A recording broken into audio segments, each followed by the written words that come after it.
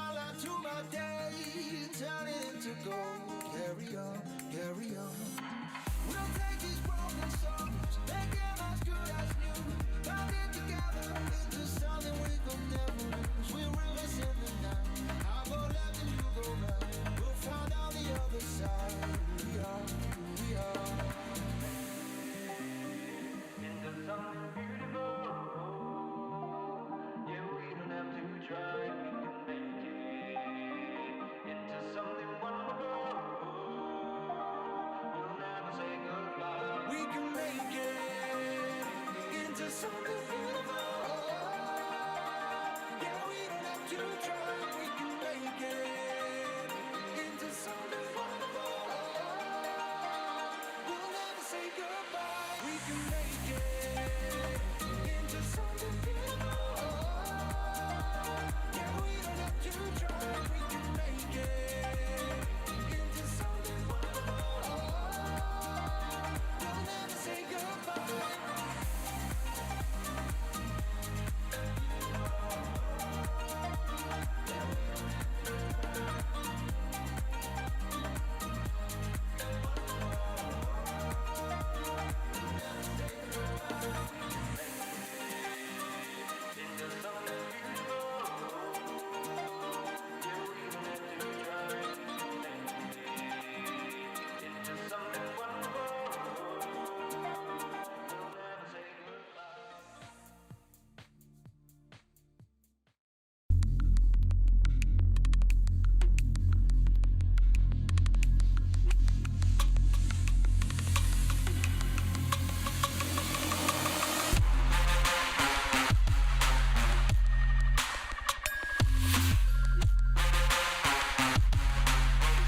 For one final time, give it up for Starlight!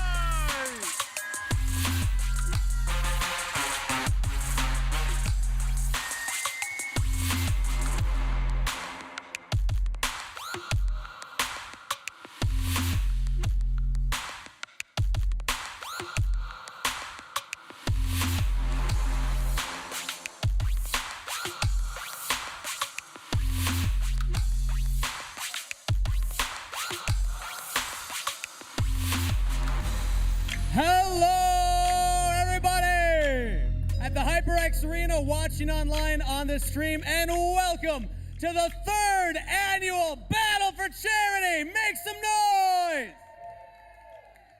I'm Steve Kangas. I'm honored to be back for my second year hosting as your MC for the event, and we'll be walking you through all the action. We're here to play some games. We're here to raise some money for charity, and on that note, we have a very special guest that I want to welcome up to start off the show. Everybody, please give a warm welcome to Dave, the co-founder of the Bob Woodruff Foundation. Thank you, Steve. Thanks Thank for you. having me here. Awesome to have you. It's an honor to have you up on stage with me. Now, I want to give you the opportunity to explain a little bit about the foundation for anybody at home who might not be aware. Sure. So back in 2006, my brother Bob Woodruff was the heir apparent to Peter Jennings as the World News Tonight anchor, and he was reporting out of Iraq during an operation there with the 4th Infantry Division and was blown up by an IED. Now, that could have been really bad, and he survived. He was in Bethesda Naval Hospital for 35 days in a coma, 37 days. But he survived, and we started the foundation to help veterans, service members, and their families thrive. And we've been doing that now for 17 years, and we're going to keep doing it. That's a fantastic reason to put a foundation together. Fantastic work that you're doing. Thank you. Now, explain to me a little bit, because I know that you do all kinds of events. You do like golf events, music events. Why gaming? How did you get involved with Battle for Charity this year? You know, so we knew that there was this Battle for Charity was going on, and we wanted to be part of it because gaming is about community, right? It's building community, and that's what we're all about. We're about working with the communities that we serve. But we love what gaming does, not only for the military community, but for communities all over the world. But the military part is important to us because it helps veterans, service members, et cetera, deal with the things that they have to deal with, which is pretty serious stuff, and they can escape and they can get healthy with it too. Yeah, of course, a lot of veterans here as well. Give a round of applause, everybody. Yeah. Now, where can people find more information if they want to get involved, if they want to learn more about the foundation? And you go right to our website, bobwoodrufffoundation.org. All the information is there. You can check us out on X too at #GotYour6, #GotYour6. Perfect. Thank you so much. One final round of applause, everybody, for Dave. Thanks, everybody. Good luck. Side note, that's the first time I've heard somebody just say X and not Twitter first, so that was weird. Anyway, we're here to play games, we're here to raise money for charity, and we've been doing it this entire time. We got 30 streamers representing 6 teams, 6 foundations and charities, so let's go through them. Everybody, get ready to cheer a lot right now. We got Starlight, the reigning champs. We got Harmony. We got Stack Up. Games for Love. Vaughn's Valley. And finally, Landfest. Now, we've been raising money this entire time. A lot of these streamers have already raised a bunch. As of coming up on stage, I saw we had 24,239 raised. You can get involved at home. There's a QR code on your screen. You can screenshot it up on your mobile, or you can just scan it if you're on PC. Get involved. Let's get some donations rolling in here. But with that said, let's get ready for the games. We're going to throw it on over to the casters, Keg and Camilla, to get us in to game number 1. Hello, hello, hello. Welcome back, everybody. It is year 3 of the Battle of the Charities. You already know who I am if you're a Landfest enjoyer. You've seen me every single year. I'm Keg, but more importantly, we have a former player here. What's up, Camilla? How are you? I'm great. It's exciting to be here. It's so wild because I'm so used to being down there, like getting ready to compete right now, but instead, I get to hang out with you all day. Is it warmer up here than down there? A little bit. Okay, that's good. That's, Yes. You know, but I mean, you're missing out on that bravado, the play, right? Are you missing out on that too? I think I'm going to be happier being able to cheer everyone Okay, on from okay, up here okay.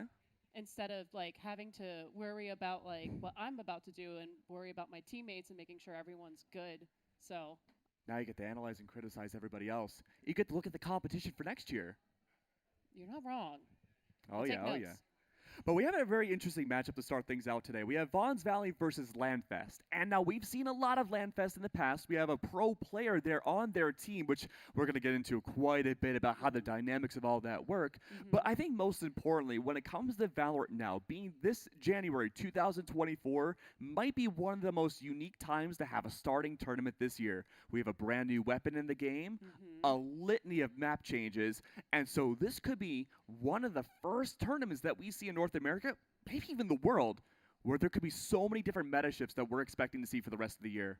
Yeah, I'm honestly looking forward to it, and it makes it more exciting since we don't quite know how Yeah. this event could play out. There's a lot of unknowns coming into today, and we're gonna be talking about that ad nauseum. But I think the most important thing too is, Haven's out of the map pool for a lot of teams full of content creators and stuff. Charity events, we see a Haven a lot, so a lot of that comfortability for these teams might be going away, and we could see, depending on how the map vetoes go, we could see a lot of teams start to play more uncomfortable maps, like the new Icebox or the new changes to Lotus. Yeah, I was someone who loved Icebox previously, and I love Okay. the changes they've made to Icebox, but it's been out of rotation for quite a bit of time at this point.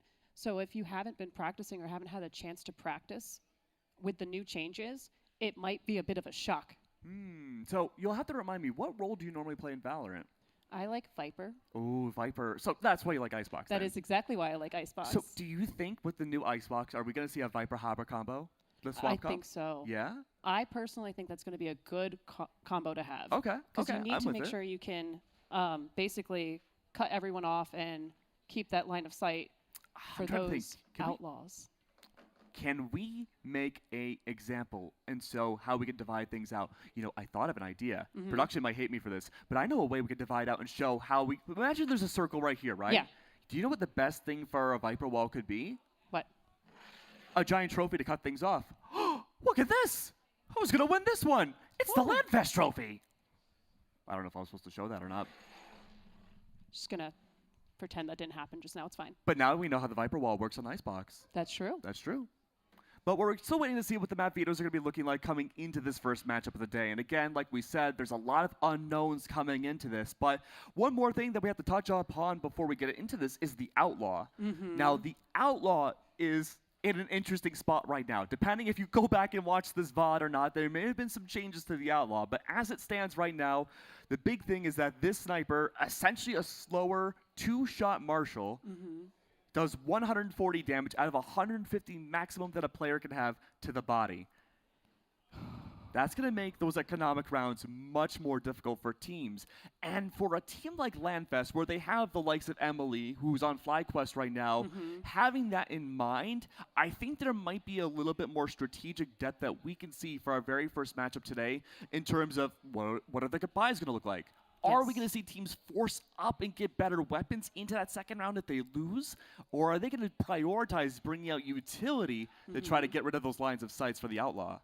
Yeah, that's why if Icebox gets picked, or really any map, I feel like there's going to be a big focus on having your controller to make sure that you block those lines of visions for folks playing with an Outlaw. Exactly. And so if we see Icebox, we could very well see that double controller comp specifically just to get rid of the Outlaw completely. Yeah, I'm interested to see how players adapt, especially if folks haven't had the chance to even utilize an Outlaw in gameplay yet. Yeah.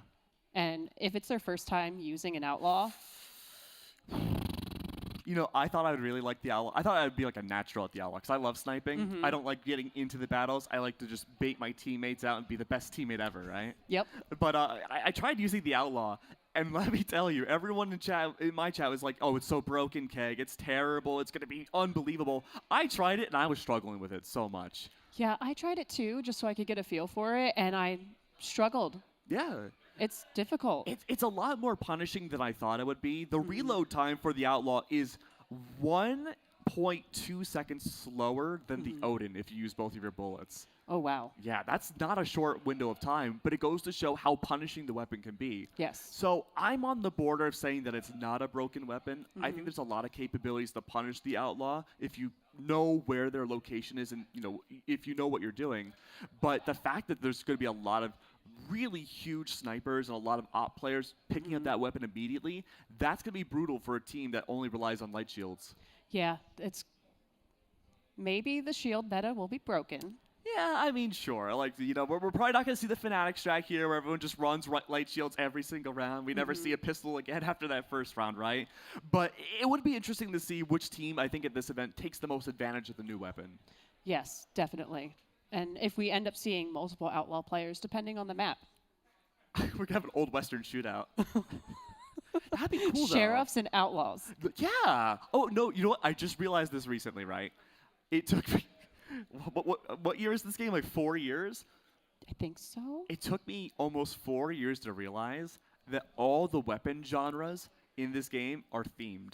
So you have the Ghost, the Phantom, and the Spectre. Those are all ghosts. Yes. Those are all like Scooby-Doo type people. But then you have like the Sheriff, the Outlaw. Actually, a criminal weapon would be a cool name, Ooh. right? That Like would a be gigantic interesting. sniper. You can fire 3 shots at once. It's the size of your entire screen. It's like just like a Moab that comes out. Yeah. Yeah, that'd be cool. Called the Criminal. Ooh, okay. Yeah. It should be a game developer. Yeah. I mean, Like- there should be a weapon that just instantly wins the round for you too. I'm the greatest developer ever. Maybe not an instant win, but maybe just like Well, is the Outlaw going to be the instant win? we'll find out today. That's true. I hear some yelling back there. I'm pretty sure that's Stack Up. They're at least 3 rooms over. We're in elevated position. In no reality should we be able to hear any players, really. I can't even hear myself, and I know we're being blared over there.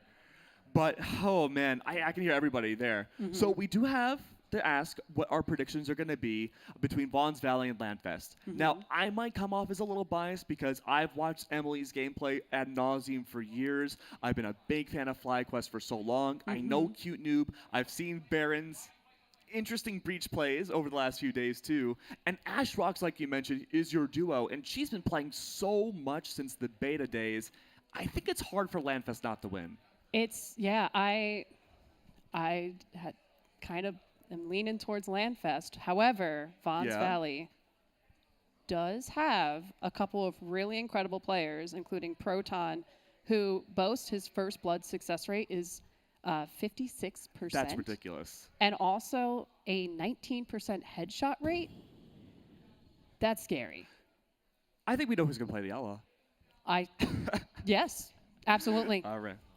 Sweet, we're just about ready to get into the game now. Now, LANFest starting on the defense. We don't personally know which map it's going to be just yet, but we'll find out momentarily. It's Bind, really Okay. interesting first map here. This is an interesting map going into what we were talking about for double controllers versus, say, like the Outlaw. I don't feel like this is going to be the strongest Outlaw map. I know Chamber meta was so strong in this map for the longest time. Jet can find so many upwards positions with it. Yep. But when the double dive meta being the strong suit for a lot of teams right now, having that Raze and the Jet will just simply overwhelm anybody that tries to use it. Absolutely. And seeing some of the player choices right now, it looks like Vaughn's Valley is running with a double duelist, and then our defenders Landfest have double initiator. You know what I'm noticing? What? I see Emily on that chamber. Now, I've seen how chambers have worked here. Immediately goes to my mind VCT champs. It's NRG versus Billy Billy.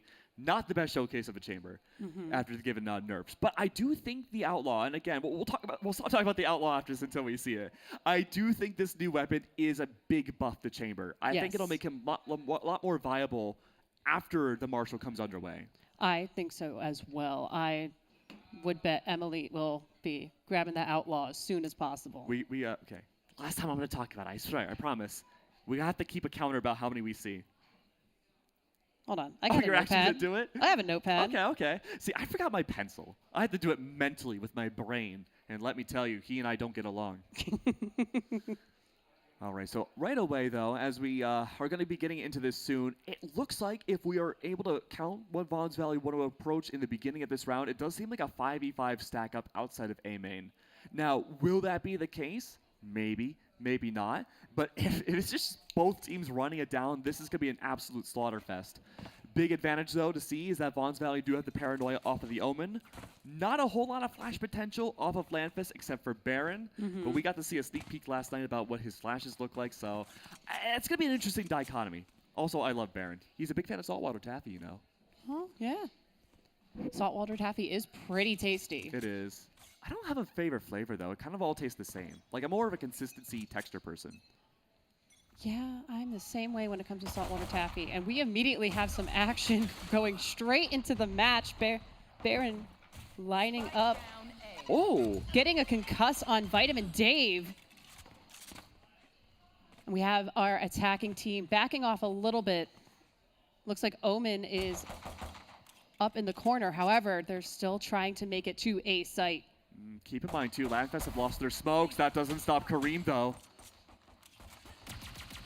Looks like we've got a little bit more action on our A site. Jet going down. Defenders taking that round Okay, pretty this- quickly. Absolutely. I mean, it was a 5v5 bloodfest, right? I mean, losing your flashes immediately with that sky falling from Vaughn's Valley was not the best starting foot off for the team. They had lost their spike. There wasn't really too many choices they had left with the utility and weapons they had. They pretty much just had to barrel it down and find as much economic value as possible.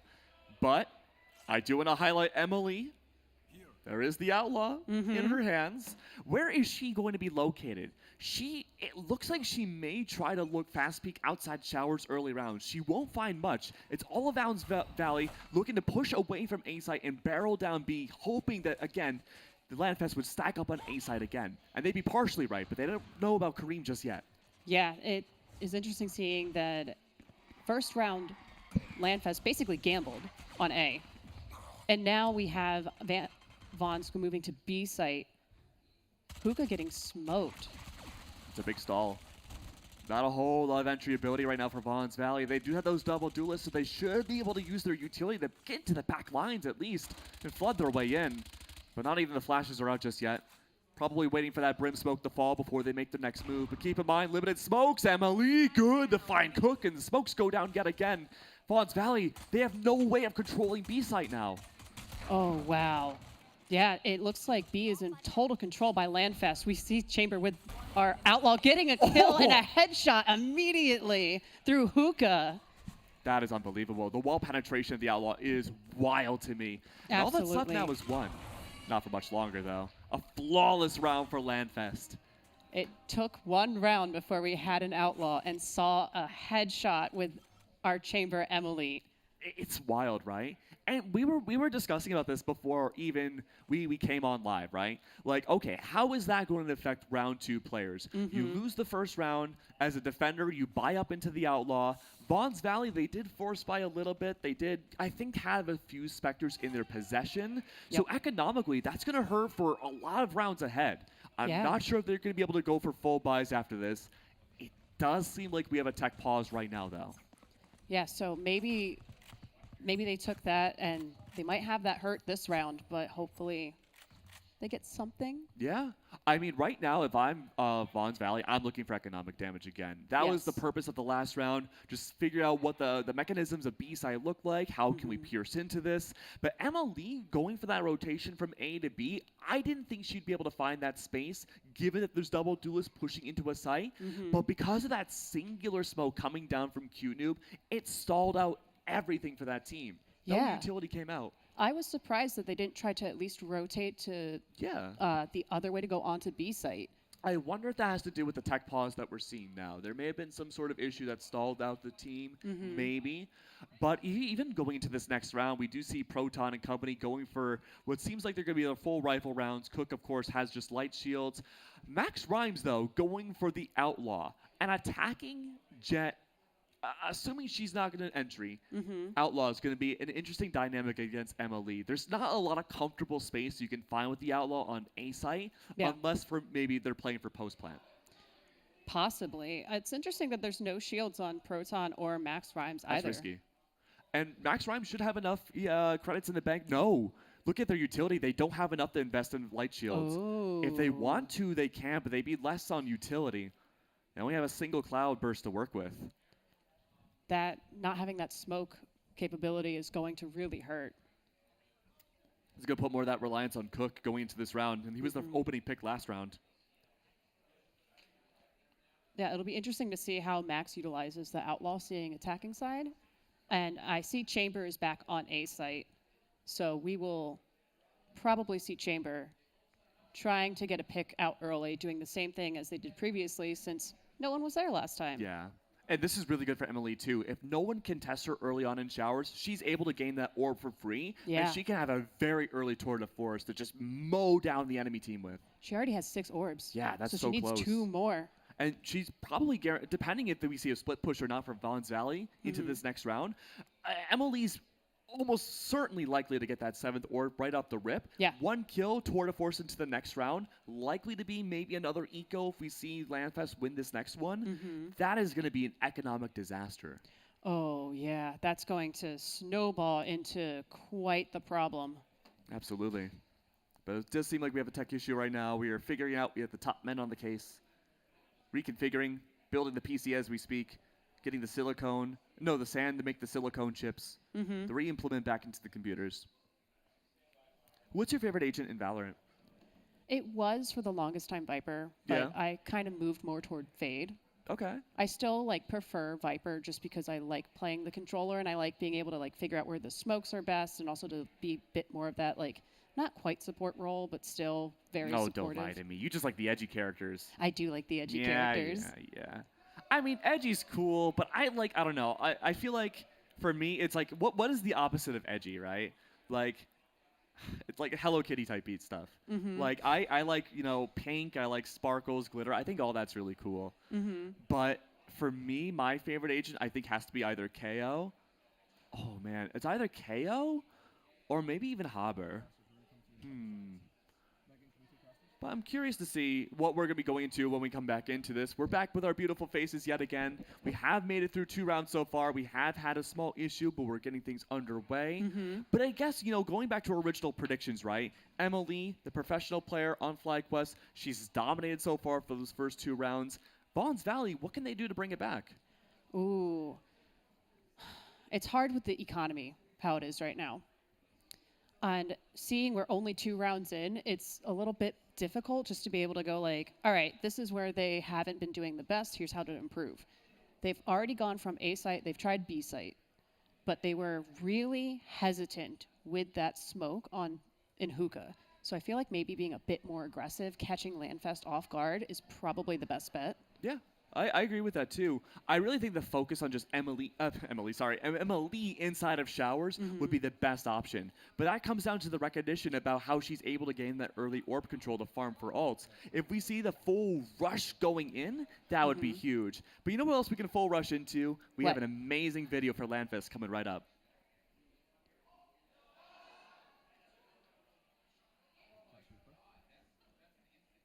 Cool. Landfest is community. Landfest builds and supports gaming communities to support charity. We have more than 25,000 attendees and 400 volunteers across 18 chapters that span 3 countries. Landfest is charity. Charity is at the core of what Landfest is. We've raised more than $1 million for charities nationwide. We support food banks, veterans, animals, hospitals, and so much more. Landfest is gaming.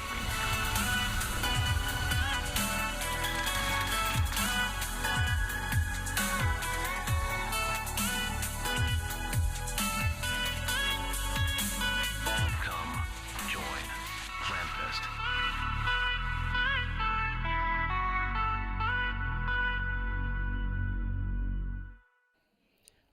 Welcome back. We have our first match still of Battle for Charity. We are 2 rounds in. We are still a little bit waiting to see what happens next. I'm very excited to see what happens, though. They're really leaving us in Benz. Oh, but yeah, I'm really curious to see how things come underway. I think this Battle of the Charity is going to be the most interesting because a lot of the times in the past we've seen nothing but Haven matches, but starting things off on Bind is a really interesting step foot in the right direction. Yes. I want to see Lotus today. I want to see Icebox just so we can get our palette tasted to see what those new map changes are going to be like. We haven't seen it just yet, but I gotta say, if there was one map that I did not expect for us to see so far this tournament, or really this tournament at all, it would be Bind. That's understandable. And Haven is currently out of rotation, so it's going to be interesting to find that comfort map for everyone, because I think everyone, loved Haven, thought it was great, but now it's gone. So trying to find something different. And we currently, on our game, have a site with a lot of Team Landfest taking over. It looks like our Vaughn's Valley Foundation team is trying to rotate over into B. Huge trade now. The split push for Vaughn's Valley, looking to find that control on B site. The rotation's already been called. Info gathering, though, for Landfest completely gone, but they won't need much info with this next play. It's up now to see if Vaughn's Valley want to take the TP back over. That's why the breach remains on A. Emily's good for 1. Yeah, it looks like we're going to have a lineup from Emily. Listening, waiting to see if we get someone. And immediately with the Outlaw of 1, our Omen is gone. It's 2v4 right now.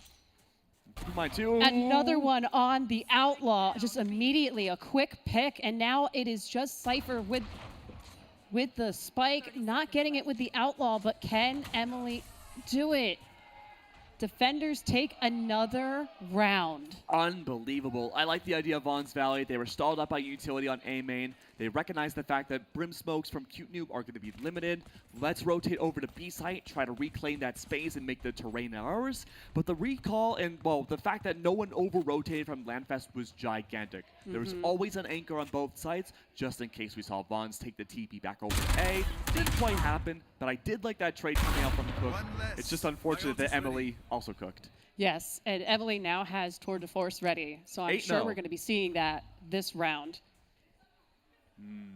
And it looks like they are leaving the spike behind, or Jet's going back to grab it. I like the split push, though. It's a very interesting push. I guess they're trying to make some noise on B site to try to force the rotation of Landfest. However, they're waiting on A site as well, going through showers. Yeah, Cook wants to find space here to allow the TPs back over from B site to A. Kareem is the first to fall, and that's a huge start for Vaughn's Valley. Emily, though, and Baron are still waiting outside of showers, though. Not a lot of utility utilized, though. It's going to force that push from B site that was supposed to TP over to A to now be the frontwards offensive back to B site. Yeah, they're quickly rotating now, which I think is a very good thing. However, we already have folks making it onto B site. We have Sky and Baron getting a pick immediately on B for Landfest. Looks like we have folks going through hookah. Cutie Noob getting a pick and unfortunately getting immediately traded. Emily getting No, she deserves the title right now. She's absolutely mommy right now. Absolutely mommy level right now. we just keep seeing picks with this outlaw. And it's just incredible seeing it so early on, but also how damaging it is to the other team. And I mean, Vitamin Dave has 10 HP. A shot from anything is going to remove them from the server. Absolutely. Oh, immediately taken out by an outlaw again. Criminal behavior from Emily. Now 11-0 going into this matchup. We see the ghost investment here from Emily, just in case with the Tour de Force coming out here this round. It makes sense to bring it out this round. Vaughn's Valley, this should be one of their best buy rounds going into the matchup. Max Rhymes, though, going to stick with that outlaw once again to maybe try to ego duel a little bit of Emily. And look, if I was in Max Rhymes' position, I would do the same exact thing. But yeah, it's the issue right now, though, is information gathering. A lot of Vaughn's Valley is getting stalled out right on these initial choke points, and they're forced to rotate back over to B site as their safety round. And now Emily's gonna stay there just in case off the operator. No Tour de Force just yet. yeah, and getting a pick off immediately with that op. Avoiding the paranoia too from the Omen, not quite picking the Omen off, getting concussed. We'll see if that ends the rain. No, it doesn't. Emily's still there. We see Cook on Omen right now, putting the smoke down, but I guess they're waiting. Their Sky does have Seekers. That could be huge information gathering, especially on B site. But if they rotate over to A, they'll find out that there's only two players there. Emily's already rotated to A site. Cut noise completely from Vaughn's side. The flash is out on Hookah. Yeah, it looks like they are getting stalled again by just the smokes instead of trying to play through it. We see our Seekers go out from our Sky. Another smoke hitting on B site. It looks like they're just going to go for B site right now. We have Kareem getting a pick and then immediately getting traded. And we see Vaughn's Valley being able to plant, I think, for the first time in this matchup. We have Emily again with the op, not quite getting it this time. Ash getting a kill through the wall with that Vandal. And we'll see how Omen looks to take on Miss Ash. Great reposition here. Having a direct line of sight to the spike with the defuse. A single smoke to work with too. Yeah, it looks like Ash is going to go for it immediately, avoiding until, unfortunately, Cook did get that pick right at the end, giving Vaughn's Valley their first round win. Great cutting noise and a great re-execute coming out from Vaughn's Valley there. Emily had over-rotated the A site, assuming that's what Vaughn's have done every other round. They usually get stalled out and they rotate to what seems like a safer site. But now, because it was the re-exec back over to B, Emily was forced to be on those back heels, not able to find the line of the LOS that's needed with an operator to find those comfortable kills. It allowed so much space control to go into the favor of Vaughn's Valley. They just have to be in that same round and put Emily on the back heel if they want to bring this to an even game. If Yes. I'm Vaughn's Valley right now, I want to rush A side. I would absolutely rush too. I am hopeful that we have a rush, and it looks like we are getting a little bit of a rush. Proton getting knocked out by Baron, and we see Baron's kind of just hiding because someone has some type of a sniper weapon, being able to put that smoke down. Baron getting another kill, and it was a headshot. Huge. And we'll see, it looks like Vaughn's Valley may choose to rotate, however, maybe not because Spike is down. This is a tough call to make right now. A It's- 2v4. Yeah. Showstopper is available. Don't think we're going to see it this round, though. Max Rhymes does have that outlaw to hold the angle in case there's that push. But Landfest haven't been the team to aggressively push too much. Yeah, I'm interested in seeing if they do just try to go for that spike or just wait until Landfest maybe gets a little antsy. If they do, we see Max with the snipe, trying to at least get one, and they do get one immediately. Penetration shots are crazy now. Absolutely. Looks like they're going to go for the spike, take damage, but unfortunately picked off immediately by Cutie Noob. Absolutely. Nightfall available, Showstopper as well for Landfest. This will probably be a very fast execution coming out from the defensive side just to shut down Vons Valley yet again. The Nightfall is going to find so much information for Ash to make that initial move. So much to work with here. The buys, though, for Vons Valley still in a weird spot with 2 Outlaws and 2 Vandals to work with. But the ult cycling has looked pretty good. Max Rhymes does have that Blade Storm to work into this next round, and Neural Theft is available. We'll have to wait and see, though, how fast this next round will come into play. But no, instead it's slowness. Except for that Fade.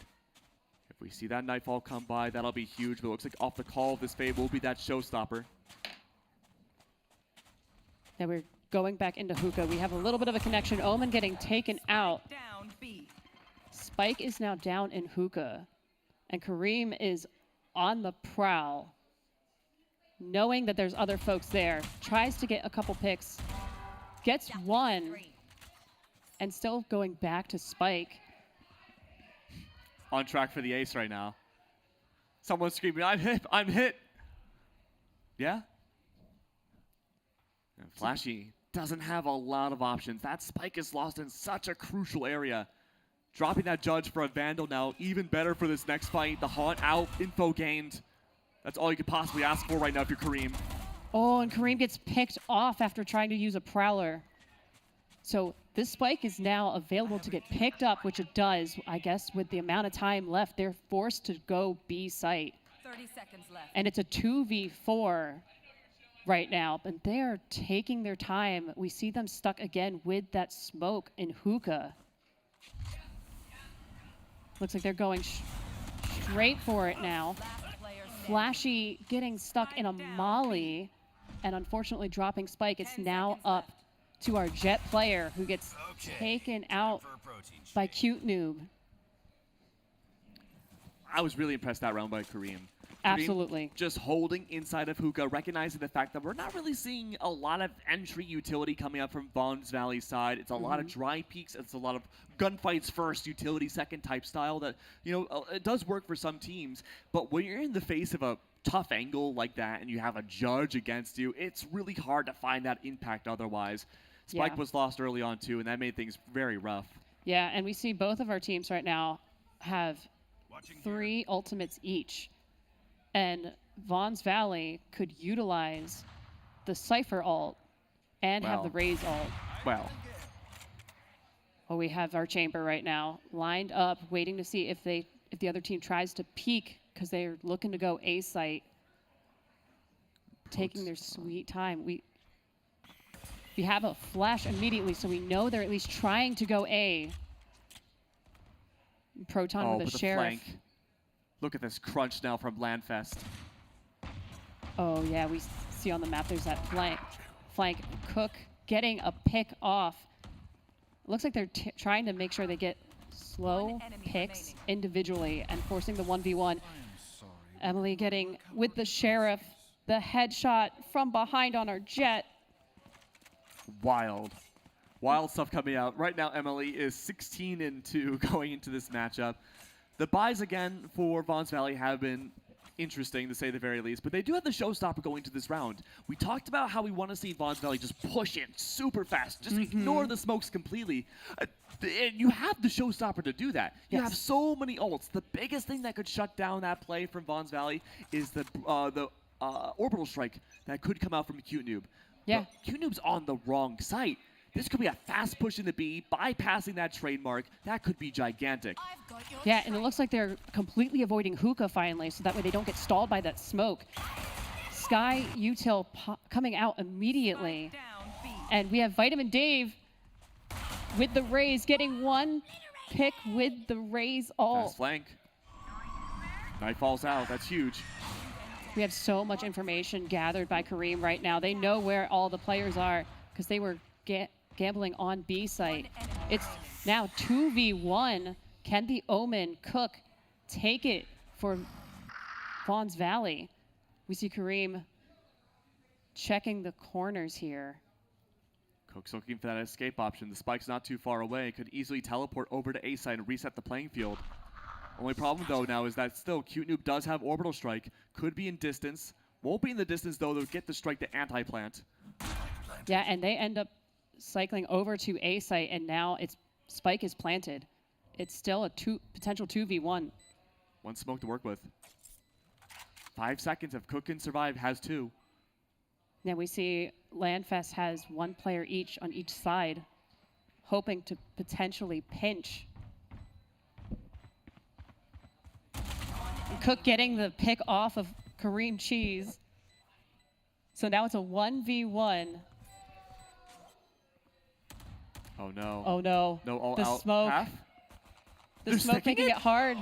Whoa! And they diffuse instead of taking the 1v1. They absolutely went in, utilized a smoke, and then defused in the smoke. That is a certified cute new moment right there. What an amazing play. You having this guy smoke at their advantage, smoking themselves off. It's a classic play that a lot of controllers love to go for. And Cook should have absolutely pushed up there at the very end. But again, pros don't fake, and Cute Noob is the most professional player I've ever seen in my life. Remaining. Yeah, and then we just saw like the chamber remaining. getting 2 picks and immediately taken out, like 2 in a row. That was absolutely wonderful. It was nice to see our Brimstone player utilize, after all of this information gathering on the other team, the fact that they just put a smoke down and they knew like they weren't going to push that hard. Absolutely. And Landfest are looking to just play so much more aggressive than they have before. They've recognized now that Vons Valley in the early round don't take a lot of space. Emily's forced to run. Oh, and then we immediately have a concuss on Max with the Outlaw. Baron falls. The duo to Emily, now just by herself, has an operator in hand. This is tough for the 1v5, but she remains hidden. Looks like we have Cute Noob with the smokes down. Emily getting picked off by Max. Spike down. And it's a 2v2 quickly, like early on. Cypher getting taken out. Cute Noob holding the site. With Miss Ash joining. And Max seems to be in hookah in the smoke, just waiting a little bit. Taking a little bit of damage as they shoot through the smoke. Tough angle for the Outlaw here in a 1v2. Max does have Blade Storm to work with. Spike is nowhere near available. 30 seconds left now. The best thing you could do if you're Max is to bait out that orbital strike from Cute Noob. Make sure it's not around for the rest of the half. Ash is waiting though. Hiding in that corner. The Outlaw not finding a lot of angles. I think they're going to have to go for it. Do they have time? Not quite, but also they unfortunately got picked off right in hookah. Hookah seems to be the pain point of Vons Valley. Yeah, it's been a lot of these choke points there. We haven't really seen too much utility to bypass those initial smokes from Q Noob. There's a lot of utility available too for Vons where they could. I mean, Proton especially, the guiding light would be huge to have that entry flash dive onto a site, especially with double duelists. But again, it's this opening utility and now the push up from the reverse site after it's been found from Vons. All these defenders are pushing up, going for gigantic pincers. Yeah, it's going to be interesting. We're currently 9-1.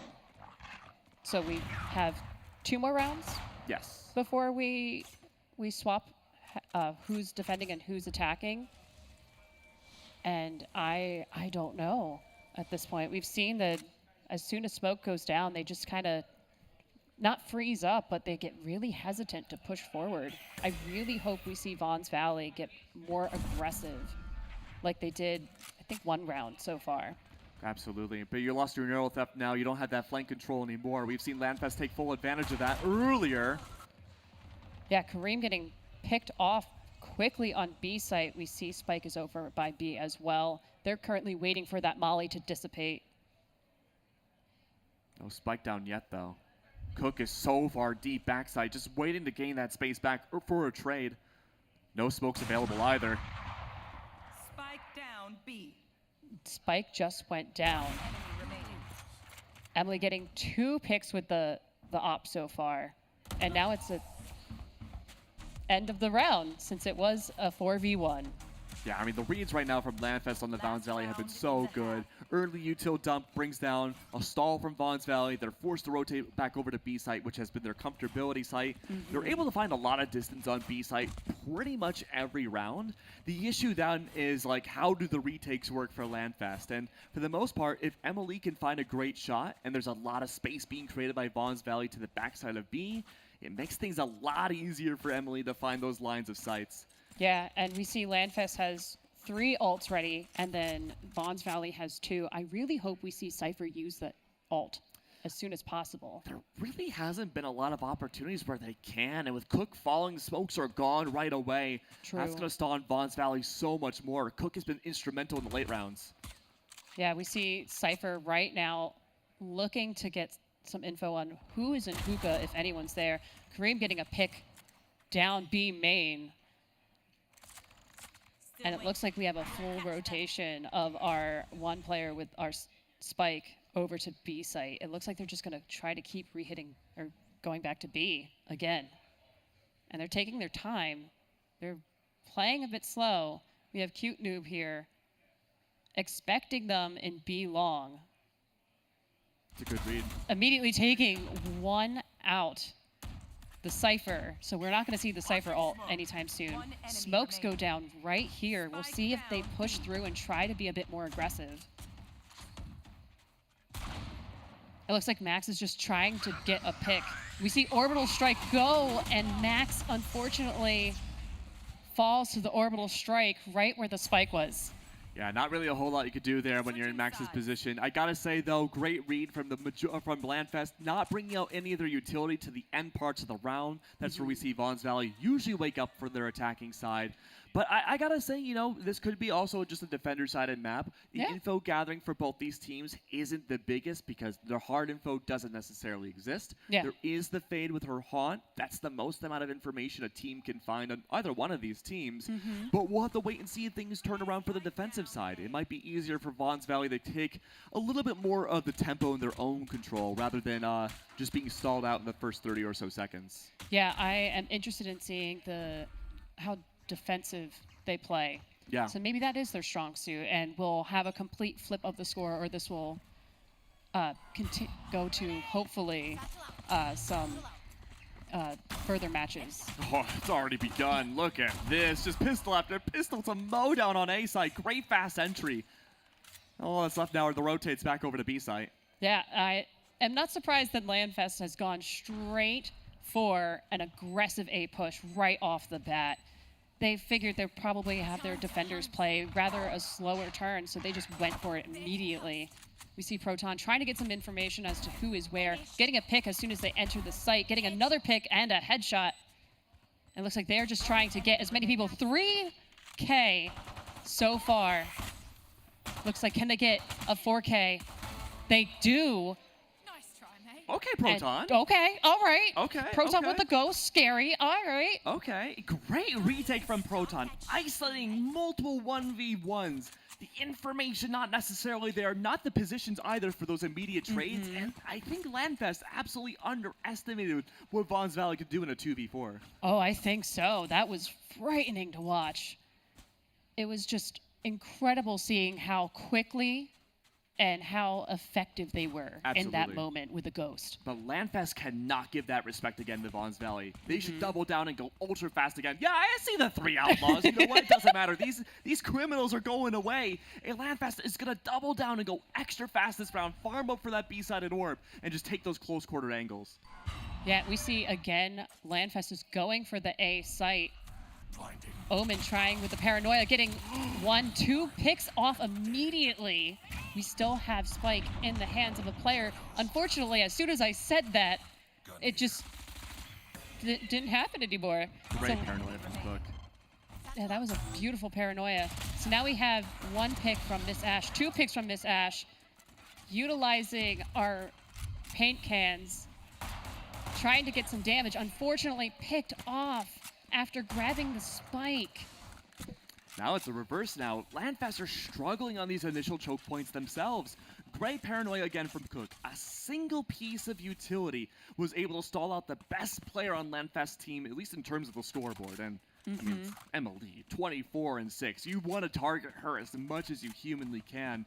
That's going to make things a lot more difficult for the early game. Emily may have to be the one to slow down now and preserve her life in order to make sure the end game can be a little bit more favorable in terms of gunfights.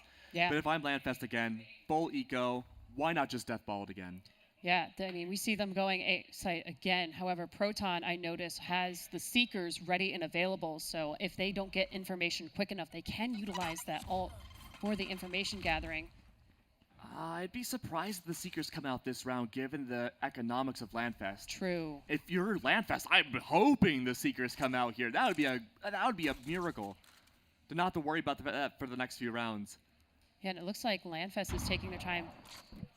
Max getting with an Outlaw a pick off of Miss Ash, and we see Landfest rotating the B site as quickly as possible. There's only one player on Vaughn's Valley on B currently, but we see Omen trying to get there as quickly as possible. Yeah, Landfest know that Vaughn's Valley like to stack up a site. Rotate's already been called by Cook back over to backside B, but there's not a lot of space control to be gained. No smokes down just yet. A clear line of sight for Emily. Launching smoke. Stim beacon here. You see Cute Noob using smokes as quickly as possible. Omen putting smokes down, unfortunately getting picked off from behind. That was a flawless round from our defenders. 11-4 now. Unbelievable. Again, this is just Gunfight City now for Vaughn's Valley, just waiting for the prime opportunity for the entry point for Landfest and just mowing them down from there.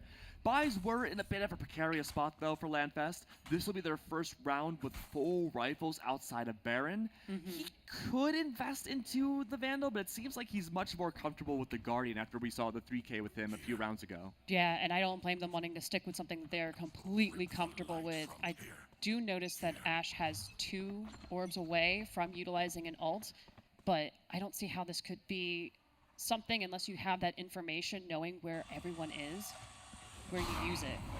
And we see a Prowler go out on Vitamin Dave, who is defending B site because Landfest decided to go straight to B. We see paint cans from both sides flying, and Hookah is smoked already, so we'll see if they decide to go up the other side onto B site or if they're taking their time. It looks like they are fully removing themselves from our Hookah, potentially, or at least trying to bait out folks on B site. Less than a minute left now. You've lost your hard info capabilities on Landfest's side. Cute Noob, the smokes, so important to take space on a map like Bind. That's so close quarters. It's very little HP. And look at these angles held now. No space given whatsoever. No information of what's on A side either. Yeah, it looks like they're aiming to go to A site currently, even though they don't know who is there. They're putting a few shots out. We see a Molly go out, try to keep folks from popping out from that area. They take down the Cypher that was in there. We'll see if they can successfully plant on A. Cook getting taken out by Emily. Emily's just like, okay, this is over. We're bringing us to 12. Proton's yeah. the last one left, and with 2 bullets, this is where the Outlaw gets really punished. Yeah, Sky using utility right there, and Sky's the last one left on defenders, and it's a 1v3. Smokes come down in heaven. So now they have to find another way onto site, not knowing where anyone is. Proton has no flashes. Even if they get this 1 kill here, they miss the bullets. They're forced to nearly an Odin's worth of reload time. They have to use the Ghost here for the 1v3. Yeah, with only 22 health, it's going to be easy to get picked off at this point, especially in the 3v1, and it looks like they are saving for next round instead, giving this to the attackers. Attackers only need 1 more. Absolutely. For victory. And getting that Guardian back out does save the economics just a little bit for Vaughn's Valley's side. Operator does seem to be toyed with Cook. Max Rhyme's going to stick with the Outlaw. They can just barely invest into that heavy shield, which is good going into this next round. Problem, though, with the Outlaw this far into the game is that you have to rely on headshots, or you have to have that trade ability with one of your teammates to secure that body shot 140 damage, and someone else to follow up and get the remaining 10 damage. Yes, absolutely. And so Landfest have found a lot more capabilities, just pushing in the B site first and getting that stalling capabilities out. A site's been a little bit more of a 50-50. Well, speaking of which, the smokes go down, and Cook's been one of the best fraggers for Vaughn's side, and they fall immediately. Yeah, and Emily now has Tour de Force. and can utilize it this round if they really, really want to be aggressive on this. We see them going for B site again, going up long. A little bit of action in hookah, but utilizing long as best as possible instead of having the choke point. Oh, and now Landfest know exactly where Proton's at. They've been that last line of defense for round after round to make sure, okay, at least some bodies will fall on the attacking side. They have to isolate Proton right now. They have to push elbow. Yeah, they do need to push elbow. Vitamin Dave coming up long, getting knocked out quickly. It's 2v4 right now. Spike is already down. They're running out of time. We see Tour de Force come out, and Emily getting one, making Cypher the last one there for the team. Make it flashy, just chilling. Unfortunately, getting taken out. Attackers taking this, giving it to Landfest. I mean, for our Landfest first played one. wonderfully. And Emily, especially in those early rounds, was just a force to be reckoned with. A tour de force to be reckoned with, if you will. But I gotta say, at the end of the day, Bind is such a difficult map at times. You need to have a lot of precise coordination. Things were a little rocky for Landfest at the start of the second half when they themselves were forced to set that tempo. It was difficult for them, but once Emily started to find her footing again with generally when the fights would happen, especially towards the mid-round, she found that comfortability again to just be an absolute monster in the server. Yeah, and you could tell just the communication was great amongst the Landfest team. They needed to rotate when they needed to rotate. There was a few early rotates, but it happens to the best of us. We, once we're comfortable with how another team's playing, we just kind of make the assumption. And sometimes they change things up, as it happens. But no, I think that was for our first match. Very, very good to see. The Outlaw usage. Yes. I think made both of us very happy. A lot of Outlaw. Now we have a pretty much a general idea about what we can expect from the Outlaw. I mean, Emily, again, was the initial monster here. And generally speaking, it just came out 2 days ago. Yeah. This is one of the first tournaments ever with an Outlaw. And this is one of the first examples of what a top-level player can do with it. Absolutely. And as we're seeing on the replay, like a lot of the players had incredible plays. We saw Kareem just now getting a few quality headshots. Emily, again, going from Outlaw to Operator quickly. This one by Ash was absolutely phenomenal as well. Baron getting, it was a 3K, I believe, at some point. Yeah, a great double penetration shot there, too. I mean, it is one of the most penetrable heavy weapons in the game. Much more than, I would say, on the same level as the Odin. Yes. Yeah. I mean, I've seen a video of entire team lined up and everyone getting taken out immediately, so you have To be fair, though, what is the likelihood of that happening? If we saw a triple in an actual game, I would lose my mind. I don't think anyone would line up that well for an Outlaw, just knowing that that is what could happen. You know what game that would be if that did happen? What? Bowling. Oh, yeah. It would be a strike. Yeah, that would be a strike. Absolutely. I went bowling recently, and I haven't bowled since I was like 6. I got a double strike in a row. I felt like I was the king of the world. That was the peak of my life. It's been downhill ever since. That was 2 weeks ago. I haven't played bowling in a while. Oh, but yeah, I mean, what a great first match there. Landfest, they faltered a little bit towards the end. It made things much more competitive for both sides. But Emily's dominance, the coordination for their team, goes to show that they really want to make themselves go as far as they possibly can in this tournament. Yeah, that was incredible to watch, and I'm excited to see how the rest of their games play out at this point. Yeah. Especially since they were on the main stage. So people know exactly how they play, and yeah, it's a lot of pressure as well. Yeah. And then Vaughn taking a little bit more time to just relax, and maybe not relax, but at least True. get information kind of. Absolutely. Oh man, but who cares about what we have to say? We're the analysts, but we can only analyze so much. We got somebody else on the main stage who can tell us just about everything we need to know, and that's Kangas. Thank you very much, Kang. HyperX Arena, give it up one more time for Team Landfest, your winners of Game 1. And give it up to everybody at home who keeps donating. They're coming in. We're up to over 28K. And I want to highlight somebody. Is Sarge out there? Sarge, let's get Sarge up. There's somebody live streaming the event who is putting in some big work right now. Sarge, real quick, get over here. How much have you individually raised on your stream so far? So far, we're over $5,600. Let's go! Make some noise for Sarge. Remember, there's a QR code on your screen at home. You can get involved. You can have donations come in. Good stuff, Sarge. We're going to send it over to a short break before we're back with game 2. You won't want to miss it. Welcome to Games for Love. We're easing suffering, saving lives, and creating sustainable futures for children. Our goal is to let kids be kids in spite of their situations and sicknesses. Working with hospitals all over the world. And over the next 5 years, we are on a mission to positively impact the lives of 10 million kids.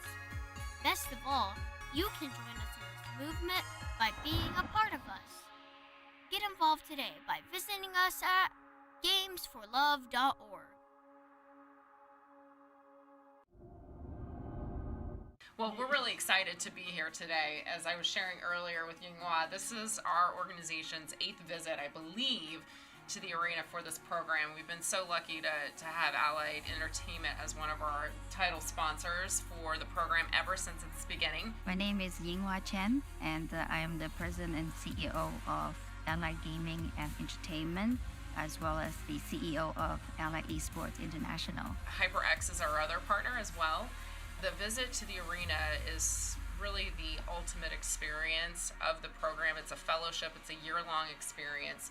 And not just that, we're opening doors and getting to spend time with you today, Yinghua, to be mentored, also by the team here. And that's really what this program's about. It's about, first of all, recognizing the amazing work that they're doing on their journey, whatever that looks like for them. But also and then here's what's next, and here's how to think about what's next. The diversity of the industry is lacking a different perspective and innovation. That's why we support and funded initiatives like Thousand Dream Fund, where we contribute into supporting more female players, more female talents in the industry, that they can really develop their potential. Are you a veteran or currently serving? Or perhaps you're a civilian that has a veteran in your life? We want to stack up with you. StackUp.org brings both veterans and civilians together through a shared love of gaming. StackUp serves not only active duty troops and veterans in the U.S., but also our allies throughout the world. We do this through 4 primary programs. Supply crates, giant boxes of the latest in games and gear sent to active duty troops and veterans to raise morale, build camaraderie, and help combat post-traumatic stress. Air assaults, where we fly deserving veterans to life-changing gaming and geek culture events. The Stacks, our local volunteer teams coming together to support military personnel around their community. And our Stop Squad, Stack Up suicide awareness and mental health support team. Our trained volunteers are on call 24/7 if you're looking to talk with someone about your problems. We're here to help. Please reach out to us through StackUp.org to find out how we can support you or the veteran in your life today. Hello everyone, Gordon Hinkle here, President of College Esports International, also known as CESI. Very excited to be here and thanking our friends at LANFest for the Battle for Charity 2024. We're putting together a team for the Vons Valley Foundation, which is to help strike out juvenile diabetes. And just such an amazing tournament. We got to do this last year and excited to be back again for 2024. And it's just such an important part to be able to integrate these kind of activities, and how esports is something that the youth really engage in. And it's something we can connect to the youth that we're trying to help. So thank you to LANFest and Battle for Charity, and to the Bob Woodruff Foundation, who helped sponsor this event this year. So thank you from our heart to yours on behalf of CESI and Vons Valley Foundation.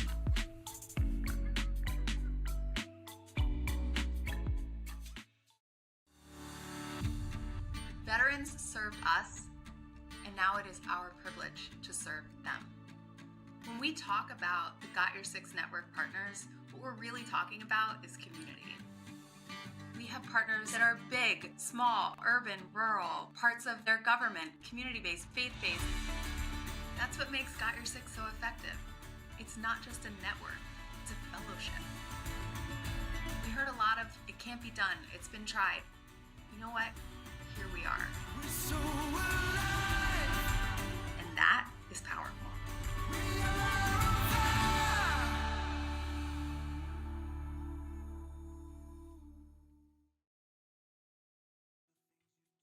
Welcome back, everybody. We're getting ready for game number 2, so make some noise. Everyone at the HyperX Arena. And everybody at home, remember, you got a QR code you can scan. You can keep the donations coming in. A reminder, we've crossed 28,000. You heard Sarge. You can check out his stream as well. Donate through anyone that you want. But either way, we're ready for game number 2. So I'm going to send it over to the casters to get us in.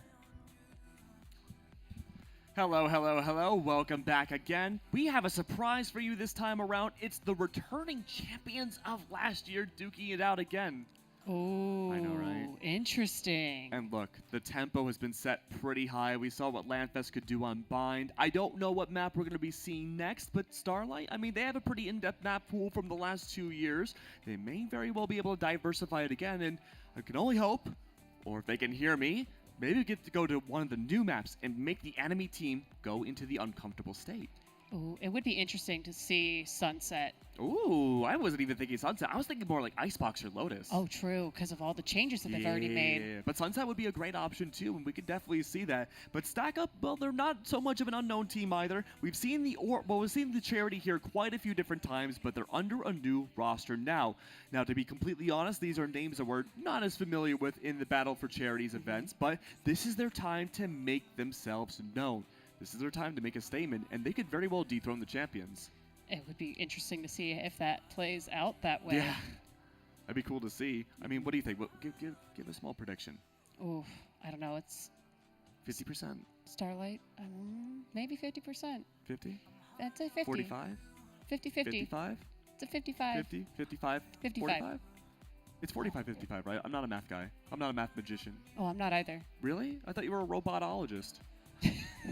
I mean, I can robot.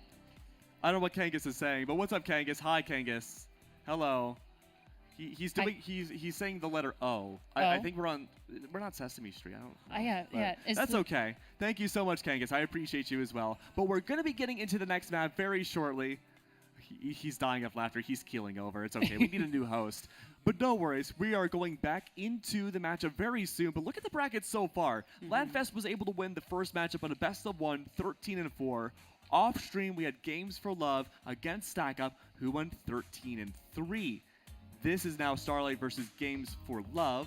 So I was a little mistaken before. So it's going to be Starlight versus Games for Love, not Stack Up. But that's okay. We're going to be seeing who's going into it. Yeah, this is going to be interesting because I know Games for Love has also been very competitive the past few years here. So this is going to be a really good matchup. Absolutely.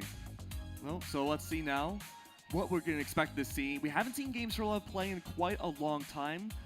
Could be a new matchup. Could be a lot more better since then. In fact, you know, from 21 to now, we've seen a lot of these players, the returning players, evolve a lot as players.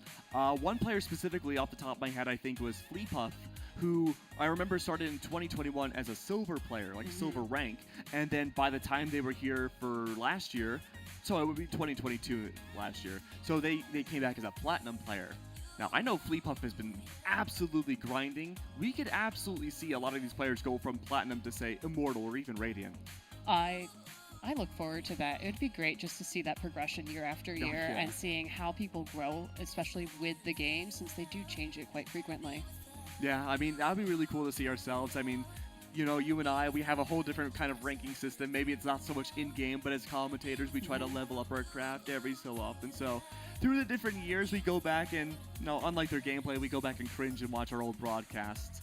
But you know what? It gives us a reason to go back and watch, too. It gives us a reason to level up for maybe next year's Battle of the Charities.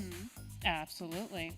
Now, do you know a little bit about Starlight Children's Foundation? Do I know a little bit about Starlight? Well, I mean, again, they're the returning champions, but it seems like you got a document here that can tell us a whole lot about it. Absolutely. So, Starlight Children's Foundation, they are an organization that ensure hospitals are easier places for kids to be kids. Their vital programs help prepare kids for treatments and distract them from endless pokes or pain and alleviate stress and ease and boredom so kids can focus on feeling better. That's good. Because we support kids through the most trying of moments in their lives, fear of treatment in hospital diminishes, trauma and emotional distress decreases, and they aid their overall mental and emotional well-being, which is so, so nice and so, so needed. So with Starlight, they help kids find their inner strength and navigate the challenges of hospitalization and illnesses with courage and a whole lot of confidence. Okay. I mean, that sounds fantastic. I'm glad that we see a lot of more charities like helping support kids and helping a lot of people in need. For Games for Love, well, they're a charity dedicated to easing suffering, saving lives, and creating sustainable futures for children. Every game you play, every cheer you share, brings joy and hope to these young warriors. So let's dive into the fun with a purpose.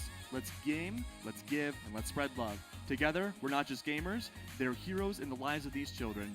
So we got a game on for them and for love. It's absolutely wonderful to see that for this round, and realistically every single round that we're here, because we are supporting all 6 wonderful charities, everyone's going to be a winner, because at the end of the day, we're helping folks in some way, or some animals. Absolutely. Yeah, some animals. I mean, do we want to spoil that yet, or should we wait for that org, or that charity to play next? I think we can wait a little bit. Ooh, okay. We're not going to tell them about Billy Bob Snorton? Look, Billy Bob Snorton is a delightful name. I am a boiling pot of water right now. I am teeming. I want to talk about Billy Bob at some point. Absolutely. Same here. I mean, look, maybe rumor on the streets that maybe we might have a third caster at some point, another furry animal to join us. Ooh, it'll be such a surprise for everyone. I hope so. I really hope it happens. But we're just about ready to get into our next matchup here. Again, we have our returning champions. I want to see how much they've improved from last year. I know just because they've won last year doesn't mean these players have stopped playing or have gone down in what their skill regiments have been in playing Valorant. They've only been upgrading from here. So we are about to see, really, word on the street is that the next map for this best of 1 is also Bind. Is this the new Haven? No. I refuse to believe that. You know what? It might be, with all the changes to Icebox and the changes to Lotus. Don't you do this to me. And then Sunset is still like in that new-ish category. What about Lotus? It's 3 sites. I fully understand that. That doesn't mean people want to deal with 3 sites. That's a lot of sites. They did with Haven. That you're not wrong. My world is shattering. Bind after bind after bind. Look, Bind is an interesting map, I will say. Is it my favorite map to play? No. I'm more of a Lotus and Haven enjoyer, but we saw a lot of teams, the last 2 teams absolutely pop off with it. But we do have a little bit of an issue before we get into the next matchup, so let's dive in more about Bind. We saw Max Rhymes dominate with the Outlaw. We saw Emma Lee dominate, with the Outlaw and its entire evolution line. Yep. Do you think we're going to see more Outlawish action happening, or is this going to be a much more safe game? Anything could happen, honestly. Like, we saw how effective that Outlaw was. Yeah. And I feel like we have players on both of these teams that are going to be very confident using that Outlaw. Okay. So I would expect not quite a repeat, but maybe we have at least 1 player on each team by an Outlaw a couple of rounds. I mean, I think it makes sense for, like, the second round, right? But it's like those middling rounds, like rounds, let's say, 4, 5 through, like, 10 or 11. I don't know if we're going to see the Outlaw as much. I think it would be cool. But if there's one map in the competitive pool right now that I really feel like the Outlaw would struggle the most would be Bind. And I'm wondering if that's part of the process for these vetoes, if teams are just looking for the least amount of distance possible for those gunfights. That could absolutely be it. Instead of just solely relying on your smokes to, like, diminish that line of sight, just pick the map where it's not super easy for the folks that want to utilize the Outlaw at all. That's true, and we saw Cute Noob Smokes in the last game being really paramount against Vaughn's Valley attack, where she would send down a single smoke, especially on top of Hookah, it would stall out the entirety of the attack. Yeah. But on the reverse, too, we saw something pretty similar with the smoke capabilities of Cook. When he was on the defense for Vaughn's Valley, his singular Omen smoke, which is much faster, doesn't last as long as Brimstone smokes, and also you can see into it when you're in the smoke, not generally as good as Brimstone's, would still stall out the entirety of that attack. So if we can see maybe that double controller like we predicted seeing going into this next matchup, I don't know if we'll see an outlaw at all. That's true. I'm kind of hoping we see double controller. Like I kind of expect another double initiator, but I really want to see both teams utilize smokes more. Yeah. I mean, I'd be down for that too. I mean, for the meta for a long time for Bind, it was like double controller, Viper, Brim, sometimes Viper, Omen, sometimes Viper Harbor. Not very often, but it would be that double controller comp to send down that conditioning wall on the attacking side for Viper, and then on the defense you would use her wall. Mostly it's just purely retake potential. It's like your in pocket Astro Cosmic Divide. Yeah. So I'm looking forward to seeing just how this plays out, seeing if we are correct or maybe the players surprise us with something that was completely unexpected. It could be all duelists versus all initiators for all we know. That is absolutely true. Or maybe we end up with a double sentinel. Ooh, a double senti would be interesting. I was speculating in my own chat, like, okay, could we see the rise of a double sentinel meta where, you know, the map pools are becoming a little bit more decreased in terms of like how many sites there are, and with Haven gone, not as many long ranges. You have the deadlock buffs. You have the inadvertent chamber buff when it comes to him getting the outlaw now. I don't think we'll ever really see a double sentinel meta. Yeah. But if Deadlock is becoming a little bit more approachable as an option with her, you know, offensive capabilities of her her ultimate and her grabnet nades, her post plants too on the attack could be kind of gnarly with the sonic sensors. Oh yes. There is a reality where we could see some very niche double sentinel compositions that I wouldn't say are meta. Yeah. But they could work. Absolutely, especially when they are unexpected, so team doesn't really know how to play against those type of team-ups. I mean, how do you play against a Deadlock now? What are your thoughts on Deadlock? I like the changes to Deadlock. I think it makes Deadlock more viable. Yes. In any type of competition, because the wall is larger. You can actually, instead of just like putting the sonic sensor down and then be like, well, that's where it lives now, you can actually pick it back up, which I think should have been part of the kit originally. Yeah. But the fact it was interesting that they had to add that in, but I'm glad it's there. But I mean, I think overall Deadlock's capabilities is really nice when it comes to just more like post-plant anti-entry potential here. So maybe we're gearing things up for an anti-entry lockdown post-plant Deadlock in this matchup on Bind. That would be cool. I mean, teams that might be listening. Yeah, I mean, that barrier mesh can be utilized in so many different ways on top of the sonic sensor. Like, you could place the sonic sensor right where the spike is, and then also barrier mesh, so you can delay the diffuse, and then as soon as you try to go diffuse, you're concussed. But the offset to that, though, is like, how do you get to the site? Like end round, right? Like there's like typically 3 tiers to a round. You have like your beginning, your middle, and end, right? Yeah. And so usually in the beginning you have that flank watch, Cypher, KJ, Chamber with his existence, I suppose, is a flank watch. The middling rounds is where the Sentinel may have to like adjust, maybe get contested, die, maybe if I'm playing a Sentinel. But then that end round is really where only Deadlock lives. Yeah. Because she's forced to be in that post-plant situation. Her utility is frankly kind of useless otherwise. You have to have double Sentinel. But if I had to give a prediction for what we can expect in this matchup, I gotta give it to the returning champion, Starlight. That's completely fair. We saw how they were amazing last year, and I'm sure they're going to play just as incredibly. So I think we're also on the same page here same with wavelength? that. Okay. You know what? You don't have a coin on you, do you? I don't carry cash on me. It's 2024. That's understandable. I don't normally either, but unfortunately, not on me physically. I have an idea. Production, I have an idea. So, a lot of places, what they do is they do a coin toss because a lot of us, because we're incredibly smart people, like to agree. So, this bottle cap will serve as our coin. Yep. This end will be Games for Love. Okay. This side will be Starlight. Totally not biased with the weight distribution. All right, here we go. I'm very bad at this. Oh. Okay. It landed on Games for Love. Ooh. Okay, bottle cap. I'm going to be slightly salty if we lost to a bottle cap. Yeah. Wouldn't be the first time. I mean, that's interesting. I thought for sure with the weight distribution or whatever, I'm trying to sound like a scientist, I'm not. I thought for sure it would land this way forwards. Fair. Well, Bottle Cap, you don't matter right now. We're going to be heading to game number 1 between these two teams in a best of 1 on Bind, yet again, the returning map. Yeah, I'm interested in seeing how this shakes up. So we have a couple of players kind of with a selection. I see the name Harbor is OP. And I don't see a character selected, so maybe we will see Harbor. But it looks like tentatively we might have an Omen, a Neon, which I feel like we may have forgotten about Neon when talking about Bind.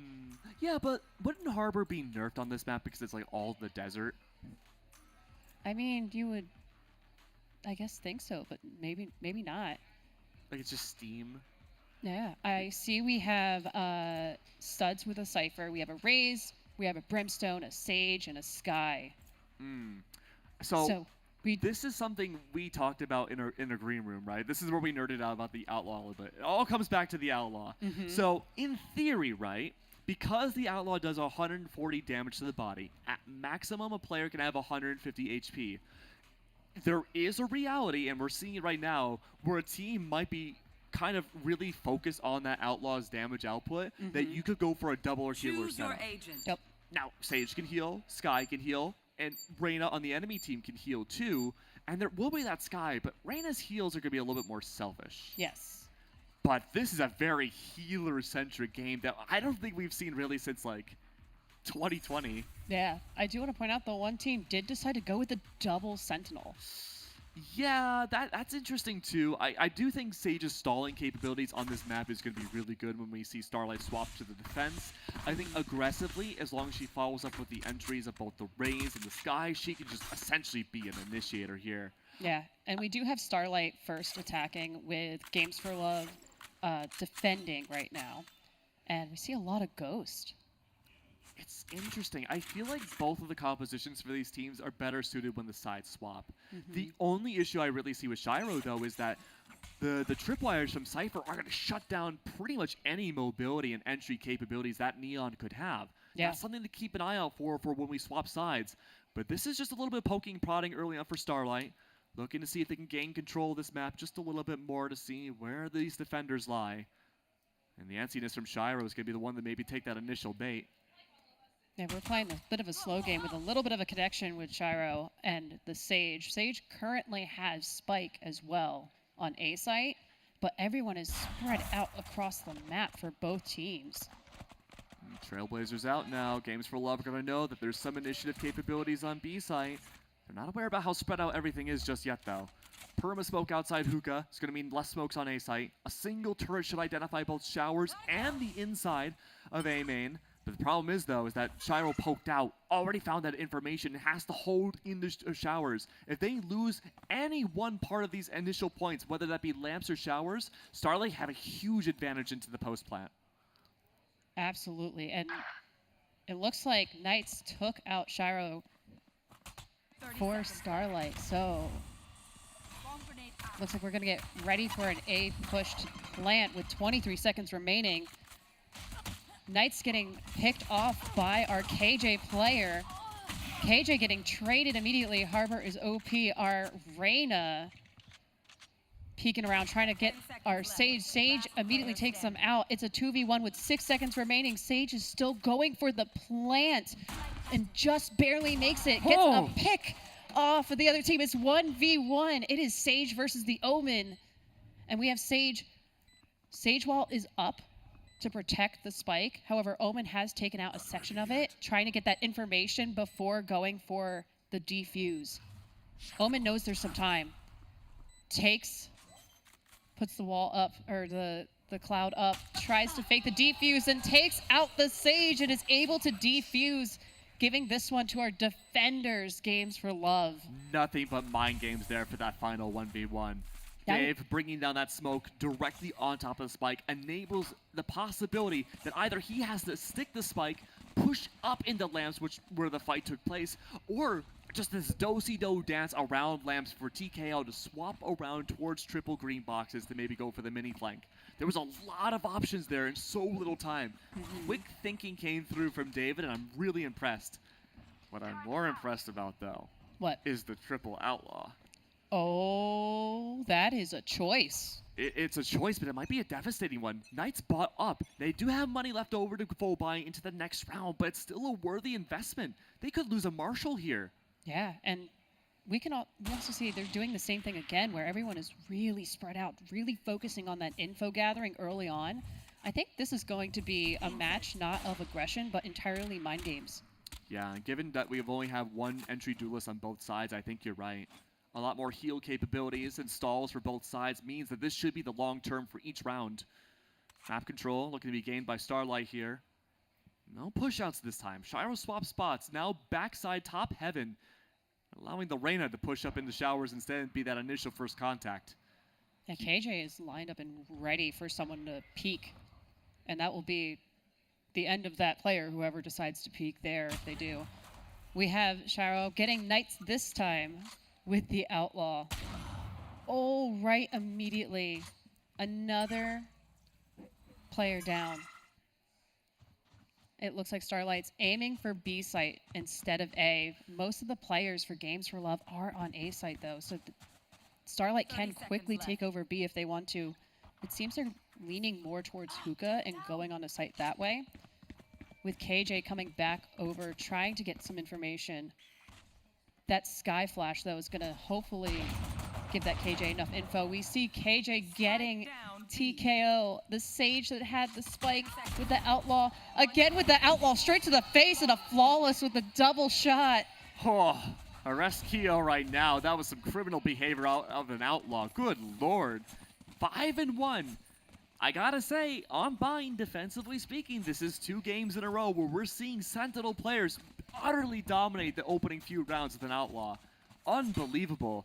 And I mean, Starlight were on the back heel going into that very last seconds of the round. They had very little utility. They had no time to plant, really, in terms of what Keo had to offer.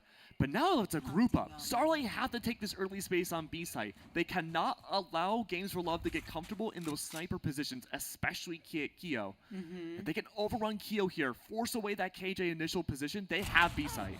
Yep, and we see Keo try to get with an Outlaw, missing both shots early on, and it seems that they're just going to go for that B site push right now. And we see Games for Love rotating over to B site as Starlight starts to creep up on the Games for Love players that are already there. Keo lined up. We have Sky Utility for information.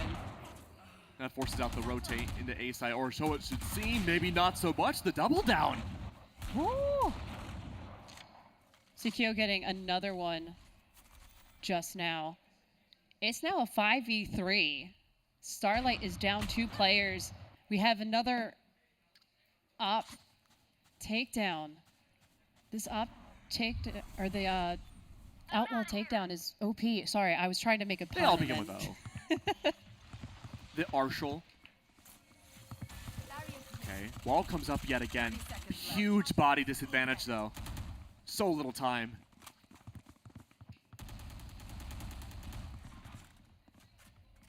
See, it's 2v5. We'll see how this plays out, and players are playing slowly. Now it's a 3v1. Sage, unfortunately, being taken out, not being able to plant. It's now 3-0.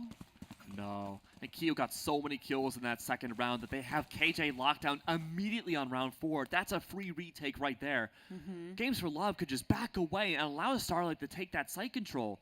They're a team that's been stalled so much on those choke points like we've seen so far in the last Bind matchup too. They're afraid to go into those Outlaws. But you have so much flash capabilities on Starlight's side. You have Greylux that can easily just dissuade away the line of sight that Keo could have. Yeah. But the Outlaws are just given too much time for comfortability to set themselves up on those lines of sights directly where the entry should be. Timeout's been called. And at this point, I think there needs to be a big tempo change for Starlight. They're afraid to risk their equipment and their utility and their money this early on that it's hurting their economics in the end. If they just full save this next round, rely on their utility, bait out Keo's Outlaw onto B site and just overwhelm the site and take backside control, that might be their best option to take this back and get their first round on the board. I agree. I think that is what is best option right now. So we'll see if Starlight tries to go for that. It seems like they're leaning a little bit towards A site right now. Yeah, it doesn't seem like there's a fight for orb yet either for Games for Love. Hopper's OP, the Reyna has been playing that angle before, and they're decently close to getting their ult, but the Empress isn't going to be enough to turn the tides of a battle just yet. It's really down to Keo in this guy. No information gained outside of Fountain just yet. That's pivotal. That sets up all the A-side players, especially that Guiding Light, gives Tellus an A-side push. Yep, we have paint cans fly out, and then Reyna trying to blind in showers. But you see, we're still having that little bit of the slow game of trying to get more information. Knights is creeping up through showers, though. We have 2 smokes down on site, and Omen Paranoia. And now we have a Cypher Cage. Right where our one snipe player is at. Keo still staying near B side just in case it's a rotation. Plant's been called, but still, keep in mind, he has that lockdown. No orbital strike to counter it. Yep, we have David getting a pick with a Ghost going for the Outlaw now. Spike has already been planted, though, so it is just making sure for Starlight that they can keep Spike safe. We see KO using our KJ ult. Another pick going out to Keo. Don't use the res. Don't use the res. It's not worth it here. The timing! The timing. Oh, defenders sneaking over and getting Spike. Taking that away from Starlight. Now it's 4-0. That was a great change of pace from Starlight. Yes, Being absolutely. able to take that early space control, win the opening first blood, excuse me. Having Showers controller rely off of in the post plant was huge, but again, you had Keo using that lockdown, getting rid of all the map control that was gained by Starlight in just a few seconds. But doesn't have lockdown for the next few rounds. Right. Starlight can absolutely push fast on B yet again and overwhelm the site. Yeah, they could absolutely try that again, and because there's no KJ ult, it could go completely different, but instead they're choosing to go B site. Minima!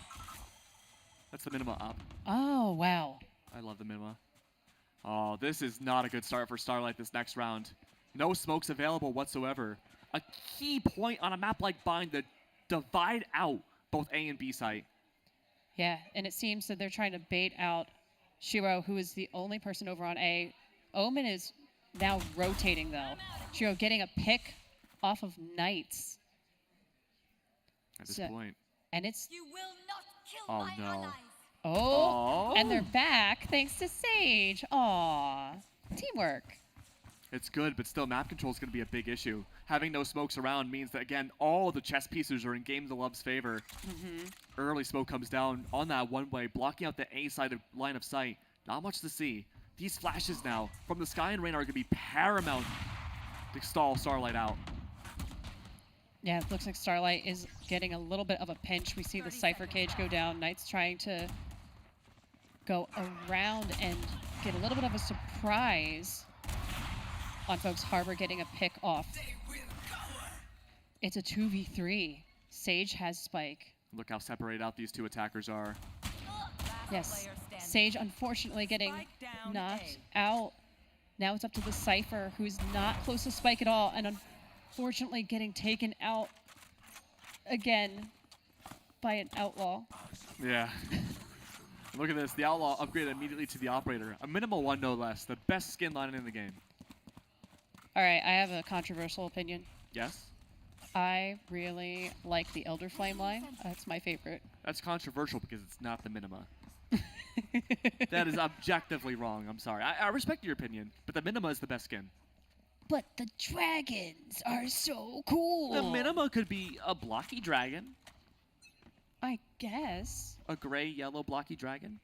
I guess Oh, so. look how aggressive this is. Oh, look at the getaway flash. That's huge, and it's all bait for the Outlaw play. No shot. Your Cypher's gone. Now B-side could easily flank over. Absolutely. Rain is currently holding down this A site with all of the team for the most part in that in A short. Oh no. And Knights is so worried about that flank that could come out from Hookah. It won't. Every defender's play so far back except for Keo on the choke point of Garden. Oh, cut noise has been made. Starlight is banking on the fact that Games for Love are going to fly their way back over to B site, and then hopefully there will be no one left but maybe one to hold down A site. Oh, but they didn't account for Showers. They didn't look for Shiro. Oh, I don't know how this is going to play out. It seems Starlight got pushed away from A and is trying to make it over to B, but we've seen multiple times what happens when they make that B push. Knights does have Showstopper, though. A single blast pack to work off of. This might be what's needed to get rid of those crosshair angles. Absolutely. Never mind. 30 seconds. Yeah, unfortunately, they were ready. They were waiting. Not quite getting the 3K, giving Sky the chance to try to take the site, but unfortunately, Sky does get taken out because there's already 2 folks on that B site, and it is a 6-0 round. These early aggressive solo peaks coming out from Games for Love have yet to be stopped. Whether that be Shiro outside of Showers now, whether that be Haba's OP outside of A main, Keo on B Garden has been unbelievable. And the teamwork on top of that too has been incredible. And we just saw the replay with that from David. He was there for the follow-up off of Haba's OP, not finding that initial shot and getting rid of all the information capabilities that was needed by Starlight to make that safe entry in. Yeah, that also was a beautiful play off of Reyna's ability. Oh, yeah, that was crazy. I've never seen an eye like that before. I mean, the eye was in the ground, but it was amazing just to see, eye go down and then immediate shot with the Outlaw. Incredible communication there, too. Oh, that's huge, though. Keo has fallen. Showstopper now available by Knights. They have to take that backside control, but they don't know about the insides of Tube.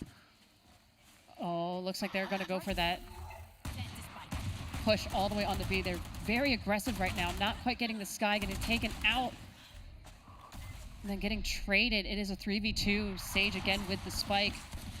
Brimstone does have ult, though, but so did Neon, and Neon getting the last little bit with that ult. Oh, little heart. That's adorable. Thank you, Shiro. I mean, a lot of this, too, is that Games for Love are using their ultimates to the full extent that they know they can give up a lot more side control. Starlight have been a team that they're looking to push in fast, but they're not checking all of their corners. And that was a big reason why we had seen Real's Blue Water hold the back lines of B, because they weren't immediately contested by Knights in the back lines. And now, with just Seekers available, if we see Starlight go for a big rotation like that again, they'll be caught out. Yeah, we have 2 information gathering ults. They do. Which one of them probably will get used. The other hopefully will get saved. But we'll just have to see. It looks like we're leaning towards a B push. Less folks over on A already rotating off of A. Look at this reposition from Keo, though. He hasn't played that angle before. If we see an aggressive orbital strike, it's going to go inside of Garden. Absolutely. Oh, but Keo's been spotted. Orbital strike should surely come out here for the entry. Or maybe they're going to save it for when Spike goes down? At this point, Starlight need as much space as they possibly can, and the orbital strike would be a great solution. Shiro's in the back lines now. Seekers, an audible Q. Yeah, so Syro now has that information that they are rotating. They can communicate it to the team. As we see, they're fully rotating over to A site.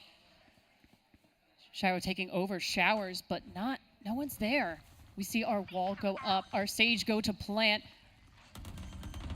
This worries me. The Molly was already used. That means post plant has to directly be in the savior's sense of that Brimstone's ult. Can this be the round that Starlight gets a point on the board? KO taken out. It is 3v3 right now. Spike is down, though. This is good. All Starlight have to do is stall. They have the Sky and the Sage to do that in the Brimstone ult. Oh, we have Shiro diffusing immediately, trying to bait them out, get those picks off. Harbor is OP getting a pick, getting another pick with the Sage. We saw the orbital strike go down, and they're able to diffuse as Starlight does not quite keep control of the site. Unlucky, really. I mean, there was nothing wrong with Starlight into that round. Yeah, they had everything right, but Games for Love are recognizing the fact that they can take their mid-round plays and be silent. They can hold corners at the early round, provide information based off the utility of what Starlight is bringing out.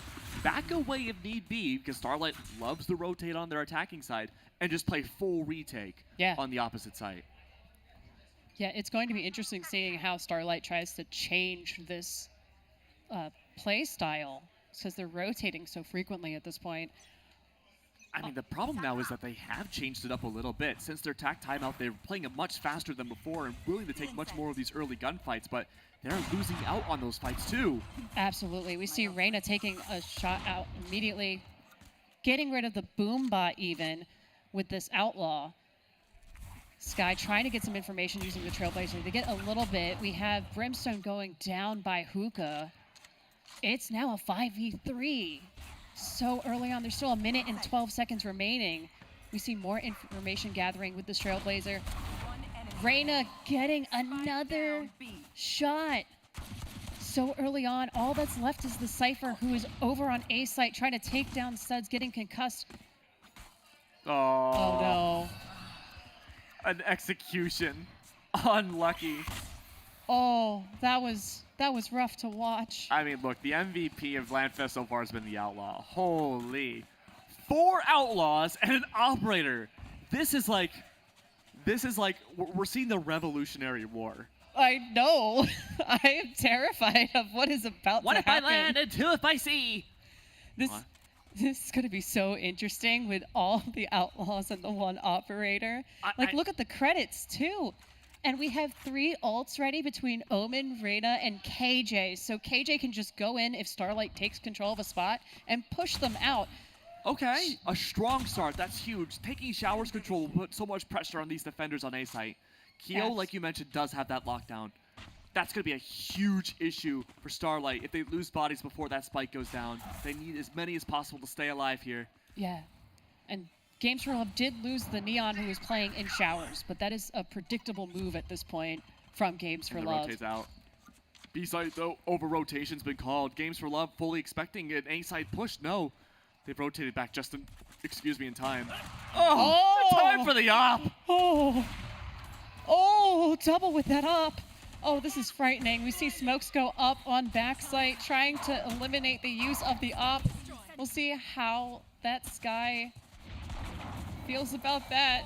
Wall going up too, which is so helpful. Makes it much more difficult for the op usage. We have Sage planting in an interesting spot. Keo still has elbow control. That's so pivotal for Starlight to clear out. Yup, but we lose David Groggins real quick. Keo getting a pick though, so it's 3v1 with our Sage standing for Starlight against all of that. And that's such an immediate trade. Oh no. Starlight are so tunnel vision on getting onto a site and getting that spike down that they're not clearing and taking as much space as they need. All of that, the stall, they had the wall come up directly on that spawn point from B site, from spawn. But Elbow was completely unchecked. Yeah. And Kia was there the entire time just waiting for that lockdown to erupt. I hope next round we see a bit more focus on clearing out and not just getting Spike to site.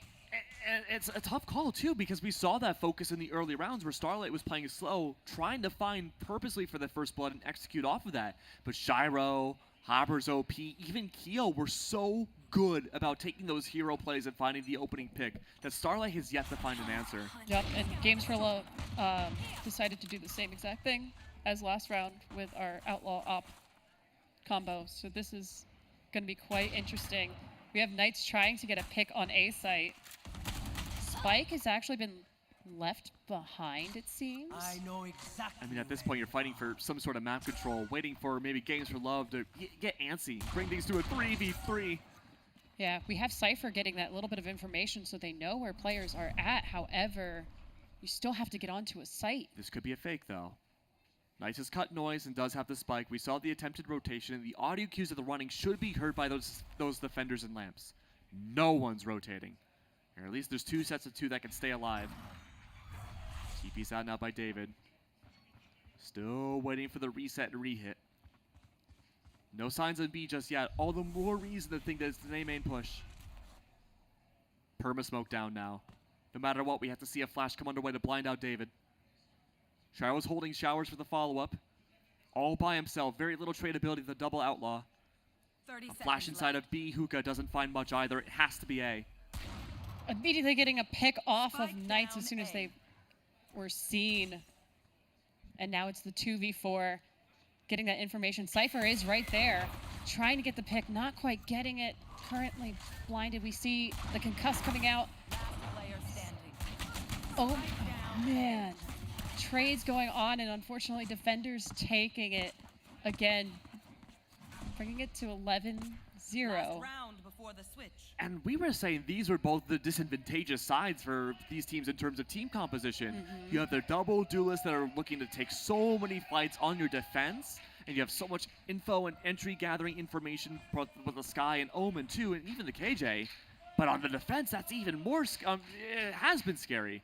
But Yeah. Starlight, they have that double sentinel. They do.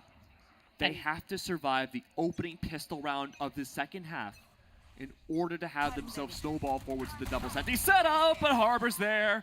Entry's gone now. Look, Games for Love has double up, and then the rest are outlaws right now. That is frightening. But Sage does have... Shiro? The flank?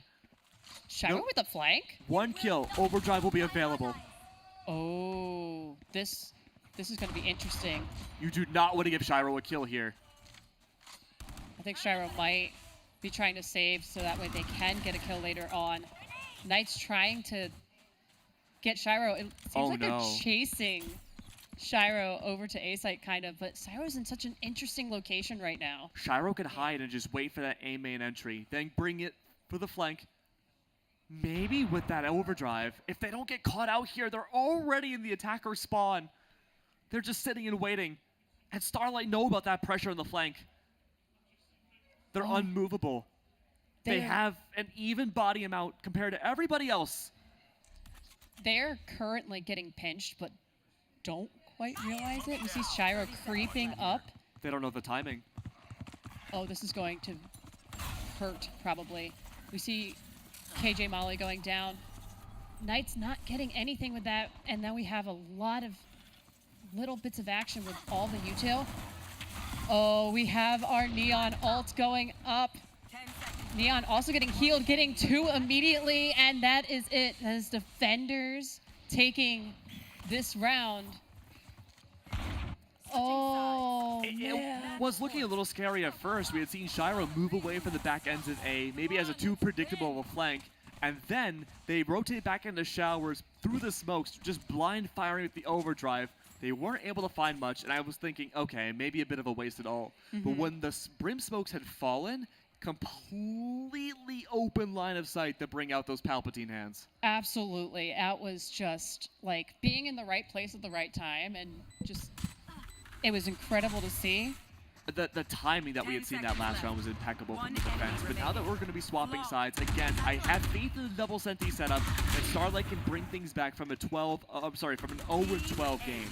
Yeah, I have a hope that Starlight ends up just with the double sentinel being able to just put stuff on both sides, making it really difficult for Games for Love, especially since both teams seem to play more of the information gathering game and the mind games compared to just rushing onto a site. But look at the buy-ups. There's ghosts on Starlight's side. That means it's not maximum utility. They need classics and full utility here to stall out Games for Love. And they don't have that. Shiro's already in sight. Oh, man. We have our little bit of information. Shiro? People are being taken out quickly. No one has planted Spike yet. Shiro taking 2 out with the classic. And now it's just Cypher left. That's it. Cypher getting 1 on the KJ. It's 2v1. Shiro with Spike. Looks like they're just trying to get that info before they try to even plant. We see Cypher getting not quite a pick, but info has been given. And At least Neon wasn't the knife. going and taking out Starlight. The champions of last year now having a lot of competition on their hands in this best of 1. I mean, that best of 1 on 13-0. Yeah. Unbelievable from Gamers for Love. That was incredible. And I mean, again, a lot of that was on the onus of just the Outlaw being unbelievable so far in this current patch. Yeah. It was awesome to see so much Outlaw usage just then. and also showed that like on bind you might not actually be safe from an outlaw whatsoever. No, I thought for sure shorter lines of sight outside of say A main. Oh, okay, maybe there are longer lines of sight than I was predicting. I was thinking A main, I was thinking B long, but I mean, we saw some impact inside of shower angles, outside of attacker spawn, from heaven there with David. This is a much scarier weapon than I thought it would be on this map, because I was expecting a lot more smokes to come down, specifically to block those lines of sights where a defensive sniper would be. Yeah. And we didn't see that at all the last 2 games. No, which is surprising. You'd think the smokes would be the first thought of taking an outlaw out, but I guess not. No, apparently not, no. And I mean, this might be the first event I've ever seen where there's been a shocking lack of Vandals. Yeah. It's been interesting not seeing as many Vandals since Vandal was the preferred weapon for a lot of people. So we're going to see, moving into the next rounds, one, if we are not going to have bind picked again, it'd be interesting to see after 2 games in a row where Outlaw was really instrumental in getting that win, if bind is just not going to be used anymore in this tournament, or maybe everyone's going to go, yeah, this is a good idea, we're just going to keep going with bind. This could be a full bind tournament, honestly. Whoever starts off on the defense, has those outlaws first, seems like they're going to be the winning side. Yeah, it's been 2 for 2 so far with that. So. Yeah, I mean, I thought for sure controllers would have a little bit more prowess going into this, but I mean, hopefully we get to see other maps going into this, right? I think the Outlaw will be just as strong. I think so. But I have a question for you. What? And this is also a question for the viewers at home. Have we seen a single Phantom kill so far this tournament? I don't think so. I don't think we have. I don't think we've seen anybody choose a Phantom this tournament. Ooh, interesting. Yeah, I mean, that's a wild stat line. I mean, look, the Vandal is predominantly the more popular weapon, but again, with us in our expectations being much more a controller-heavy tournament, no, not a single Phantom. Nope. Tracers don't matter. Rules are made up. Yeah, I mean, apparently so. I mean, at this point, again, we've had so many upsets going into this tournament, and, you know, we're still somewhat fairly along the shorter end of the tournament. We still have a long ways to go. But I mean, I don't know what to expect going up next. Luckily, our expectations are not the ones that we have to worry about. We have another wonderful man whose expectations we have the fullest amount of. Kangas, what's going on? Thank you very much, Keg and Camilla. Let's go, everybody. Game 2. And we just had our reigning champions get perfect gamed. What? What happened there? Shout out to Games for Love for that one. Also, shout out to everybody at home. The donations keep coming in. We're over 29,000 right now. QR code on your screen. Make sure to scan it. Keep the donations rolling. We'll keep giving updates as the games come through. But we're going to send it to a short break before we're back with Game 3 right after this. Jin was given the gift of immortality. So what does Voodoo Ranger do with the endless time? Take on a life of adventure, full of risk and danger. Give love a chance, knowing it would only last a moment. Share the wealth of knowledge so that history doesn't repeat itself. No, Voodoo Ranger drinks beer. Voodoo Ranger IPA. Live rangerously.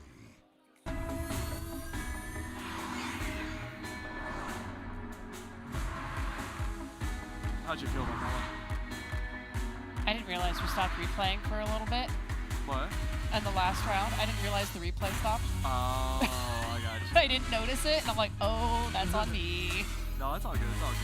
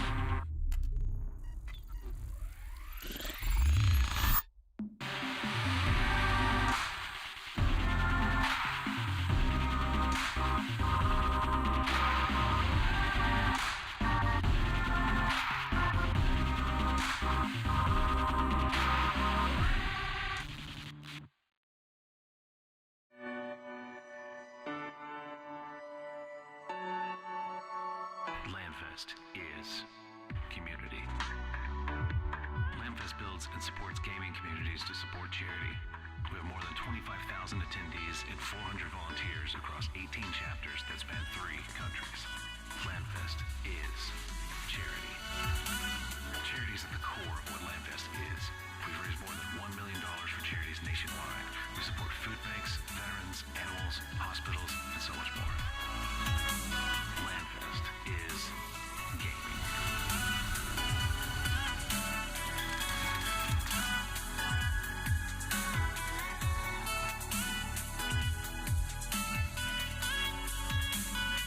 Come join LandFest.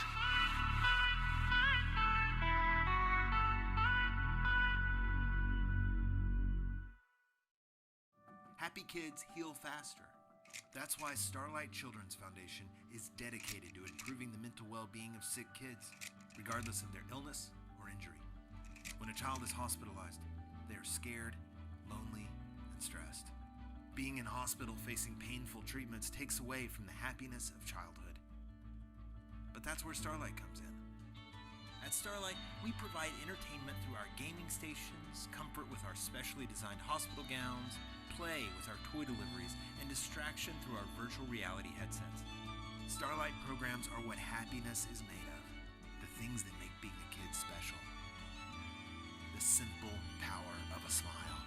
Delivered to over 800 children's hospitals and medical facilities across the country, can make a lifetime of difference for sick kids. Learn more at starlight.org.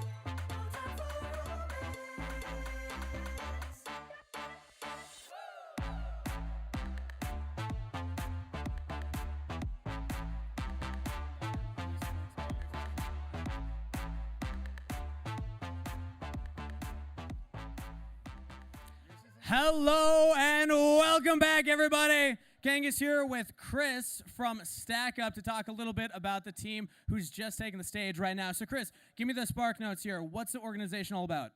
Yeah, so Stack Up is a military nonprofit organization. Essentially what we do is we use video games to bring veterans together, prevent suicide. And we do that through a couple of our programs. One of our programs is supply crates. We send gaming supply crates like Xboxes, PlayStations, D&D stuff to veterans that are back home and military service members that are forward deployed overseas. That's awesome. So how did this organization get involved with this event? Because obviously gaming's pretty big in the community, but how'd that conversation first start? Because this is your 3rd year now, right? Yeah, we've been working with LandFest for a while now. Katie is amazing. We love her. So every time she's doing something, we're always trying to be involved with it. That's awesome. Now, not to put you on the spot, but I hear that the team didn't do too hot in the first game. So do you have any words of motivation? Maybe anybody, I know that there's a lot of people. Can we show off everybody giving us the lighting right now? We got some fantastic people in the crowd here helping us out look pretty. What words of motivation do we have for the team here? Well, if they lose, they're walking home. I'm canceling the flights. I'm kidding. You know, we had a little pep talk before, and I believe in them. They got this. All right, some negative reinforcement for the team. You heard the threats right here. All right, with that said, we're going to send it to a short break before we get back with our next game up on stage. Let's go. For over 15 years, Harmony New Beginnings has been rescuing and rehabilitating animals of all sizes who have been neglected, abused, or abandoned. We focus on providing these animals with the care and support they need, and then work to find them a loving forever home. But we can't do it alone. Our organization is run entirely by volunteers, and we rely heavily on grants and donations to pay for medical care, food, and shelter. Your donation, no matter how small, can mean the difference between life and death for an animal in need. Together, let's make a difference in the lives of these amazing creatures who are capable of providing so much joy and love and companionship. Please visit hnbar.org for more information on how you can help.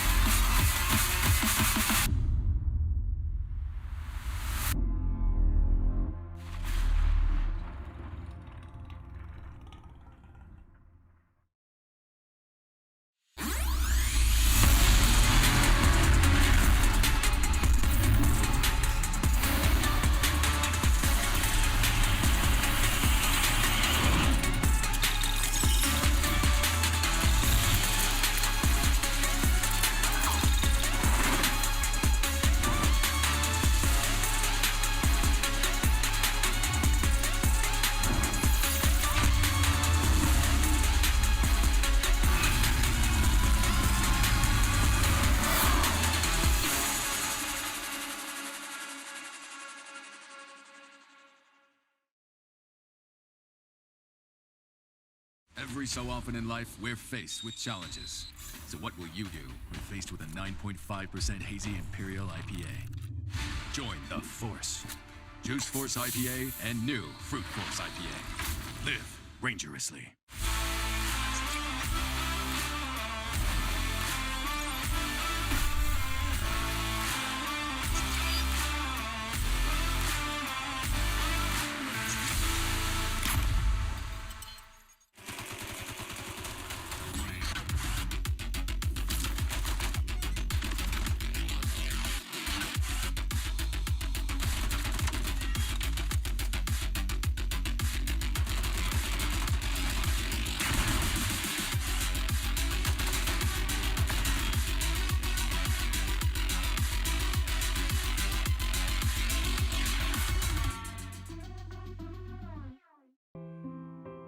My name is Dave Kraus, and I'm the Director of Veteran Services for Stack Up.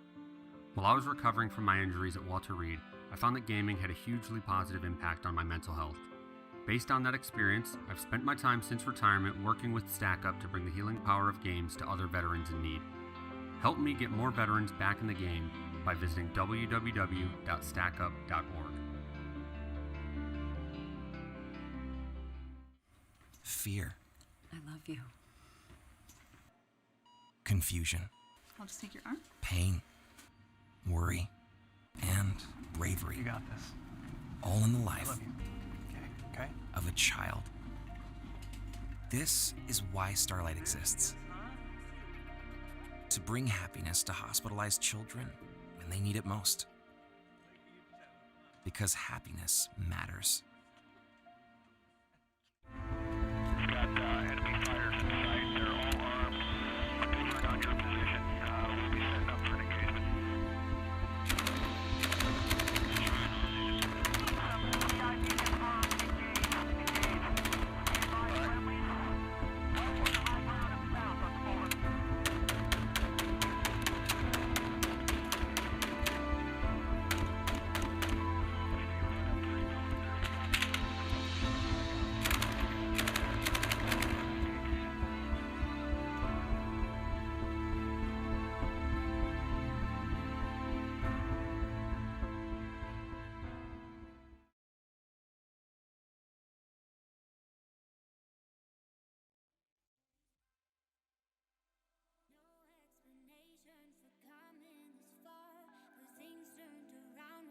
turned on my heart. I'll thank the sun when it heals all my scars for good. For good. Thought it was impossible, but we always find a way. But looking out over these heights that we never thought we'd say. We made it out. Good life with a couple bad times, a million mistakes, but we made it out fine. This life, yeah, it always finds a way to lead us to these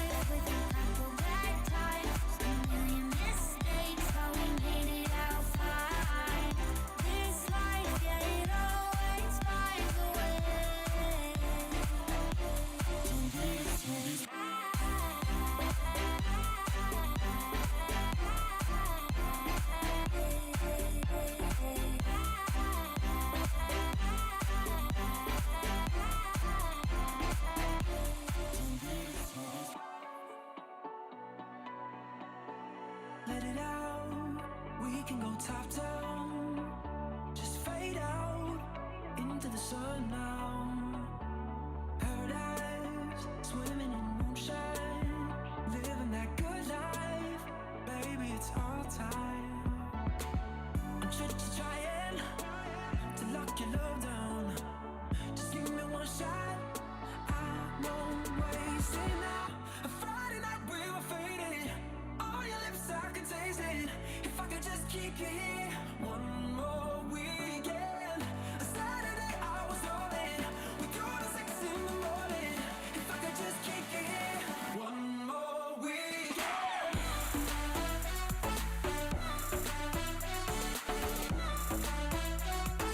One more weekend. If I could just one more weekend. You and me, riding this daydream. It's so easy, the way that it should be. Come alive, keep me up all night. Oh, now all I want is to hit reset. 'Cause I'm not ready to come down yet. I'm just trying to lock your love down. Just give me one shot. I won't waste it now. A Friday night we were fading. All your lips I can taste it. If I could just keep you here one more weekend. A Saturday I was all in. We go to 6 in the morning. If I could just keep you here one more weekend.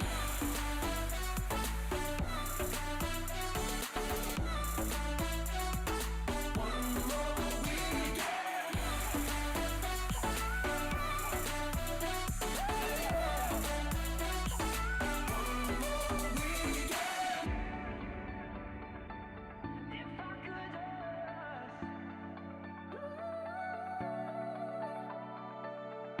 Felt so deep, it went so fast though. Still thinking about when time froze.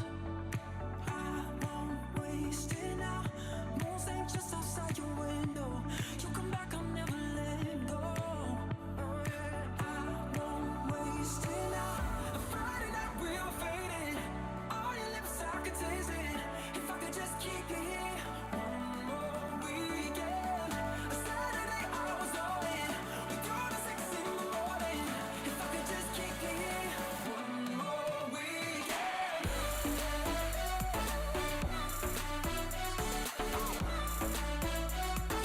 One more weekend.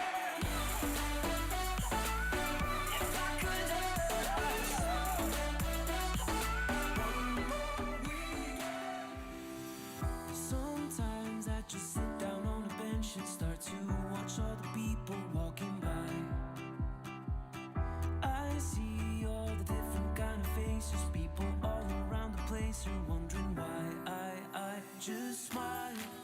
Hello and welcome back, everybody. We're getting ready for the next map, but before then, I have a very special guest joining us here at the HyperX Arena, former KC Chiefs NFL player and a legend, Sherman Cockcroft. Sherman, welcome to the stage. Thank you for having me. Thank you for having me. Now, quick history. Are you a hardcore gamer? Are you playing Valorant? Should you take one of the spots up there? I'm going to take a spot. I'm not a hardcore gamer, but, I know how to go all in. Okay. I think some of the players up there need that. Now, you're here with Valley Vaughn Foundation. Talk to me about how you got involved with them. Well, I got involved through Gordon Hinkle and what he's doing, just giving back to his community, what he's doing for young people. And that's my involvement. I have my own charity, Take Back Neighborhood. And so we go together as pro players giving back to the community. That's awesome. How did you first get involved? Like, what made you want to take that leap and start participating? Well, it's those who want to serve or those who don't. And I think at the end of the day, your heart is into it to give back to your community. And that's what Vaughn's Valley's doing. And so I want to get involved. Awesome. Round of applause, everybody, for Sherman. Now, I do have a quick test for you. I'm not going to let you go that easy. Because up there, gamers not necessarily known for their grip strength. You're an NFL player, so I have a little test right here. We're going to test a gamer's grip strength, okay? And we're going to see if you can beat me, all right? All right, here. I don't know if the camera can pick this up. You squeeze this. There we go. I don't know if the camera can see that 140. Let's see what you got. Squeeze it as hard as you can. Let's give a round of applause. How hard do you think you can squeeze it? What's the grip strength of an FNF player? What you got? I think it broke it. I think it actually broke it. It just says X's across the board. Congratulations. Thank you very much. All right, and that's it here on the stage. I don't know if we're sending the casters or a break, but either way, the next map is coming up right after this.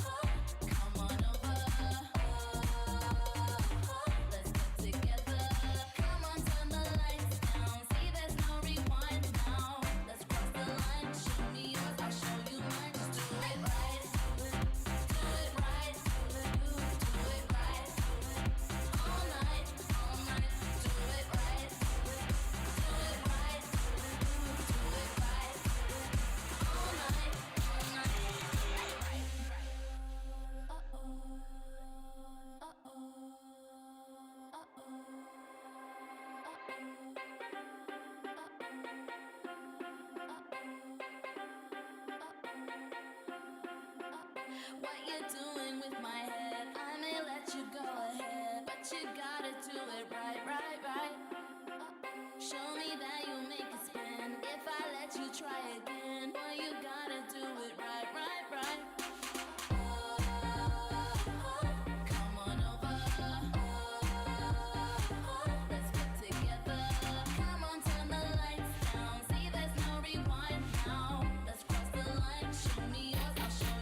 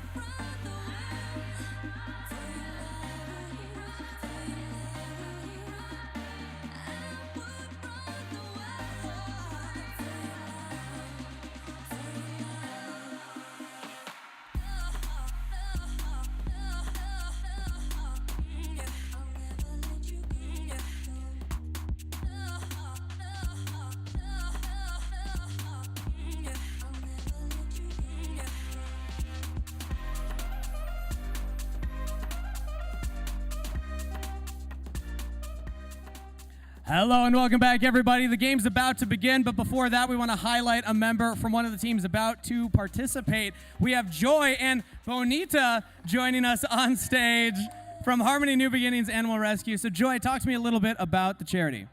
Our charity, we've been rescuing animals in the state of Oregon, Washington, and California for 12 and a half years now. We do all kinds of animals, from hedgehogs to llamas to horses. We have a great training team that trains the horses so that they can have good homes. We work closely with law enforcement, and so we end up with big seizures of 100 animals or more sometimes, and so we're out there in the community. And then it's all about relationships, right? So our adopters become our family, and then we get to follow the animals through the rest of their life, which is such a blessing. Now, I know that there's not exactly a one-to-one similarity between you and all other rescues. Is that the big difference, is just the volume and kind of how you approach the rescue? Well, so we support a lot of the bigger rescuers in our area with animals that they'd have to put down, because kennel life can be very stressful. You know, if you're in a big city and you have a dog shelter and a pig comes in, that's not a great place for a pig.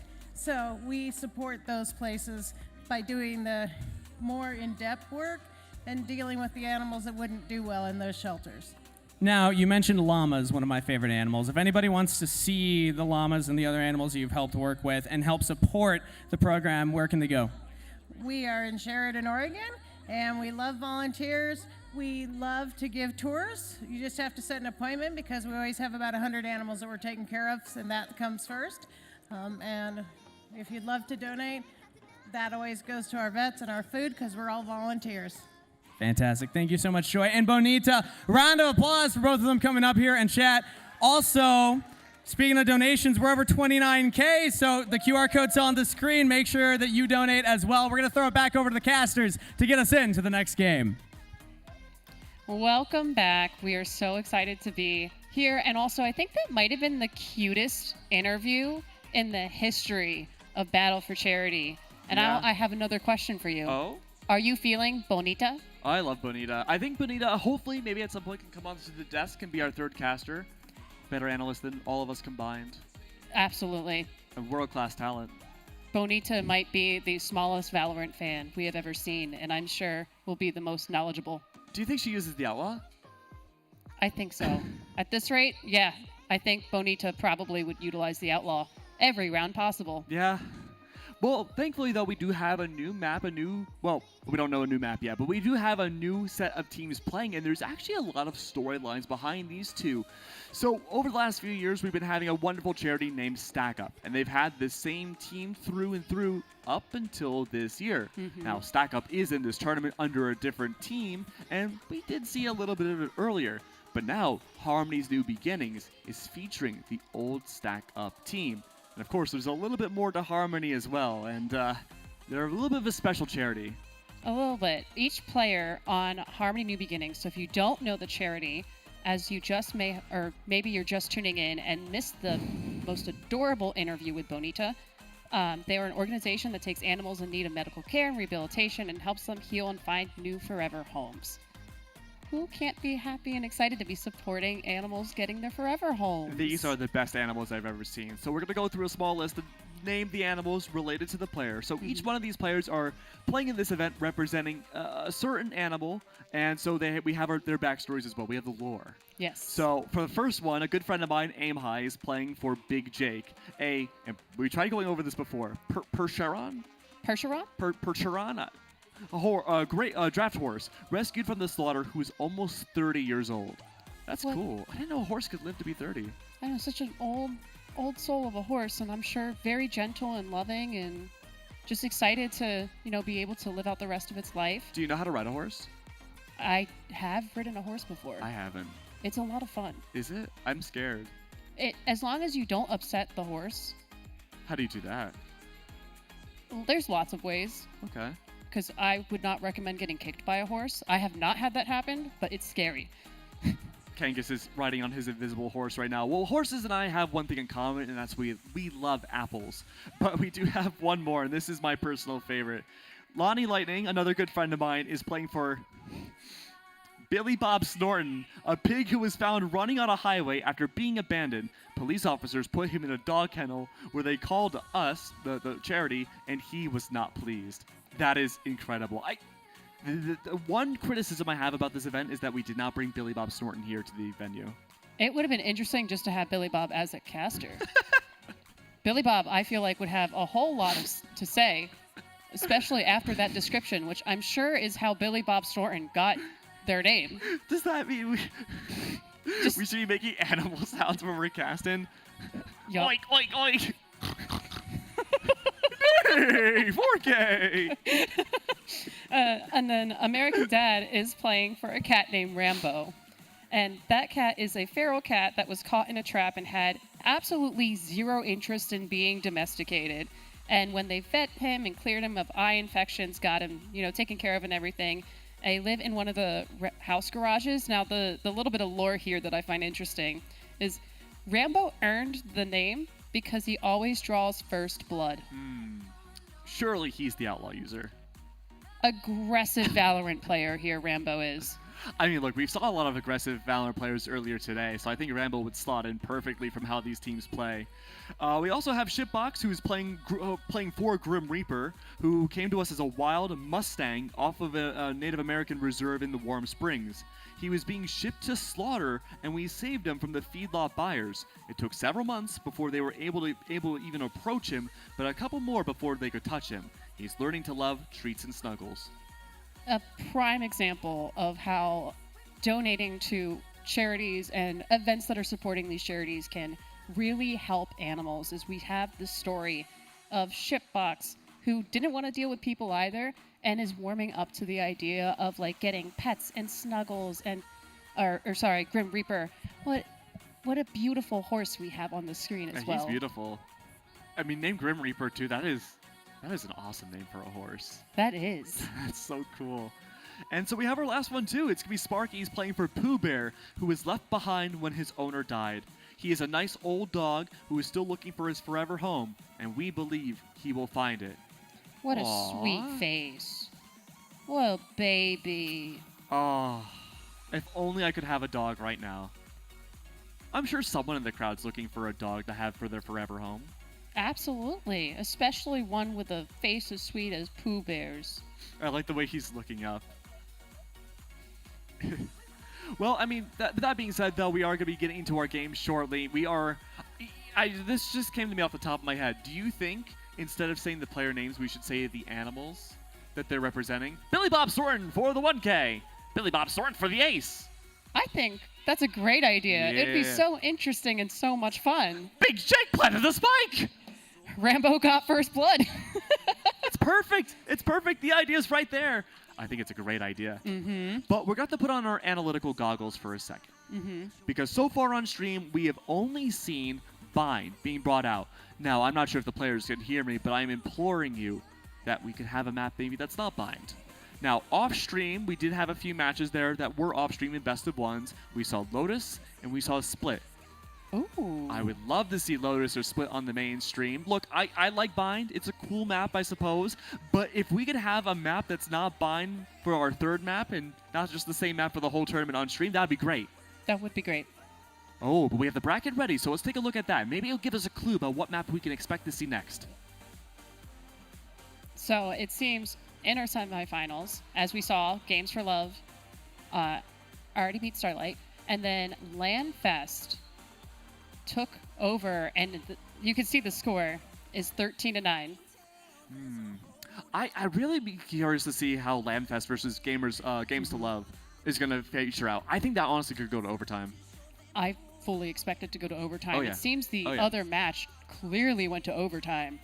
So those two teams are probably a force to be reckoned with. Yeah, I mean, we saw how aggressive Games to Love can be. We saw how... I wouldn't even say aggressive is the right word for Landfest. I think they just played super calculatingly. I think they're the team that we've seen have the best coordination without needing to just overly rely on firepower or, certain snipers that were just released. Yeah.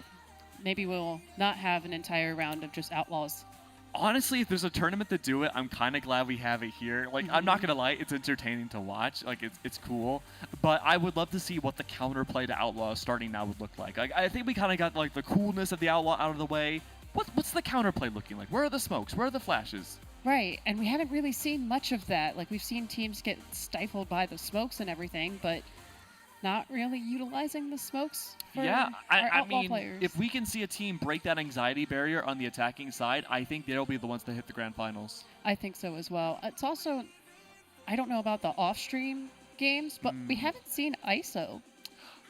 Yeah, I mean, I'd be surprised if we see ISO. I don't think he's like a bad agent at all. I just think he doesn't have a place in the meta right now. That's fair. I think we're just, you know, we were having the brief stint of Double Dive. I think it's kind of up for debate if we're still in that or not. I think it's yet to be seen.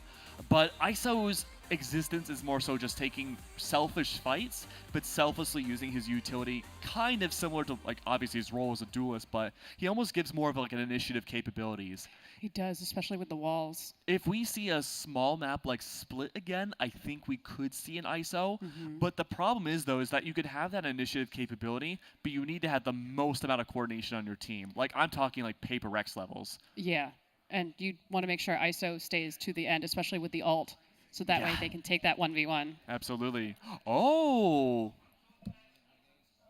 But we just got our new map. It's not Bind, and you'll never guess what it is. Oh, does it start with an A, maybe? A Lotus? Not A Lotus, unfortunately. A Icebox? A Icebox? Sadly, no. It's not procedurally generated?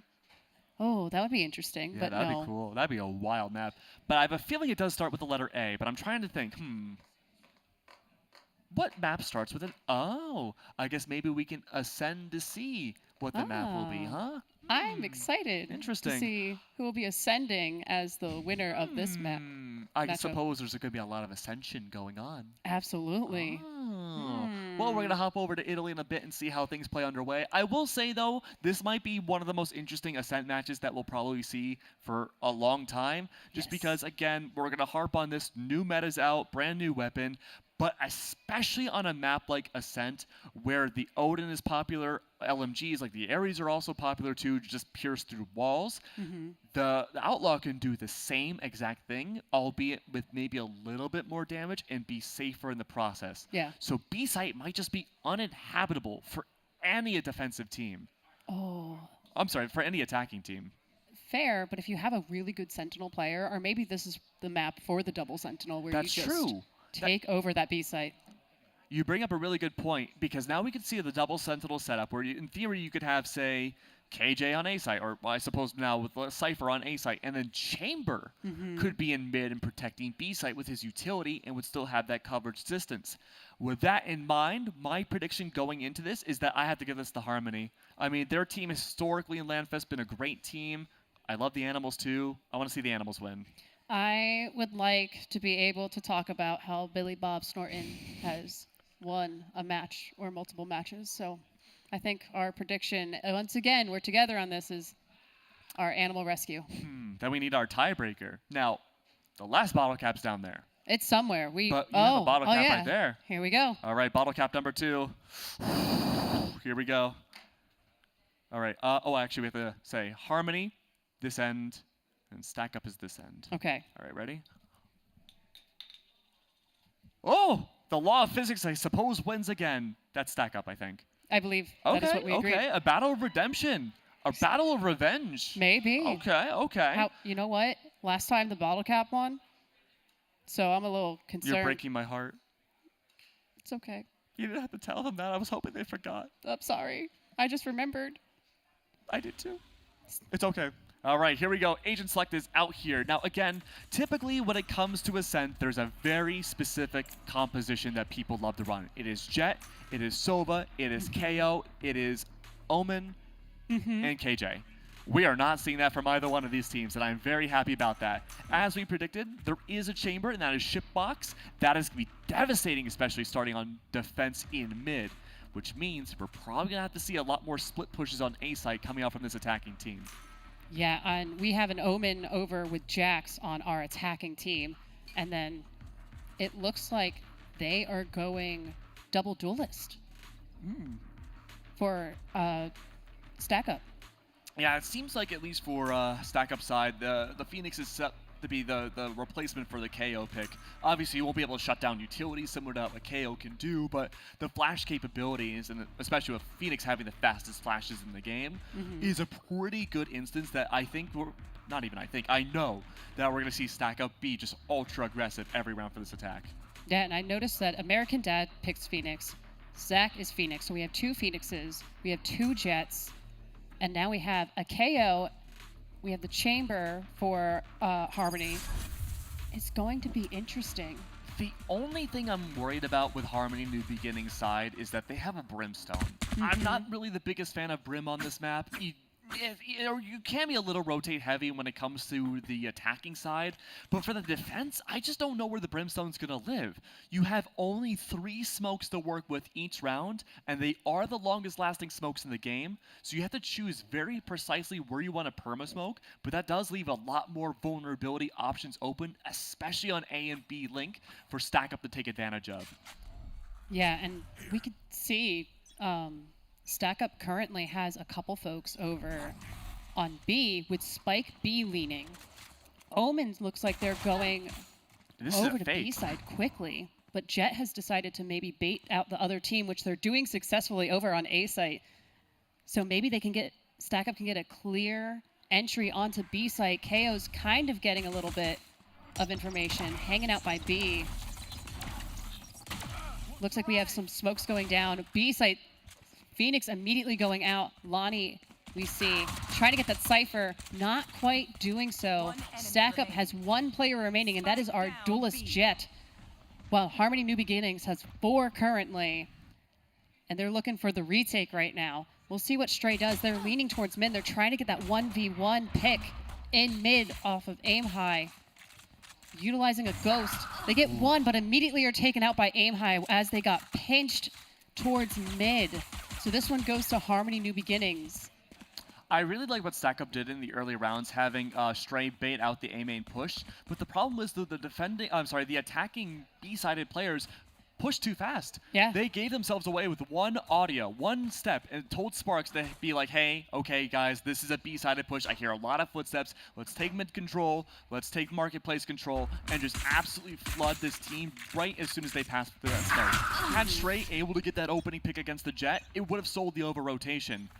But now as we go into this next round, early Outlaw coming out, Shipbox good to remove the Cypher immediately, and it just keeps going. Whoa, Zach just immediately got a pick utilizing the Sheriff, getting blinded by the smoke over on A site. This is an A site leaning push we have. I see we're utilizing Catwalk, trying to get a little bit of info. That Omen smoke dropping. We'll see if Stray doesn't potentially get flanked. Looks like Shipbox is right there. You saw the barrel of the gun. Oh, if yeah. Stray can get absolutely. rid of this, that's and huge!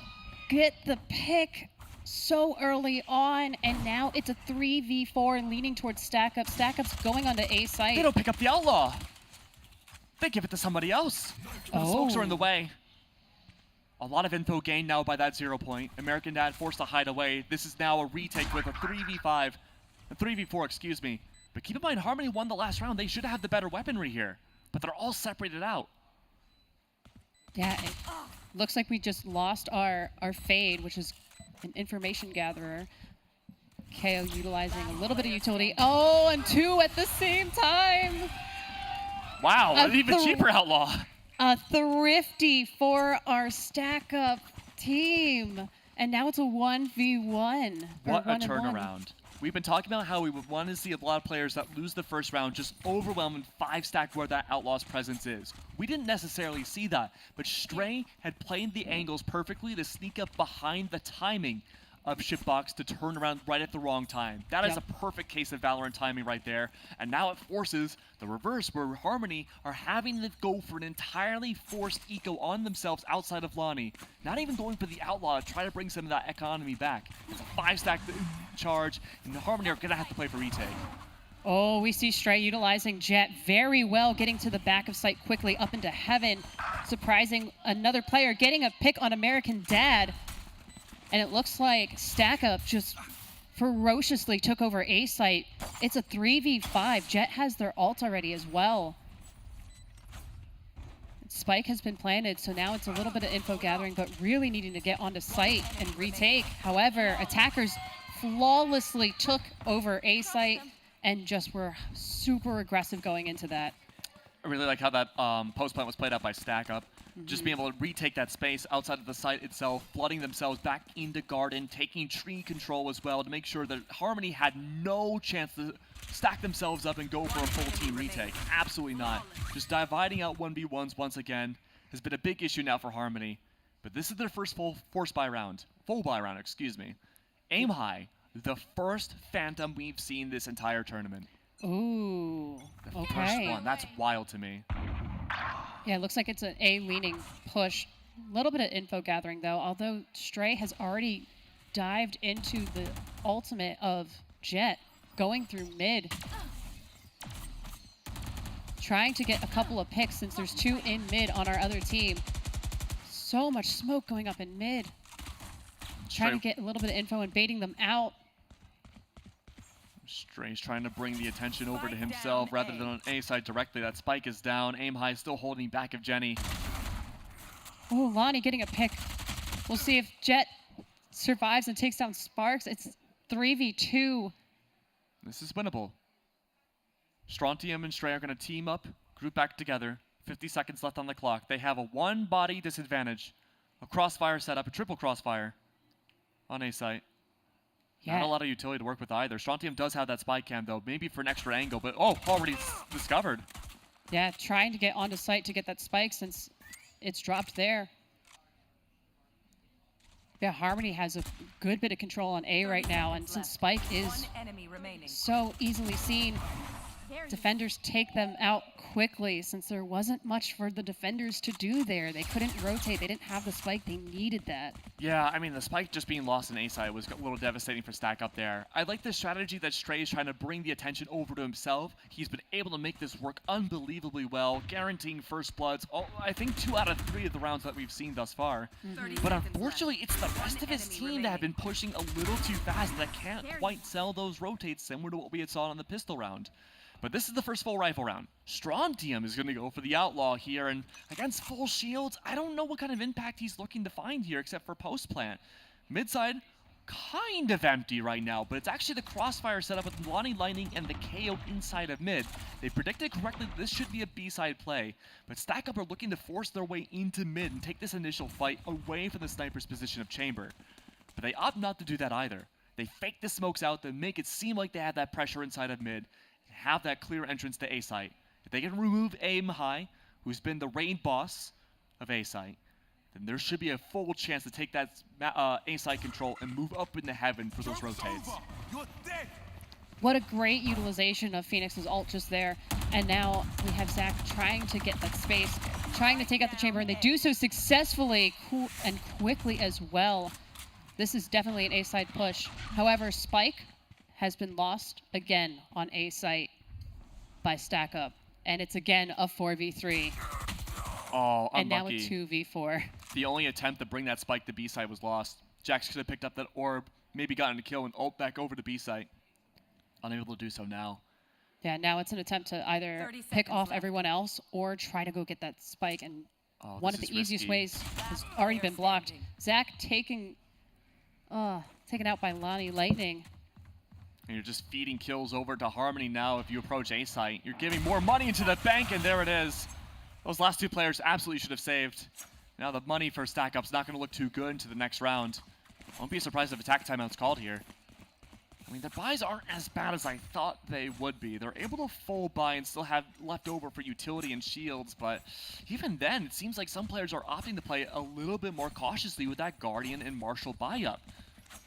Yeah, I'm not quite sure why. That's an interesting strategy. I'm sure they have a reason for it. Okay, so it looks like the Guardian was sold, and Strontium's only playing snipers. As a Cypher, I get the idea, but you need aggression now if you're Stack Up. You're putting too much pressure on this A main position that you're making yourself readable. Yeah, and they're right now pretty split up, with the fight probably going to happen in mid, I would at least assume. Shitbox only needs 1 kill in order to get that final orb for Tour de Force. Zach immediately picked off by our Jet player. That was so quick. That's in huge. the mid. I mean, economics aside right now, ult cycling for Harmony New Beginnings is looking fantastic. We had seen not too long ago that Stack Up did have Run It Back as info gathering inside of Tree, and that was great. But it's going to be a long time before Zach gets that ult again. And right now, for the somewhat reserved take that we're seeing inside of mid and A site that Harmony are bringing out for themselves, they're just looking for just retakes. They're looking for Stack Up to push into them. Yeah. And just take them down one by one with just the simple pieces of utility. Yeah, we see Chamber utilizing our Tour de Force right here, waiting to get that early pick right on A. However, we see everyone on Stack Up are trying to go for B quickly. Fade utilizing the ult for information. Not finding much. However, we're going to start seeing some combat here now. Killable Fragons taking the Jet, taking 2 folks. Stray taking out American Dad. This might be the round for Stack Up. Let's see if they end up going through for a mid-fight. Lonnie getting a pick off of the Cypher. It's 2v4. Not quite connecting with that Tour de Force. We'll see if they end up doing so, but unfortunately not. They're taken out by our Fade. Attackers taking this round. It is now 4-3.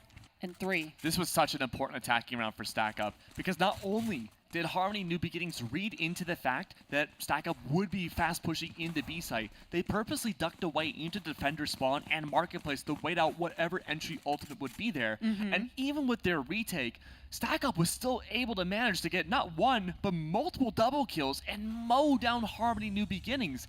And it made Shipbox use that Tour de Force. That's a very important ult for Chambers Kit that won't be available again. Yeah, and right now we have a couple of ults ready, so we'll see if they get utilized. It's the Cypher ult that could I mean, could why not change do it again? Why not? Yeah, we have a little bit more of a B push. Oh, this is a huge shutdown. Oh, You lost Stray already. That's your #1 playmaker. Sparks does have that null command too to completely bring things to a halt for Stack Up. And once that smoke goes down, we can see the Phoenix is ready. American Dad's ready for that curveball yet again for the flash, and there it is. Yeah, and right now we've already lost another player. It's 5v3, B leaning. They still have Spike though, so they could rotate if they want to. However, they're going to try to go for this at this point. There's less than a minute remaining in this matchup. Oh. Chamber was lost. It's 3v3 right now. It looks like they are going to go for the rotate over to A site. Oh, Op being blocked off, that's huge. That allows a free rotation back over. Aim High doesn't go for the pre-fire. Big question now is, does Stack Up know that there's a Jet Op on the defensive side? That's going to make retaking on A site a lot more difficult, but Aim High does have knives. That's true. So either way, Jet is going to... That's huge. Op gone. Whoop. Bye, Op. You were nice. Look, it's 2v3. Stack Up has 3. Harmony New Beginnings has 2, and they need to do the retake. They have a Phoenix with just Run It Back left so they can get that info, get taken out, and then possibly change angles, but they're just going to go for it at this point. Not quite getting it, but they do get a trade. So it's now 2v1. We have Sparks with Spike trying to defuse, trying to bait them out, but attackers take them out immediately. I mean, not only Stack Up winning the round being important, but another very impactful round for the attacking team. They got rid of... Where to begin, right? They got rid of the null command. They've recently gotten rid of American Dad's ult, the Run It Back. You got rid of the Tour de Force. Every impactful ult that you need to rely on as a defender is completely gone. Lonnie Lightning has Orbital Strike into this round. It has to be used on the choke points. If you can stall out Stack Up again, that's huge. But Stack Up are aware of this, and they're defaulting to this next round to see what change-ups the defense has. There is that op too. Lonnie, the most brazen Brimstone to ever live. Absolutely. Getting the Omen by just being just a little bit behind them. By the way, I hate to interrupt you, but Stray was killed completely through that Brim smoke. Absolutely. Like, no information at all. That was unbelievable. That was great. I see we have Zach utilizing Phoenix's ability to heal right now, get up to 100% health. So, and unfortunately getting taken out immediately. These folks are getting picked off quickly in these little 1v1s. We have another one on mid. We'll see if Lonnie can smoke again. And Smoke's just maybe buying time for not. Sparky to push up. Looks like Sparks getting that so well, utilizing the flashbang and just immediately going with it and just taking the pick for Harmony New Beginnings. That is a certified Sparky moment there. I mean, I've known Sparks for such a long time, and I think he's like high immortal at this point. He has shown me so many like basic flash plays with the KO that it's like, yeah, you can see it. It's night and day for how teams can play KO sometimes. But remember, Harmony, who was formerly Stack Up in the previous years, are no slouches. We've seen how well they performed before. Yeah. And they have always just barely come short to winning out on LANFest, on the Battle of the Charities. Yeah, so we're going to see how this matchup plays out, especially since it's been going between both. There's an ebb and flow every single game or match. Looks like they're going for an aggressive A take right now, trying to get some picks before they plant Spike.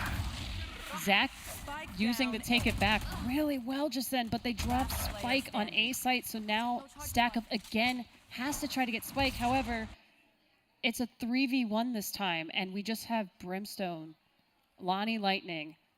No utility. He has to dry swing this. He has to Stim Beacon, dry swing the Phoenix.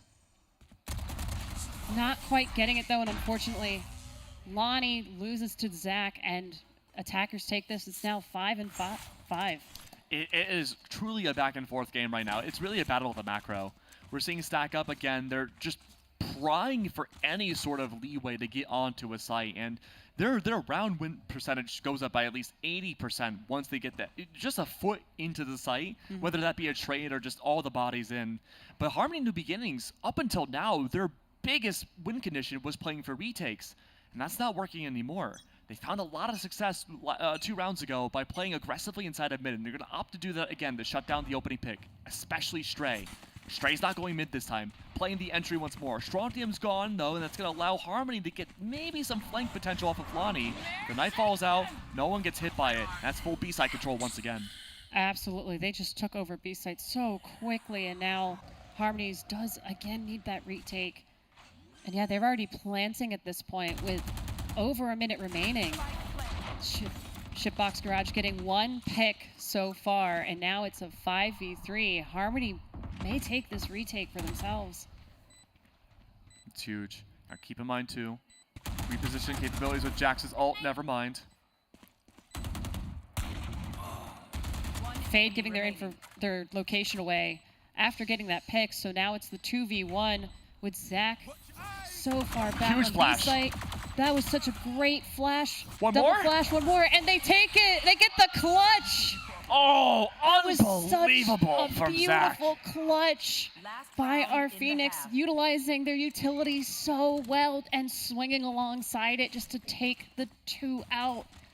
Oh. Incredible gameplay right there. Unbelievable from Zach there. That's exactly what you want to see. Fastest flashes in the game, unreactable. It's half a second for it to come out there. Perfectly timed there, and what was otherwise an unwinnable round for Stack Up. They've gained the lead now, but only by a little bit. A little bit. It's been a ping pong match. It really has been. We'll see how Harmony reacts to that just happening, seeing it. It's just so back and forth. It looks like Stack Up, though, is going for that A push, or at least information gathering on A site. Oh, this might be a devastating play, though, for Stack Up. They faked out A site. They put the smokes down mid. Keep an eye on where Sparky is playing. That smoke from the Brimstone is going to go down in tile shortly, and that's going to be free access, a line of sight against Stray for the Chamber to use. But he's not looking at the right direction.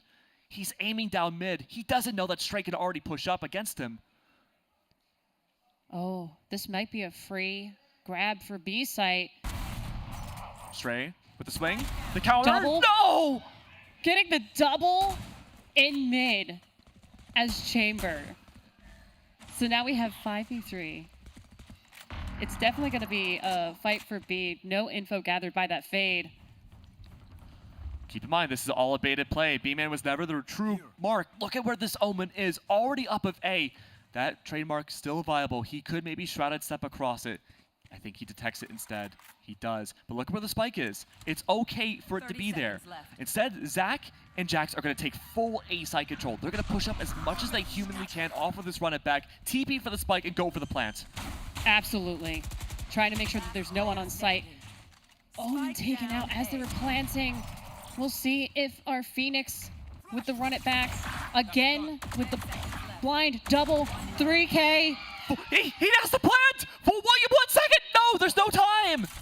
If there is, it's by milliseconds. Oh my gosh, it's going to be a millisecond round. No. Oh! Unlucky. Again, a fantastic strat from Stack Up, just lost by milliseconds.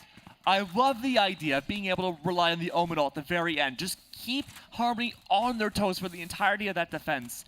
But unfortunately, they over-engineered their plays just a little bit more, and they didn't have the time to fully execute it. They just needed like 5 milliseconds, and they would have made it with the plant and could have taken that additional person. It seemed otherwise winnable until we saw at the very end Zach get multiple kills with people with their backs turned, trying to figure out where this Phoenix could be playing off that run it back. There it is, perfect example. 1 by 1, isolating them out, the lack of trades.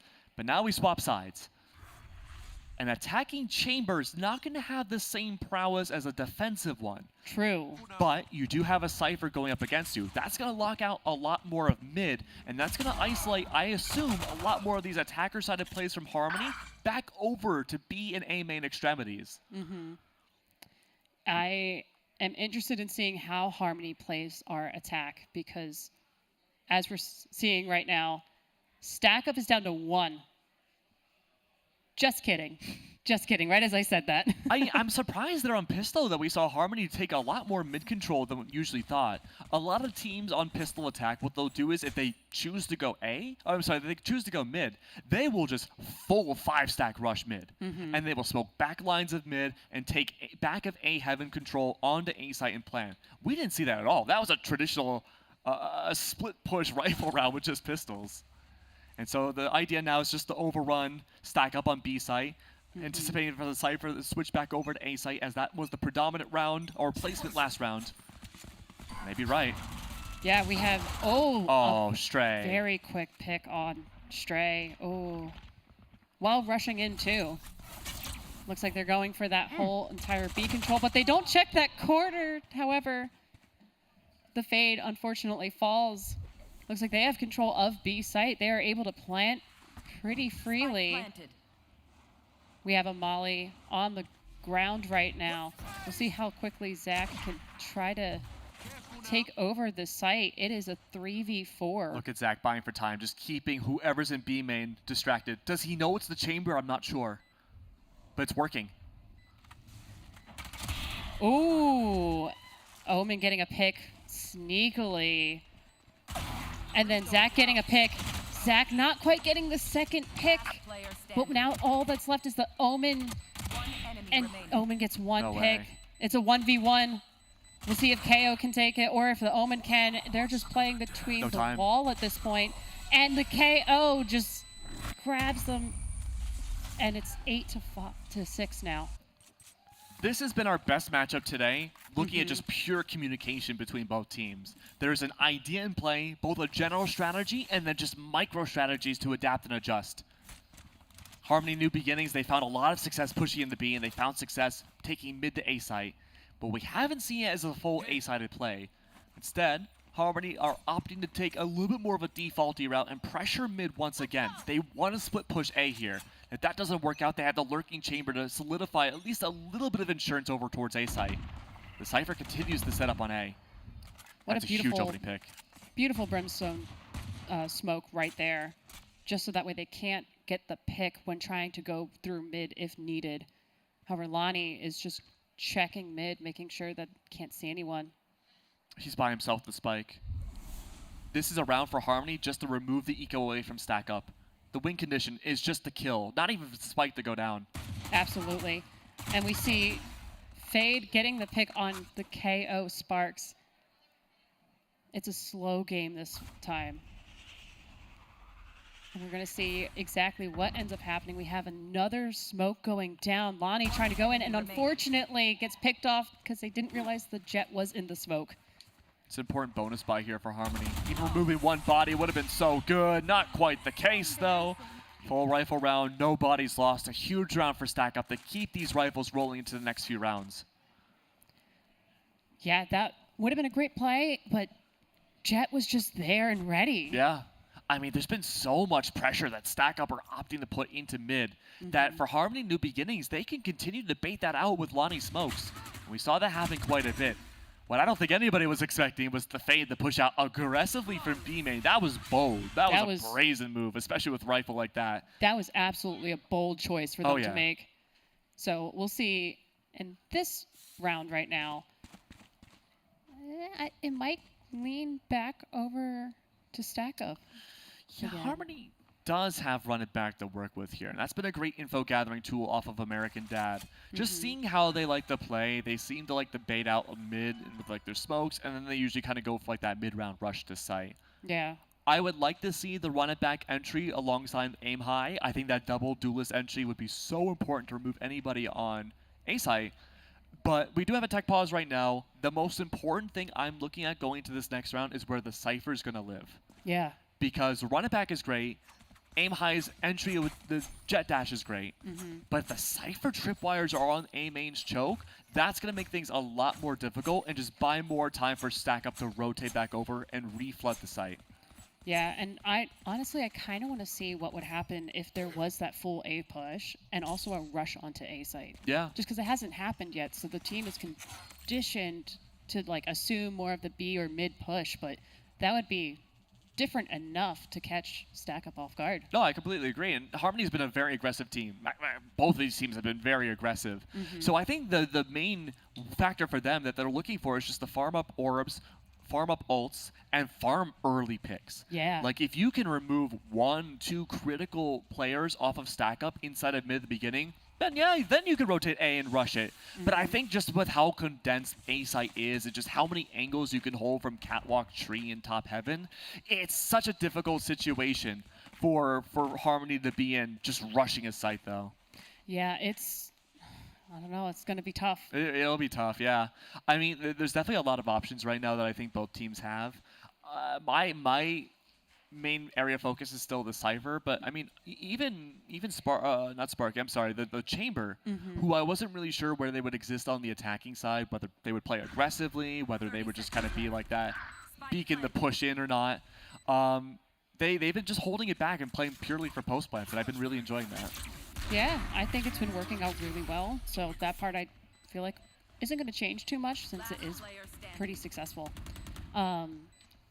Yeah, and as we can see, we have a couple of the replays on the screen right now as we're talking about Chamber. That Chamber pick, that was absolutely wonderful. The double, just fabulous job right there. This with the Phoenix is incredible as well. Absolutely. And this is a case of none of the players really doing anything wrong. They're just playing off of each other, but it's just these rogue positions, these rogue angles, and these crazy shots that we're seeing from a lot of these players have been really dictating how the round's course would go. Yeah, no one's really doing anything wrong, as you said. Like, they're just playing really well. Yeah. And I think that's why we're seeing such the ping pong effect of like the score going up on one and then the others. They're just really well matched. Yeah, absolutely. And there's been a lot of counter adaptations coming through from both teams as well. Going back to what we talked about earlier, we haven't seen that A-sided rush yet. I think that might actually promote Harmony to want to rush mid more. Yeah. Because we've seen that big prowess on their defensive side holding the crossfire mid. They know how impactful it can be for a team to take that position of the map and just split push into B. Very well capable to do the same thing once they start farming their ults more to have it more consistent. Yeah, I'm trying to think what else can be done in this round to like try to snowball effect for one of the teams. It comes down to the ult capabilities. I believe American Dad should be close to running back again, I believe. And so if that's the case, I think that's a perfect opportunity to bypass the smokes inside of mid, rush it down, and at least figure out if anyone's at the cross angles of the Tom Kench bench, or if they're like cross-firing Marketplace and Pizza. Yeah. Well, I guess we'll just have to see after this tech pause. Yeah. Oh, hi again. Hi. And make sure you give some love for the charities as well. We're almost at $30,000 raised. That is an incredible number. That is the biggest number I've ever seen in my life. And we only need a little bit more than $500 to bring that to the big 3-0-0-0-0. And as a reminder, folks, you do realize that all the charities walk away with pretty much an equal pot, but That's whichever team wins gets $1 more. That's nice. it. You could buy a chocolate bar with that. Ooh. A Trying to white think. chocolate bar is really good. I haven't had it. No? No. Not even like the cookie dough ones? Mm-mm. Oh, see, I can't have normal chocolate anymore because, you know, your boy's stomach is bad. But white chocolate doesn't have any dairy in it, and it's great. I didn't know it didn't have dairy in it. Nah. Huh. You would think, right, because it's like all white, that it's like pure milk. Yeah. It's not. There's no milk at all. That's why it kind of tastes strange to most people. I never thought about that. No? No. Do you like dark chocolate? I do like dark chocolate. I used to like dark chocolate. I went through a really big phase where I like ate nothing but dark chocolate, like any candy. Mm-hmm. Then I started getting really devious. Oh. And I started having dark chocolate with salt. Ooh. But I think I was at the deep end too much at that point, and I swapped over to the milk chocolate life. Mm-hmm. But, you know, the whole stomach thing, not great. White chocolate has been the way to go. Okay. It tastes a little bit more like nothing, Mm-hmm. but the texture's really good. I'm stuck on the comment of it tastes a little bit more like nothing. Yeah, it kind of tastes like solidified air, Okay. but like it's good tasting air. Quality air. Yeah, it's the best kind. The best CO2? Okay. Is that air? Or is that Air is a lot of different O2? things. I'm not too sure. I'm not too sure what to expect with white chocolate, but we do have some information more about the charities rather than our chocolate talk again. So for Stack Up, we could talk about them. We haven't really dived into them too much yet. We talked about the animals for Harmony New Beginnings and how amazing they are. But over on Stack Up's end, Stack Up recognizes that post-traumatic stress disorder, or PTSD, depression, emotional distress affects millions of individuals that are leading and are a leading cause of isolation, persistent health issues, and hardships within our community. Now, active duty personnel face extraordinary pressure in the lines of duty. However, after their service is over, we understand that another challenge begins for many. Stack Up is here to honor and support military heroes that have gone through all that, and they offer that support, they offer that assistance, and through the help of many different donations, they're able to give that continued support for veterans once they leave the military. Yeah, another example of how games can be so vital for building communities and also supporting people is just Stack Up playing games with each other, and also, have you heard of their supply crates? One more time? The supply crates they do? Oh, maybe. So they have supply crates where it's filled with gaming equipment that they give to Really? a veteran so that they Oh. can play games and be able to, you know, be with other people. That's Even if it's not cool. in person, it's online. So Okay, that's cool. That's cool. I'm really happy, right? Like to see that we're using gaming more as like a focus to help people with you know, a lot of mental health issues, a lot of physical issues that can come along with that. And you know, for a lot of people, myself, you know, I've struggled at times myself, and gaming, and especially competitive gaming, has been a huge outlet for me. I don't know what it is. I know some people think I'm kind of crazy for thinking like ranked Valorant is like fun to play, but like for me, it's my Sudoku. Like that's my way to like kind of find my inner peace and like just be able to kind of wash away all the hardships of like the outside world and just focus on one singular thing. Now they have a website as well. I'm struggling to find the website, to be honest with you. I'm not sure if you have it on hand. that's okay because you know there's a QR code on the Oh, screen you know, you're right. that you can just scan with your phone if you want to donate and support all of our incredible charities, which does include Stack Up at this event. That's true, and you can get all the charities there. So if you want to donate to Harmony New Beginnings, help out, you know, Billy Bob Snoren, help out Big Jake. If you want to donate to Games for Love or Stack Up, you know, there's a charity for everybody. Yes. And I think that's the most important thing, that there are options and that there's always one that resonates with somebody in Right. the audience, no matter who you are. Yeah, especially seeing so many incredible charities that they're doing all different kinds of stuff here. So we stack up with our veterans, Starlight, and Games for Love with working with kids. We have Vaughn's Valley Foundation as well, with working with type 1 diabetes and trying to find a cure for that. Yeah. Besides our Harmony New Beginnings Animal Rescue and of course Landfest. So it's awesome to see folks come together, and shows how incredible gaming can be when it comes to just making change in a space and also helping people out. Absolutely. Very well said, Camilla. But keep in mind, too, these charities, they've also had amazing players play so far the last 3 years. Absolutely. Every player that has been on the stage has been a force to reckon with. Yeah, I've been so impressed. I mean, just about every player I feel like so far, at least from our perspective, and watching on stream, we can't really speak on off stream, but I'm sure it's the same, have just had their individual pop-off moments. Yes. Emily went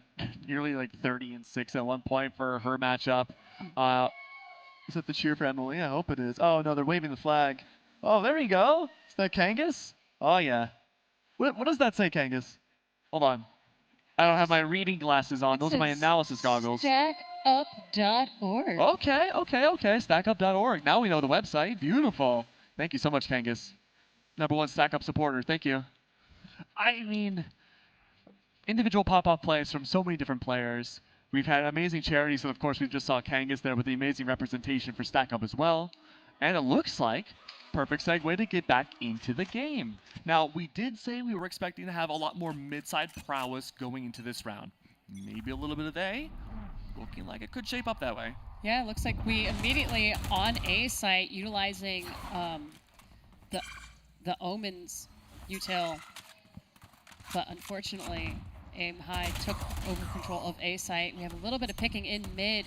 Stack Up is down to 2 players when Harmony New Beginnings has 4 readily available, and they have taken control of this A site, and they are ready to plant immediately. Absolutely. Keep in mind, separated out, no chance of tradability for these defenders. Scaling out now for the attackers, taking that heaven control. They just got taken out through the wall. 2. 2. Looks like Harmony New Beginnings took that round after our little bit of a pause there. Look, if there's any reason for us to hit that $30,000 goal, or that landmark, I should say, it's for Lonnie Lightning to get that knife kill. That's the first one we've seen so far this entire event. That was an incredible knife kill, and also Aim High right here, just being able to clear those corners. This was delightful. Oh. No shot. We had a little CCTV camera there to pick it up. And this is a fast rush towards B. Good stack up from Stack Up as well. Ult versus ult. Double Phoenix ult is going to be so important. Yeah, utilizing the stim beacon to rush this site was absolutely phenomenally done. It looks like they're going to have that B control as well early on.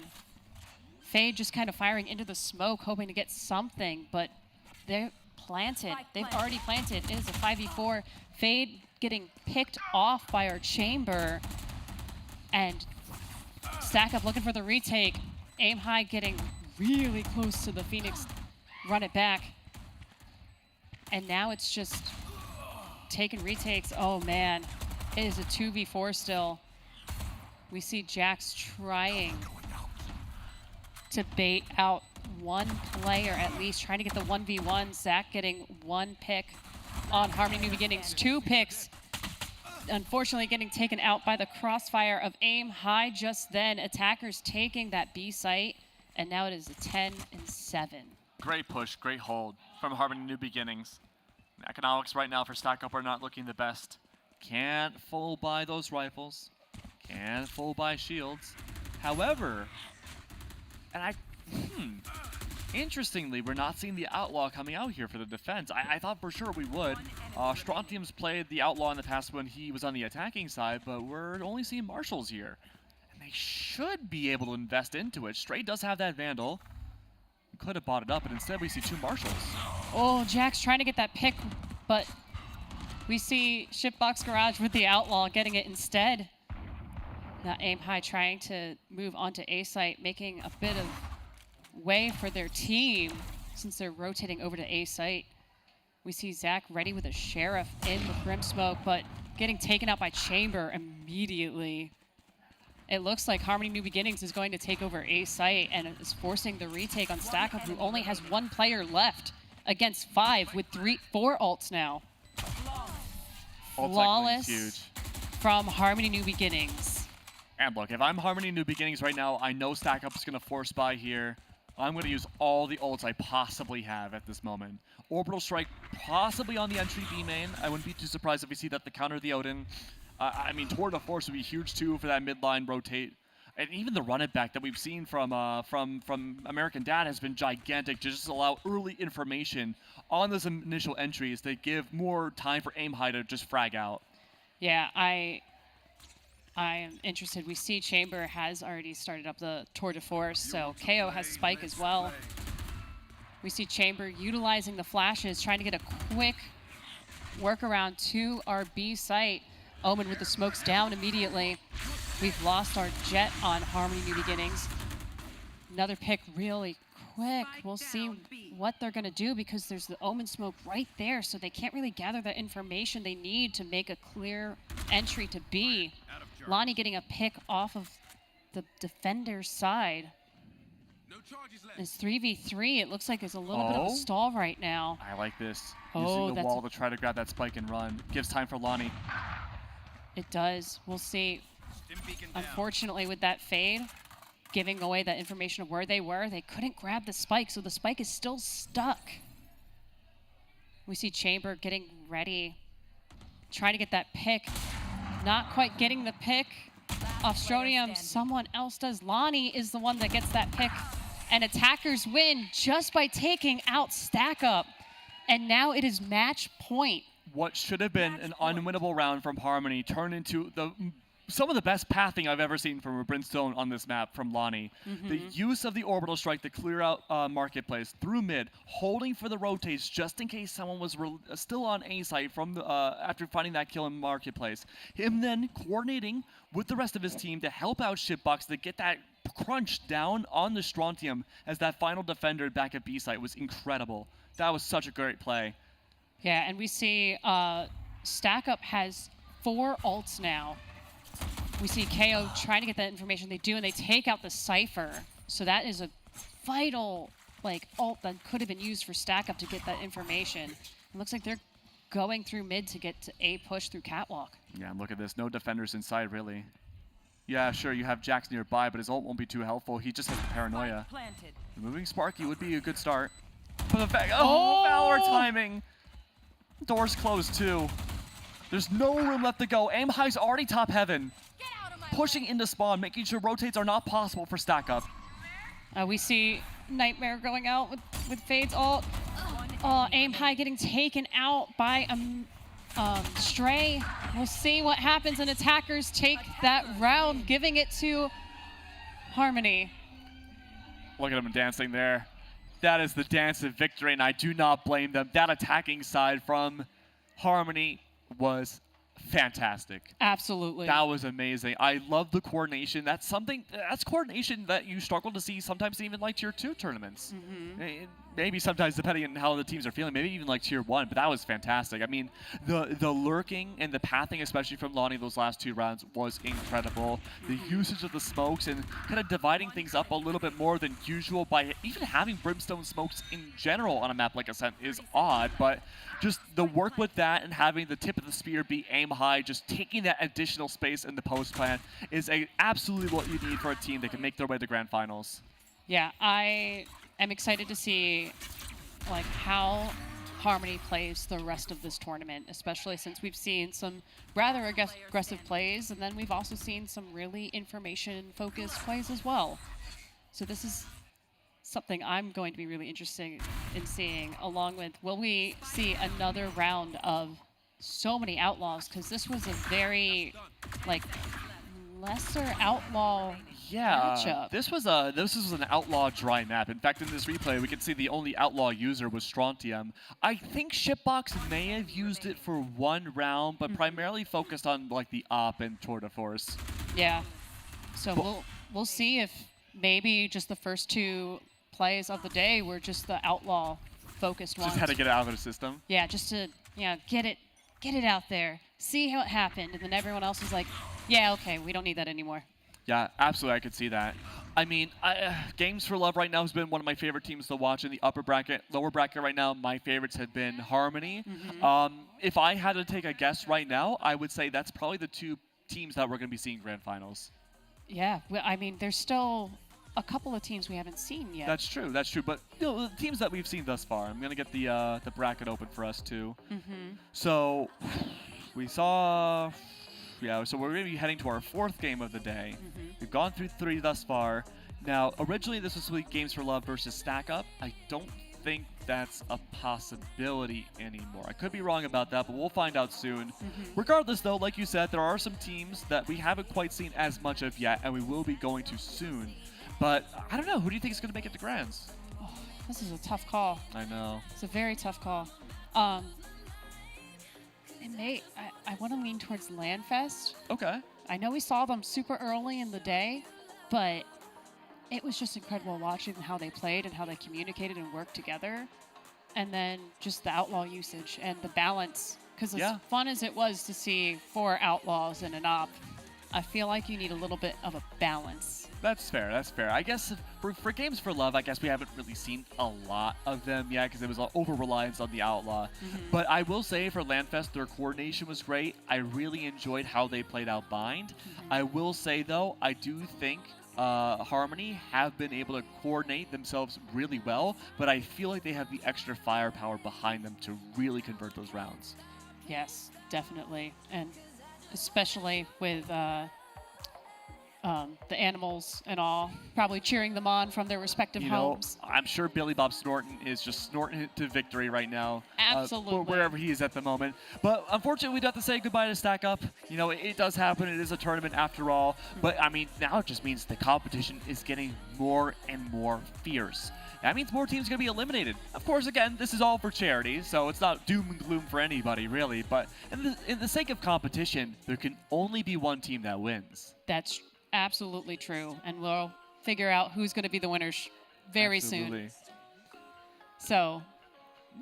But, you were a part of a charity, too, that's been around with Landfest for a long time, and that was 1,000 Dreams. Now, may not necessarily be here this time around, but I would love to hear about 1,000 Dreams. Absolutely. So 1,000 Dreams Fund is an organization that supports women and femme-identifying folks in a couple different spaces. So we are familiar with their Broadcast Her initiative, which I feel there's a couple folks here that have actually been grant winners. Besides myself, I have been fortunate enough not only to receive the Broadcast Her grant, but also the JBL Quantum Game Changers grant as well. Okay. But they also do like New Face of Tech, where it's like women trying to get into tech fields for college. There's some stuff with music and the arts. So it's an organization that just wants to empower women and femme folks in pursuing things that they are passionate about. And it's been absolutely wonderful, like meeting the different folks, because like even here, the folks who have been beneficiaries are absolutely wonderful and like truly just want to make gaming and their respective fields like one safe and fun and enjoyable for everyone. That's truly amazing.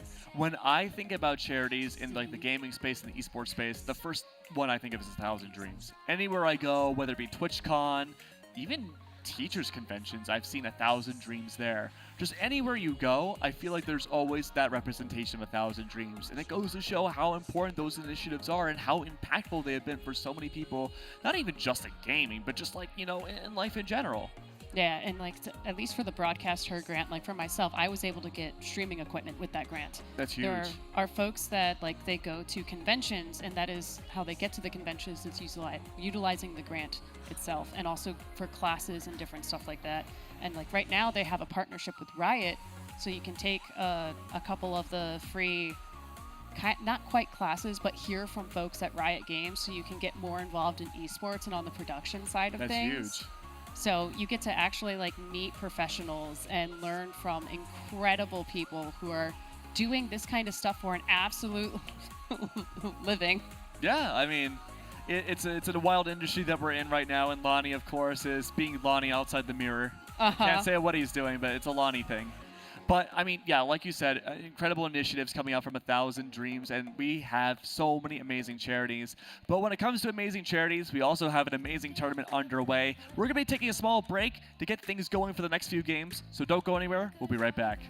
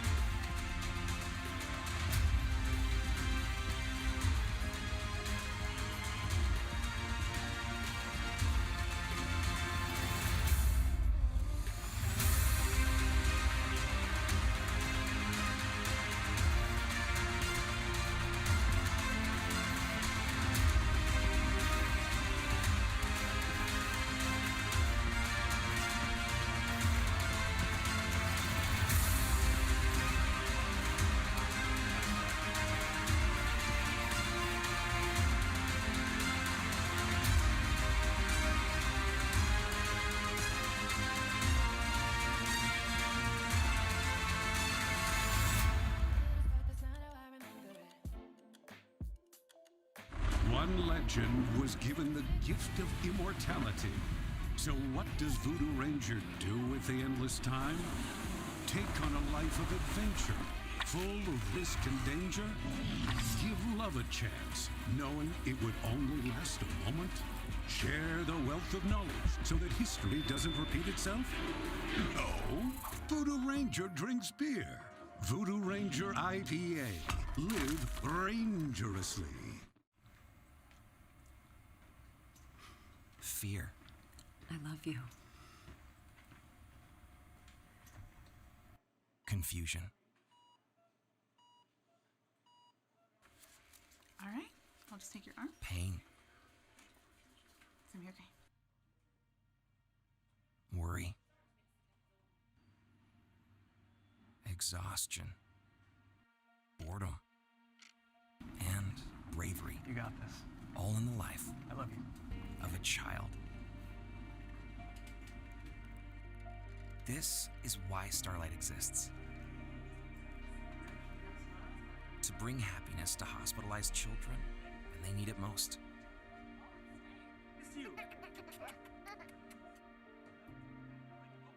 Because happiness matters.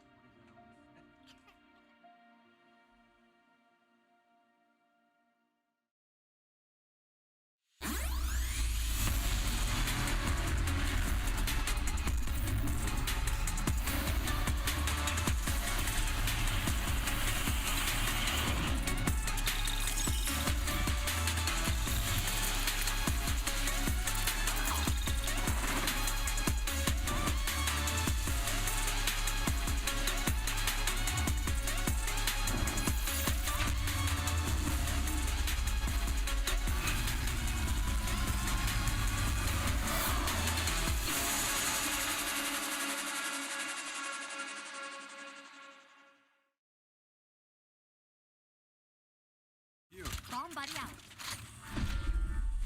One enemy remaining.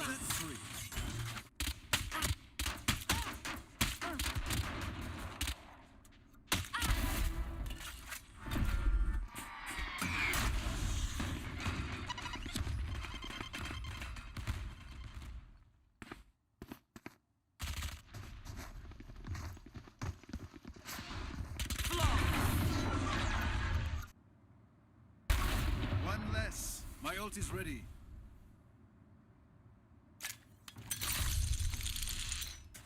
One enemy remaining. Spike down B.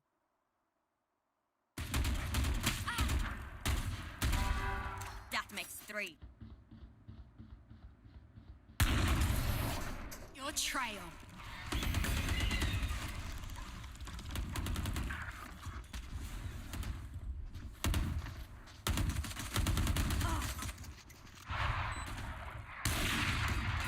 Teleport's broken. One enemy remaining.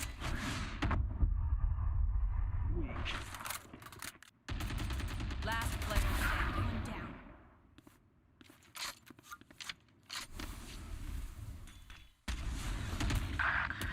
One enemy remaining. Spike down. I can't lose. You lose.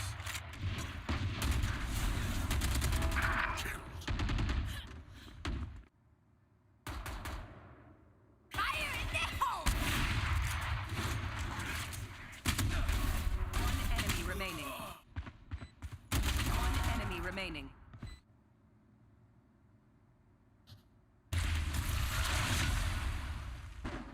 Pull out. Headshot.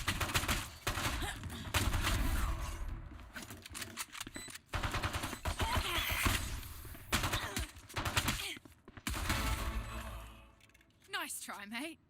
Blinding. Blind. One less. One enemy remaining. Spike out.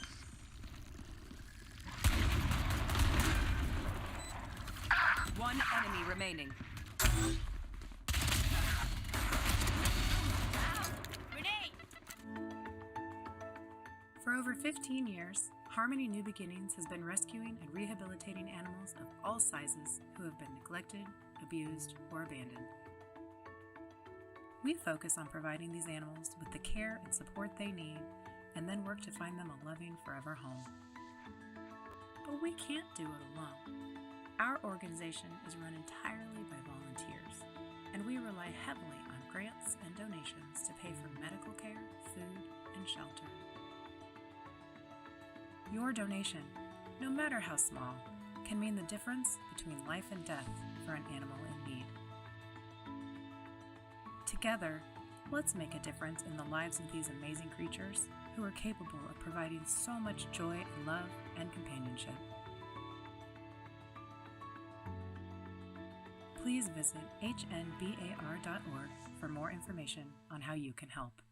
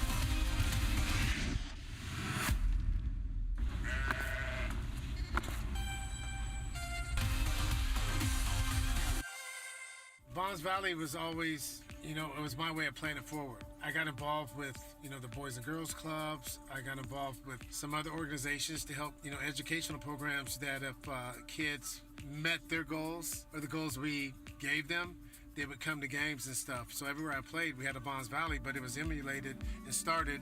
It was started in Milwaukee. It was emulated everywhere else, but the bleachers were always packed.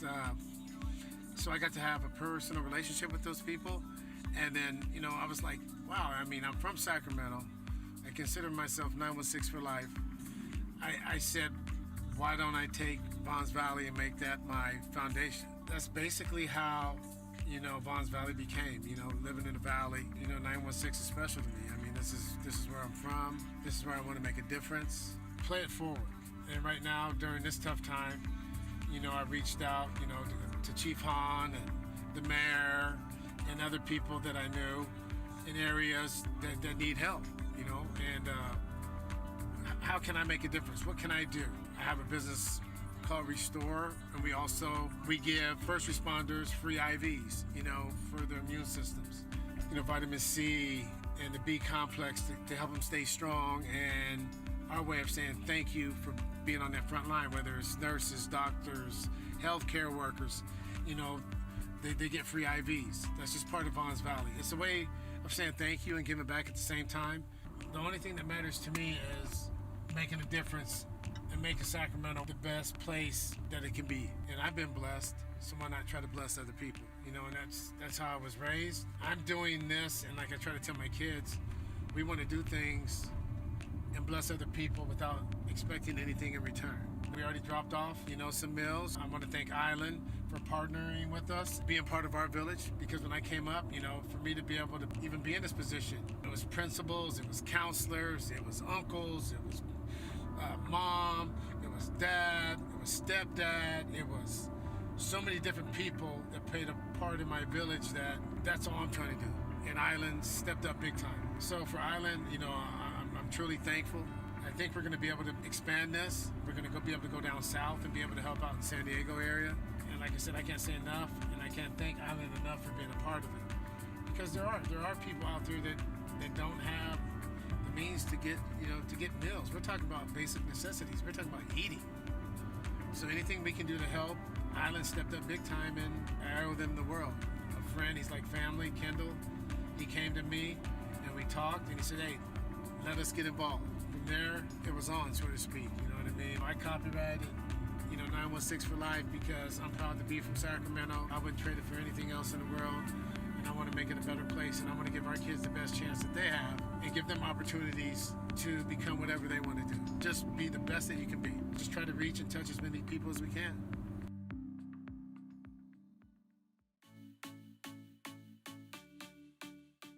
Hi, my name is Christy Garten, and I'm the founder of 1000 Dreams Fund, a national nonprofit dedicated to fueling the dreams of talented women in need.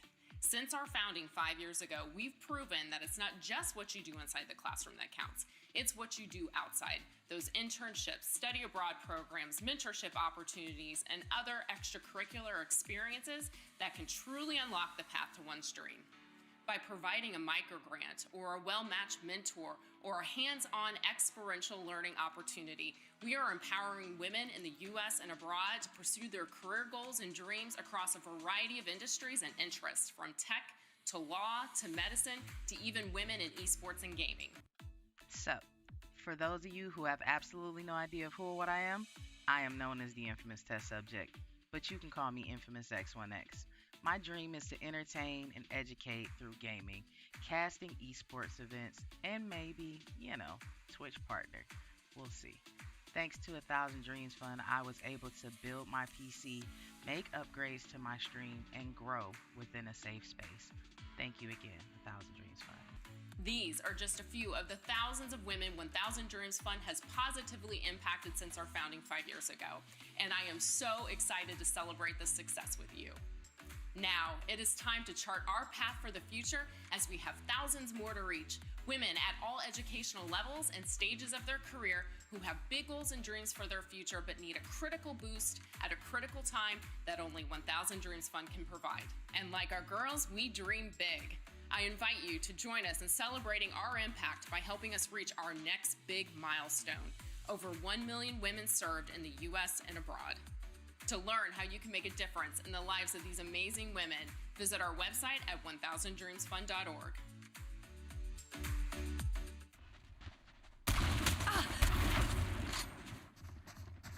10 seconds left. One enemy remaining. Flawless.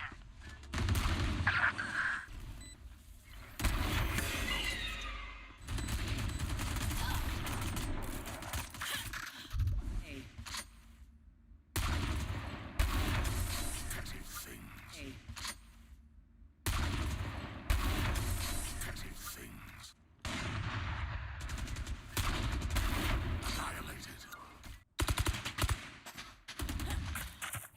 30 seconds left. One enemy remaining. Spike down B.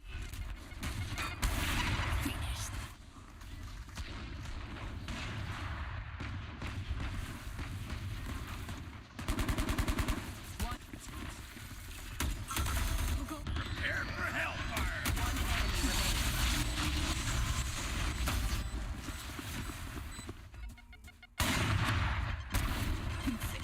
My ult's ready.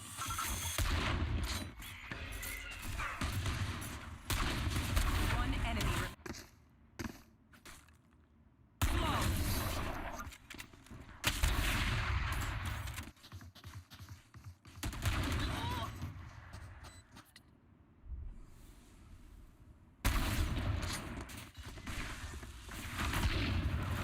One enemy remaining. Spike down A.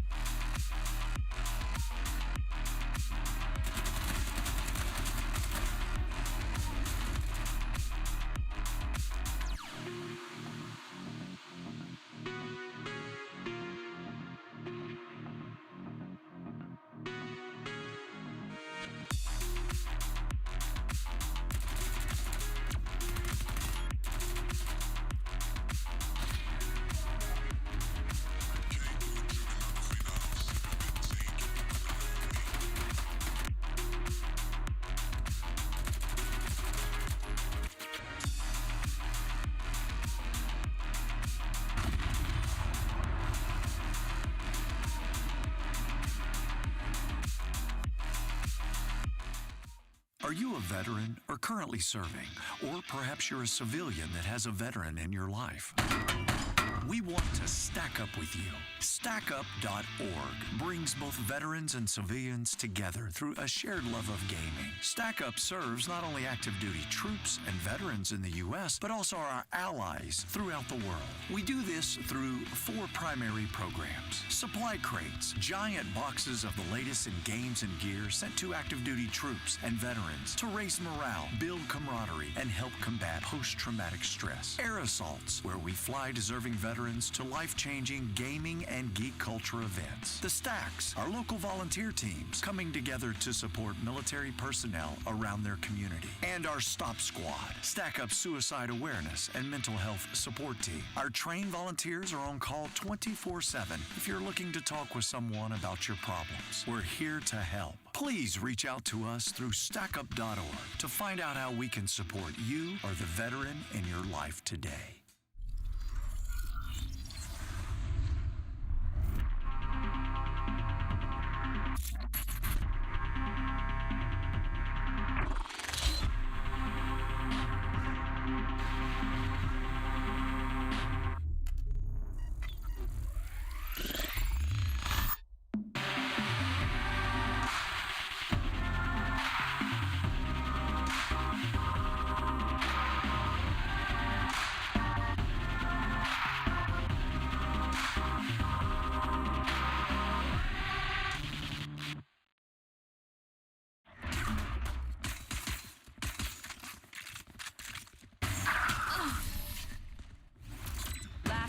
Standing. Thrifty.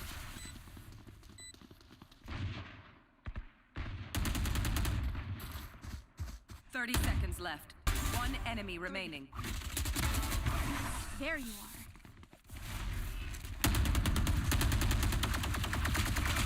Spike down A. 1 enemy remaining. 30 seconds left. Spike planted. Flashbang. Time to die. Don't make a fuss. Last player standing. Close.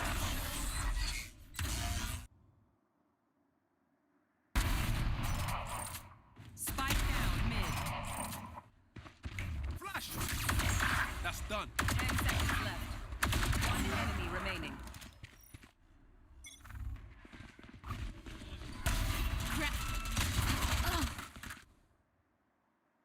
One enemy remaining. Flawless. Remaining.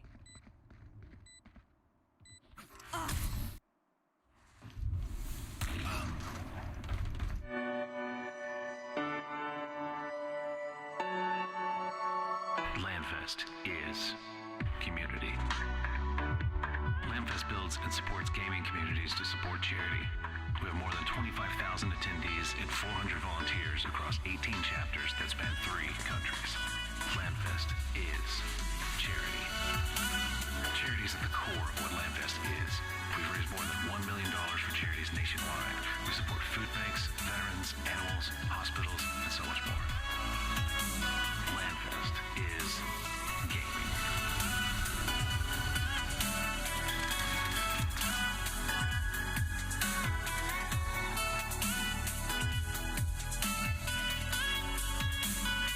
Come join LANFest.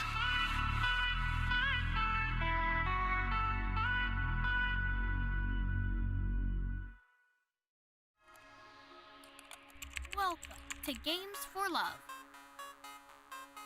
We're easing suffering, saving lives, and creating sustainable futures for children. Our goal is to let kids be kids in spite of their situations and sicknesses. Working with hospitals all over the world. And over the next 5 years, we are on a mission to positively impact the lives of 10 million kids. Best of all, you can join us in this movement by being a part of us. Get involved today by visiting us at gamesforlove.org.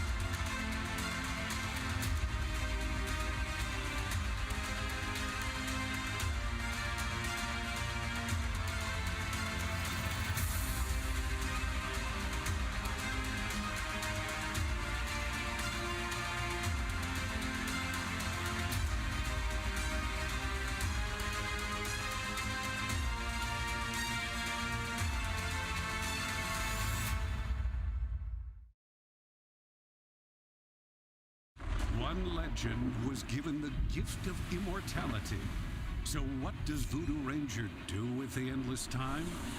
Take on a life of adventure, full of risk and danger? Give love a chance, knowing it would only last a moment? Share the wealth of knowledge so that history doesn't repeat itself? No. Voodoo Ranger drinks beer. Voodoo Ranger IPA. Live rangerously. Fear. I love you. Confusion. All right. I'll just take your arm. Pain. It's gonna be okay. Worry. Exhaustion. Boredom. And bravery. You got this. All in the life I love you. of a child. This is why Starlight exists. To bring happiness to hospitalized children when they need it most.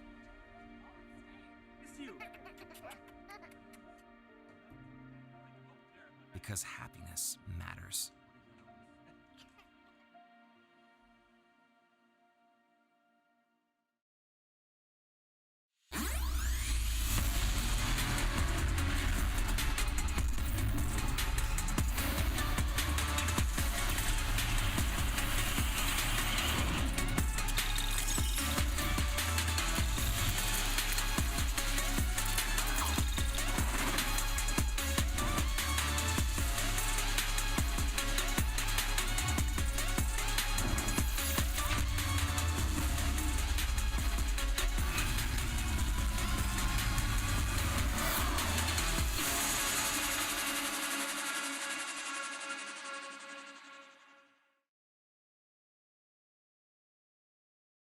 Bomb buddy out. One enemy remaining.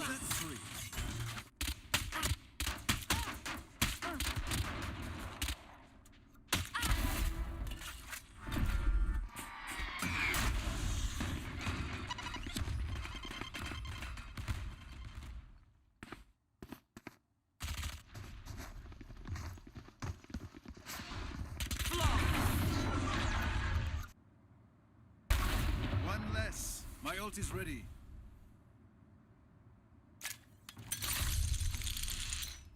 One enemy remaining. Spike down B.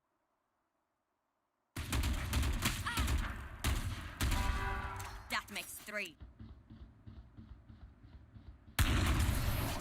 Your trail.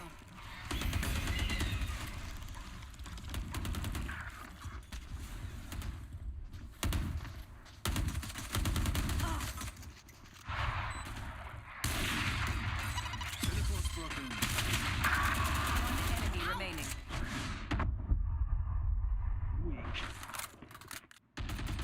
Last player standing. One down.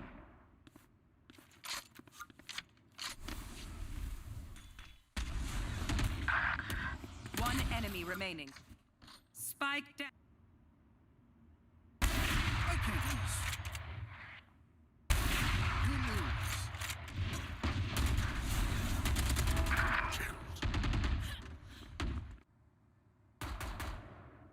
Fire in the hole! One enemy remaining. One enemy remaining.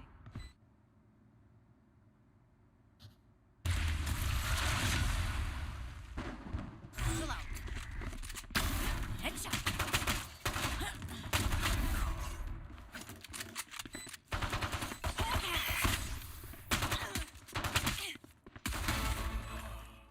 Nice try, mate. Blinding. Blind. One less. One enemy remaining. Spike out.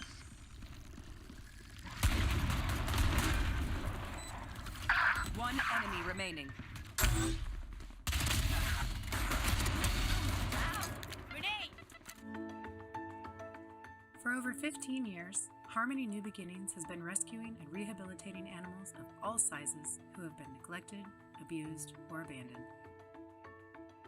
We focus on providing these animals with the care and support they need, and then work to find them a loving forever home. But we can't do it alone. Our organization is run entirely by volunteers, and we rely heavily on grants and donations to pay for medical care, food, and shelter. Your donation, no matter how small, can mean the difference between life and death for an animal in need. Together, let's make a difference in the lives of these amazing creatures who are capable of providing so much joy and love and companionship. Please visit hnbar.org for more information on how you can help.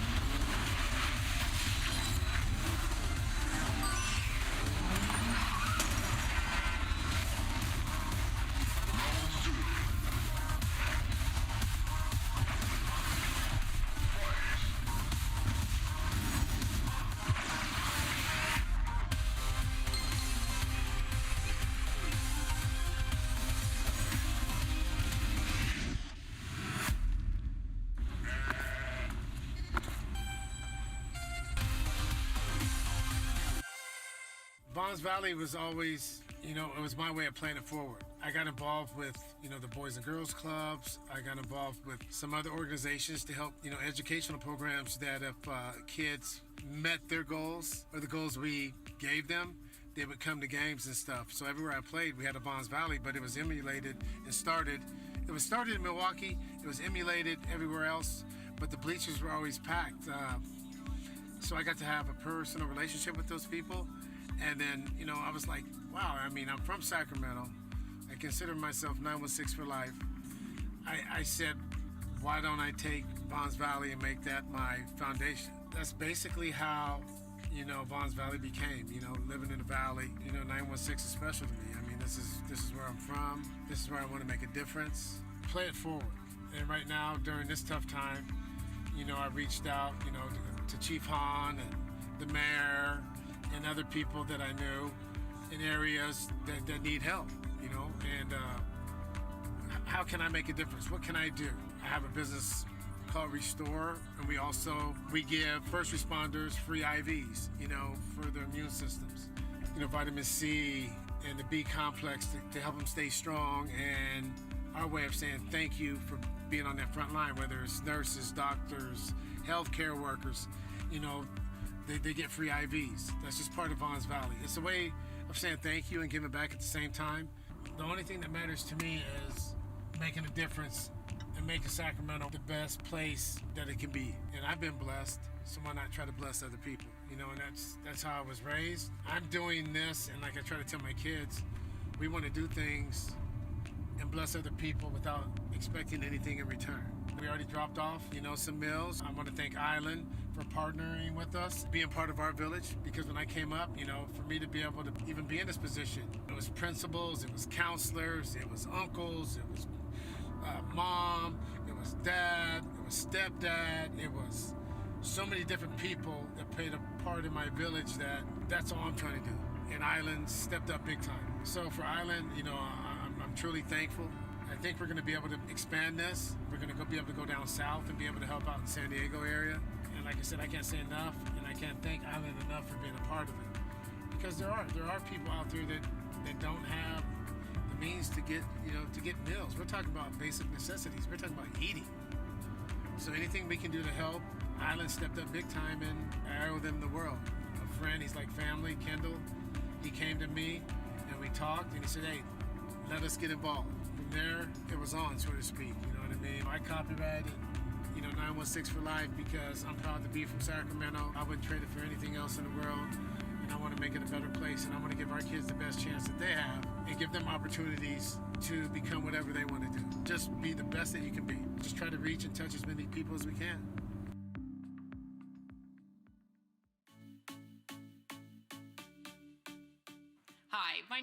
Christy Garten, and I'm the founder of 1000 Dreams Fund, a national nonprofit dedicated to fueling the dreams of talented women in need. Since our founding 5 years ago, we've proven that it's not just what you do inside the classroom that counts. It's what you do outside. Those internships, study abroad programs, mentorship opportunities, and other extracurricular experiences that can truly unlock the path to one's dream. By providing a microgrant or a well-matched mentor or a hands-on experiential learning opportunity, we are empowering women in the U.S. and abroad to pursue their career goals and dreams across a variety of industries and interests, from tech to law to medicine to even women in esports and gaming.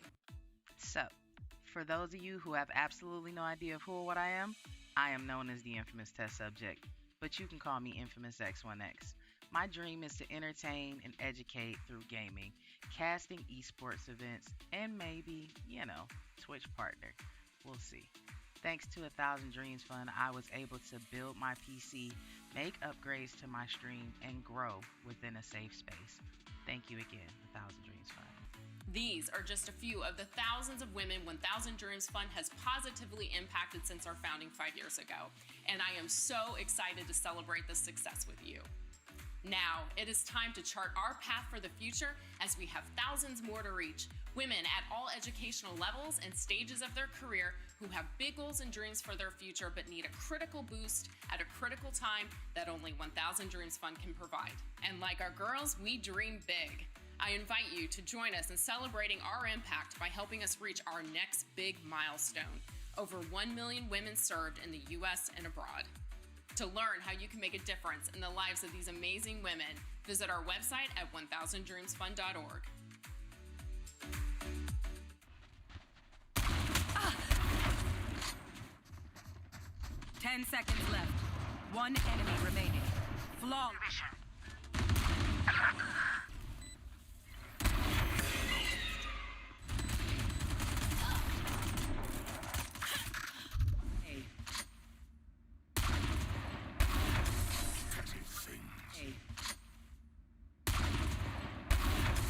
Petty things.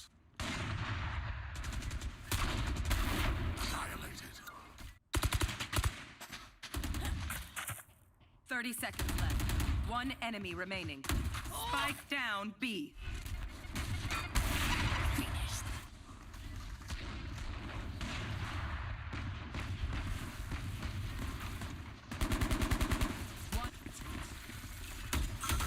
Prepare for hellfire. One enemy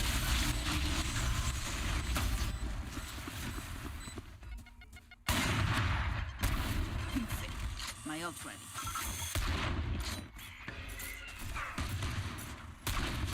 One enemy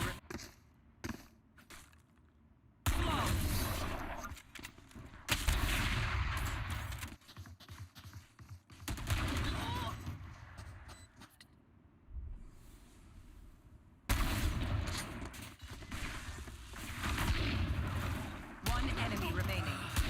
Spike down A. 10 seconds left. One enemy remaining. That's 3. One enemy remaining.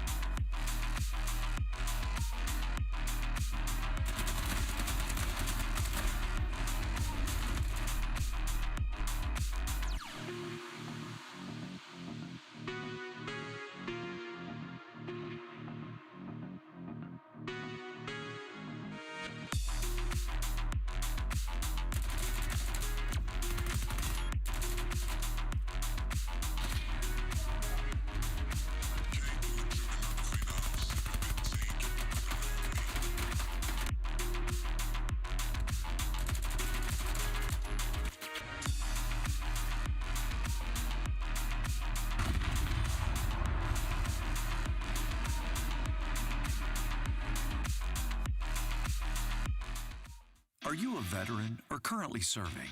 Or perhaps you're a civilian that has a veteran in your life?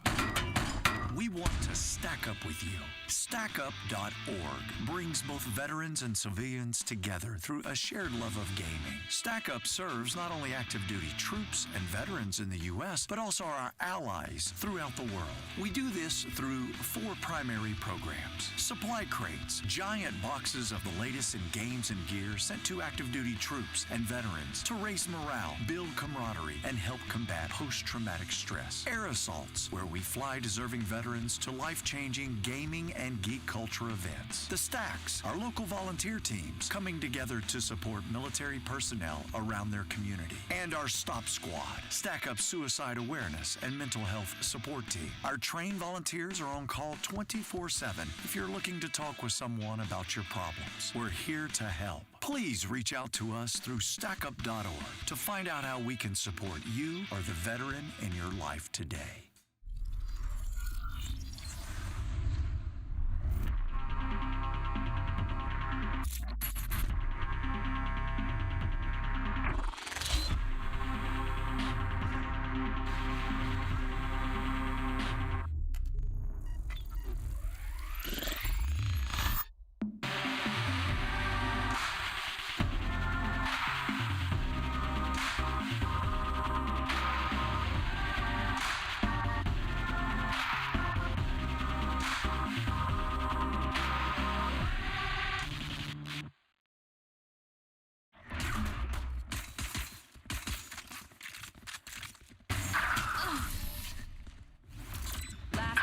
Standing. Thrifty.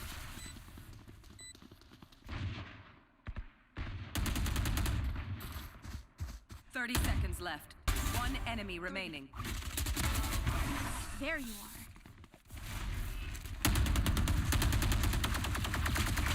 Spike down A. 1 enemy remaining. 30 seconds left. Spike planted. Flashbang. Time to die. Don't make a fuss. Last player standing. Close.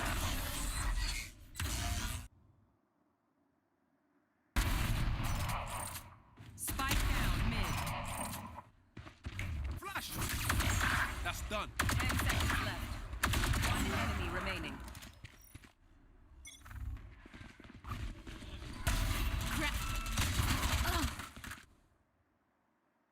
One enemy remaining. Flawless. Remaining.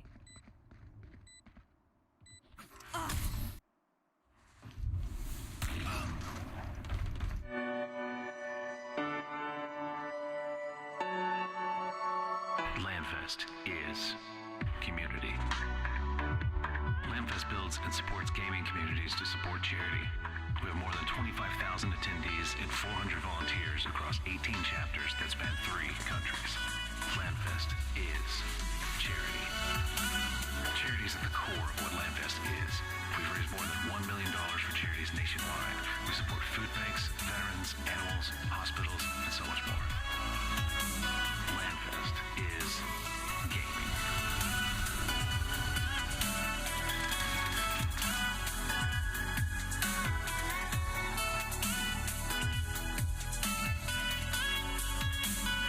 Come join Landfest.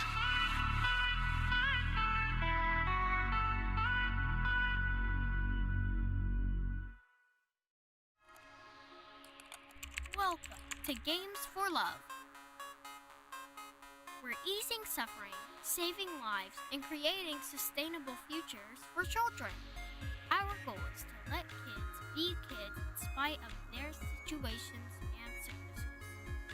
Working with hospitals all over the world.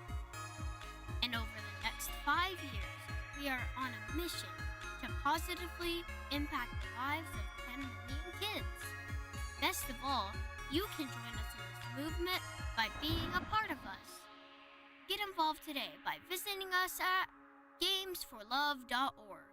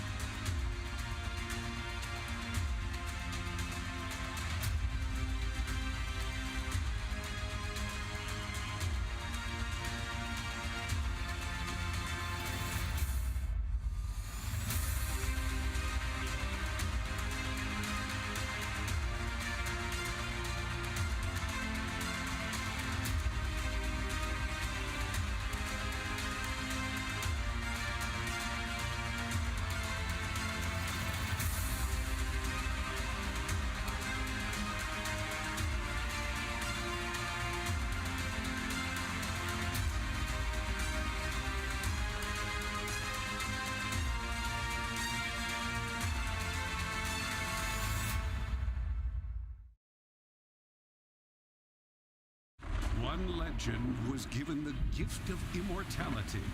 So what does Voodoo Ranger do with the endless time? Take on a life of adventure, full of risk and danger? Give love a chance, knowing it would only last a moment? Share the wealth of knowledge so that history doesn't repeat itself? No. Voodoo Ranger drinks beer. Voodoo Ranger IPA. Live rangerously. Fear. I love you. Confusion. All right. I'll just take your arm. Pain. It's gonna be okay. Worry. Exhaustion. Boredom. And bravery. You got this. All in the life I love you. of a child. This is why Starlight exists. To bring happiness to hospitalized children when they need it most.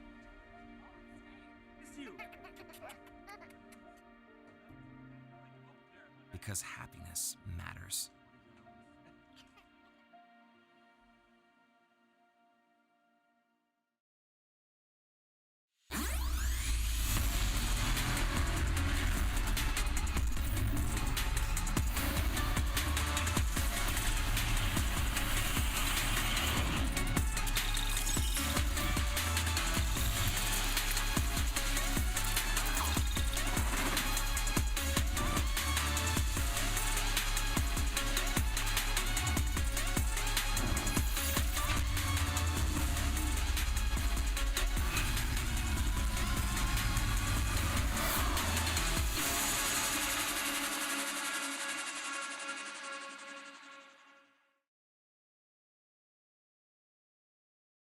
Bomb buddy out.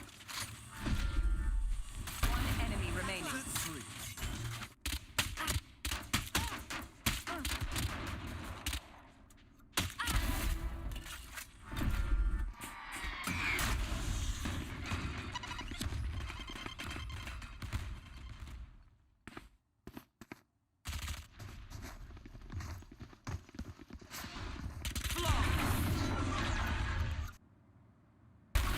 One less. My ult is ready.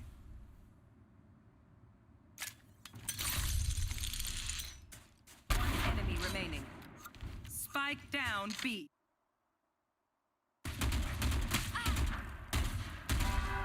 That makes 3. Your trail.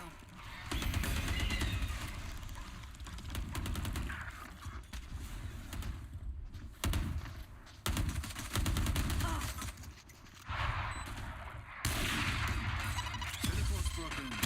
One enemy remaining.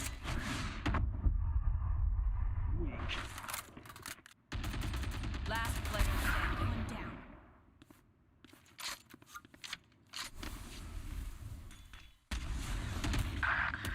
One enemy remaining. Spike down. I can't lose. You lose.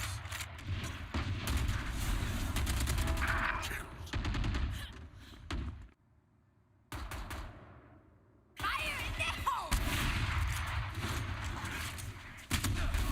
One enemy remaining.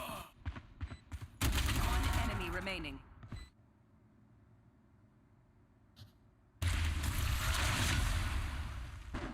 Pull out. Headshot.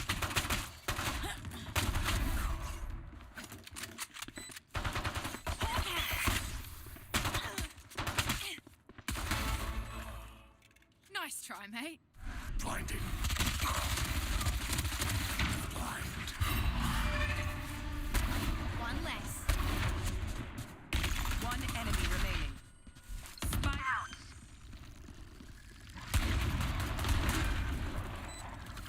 One enemy remaining. Grenade! For over 15 years, Harmony New Beginnings has been rescuing and rehabilitating animals of all sizes who have been neglected, abused, or abandoned. We focus on providing these animals with the care and support they need, and then work to find them a loving forever home. But we can't do it alone. Our organization is run entirely by volunteers, and we rely heavily on grants and donations to pay for medical care, food, and shelter. Your donation, no matter how small, can mean the difference between life and death for an animal in need. Together, let's make a difference in the lives of these amazing creatures who are capable of providing so much joy and love and companionship. Please visit hnbar.org for more information on how you can help.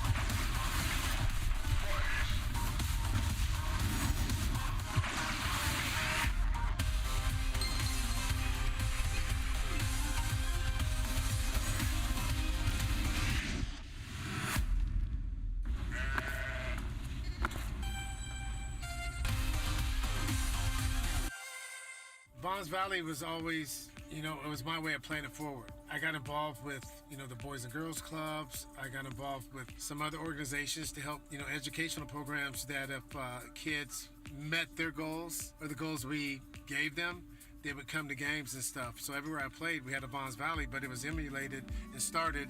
It was started in Milwaukee. It was emulated everywhere else, but the bleachers were always packed. So I got to have a personal relationship with those people. And then, I was like, wow, I'm from Sacramento. I consider myself 916 for life.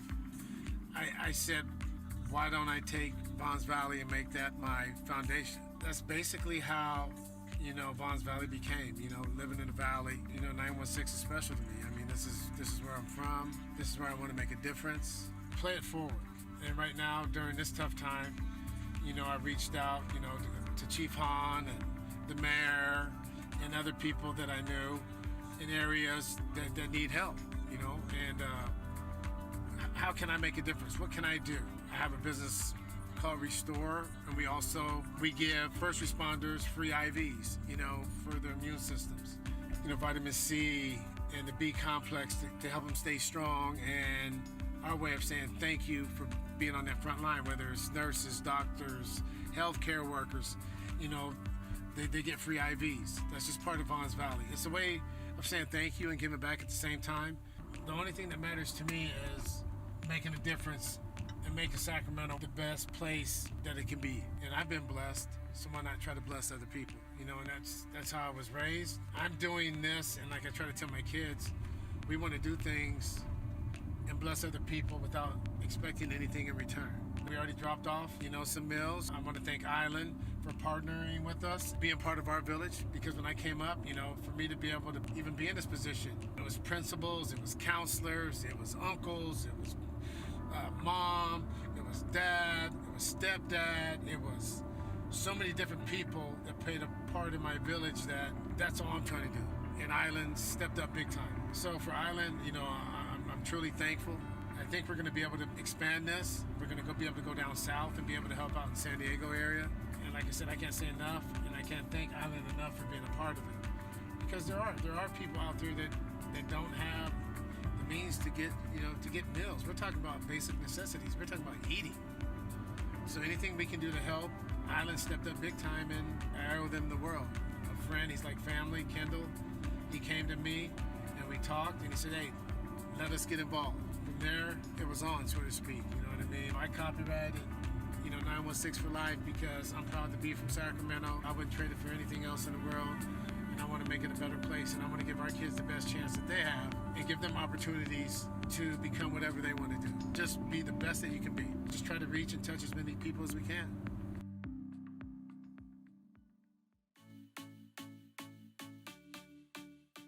Hi, my name is Christy Garten, and I'm the founder of 1000 Dreams Fund, a national nonprofit dedicated to fueling the dreams of talented women in need. Since our founding 5 years ago, we've proven that it's not just what you do inside the classroom that counts. It's what you do outside.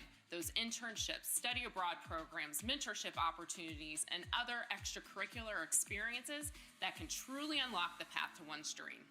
By providing a microgrant or a well-matched mentor or a hands-on experiential learning opportunity, we are empowering women in the U.S. and abroad to pursue their career goals and dreams across a variety of industries and interests, from tech to law to medicine to even women in esports and gaming.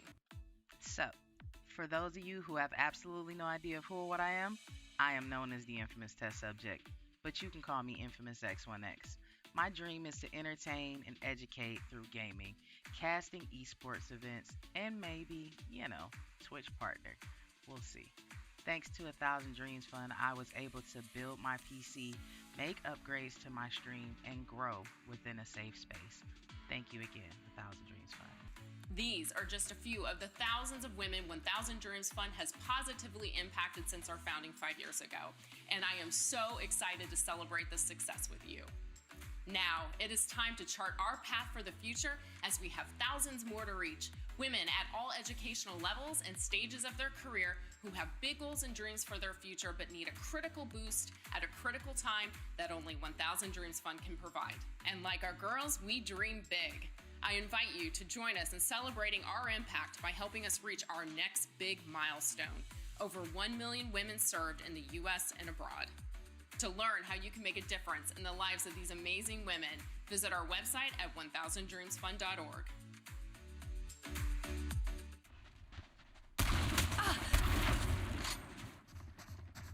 10 seconds left. One enemy remaining. Flawless.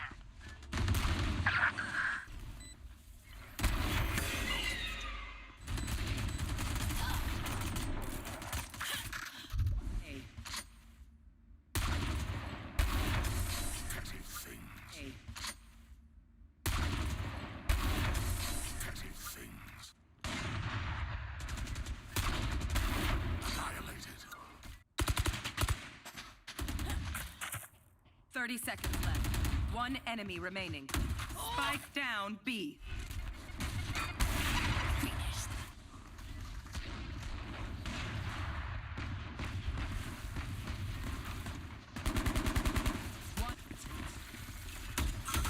Prepare for hellfire.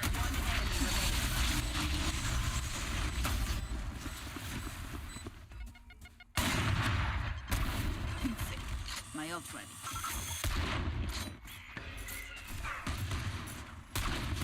One enemy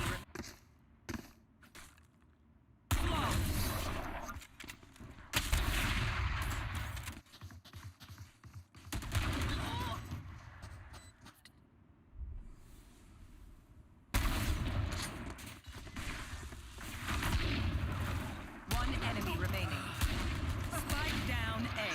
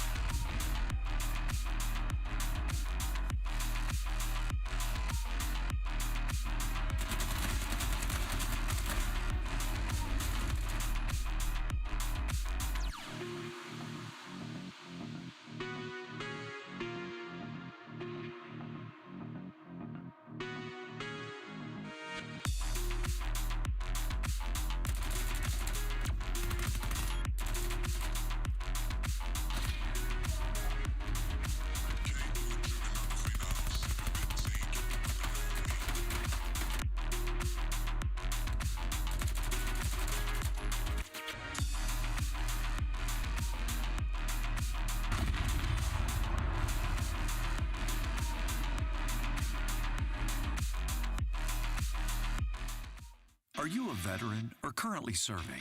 Or perhaps you're a civilian that has a veteran in your life?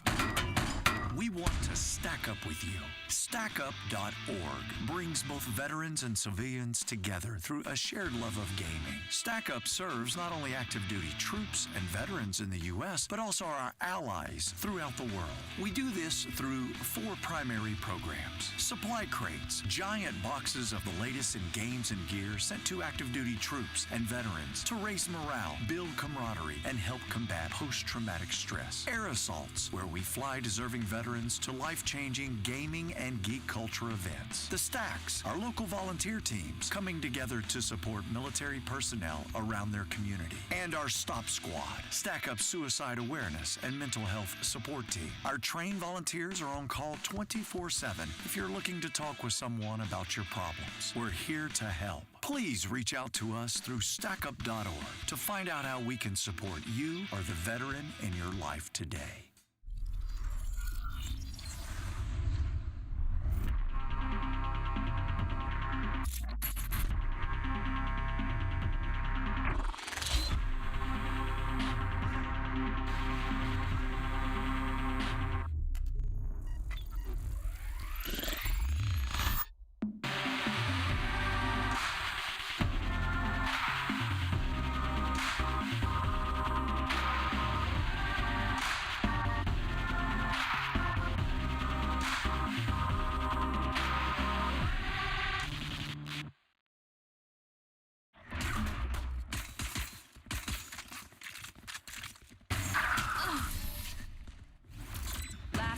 Standing.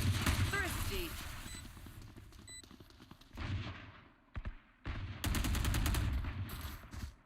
"30 seconds left.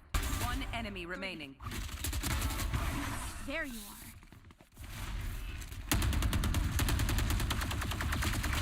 Spike down A. 1 enemy remaining. 30 seconds left. Spike planted. Flashbang. Time to die. Don't make a fuss. Last player standing. Close.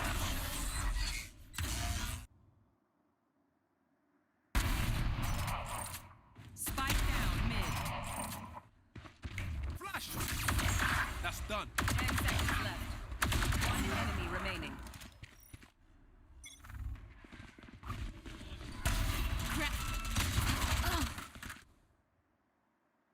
One enemy remaining. Flawless. Remaining.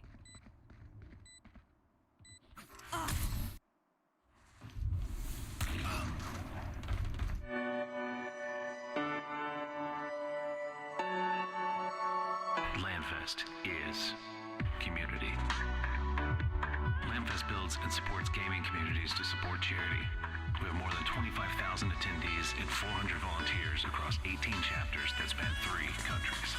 LandFest is charity. Charity is at the core of what LandFest is.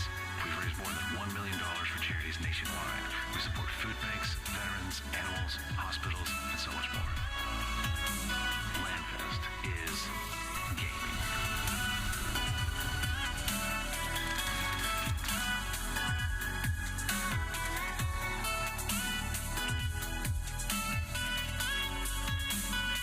Come join LandFest.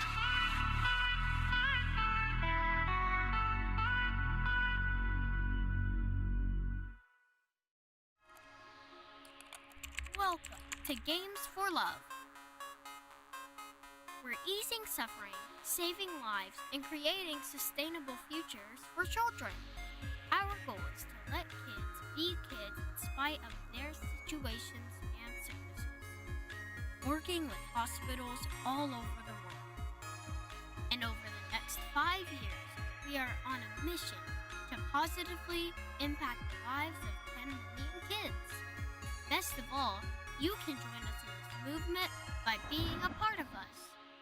Get involved today by visiting us at gamesforlove.org.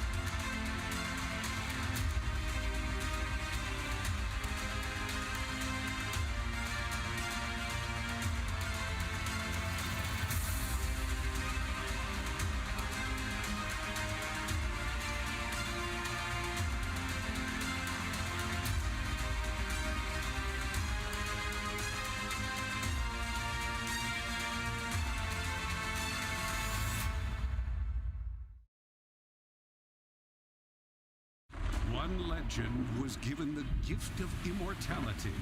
So what does Voodoo Ranger do with the endless time? Take on a life of adventure, full of risk and danger?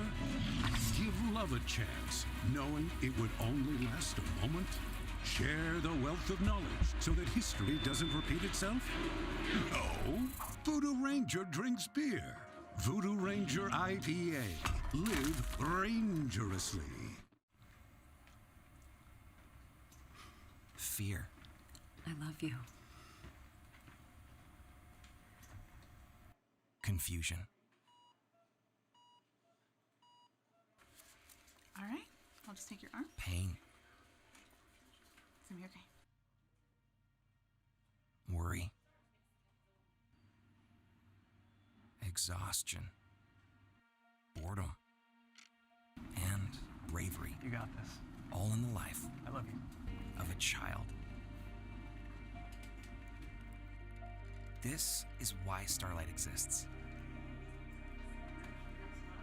To bring happiness to hospitalized children when they need it most.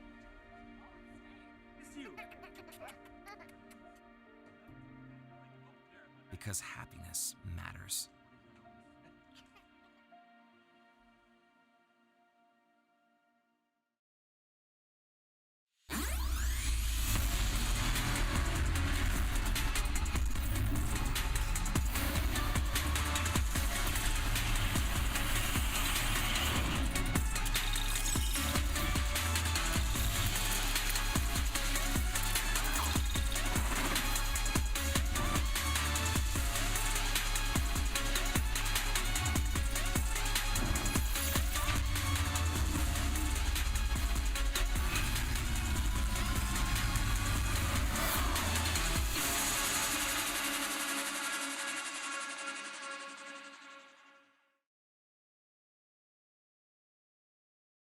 Bomb buddy out.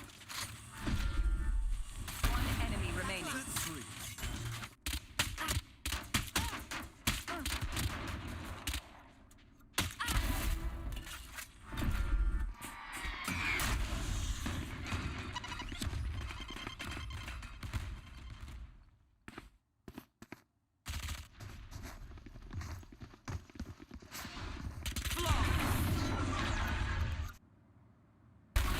One less. My ult is ready.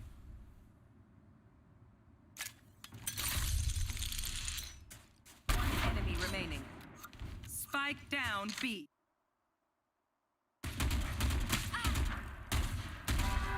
That makes 3. Your trail.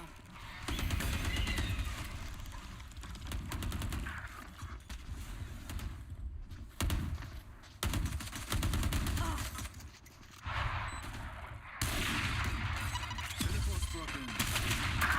One enemy remaining.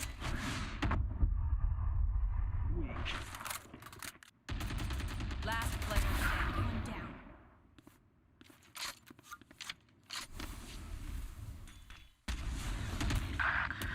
One enemy remaining. Spike down. I can't lose.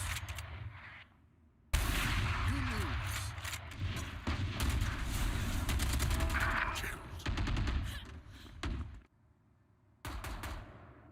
Fire in the hole! One enemy remaining. One enemy remaining.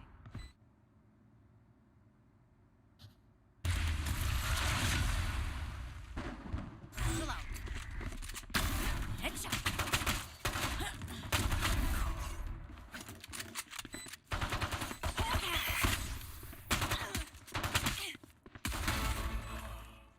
Nice try, mate.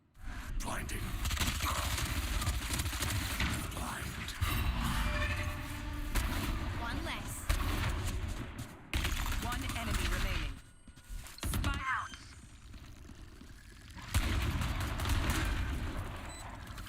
One enemy remaining. Grenade! For over 15 years, Harmony New Beginnings has been rescuing and rehabilitating animals of all sizes who have been neglected, abused, or abandoned. We focus on providing these animals with the care and support they need, and then work to find them a loving forever home. But we can't do it alone. Our organization is run entirely by volunteers, and we rely heavily on grants and donations to pay for medical care, food, and shelter. Your donation, no matter how small, can mean the difference between life and death for an animal in need. Together, let's make a difference in the lives of these amazing creatures who are capable of providing so much joy and love and companionship. Please visit hnbar.org for more information on how you can help.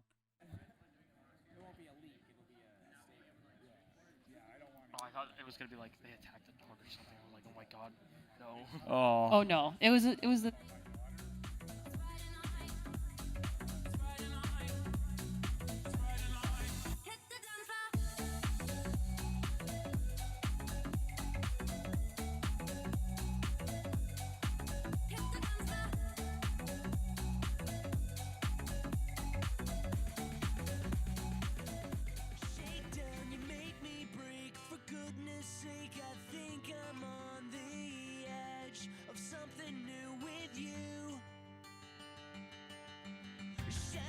Don't drown the sound, I'll drown you out. You'll never scream so loud as I wanna scream with you.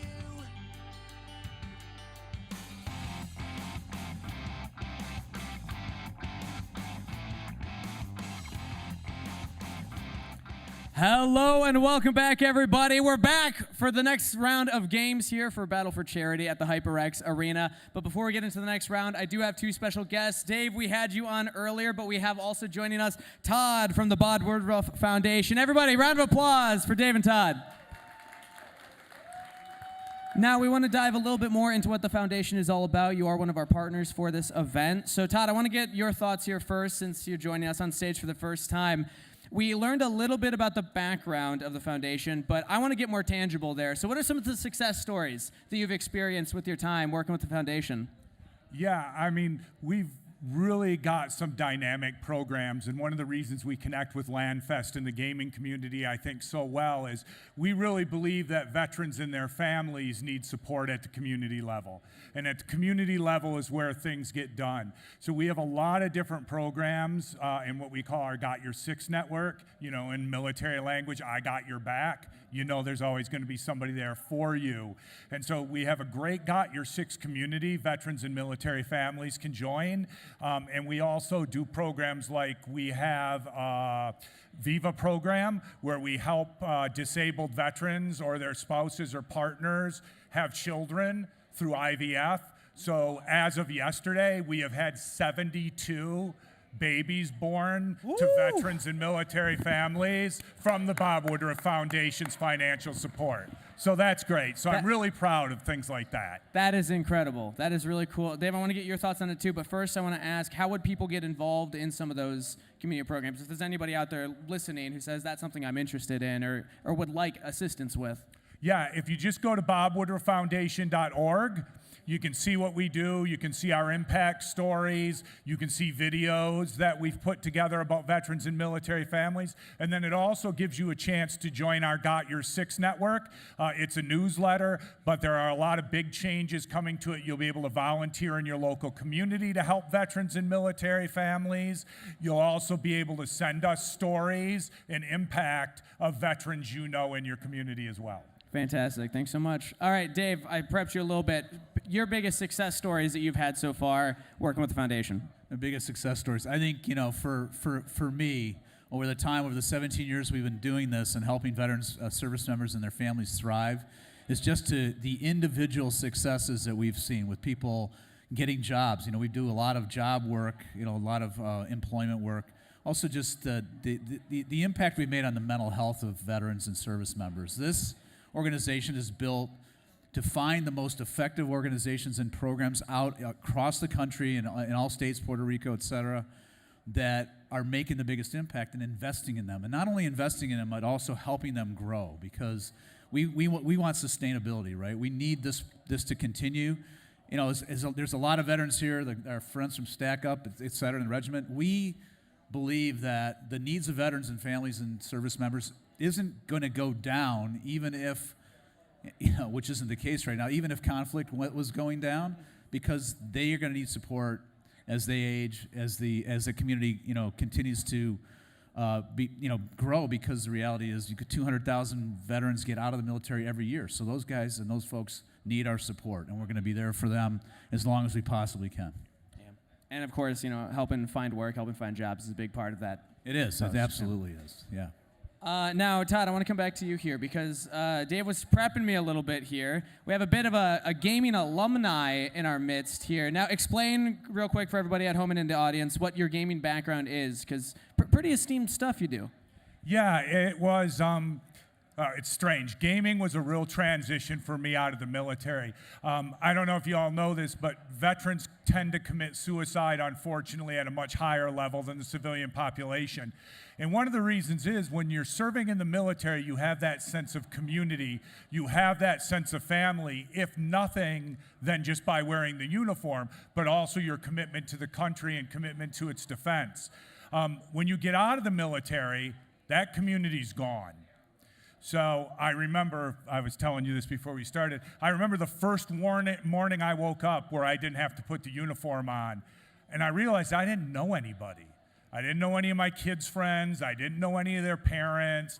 I was always working, and there was a huge void in my life around community and togetherness. And I found it in online gaming. Realistic first shooter games for me. Everybody, I'm going back 30-some years. So things like Operation... This ain't your Call of Duty. Yeah, this ain't Call of Duty. Operation Flashpoint, Armed Assault, and things like that. I was able to join and play with veterans. It didn't look like this, but we had monthly tournaments. We had yearly tournaments. And that sense of community and togetherness made a huge difference in my life. And I can see the same look on everybody's face here as well. And because you have a background like that, and you've seen gaming and esports grow from when you were participating in it to right now, how do you see philanthropy and esports and events like this partnering in the future, you know, in this event and events beyond? How do you see that relationship growing and evolving? Yeah, I think, you know, the generation that games gets a bad rap, right? Like, I just want to sit in my apartment or my house all day and play games. They don't. They want to give too. There's a sense of giving that everybody gets. It doesn't matter who you are, how you were raised, or where you're from. Everybody feels better if they're helping somebody. And I think there's a lot of potential in gaming to raise money for the veterans and military families who have served our country so brilliantly. And so this is just a beginning for us. And one of the things we want to do through that Got Your Six network I mentioned is start to form veteran and military family and even active duty gaming communities throughout the country. So the goal this year would be to create 15 or 20 veterans teams, and then every year more, and maybe next year there'll be 15 or 20 teams on stage, and 6 or 7 of them will be veterans like Stack Up. That'd be fantastic. We'll see if we can scale with you there. Dave, final question for you here before we get ready for the rest of the games. Any message to the community, either your community, that has supported so far, or those that are interested in getting involved as to the importance of the program? Yeah, as I said, I think everybody in this country, only 1% of the country serves. 99% of us don't serve.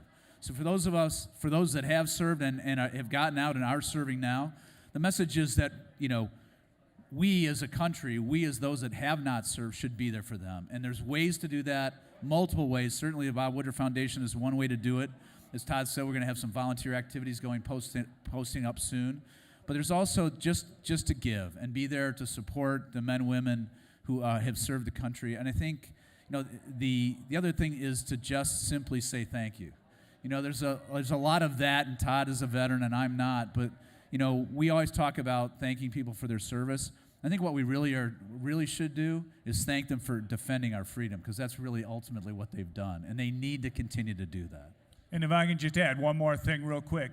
If you're out there and you want to get in on the gaming community, gaming@bobwoodrufffoundation.org is our email. We are going to be forming teams. We are going to be funding teams. We're going to be doing some giveaways, some headsets, some chairs, some gaming equipment. So send us an email or go to our website and register for the Got Your Six Network, and we're going to do some big things this year and next year, hopefully with LandFest, because we love their message of healthy communities and working together to make our communities stronger. Fantastic message. Thank you so much, Todd. Thank you so much, Dave. Round Thanks, of applause for both of them.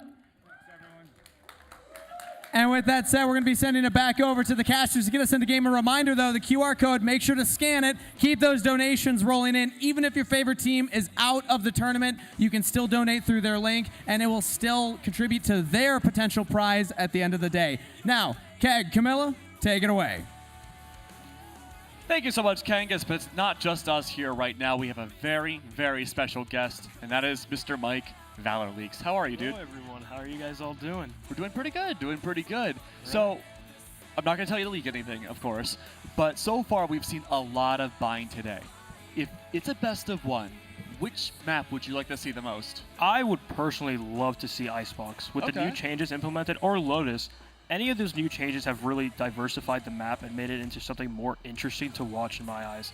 Now you have for Icebox, up ramp, you can look down into mid, and also you basically cut off an entry into B with the new boxes being entered right next to kitchen. With Lotus, I mean, just how C-Site has changed really does affect how play is. You don't have that middle alleyway area anymore. You got to figure out something else. So it's really, really interesting to see. I was half expecting you to say the brand new map name. Yeah, we're not there yet. Maybe for grand finals. But no, I think you're completely right. I think the changes for Icebox and Lotus have been really interesting. I can't say I'm too surprised that teams have opted not to play into it yet, especially because the last time a lot of teams played Icebox was like open quals last year, and it was so long ago. But the C-side changes on Lotus have been fantastic. I really love how instead of being kind of not overwhelmingly attacker-sided, but very attacker-sided at times professional games would be for Lotus. I like how there's more deeper corners for crossfire potential that defenders can rely on now. No, I mean, absolutely. I mean, the way the map has changed really does make it feel like a new map to a certain degree. But with everything that's changed, and with the new gun in play, the Outlaw, everything in the game feels like it's pretty much evolution, like it became an evolution, it's just changed. I mean, Camilla, speaking of evolution and Outlaws, right? How many do you think we're going to see in this next matchup? So we have LandFest back out, and we also have Games for Love. And LandFest, we saw earlier with Bind, and a lot of good Outlaw plays. Yeah. I'm going to be a little disappointed if we see Bind again, because I, too, really want to see Icebox. Yeah. Well, let me tell you something. It is another B-word map. It's the opposite of Icebox, and we have LandFest defending first. It's going to be Breeze as our first and only map for the Winners Finals. Oh. Wow. So, if we thought Bind was going to have a lot of Outlaws, I'm expecting pretty much every round to be 10 out of 10 Outlaws across the board. Yeah, I mean, Breeze is a map and a half. And I mean, that got to changes a while back, but I mean, Breeze as just a map with B site being so open and then A site being these pillars in the middle that you have to really play around. It's just a great map overall. Yeah. Oh man, but I mean, look, we know the set pieces so far. We know LandFest is defending first. Camilla, I want to ask you, who do you think is going to win? Oh. I know it's a tough one now. This is so tough to decide. Because they're defending first. It may be LandFest. I'm not entirely confident this time. Okay. I feel like we're going to have another ping pong back and forth match, especially since, it's winners bracket. And on top of that, we have Breeze, which with the changes, I feel like if folks at least have been practicing on it, it's going to be some really good play. Okay. So we're locking you in for LandFest? No, I can't. I'm too conflicted. I feel like it's just going to be back Everyone's and forth. conflicted. Okay, you know what? We have our arbiter? The man in the middle, the negotiator? Oh, yeah. Who do you think is going to win? You could be the Honestly, to be honest, I'm a little bit biased, but I got some friends on Games for Love, so that's where I'm going for. Okay. Okay. Well, I'll definitively say that Landfest is going to win this one. I really enjoyed their coordination when they played on Bind. Yes, Games for Love had a really flashy game. They were able to have our only flawless game thus far. However, I do think there is a lot more hero plays that come out from their team. And as long as Baron and company, Cute Noob, Emily can all keep the ship together and they don't get tilted, they can just keep the vibes up, I honestly think this will be not only a ping pong game, but I think this could be in their favor. Absolutely, and I see Shiro is back on Neon right now. And there's a little bit of a change. I see Ash is playing Viper as the controller. And historically, Ash does play a lot of controller plays, but we talked about this way back even in the green room that we know that Cute Noob likes to play smokes at times. We know Ash loves to play smokes. Traditionally on FlyQuest, Emily plays a lot of smoke potential as well, but even in the Trailblazer series, when Emlo preferred to play smokes over Emily, she was the one that would play more of the divisive flex agents like Jett. Yeah, and also we have our first, oh my goodness, Gecko out today. Yeah, that's interesting. On the stage, which works perfectly. Yeah, I mean, I absolutely love Gecko, but I'm seeing this Yoru pick, and I have never been so excited before. I love Yoru and Gecko as agents completely. They're my favorites. Okay. And just seeing them at play, especially Yoru on Breeze, is actually something I like to run in Premiere, just as like a fun little thing to do. But although Yoru is kind of made fun of sometimes and isn't picked often, truly, I think that he has a very high skill ceiling, and if used properly, if Keo does this right, I think we can see a great match here. Absolutely, and to expand off your point before we get started, I think Yoru is meta on this map. His entry ability off of his dimensional drift on A side is huge. It looks like we're having some action immediately with a rush over onto A site by Games for Love. We see the Viper wall or Harbor wall splitting A, so that way they can have some protection from the backside of the spot. Oh man, the lunch is hitting me right now. The crab, the shrimp, right? The big towers. Oh yeah. Are you team crab or team shrimp? Shrimp. Yeah, oh, I'm team crab. So we get Harbor with a pick off of our Viper player. Another one, and that is a flawless round going to the attackers first, who were really aggressive that round. Yeah, I mean, that was perfect. I mean, you saw instantly the two, now 3 kills in total with the Yoru. And I mean, now we see their buy. Here it comes again. We're seeing the Outlaw once again coming in play, and was the second round. The gun is truly something different, for sure. Yeah, I'm really curious to see what the mobility that Yoru can bring out. I mean, sure, not as much as Neon, but I'm curious to see what kind of mobility Keo can find with his, traditionally flashy content creator type plays with the Outlaw here. I mean, who knows? Maybe we'll see this in the next Twitter clip. Yeah, I mean, they're entering into A here once again, it seems, and I mean, we see Alert coming up. And we can see, and there's one there for Keo right there, taking out Mel right there in mid. So, I mean, the Outlaw truly makes it a 50-50, I think, overall. Oh, I agree. And that's a player you don't want to lose. Emily, the player with the most pro experience in this lobby right now, the first to fall, that's going to be so tough for Landfest to retake. Yeah, we already have Spike dropping on A site, so it's just making sure that folks are able to keep it. But now we have a little bit of time. 2 left for Landfest against 4. Now it's 1v4, but immediately out. Attackers taking this one again. How many kills does Keo have now, Mike?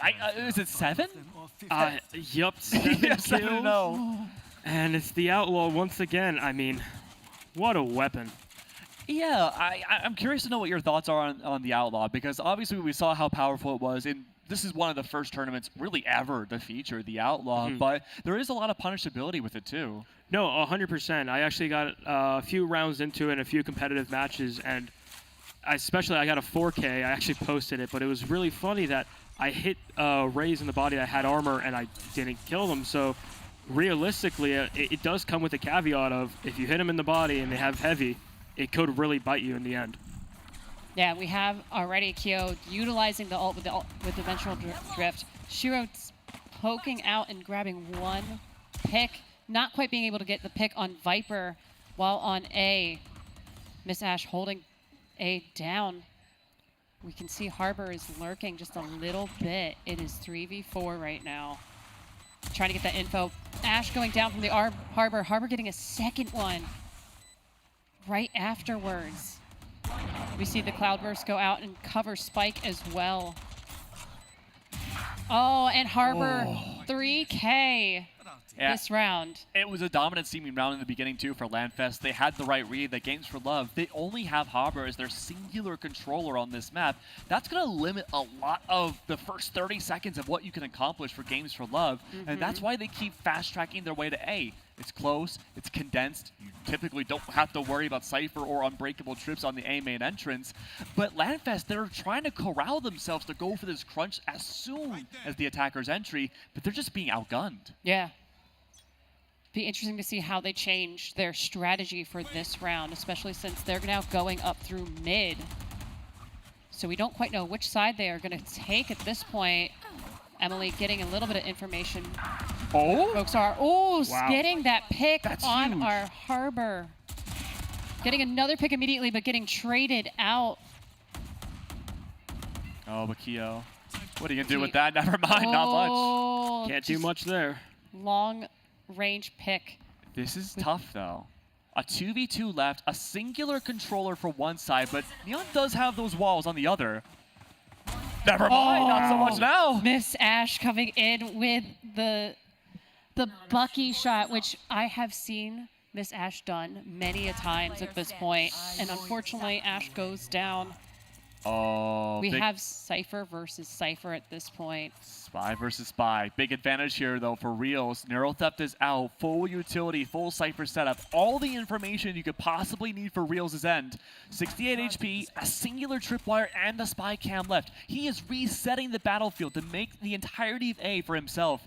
And this journey is going to be so difficult for Baron. This is going to be a tough one for Baron. I mean, the Guardian in this situation right now and where he's playing could be huge for him. Although if he gets closer, it might not favor him with the new Vandal there. I mean, who knows? The Guardian, nice little head tap, could go a long way here. Oh, and it came so close, Mike. You were right there. He was right there. And Baron has been the best Guardian player we've seen this tournament. He got that amazing 3K on Bind not too long ago, but it's still a struggle when you're pushing him blind in a 1v1 retake on such a wide map like A-Site, or Site, I should say, like A-Site. You have no info about where anybody is. Yeah, especially when you're working with the Guardian there, you got to really be precise with your shots. And if you get caught off guard like he just was, then you really couldn't react in time. The pressure, too, at the time. It ticks down. You have to make a move there. Yeah, there's only so much you can do in that situation, especially knowing, like, time is going to be done shortly. And I see we're going B-Site for the first time in a bit, utilizing a lot of utility happening at once. Cypher getting taken out by our Yoru, and we have Spike already planted. And B-Site has been overrun by Games for Love, which means for LANFest, it is a retake moment on B-Site, and that can be extremely tricky right now. Some utility, though. Green does have that Owl Drone far too late, though. Gunfight City. And now we have just a little bit time left before Spike detonates at this point. It might be better off for them to save what they have instead of trying to go for it. And it looks like that's what they're doing. They're getting as far away as possible. However, Games for Love trying to see where the rest of the LANFest crew are at right now. And it looks like A-Site, we might have a little bit of a fight just as things detonate. And we do. Yoru gets taken out. Attackers still win, though. And they're up 5-0. Yeah, but because Games for Love are up 5-0 so far, that's not going to be a lot of economic damage against them, losing a few bodies at the end of the round. I did like the save from Emily, but I love the call for Games for Love, pushing into B-Site only off of the Harbor ult. You find a lot of information, you stun that Cypher who perma-locks B-Site. It goes to show that there hasn't been too many defensive adaptations for LANFest side, and so Games for Love, they can continue to run mid. They can continue to split push into A without really much opposition. Yeah, I mean, we're looking at something here. They're going to be saving the operator, going to peek B here. Gets the... Gets a wall bang. Doesn't get the full kill, though, but then the Outlaw comes in and saves the day there. I mean, seeing an Outlaw go against an operator is pretty funny, considering the price difference here. And they're making their way into B here. Absolutely. It's fast entry once again, full retake values. Now keep in mind, your main source of information on Landfest side is completely gone. The tip of the spear too, Emily is gone, the operator lost. This is going to be a 5v3 and so tough off of the neural theft for these remaining defenders. Yeah, and that's vital information that they really need. And B is just overrun again by Games for Love, utilizing Harbor so well for this map because controller is super important for Breeze. We'll see if Landfest can even get close. We have a little wingman running at the person, but unfortunately not doing too much. It's just going to be, so difficult. And honestly, their win streak has been amazing so far. Previously, in their first matchup, they basically lost 2 rounds as far as I'm aware of, and then went on a winning streak. They have, and not to jinx it, they have yet to drop a round since. Oh no, what have you done, Mike? I mean, I'm just saying. They were your friends. I know they're my friends, but sometimes you just gotta point out the obvious. They're doing extremely well, and if they keep the streak going, it's pretty amazing. I think this is about time that Mike learns about the Caster's Curse. Well, here we go. We'll see an interesting game then. Maybe we'll have the Mike Valor League's curse that suddenly makes everyone win golden rounds in Games for Love. They don't lose a round for the rest of the tournament. Yeah, well, I'm not worried. I've already seen the end of the tournament. You know, Oh, yeah? You already leaked it? as the league guy, I do indeed have the script. And, you know, play by play, this is working out just right. All the actors are doing their jobs. Yeah, so already we have folks on A site taking command. Ash buckying, but unfortunately unable to stay alive right now. It's a 2v4 with Games for Love already having control, or mostly control of the site. We still haven't had Spike planted yet. We have our Cypher, Baron, just kind of inching their way through mid right now. And they're the only one left. I've never seen that gun buddy before. And unfortunately, they're taken out by a single shot.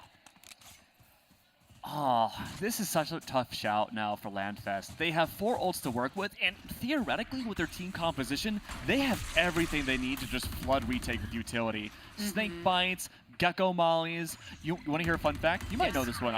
Maybe both of you know this. So there's 3 types of blinds in Valorant. There's the Paranoia, there's your traditional flash. What's Gecko's called? Oh, I actually have no idea. Oh, I'm blanking. It's called a plasma blind. Plasma blind. Yeah. Interesting. It acts just slightly differently. It's like a mix between the Paranoia and the traditional flash. But again, that would be so useful here against Games for Love. It could blind everybody on site. The singular controller of the Hob has been far too good. QNoob does find the opening pick, but again, blocked out by that cascade. It makes things so rough for mid. Yeah, and as we see, Jet currently trying to get a pick with the Outlaw, just keeping folks off of A site as best as they can, seeing that Games for Love decided to go up through mid, and they've already lost 2 players. This could be the round that goes to Landfest. Yeah, and by now, Games for Love have identified where Emily has been. A little bit of a slower performance so far on the defensive side with that Outlaw. Cypher in the back ends, though. Shiro really putting the pressure on down. It's focusing a lot towards A site and Games for Love. They have less than a minute left, and they haven't really decided where they want to go yet. Again, they have to face against that Outlaw. The punish potential, the double fire is there. Emily has to run. Absolutely, and we have Neon right now with their ult, taking 1 person out. 2, maybe 2, definitely 2 now. There's 3 folks left, and we'll see how quickly they can rotate. We have folks planning already, so we know it's just a timer at this point. Hunter's Fury coming out from Kareem Cheese, just trying to get a couple of folks and maybe a little bit of information on who is right there. Neon trying to concuss and then sneaking around. Baron getting 1 kill so far. Kareem also getting a kill. So now it's 2v1. There's no way. And it looks like our Neon's coming back to site. Gets the pick. And now it's Neon against Baron, our Cypher, who's currently defusing. Can they fully defuse it? They do. Getting defenders the win that round. Woo!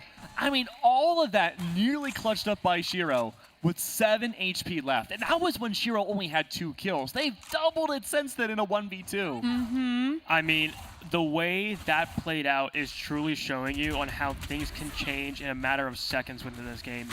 Shiro rushed into A, grabbing 2, and then gets a 3rd, and then Baron comes in from mid, gets the Guardian kill, holds the bomb, and Shiro just fails just in time to not get that kill. happens that their now win streak has ended. I assume that's a caster curse, I assume. But you know what? Sometimes you got to have a little bit something interesting going on. You're the sugar, spice, and everything nice in this matchup, aren't you? I assume so. Wow. Well, it's okay. We're Chemical X, and so is Ash. Yeah, so we have folks back on A. They are, again, quickly going to A site. We have Ash just missing that ult from David Goggins. Just barely missing it. We have folks already planting, getting picked off. Oh, getting traded too. This is going to be a tough one. We have Spike planted, but it's 3v3. We'll have to see if smokes come up, and they do, but attackers end up taking down all of Landfest. I want to re-emphasize again that Harbor by himself is not a great controller. Like, as a singular controller, he can only control so much. Like, mid-rounding is almost impossible. You have to rely on 2 cascades that are fairly stagnant to work off of, and the high tide can only come up once every 40 seconds. The fact that it can be used here by Games for Love in a singular play has been fantastic. Yeah, and I mean, the way that the defense is playing currently, you have 2 ultimates available to you, especially on the current retakes that they are planning. You have a Viper ultimate and a Cypher ultimate. Coming out here. And I mean... No? Oh? That's really? Huh. I thought for sure it would deny A main control. Apparently not. One picked off there. Neon getting a pick in mid, going back over to A site. And Harbor's utility is just everywhere over on A. Games for Love have just closed the playing field to the entirety of the backside of A site. The rest of the map is irrelevant. Yeah, at this point, it is just a fight for A, and that goes it goes so quickly. Attackers already taking it. It's 9-1.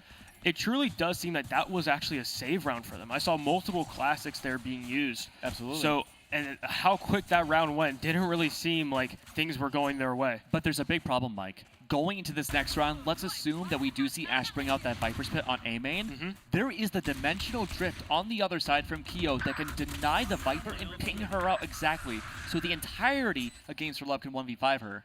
And what they can do is they can also use the Cypher ultimate after picking off 1. They both have Cypher ultimates here that they haven't really used. And here we go. Maximum information. We are getting that pit put down immediately, and they're going straight for A. And yeah, we saw the dimension too. Oh, this poor Viper. Oh, Ash. Poor Ash. Wait, maybe okay, not. Ash. Getting at least 1 pick. And unfortunately is getting taken out. A little bit of ring around the rosy there. Oh, yeah, just a little bit. Spike's still getting planted, though. And there's that neural theft. We'll see if we use that neutral theft to get that information. Going through mid, it is a 2v4 situation. We know at least where one of them are, and not getting that pick. Gecko getting picked out instead, and attackers winning that round. It's... Oh. I mean, that was a true chess match of ultimates there. Ash's survivability in that Viper's Pit was immaculate. I was so surprised. I thought instantaneously, 1v5, nothing she could do. But the fact that she nearly evaded Keo's ult and the entirety of Games for Love being surrounded in that Viper's Pit, she single-handedly held the fort much longer than I anticipated. Yeah. Yeah, I mean, especially in how Keo was looking at Viper during that pit and basically letting the team know, hey, they are right there, go for them. And the first kill didn't work out, and slowly but surely, it eventually did. And here they're pushing up into B, rushing in. Cypher trying to fight back here. Guardian. We'll see how this works out. Unfortunately, Keo getting the pick early on our Cypher. Oh my god, what cascade. Very interesting to see a Bulldog here, but let's see what they can do. Oh no, the shorty just happens not to work there. It happens. It's a choice. We got another pick, though. It looks like it's just going to be more of a fight in mid at this point. However, Spike is planted, utilizing some ults here, trying to get some information with our one character, Kill but with the immediately shock dart. done. Wow, this has been a wild game thus far. I mean, the scoreline sure has been a little drastic, but I gotta say, these have been some of the most entertaining rounds I think we've seen this whole tournament. Yeah, and I mean, that shock dart at the very end there was just, I guess, a nail in the coffin for me. Like, just looking at how everything has played out slowly but surely over this half is just truly amazing. I will say, though, I think LandFest truly shines on their attacking side. I was really impressed with their coordination on Bind. I think they have a better equipment of agents being brought out here that benefit them for early plans, such as the Wingman. They have Viper Util, a lot more to work with, but not so much for Games for Love. They have to rely on contact-only plays and flashes and just brute forcing and denying space against LandFest. Yeah, I can't wait to see my little guy Wingman go out and plant the bomb a little bit. Wingman. Love that guy. Best thing ever added to this game. Yeah, I will say Wingman is also my favorite. We have 2 picks with our Harbor right now. Oh, third pick. Defenders taking that round so quickly just by basically bullying LandFest over on A. Yeah, it's really a gunfight diff right now, and I know analytically I try to avoid saying that just because it's like, you know, it's surface level analysis, but I mean, what's happening right now is that Games for Love are just pushing back against LandFest. They're playing so proactive.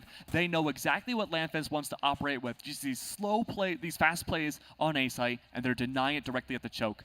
Full mid-read, though, this time, though, from LandFest. Games for Love, a 5, then now 4 stack outside of mid. They're going to split push outside themselves.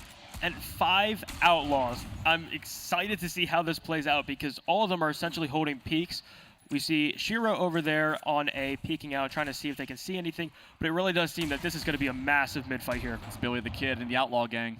Oh, yeah, this Outlaw game is going to be really interesting. We get 1 pick with Cypher on Emily, and now it's just a waiting game, it feels like. I see LandFest is moving over to B site, trying to take that space from folks. But, yeah, we're dealing with just straight Outlaws.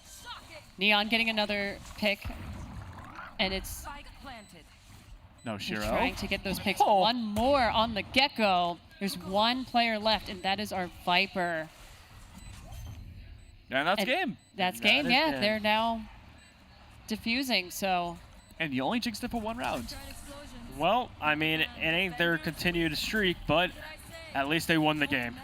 Yeah, and of course it's not all over yet for LandFest. They will be going to the lower bracket against Harmony, but we do get to congratulate Games for Love as they make their way to Grand Finals. Absolutely. Yeah. They've played an amazing few games here, and they've been nothing but extraordinary while playing. Yeah, again, I love the contact plays. I love how fast they've been able to execute their plays. The hero plays especially is what sets them apart from all the other teams we've seen thus far, but depending on who wins between LandFest and Harmony, we could either see the revenge match in Grands, or we could see 2 fairly similar firepower-addled teams going against each other in Grands.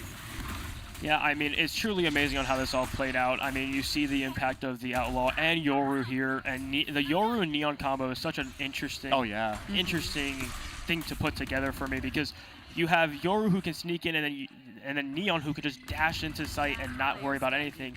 And Kyo was playing absolutely amazing here. Absolutely, and the Neon too, her wall can help subsidize the fact that there's only 1 Harbor wall available in that matchup. Yeah, they definitely utilize Neon and Harbor very, very, very well that last matchup. I'm sure in Grand Finals, though, there's going to be at least 1 round with more than 1 Outlaw. Also, I'm sorry, real quick, we completely glossed over that there was an ace from Shiro with the overdrive that 1 round. Oh, yeah, we did. I mean, it was a cool ace, but like, I think the more important thing was that Shiro was able to hold the line so much into that ace. Absolutely.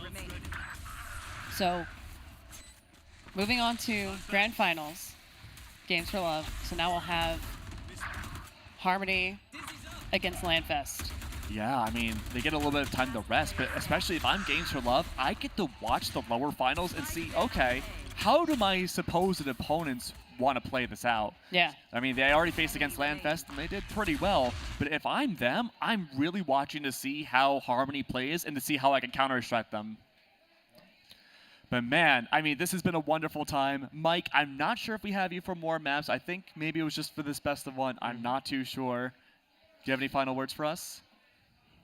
Thank you, first off, for LandFest for having me here once again. I was at the initial event back in 2022, and I'm glad to have returned and now That's when I met you. Yep. Yeah. And now coming back and being able to do this has been a lot of fun. Appreciate you guys helping me out because, man, this is something I've never done before, and I do really, really do appreciate it. Do you think maybe for next year you'll be on the desk, or do you think you'll be playing? Who knows? I'd love to play. Ooh, okay. So if there's one team right now in this tournament you would want to join, which one would it be? Games for Love. Yeah? 100%. Okay. What, you don't want to represent an animal with harmony? Not sure. No? Unlucky. I mean, I would love to rep Billy Bob Snorton. But you know what? It's okay. We get to go pet some animals while we get things set up into the next matchup. We do have our lower finals, one more best of one, then we go to our grand finals. But don't go anywhere. We got to set that up, and we'll be right back. Welcome Good to shit, everyone. Games for Love. We're easing suffering, saving lives, and creating sustainable futures for children. Our goal is to let kids be kids in spite of their situations and sicknesses. Working with hospitals all over the world. And over the next 5 years, we are on a mission to positively impact the lives of 10 million kids. Best of all, you can join us in this movement by being a part of us. Get involved today by visiting us at gamesforlove.org. Well, we're really excited to be here today. As I was sharing earlier with Yinghua, this is our organization's 8th visit, I believe, to the arena for this program. We've been so lucky to have Allied Entertainment as one of our title sponsors for the program ever since its beginning. My name is Yinghua Chen, and I am the president and CEO of Allied Gaming and Entertainment, as well as the CEO of Allied Esports International. HyperX is our other partner as well. The visit to the arena is really the ultimate experience of the program. It's a fellowship, it's a year-long experience. And not just that, we're opening doors and getting to spend time with you today, Yinghua, to be mentored, also by the team here. And that's really what this program is about. It's about, first of all, recognizing the amazing work that they're doing on their journey, whatever that looks like for them. But also and then here's what's next, and here's how to think about what's next. The diversity of the industry is lacking, a different perspective and innovation. That's why we support and funded initiatives like Thousand Dream Fund, where we contribute into supporting more female players, more female talents in the industry, that they can really develop their potential. Are you a veteran or currently serving? Or perhaps you're a civilian that has a veteran in your life? We want to stack up with you. StackUp.org brings both veterans and civilians together through a shared love of gaming. StackUp serves not only active duty troops and veterans in the U.S., but also our allies throughout the world. We do this through 4 primary programs. Supply crates, giant boxes of the latest in games and gear sent to active duty troops and veterans to raise morale, build camaraderie, and help combat post-traumatic stress. Air assaults, where we fly deserving veterans to life-changing gaming and geek culture events. The Stacks, our local volunteer teams coming together to support military personnel around their community. And our Stop Squad, Stack Up suicide awareness and mental health support team. Our trained volunteers are on call 24/7 if you're looking to talk with someone about your problems. We're here to help. Please reach out to us through StackUp.org to find out how we can support you or the veteran in your life today. Hello everyone, Gordon Hinkle here, President of College Esports International, also known as CESI. Very excited to be here and thanking our friends at LANFest for the Battle for Charity 2024. We're putting together a team for the Vons Valley Foundation, which is to help strike out juvenile diabetes. And just such an amazing tournament. We got to do this last year and excited to be back again for 2024. And it's just such an important part to be able to integrate these kind of activities, and how esports is something that the youth really engage in. And it's something we can connect to the youth that we're trying to help. So thank you to LANFest and Battle for Charity, and to the Bob Woodruff Foundation, who helped sponsor this event this year. So thank you from our heart to yours on behalf of CESI and Vons Valley Foundation.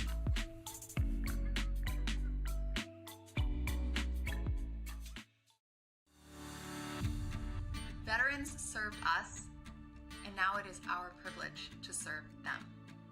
When we talk about the Got Your Six Network partners, what we're really talking about is community. We have partners that are big, small, urban, rural, parts of their government, community-based, faith-based. That's what makes Got Your Six so effective. It's not just a network, it's a fellowship. We heard a lot of, it can't be done, it's been tried. You know what? Here we are. And that is powerful.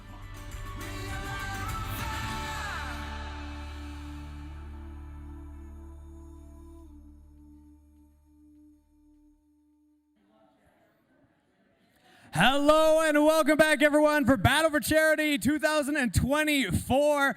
HyperX Arena, let's make some noise for the legend Greg Vaughn up here on stage with me from the Vaughn Valley Foundation, joining us for another year for the show. First off, welcome back.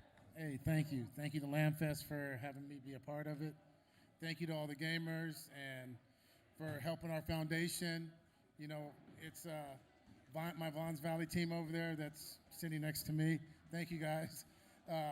Without you guys, you know, it's hard, but with you guys' help, it helps us get out in the community and make a difference. You know, my foundation started because of juvenile diabetes, but then now it's type 1. It hits close to home. My oldest son, Corey, was diagnosed at 11.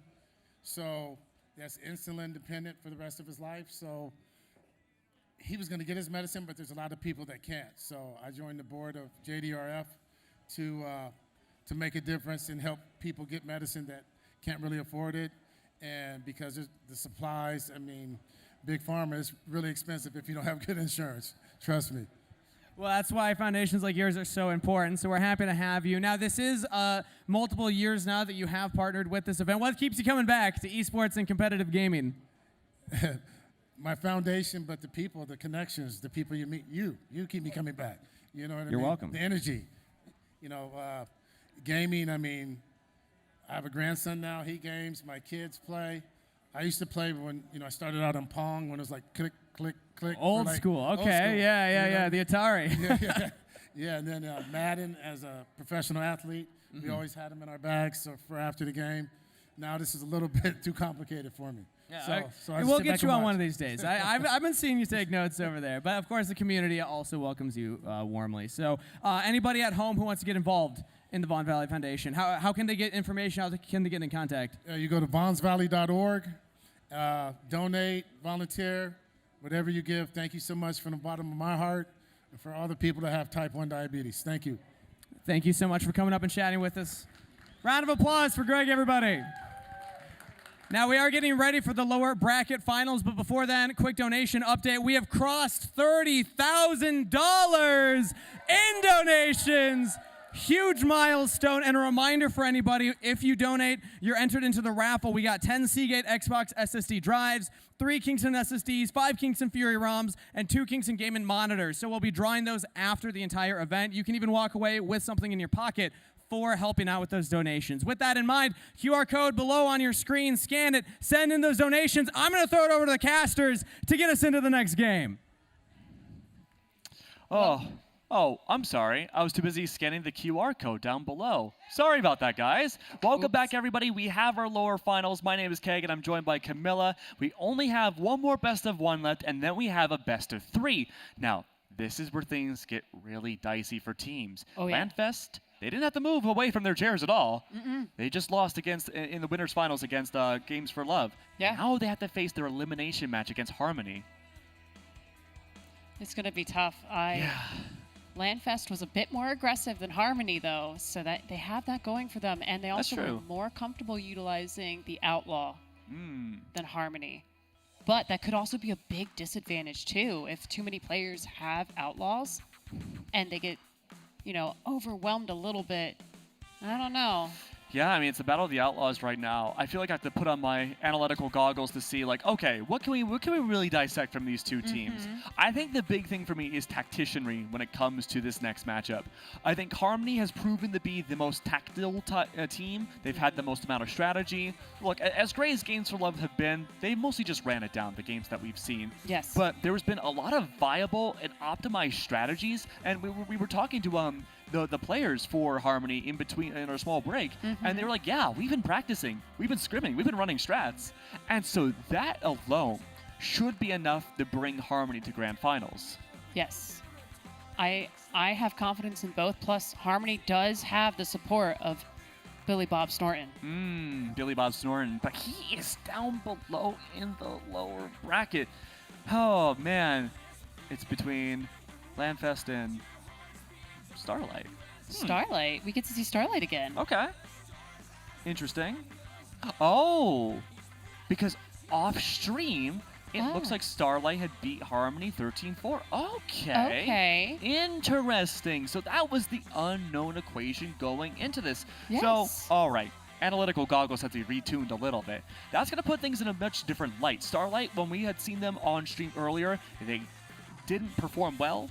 They lost 13-0 against Games for Love. But if they are able to win this back, then they'll have their redemption match in a best of 3 this time around against Games for Love to maybe bring things back and be returning champions.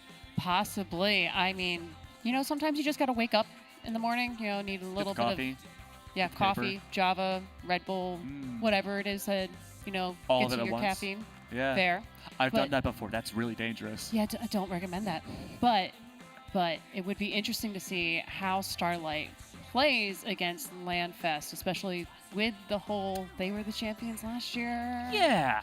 I mean, look, truthfully speaking, if it was Harmony versus Landfest, I was kind of expecting another 13-1, I'm not going to lie. But the fact that Harmony was able to beat out a team that, again, I think had the most strats going into this tournament, honestly says a lot about what the adaptations for Starlight themselves can be and how much they've warmed up from that first match up to now. True. Yeah. We might see a completely different Starlight at this point.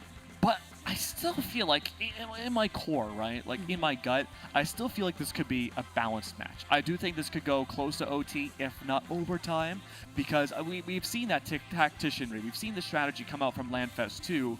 And in terms of just like overall coordination, and again, our sample size was that 13-0 against Starlight, I feel like in terms of what they want to accomplish in a round is a relatively the same level. Yeah. Looking forward to this next matchup and just seeing this. Yeah. Plus, figuring out what map they're playing on, because I feel like map selection is going to be crucial at this point. Yeah, I mean, we've had a bit of a gambit so far. We've had 2 binds, we have 1 Ascent, and this is all on stream. And then we had Breeze last. Yes. So a lot of the B-word maps.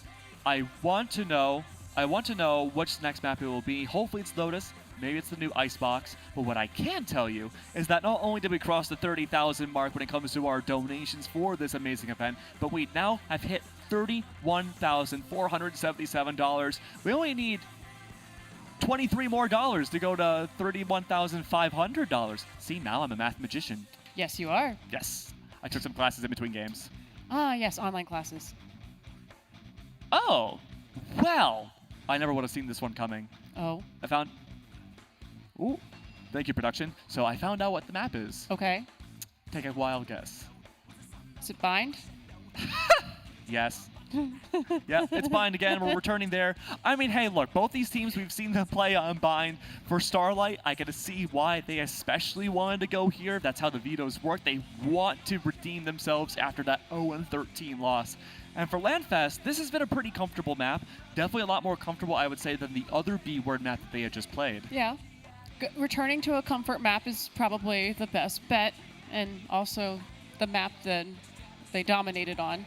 So it's going to be a interesting... This might be the toughest match the whole tournament to predict. It might be. I'm going to say... I'm really putting myself on the spot here. I'm going to say Starlight. Okay. I think Starlight has the dog in him. Okay. That's fair. I'm going to go with Landfest. Okay, we finally disagree. We finally disagree. Well, we don't have Mike here to be that deciding factor, so I think I know who we need to contact.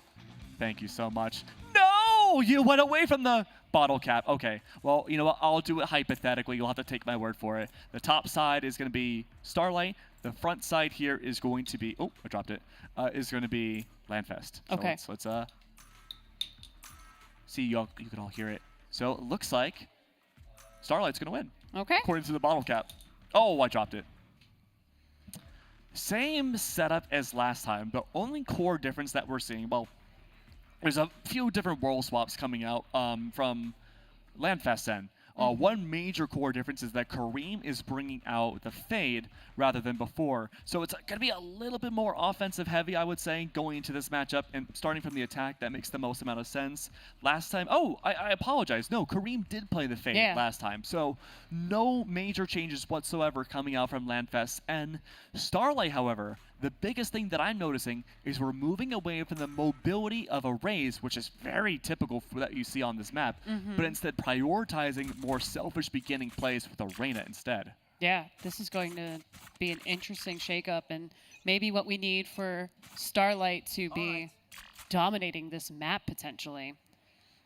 So we also have LANFest on the attack to start, and they are leaning A side right now. They're going straight for it. Unfortunately, Ash getting picked off quickly as we have Chamber waiting for the smoke to dissipate, or is just waiting for someone to walk by chance. Yeah, it's tough because that's a one-way smoke too, and we already saw that Fleet Puff is guarding the other side. Makes it almost impossible to go for the trades there without sacrificing more bodies. Yeah, we have a little bit of action already, but folks are pretty much just trying to hold down for. There's a minute remaining, so we'll see what happens. LANFest aren't willing to give up A site just yet. They're cutting noise, relying on those sky smokes to remain hidden, and they're going to reset and re-hit probably around the 50-second mark. QNoob is looking to get those smokes down on the green boxes to divide out the site. The big problem now is going to be Fleet Puff and getting that Lamp's control. TKO has yet to be discovered and is hiding in those smokes. Yeah, so with that hiding in the smokes, it's going to be, a little scary going in there. We get another pick with Spike going down, and now Chamber is just kind of hanging out really close to Sage unknowingly, though. Spike is planted. It looks like we got a pick off immediately, and LANFest has lost all of its members, and Knights is currently defusing, so this one goes to Starlight first. I like the idea that LANFest had brought out. They wanted to bring an unusual pistol round strat where a lot of teams just kind of run it down. They opted to go for a split push on pistol that we normally don't get to see. The problem, though, is that they didn't sell that rotate well enough to force out Starlight to rotate in a mass exodus to B-side. That's what they were hoping for. Yeah. Fortunately, didn't work. Better weaponry now in Starlight's end. Most importantly here, no outlaws. There is no outlaws. So I'm thinking instead, everyone at A-Main's just going to run it down with those Spectres. I think so too, because it's the Spectre. It they're goes not. quickly. Oh, that Sage wall going up, blocking out showers was so good. Oh, I see. Rather than running it down, Fleet Puff is going to rely on this one way to not have tracers at all. Now keep in mind, Emily and company have made it past the wall, and I don't know if TKO knows that yet. Crossfire potential. A lot of Spectres to work with here. Yeah, we have smoke going down on showers now, and it looks like we're seeing a little bit of the same thing from last round where they're just kind of waiting, trying to bait them into thinking maybe they've moved or have gone to a different site, but unfortunately that doesn't work. Knight's getting a pick, 2 picks in a row, and then taking out our Breach, who was planting Spike, and everyone is immediately down. This one going to Starlight again.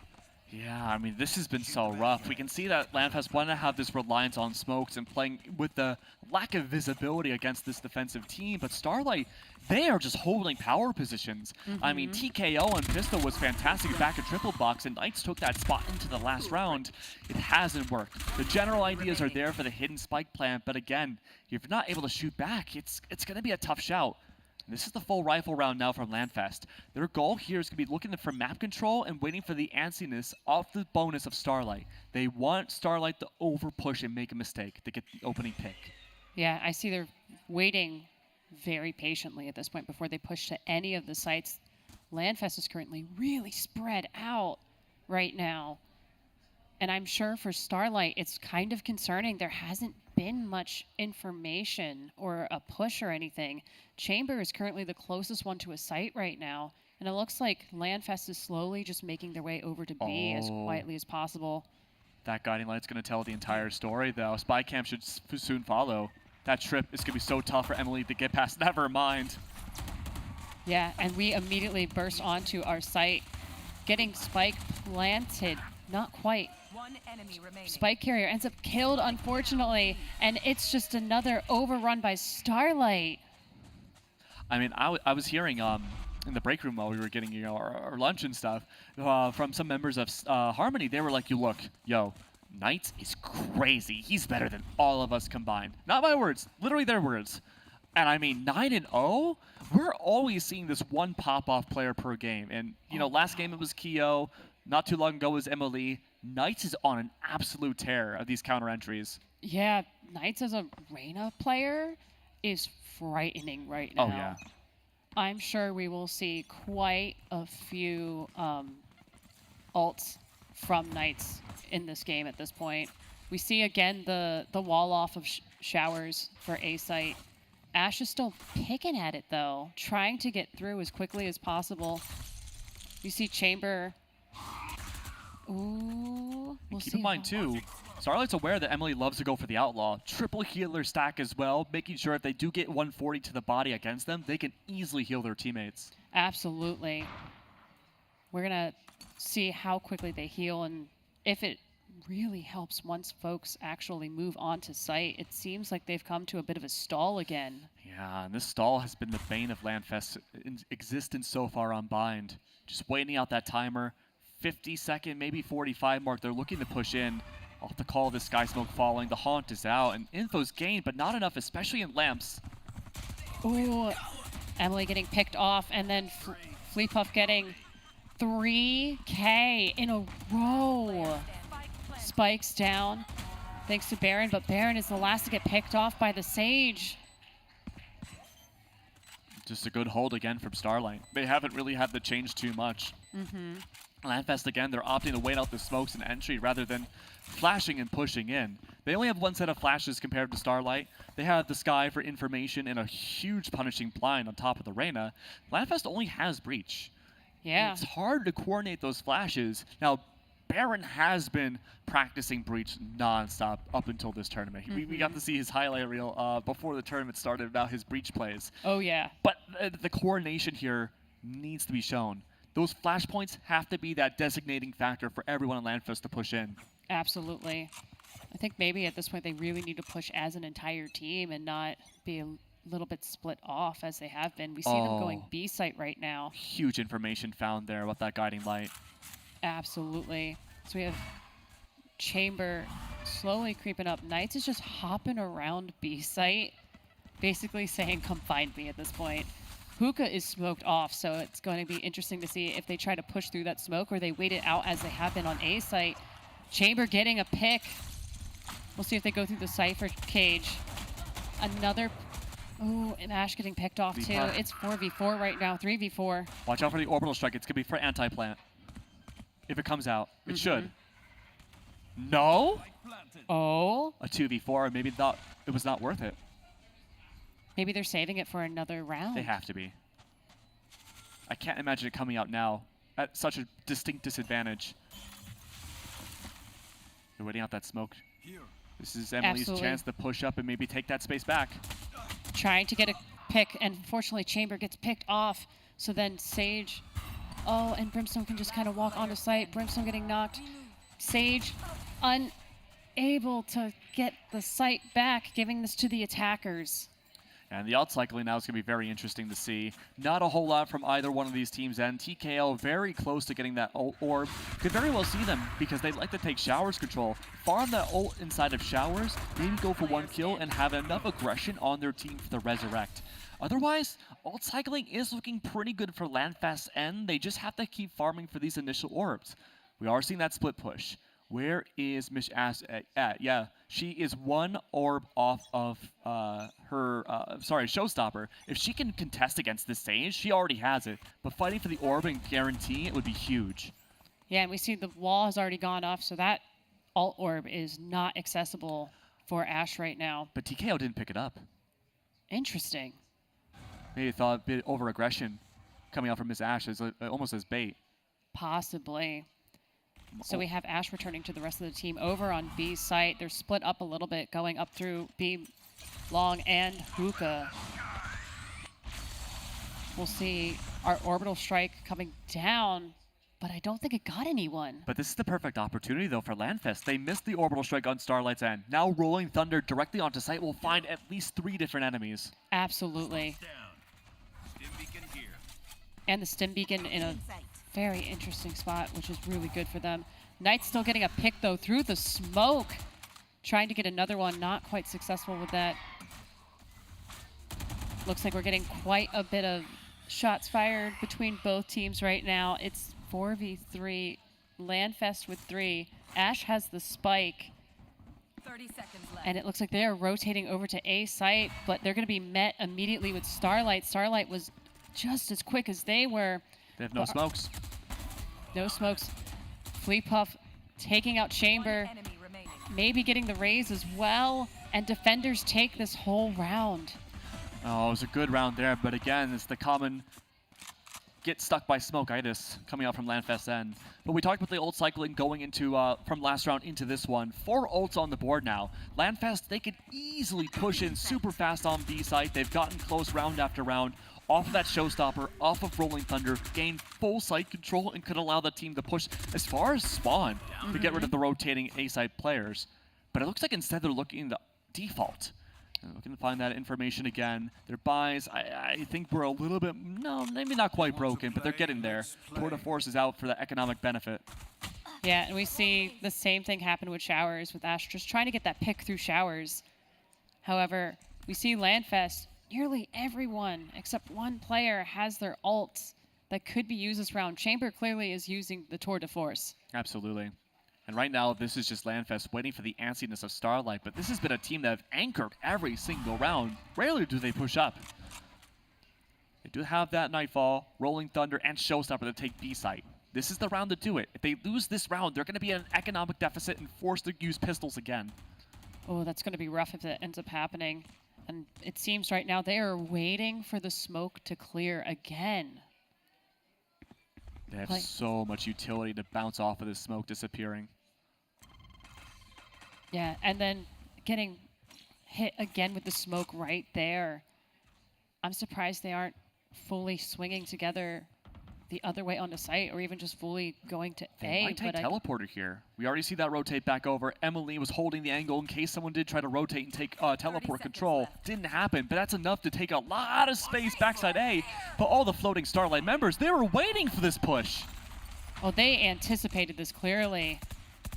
There's, you know what, Landfest is still able to get onto site with the spike, but it's going to be quite the battle at this point. And, ooh, 1 pick for Miss Ash. 2 for Miss Ash. Getting a little bit of information. We know Sage is right there with the bump. Oh, the boom buddy. The 3K by Miss Ash. This is good. Looks like someone's trying to defuse right now. Getting picked off. All that's left is Cypher. And Ash gets picked off while using the ult. However, Tour de Force comes through from Chamber. We almost got an ace.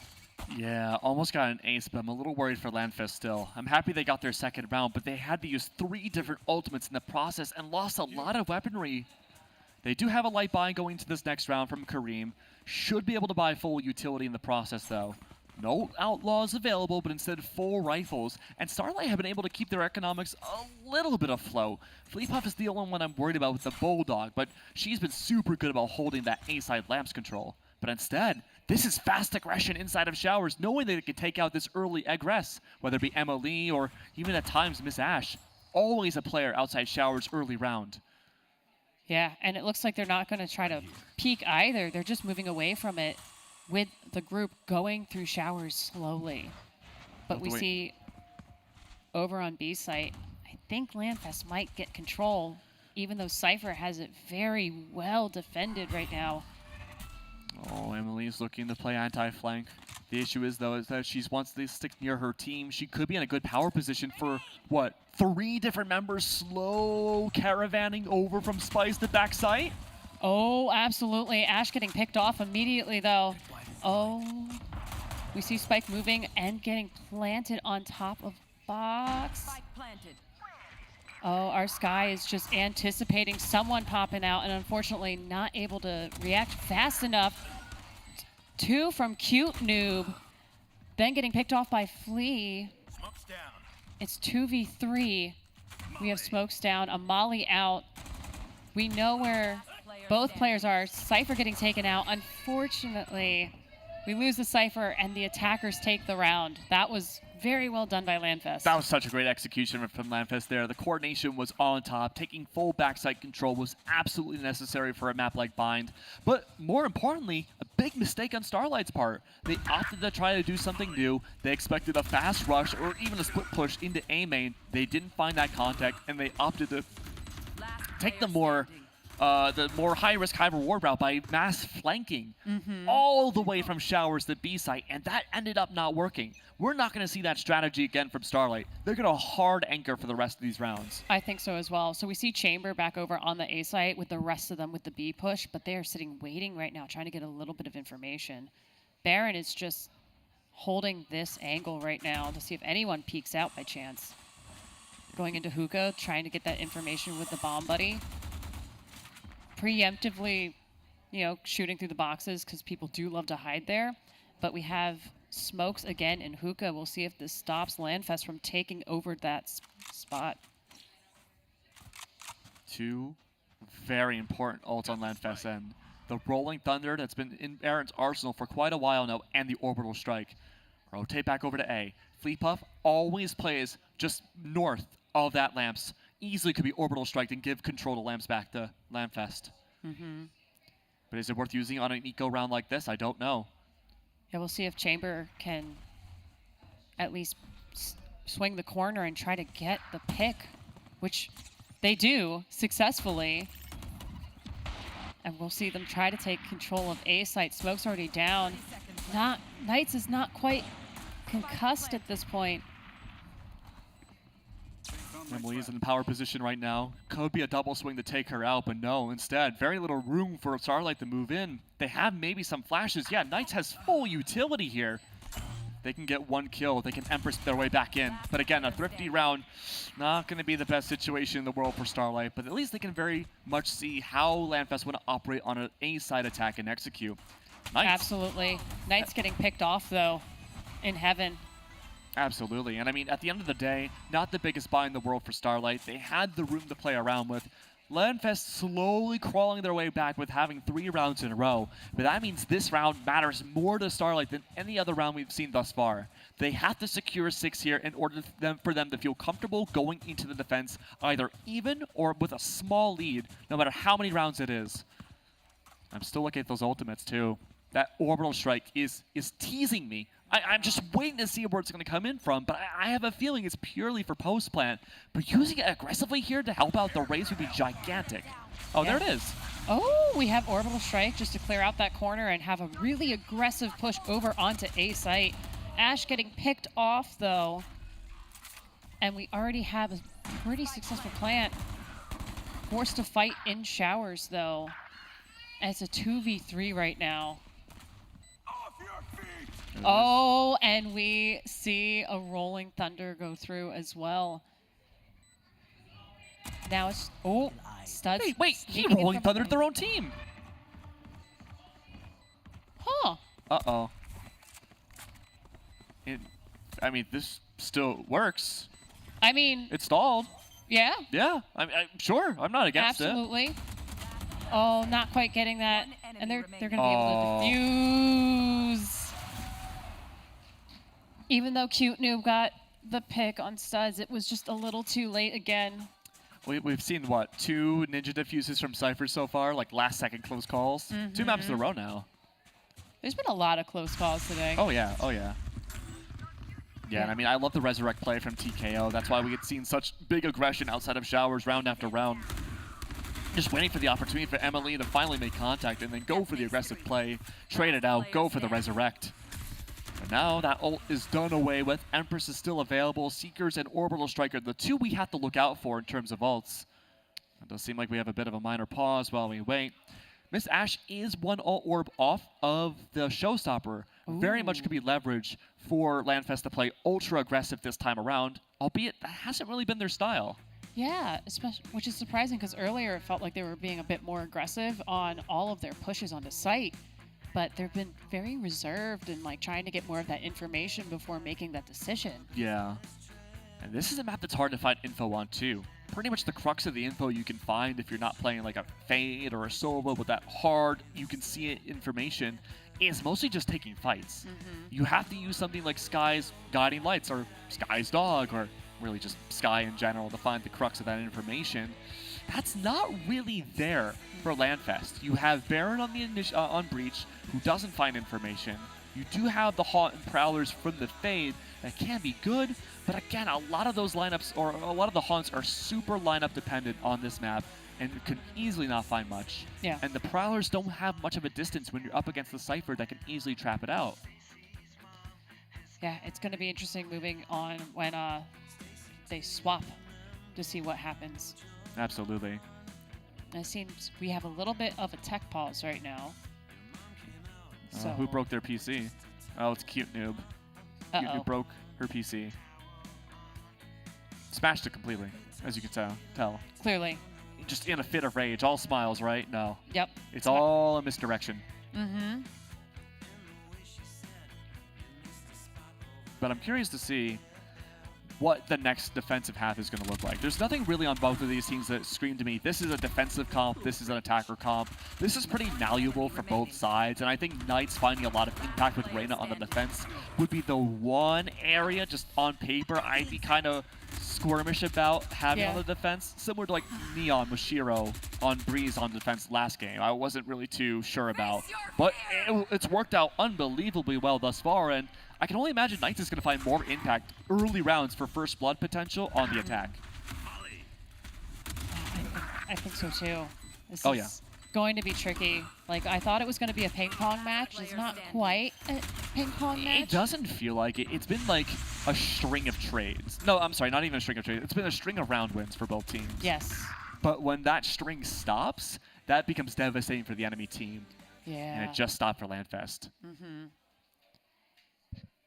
And right now, the score we left off on was 6-4 for for Starlight's end. And so if they can continue that streak again, there's not too many rounds left in this first half, but an 8-4 half going to swap sides on the attack, you can set the tempo completely with your Sky and Reyna that it's going to be so hard for Landfest to find proper footing and crossfire potential. Absolutely. And it seems we're back into our game right now, and we have our attackers Landfest leaning B site right now. We see a little bit of that aggressive play in showers from Starlight, but it looks like Landfest is just trying to go as quickly as possible. Knights getting a pick quickly in Hookah. Keep in mind, too, Landfest don't have any smokes at the moment. Cute Noob on the other side of the map, waiting for the slow lurk over to A side for the final execute. All the space creation right now for Landfest is for Starlight to over-rotate, but they haven't fallen for it yet. In fact, they decided not to go for it at all. It didn't work out thus far, and they feel like the B-side execute, a split push might be the move. But they have the flashes to do it, but they don't have Emily's firepower behind them to make this play. Yeah, and with Knights being on B and getting that pick early, they have the information that they're probably leaning towards B site. We see a lot of utility being used just to get onto that site. Ash does have that showstopper too. Once that spike goes down, smoke goes down along with it, she'll have that visibility. Oh, it looks like we have Orbital Strike going off at the same time, trying to clear that area, make some space. But we're seeing quite a few picks on Landfest at this point. Sky using the dog to get some information right there. We see the Molly coming out as well and just firing into the smoke, hoping to find someone. And defenders take it again. Great call by Greylex there to just continue to hold inside of elbow despite everything going down directly on site. Single-handedly brought the round back with their flashes and just sneaking past with the Orbital Strike to cause, around all the chaos to just enable and, frankly, disable a lot of these fights. That's 2 diffuses in a row. Starlight have completely changed the game up now where they're not looking for those initial contact plays, but rather they're giving Landfest space so then they can use their ultimates to come back for a full retake without really losing too much. Yeah, I see we have 2 ults over on Starlight's side at this point. One which is Empress, and then the other one is our wonderful information gatherer for Cypher. So I'm going to be intrigued to see if they use either of those at this point. Oh, interesting TP from Emily, trying to fake it back over to A side, but only one member teleported. It really comes down to Greylux. If they can bring out, oh, never mind. I was going to say, they bring out that flash, they could easily find information, but they only find it on Emily. That's a huge opening pick. That healer meta that we talked about for Starlight, one core member that has fallen already. Yeah, this could have been the round to really utilize all of that. Oh, fake smokes on A side. I like this play. This is supposed to be stealthy for Landfest. They don't have that showstopper anymore. Emily's trying to clear the way, but it doesn't work. This has to be an execute on B now. Yeah, because Chamber got picked off. So Ash getting picked off right as they go on to B site. Folks are just getting picked off immediately with this battle happening, and we have our A side folks just rotating over, so there's reinforcements for Starlight. There's just enough information for Sky to potentially make a play as they're healing their partner. We see Knights blinding right now, but we see Sky getting the pick at the end of that. Yeah, that was huge. And again, as we mentioned before, there's nothing really compositionally from either one of these teams that makes it overly aggressive or overly attacker-sided or defender-sided. But the big question right now is, okay, Knights was able to absolutely pop off as the Reyna. On the attacking side, not only can she entry as that mobility role that Starlight don't have, but to subsidize it, you have the Sky, and you have Sage's heals to back you up. Not only that, you have your own as Reyna. Yeah. 3 sets of heals to make yourself an Iron Man pushing into a site. Absolutely. That's scary. That would be terrifying to deal with. Oh, you want to add on to it? The slows for Sage to make you stalled in one singular position with nowhere to go. What do you do once you're stuck in that jaded ice? Flash, flash, flash, flash, flash. Guess what? Flash, flash, flash, flash, flash. Smoke, flash, flash, flash, flash. It's just over and over again. This is a smothering composition now for the attack. Oh, yes. This is going to be so interesting to see play out and just witness the absolute chaos that's going to unfold with that. Oh. My star-studded analysis is flash, flash, flash, smoke. Flash, flash, flash, smoke. Slow. Whoa. Spike plant. Flash, flash, flash. And a volley. Yeah, that's all you need. Yeah. And if you're able to win gunfights so convincingly from Starlight's end, that is going to be a huge challenge for Landfest here. But that's not to say it's impossible for Landfest. Yeah. Baron flashes and utility can single-handedly bring everything back.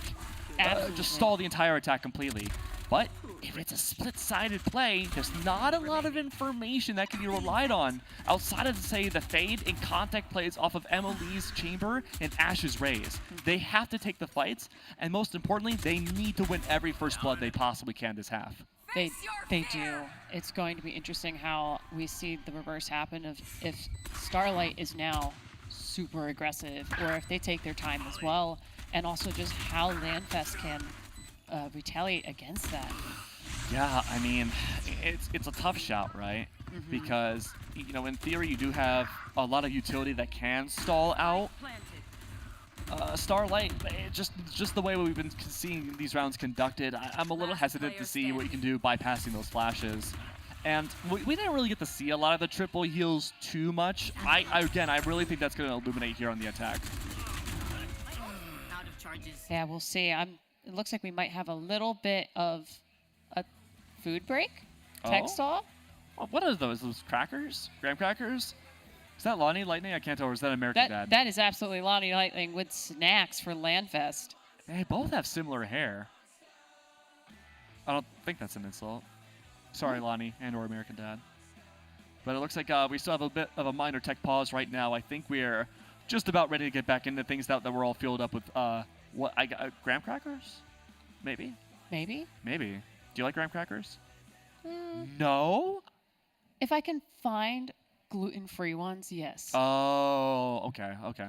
But like otherwise, I can't really eat them. So.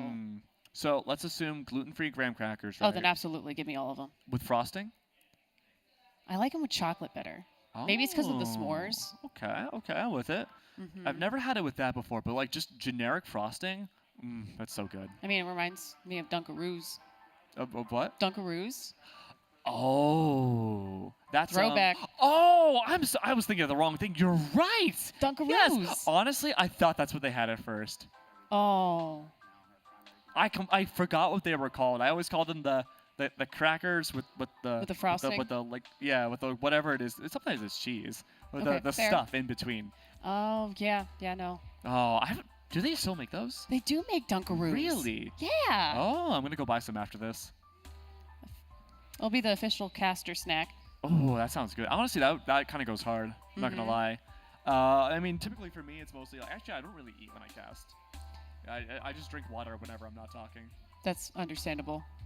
Yeah, but it makes sense though. You know, you have to fuel yourself up, and of course, speaking of fueling yourself up, you could help fuel up some of these charities too by helping donate. We just hit $31,000. I don't currently have the total in front of me, but last we saw it was $31,477. I'm hoping by the time we're done with this game, we're at $31,500. Would be I pretty think that's nice. a reasonable estimate. I think so as well. You know, it'd be really cool.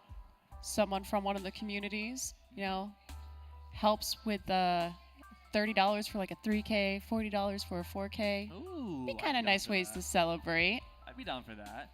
I mean, we had a lot of challenges kind of like for our qualifiers going into this event too on a variety of different streams that were really fun to help these creators raise money for various charities. And so, creators, thank you again. And of course, this is a tournament, so some of these charity teams have been eliminated, but that doesn't mean you can't donate for those charities either. Just because they've been eliminated from the tournament does not mean you can't donate. So, you know, if you're a big fan of Vaughn's Valley, absolutely you can still donate for them. Absolutely. And you know what? Every dollar helps. Absolutely. It is vital. Absolutely here. I mean, we only have 3 teams left into this tournament. Harmony was taken out. I gotta say, I was a little surprised to find that out on the bracket page. But with that being said, Starlight, Games for Love, Landfest, all really great charities as the last remaining ones. And hello, you get to see our beautiful faces in momentarily. Hi, hello, again. We're still working on this tech pause right now, just building up the Shun. Yeah, you know what I'm talking about. Yeah, I love that movie. But we're still waiting to see 8 and 4 where things could end up. There is a very viable chance that Landfest, the team with only 4 round wins on their attacking side, swapped to the defense, can easily turn the tides and be those hard anchors that that Starlight were against them. Yes, absolutely. And I hear the crowd is getting pretty excited for what is going on right now. Okay. So, are those more crackers? Oh no, that is not a cracker. That is a drink. Okay. That is a drink I don't think we can have on cast. So we're still working through a little bit of this tech pause right now. Yeah. Well, it's okay. I mean, Cute Noob notorious for breaking computers all the time. Every event she's at, she smashes at least 3 monitors. Oh. 5 PCs. Oh, wow. Sometimes just rips tiles out of the floor. I've seen it happen. Jeez. Yeah, I know. And what she does, she takes the tape over those tiles and she uses them as like giant mitts. Bah, bah, bah, bah, bah.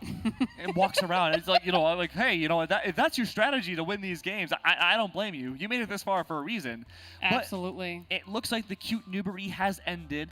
We have restrained her and brought her back into the realm of Valorant. We are getting ready for the second half of our lower finals here. Again, a best of 1 to see. Yeah, I see we have swapped sides. Yes. So this will be interesting. Knights looks eager to get onto site, and they are leaning A site right now. And this is just a 5-stack rush now from Starlight. Absolutely. They're all working together as a single group to take control quickly of A site. Smokes are already down as well. Yeah. And Landfest just gave so much space away, too, from Starlight. They're playing so far back on A site. Free plant. We see Landfest finally getting the team back together over on A site, but Spike is already down. It has been planted. Oh! What? That was a trade. That was quite the trade that just happened. Okay. It's 3v4. Oh, and we have Reyna getting taken out. Oh, Sky getting a pick and then getting picked off. Now we just have our Brimstone and our Sage for Starlight. Baron's defusing, but is taken out by Flea Puff. And Starlight here, they've already doubled the rounds over of Landfest. You know, they have better weaponry here. If I'm Landfest, I am 5-stacking a site and just pushing A main. Oh, yeah. I am pushing it. I don't care if the enemy team is not pushing A main. I am looking to play complete flank then. Absolutely. You have to play proactive here if you're Landfest. You need to use power and numbers. You have to buy up utility. Force buying is not the move here. You need to force up. Yep, and we're seeing here a 4-stack death ball type beat. This is what we need to see, especially with MLE behind the helm. You have the guard, sorry, not the guardian, the head shopper in hands. There he is. Chamber just immediately getting the pick off right then and there, but Emily then needs Knight help. gets them. Nobody traded her. No. Oh, Knight's getting another pick. Stud's getting Ash, and then it's just going back and forth at this point. Oh, so many picks so quickly. All we have left is Kareem Cheese for Landfest, and then Starlight blocking off part of the site to plant. And Kareem goes down from Flea Puff. And Landfest had the right idea. Just full stack a site, use your bodies as much as you possibly can, use the smoke, sure, allow Emily to find that opening pick with the headhunters and just continue to just be this death ball to keep going. But the problem is, nobody but Emily pushed up. Yeah. Emily was left by herself without any trade ability. There was that anxiety again from Landfest. So I want to see them double down again, even with rifles. Be proactive, take that opening fight, make Starlight fight to take space. Absolutely. And I realize, like, you do want to hold different sites, but maybe this time a buddy system is needed. Yeah. Just so that way no one is left singled out, having to force the 1v1s. And Chamber takes a pick immediately out of showers. I like this call that Landfest are choosing to farm the orbs for Baron's Breach. Just getting that early Rolling Thunder will be so good to push back Starlight. Absolutely, especially since they have been 5-stacking. We see them in Hookah as a unit right now. So Cute Noob can smoke that off. Hope that maybe it gives them a little bit of hesitation to get the rest of the team over to B site. Or at least push them back from Hookah. Starlight looking to reset and re-hit. They don't know where that trademark from Emily is located. That means Landfest know that nobody from Starlight has approached A main just yet. Holding showers too. Only one rotation has been inbound. But Landfest don't need to over-rotate. They know they can hold both power positions here. At the 35-second mark, I think we're going to see that execute back over on B side. But look at this caravanning back over to B. This could very well be a teleport play back over to showers. It might be, because they're taking it so slow as well, trying to check every corner. They might just go for B, or at least send one person out. And they have to now. There's only 20 seconds left. Oh, yeah. They're going to make a connection there. Knight's taking that quickly. They're going to check their corners. Sage going straight for the plant. Haunt has been destroyed that Kareem had thrown out to get that information, so we know they're there. It's just where exactly are they is the question. Kareem about to meet Knights. Knights taking that pick quickly as well. And now it's just a timing game. See how many folks we can find. We can take them out, and then if Spike gets defused or not. There's that buddy system. There's Ash, We good see for the buddy one. Where are the system. trades? Yeah, we see the buddy system in play at this point, but Ash didn't quite swing fully out with their partner. And now it's a 2v1. Ash has to take down 2 people. Checking that corner, but unfortunately, across the way, they get taken out by Flea Puff. Now, to give credit where credit's due, Ash did find that initial pick and was traded out, and Baron did fall. So there was that attempt for trades on both ends. But it looks like we are going to another tech pause just to build up more anticipation going into the final rounds here of what could very well be this map. 11-4 now for Starlight. They're looking so much more clean than we had seen earlier today when they were 13-0'd by Games for Love. Oh, this is a different Starlight. Oh yeah. This is a very different Starlight team, but they warmed up. They got whatever it was out of their system, and they came to play. I mean, theoretically, too, if you look at Starlight, they are probably counterplaying a lot more of Landfest, too. They saw Landfest play on Bind earlier. And generally, Landfest haven't changed what they're doing too much. There's still that smoke push hesitancy, and just these stack-up lineups have been working so well for Starlight to take advantage of. Yeah, I think the word of the day right now is teamwork. And Outlaw. And Outlaw. Yes. And Mike Valley Leaks. Yeah. Yeah. He was a good caster. That was his first time on the mic. He was good. Yeah. And you're amazing. You're doing amazing too. Oh, thank you. You Absolutely. are too. Oh, thank you. But as we wait to see what happens with this tech timeout, again, Cute Noob just completely unrestrained, just bringing out more tiles off the floors being ripped out. Clearly the strongest player here. Oh, physically? Yes. No, that's gonna be Kangas. Kangas is hosting though. Uh, they can have a competition though to figure out which one's stronger. Okay, fine. If we're going by that, it's gotta be Baron. Baron, just look. Kangas always brings those arm grippy things. Oh, true. Like the 200-pound ones that you're supposed to close with one hand. I can't even come close. I don't think I could even do like a 2-pound one. But Baron? Both hands at once could do it. Yeah. I don't mean he needs 2 hands to grip one. I mean he could do 2 at the same time. in both hands. Yeah. He has turned that into a regimen over the last year. When Kangas last hosted, he brought those in for the first time, and Baron was like, "Oh, this is tough." And now he is dominating like the most difficult ones Kangas has. Oh, that is dedication right there. Yeah, And a lot of that's practice. scary. And goes to show, you know, practicing, training, Oh, all yeah. that kind of stuff. You know what? You can train your brain, you can train your arms. All of it's super important, and it helps out so much when you play Valorant too. And of course, you know, if you're able to do that, you have a healthy mind, healthy body. You're able to find a little bit more like, you know, clarity in life. And who knows, maybe you'll find it in your hearts to donate to charity. Yeah.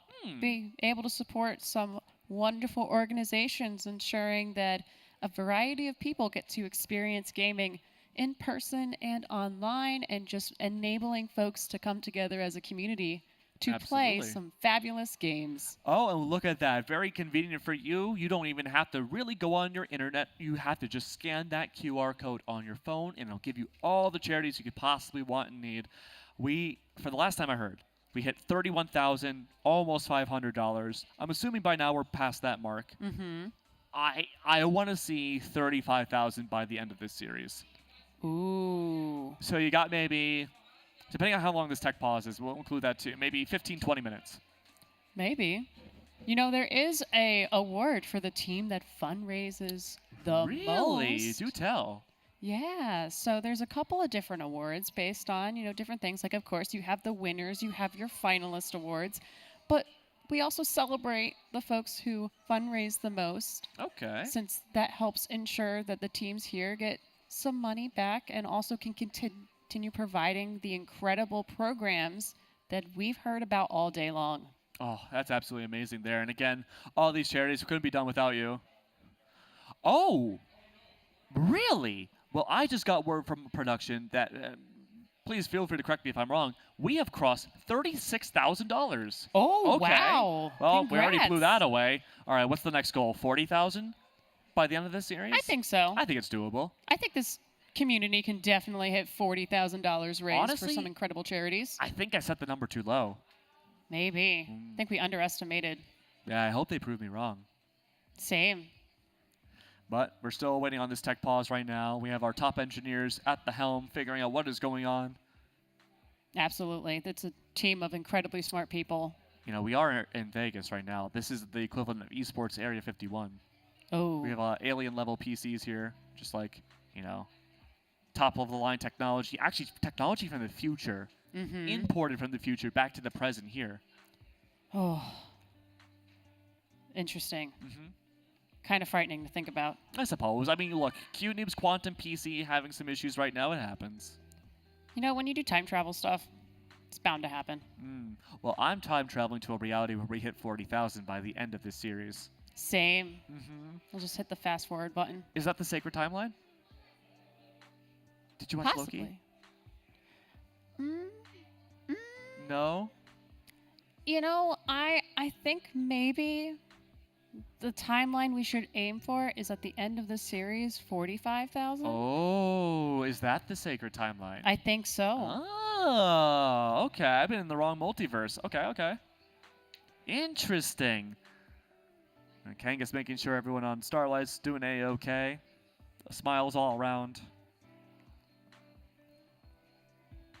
Just waiting now to see what the next setup will be and when we get back into the lobby. Actually, we have a program fee up above. We can see the buys going to the next game. Emily, for the first time, as long as things go the way I think they will with those buys, we are looking at our first Emily outlaw of the match. I could be wrong about that. She may have brought out for one small round towards the beginning of the game. And there it is. Look at that. Emily's going to bring out that outlaw and may very well shut down the likes of Knights with it. Yeah. I feel like we haven't seen much outlaw usage this particular round on Bind, which is surprising since the first 2 times we saw Bind today, it was just outlaws everywhere. Oh, but look at this, though. Ash might be trying to go in fast here. No. I thought double blast back with that judge directly into the crowd would be the move. Instead, holding a corner. Emily looking to make first contact outside of B long. Hasn't found much yet. Yeah, we see Fleepuff is inching over that way. Maybe a little nervous, thinking that Chamber might be there ready to fire. Oh. And then Ash taking that out immediately with the paint cans. That's huge. Smokes And it looks like gone. it's scaring them off, too. They're rotating. Call's been made for the rotate, but you reset and re-hit here. Starlight, they won't have enough to block the line of sight of Landfest. Baron's already set up for the breach stun, and that's going to be huge. That shuts down the majority of the attack. Or Chose not. not to. Maybe they were hoping to and figured the weaponry was better. Unfortunately, getting picked off, though, by our Sky. Oh. And we see neutral theft in play, getting that information for Starlight with a 2v4 at this point.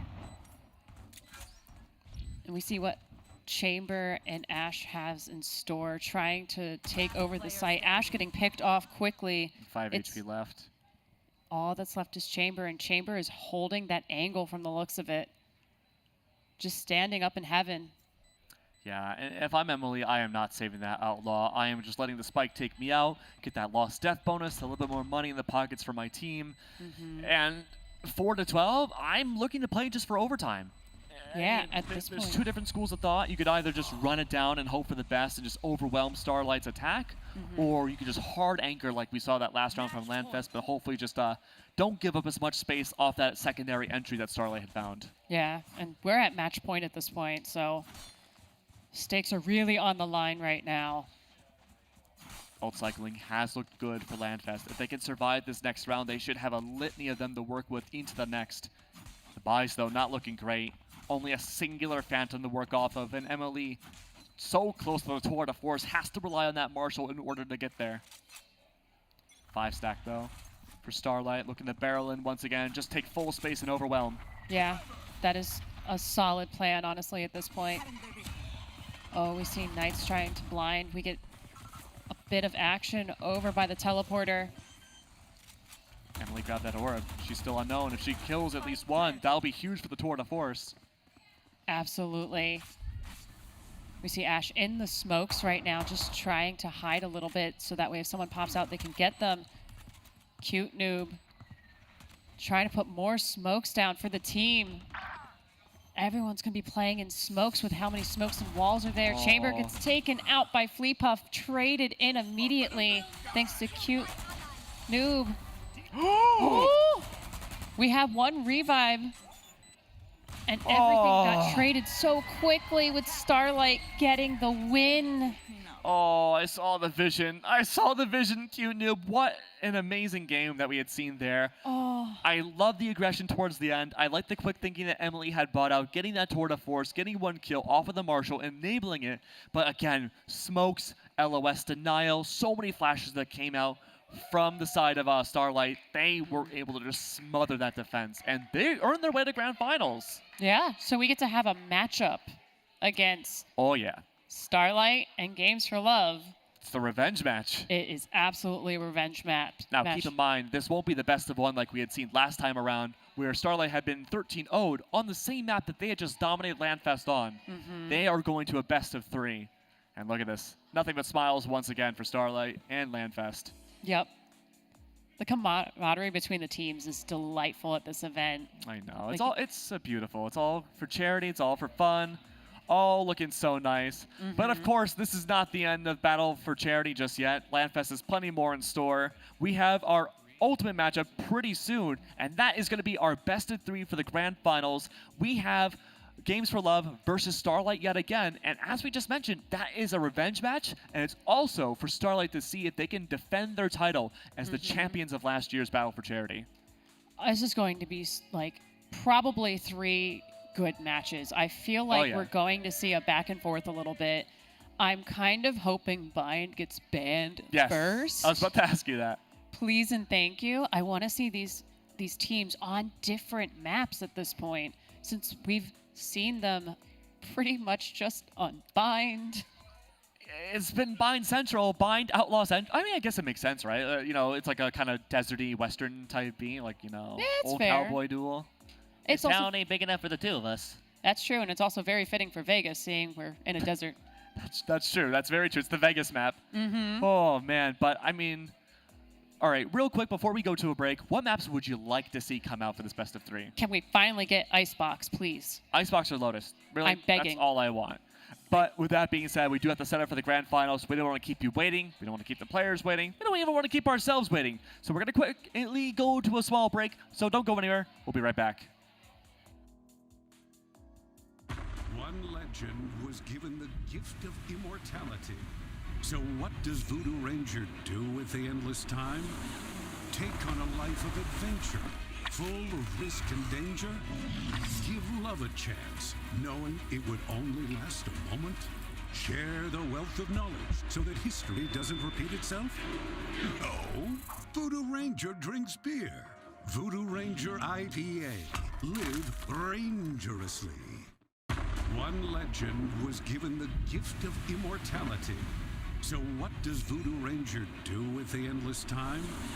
Take on a life of adventure, full of risk and danger? Give love a chance, knowing it would only last a moment? Share the wealth of knowledge so that history doesn't repeat itself? No.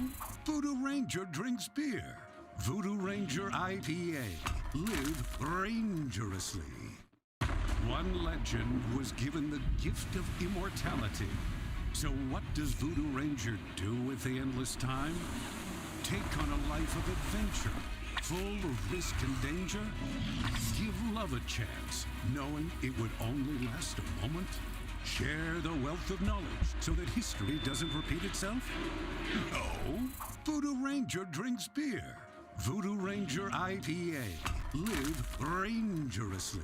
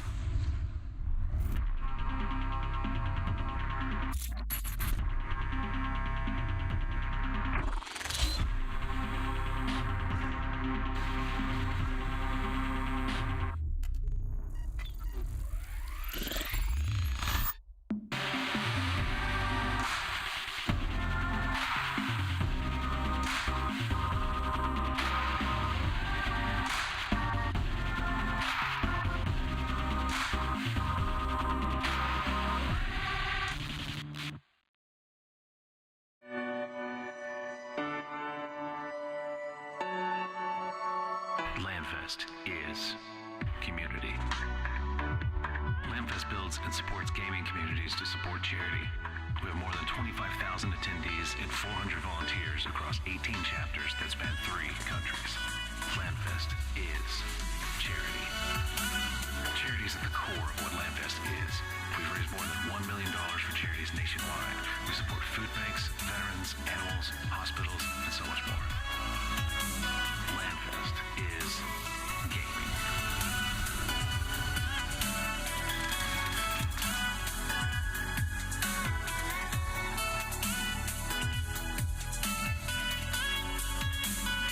Come join LandFest.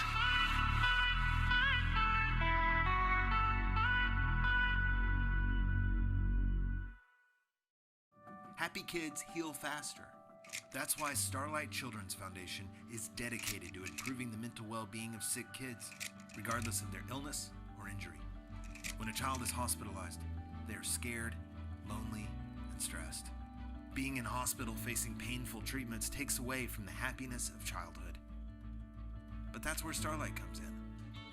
At Starlight, we provide entertainment through our gaming stations, comfort with our specially designed hospital gowns, play with our toy deliveries, and distraction through our virtual reality headsets. Starlight programs are what happiness is made of, the things that make being a kid special. The simple power of a smile. Delivered to over 800 children's hospitals and medical facilities across the country, can make a lifetime of difference for sick kids. Learn more at starlight.org.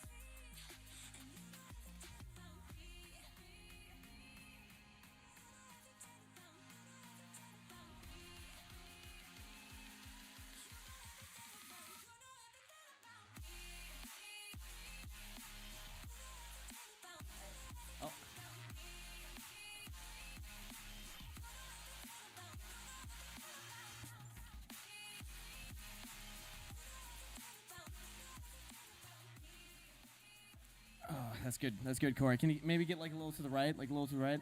Perfect. All right, thanks.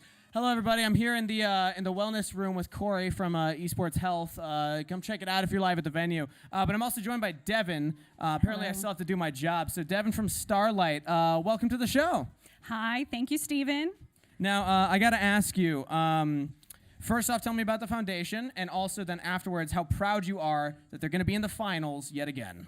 Oh my gosh. Well, let me tell you a little bit about Starlight Children's Foundation. We are a 501(c), essentially dedicated to delivering happiness to kids in hospitals across the U.S. We work with over 500 hospitals to place gaming programs, VR, special gowns, all kinds of things that are just meant to pinpoint those moments of anxiety and help them feel like a kid again. That's fantastic. Now, this is, I believe, your third year with the program. Is that correct? Yes, it is. Okay, so what keeps you coming back to Battle for Charity? Oh, honestly, I like to use it as an excuse to see this incredible team every year. Going to talking about being proud of them. Year one, they came dead last. Last year, they won the whole thing. And this year, I love watching them grow. I love just watching their bonds and their relationships grow with each other, and it breaks my heart. Now, do you have any words of inspiration for them? No. They don't need me to tell them to get good. They are good. That is fantastic. Have they gotten their spines realigned before the match?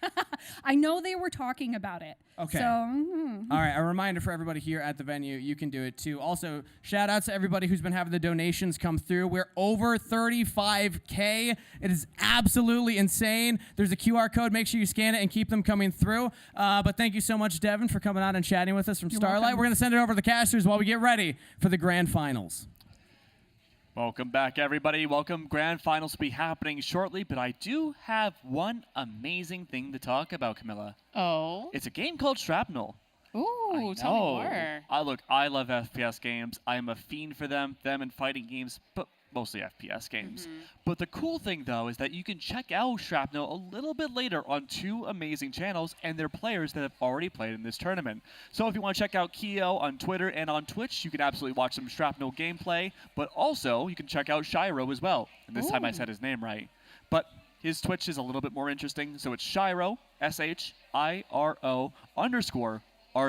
If you want to check out this new amazing FPS game. We actually had a preview of it here earlier. I guess you should have came to the venue to see it. But it looked really cool. Like, I love FPS games, and honestly, I think when I get home, I'm going to play it.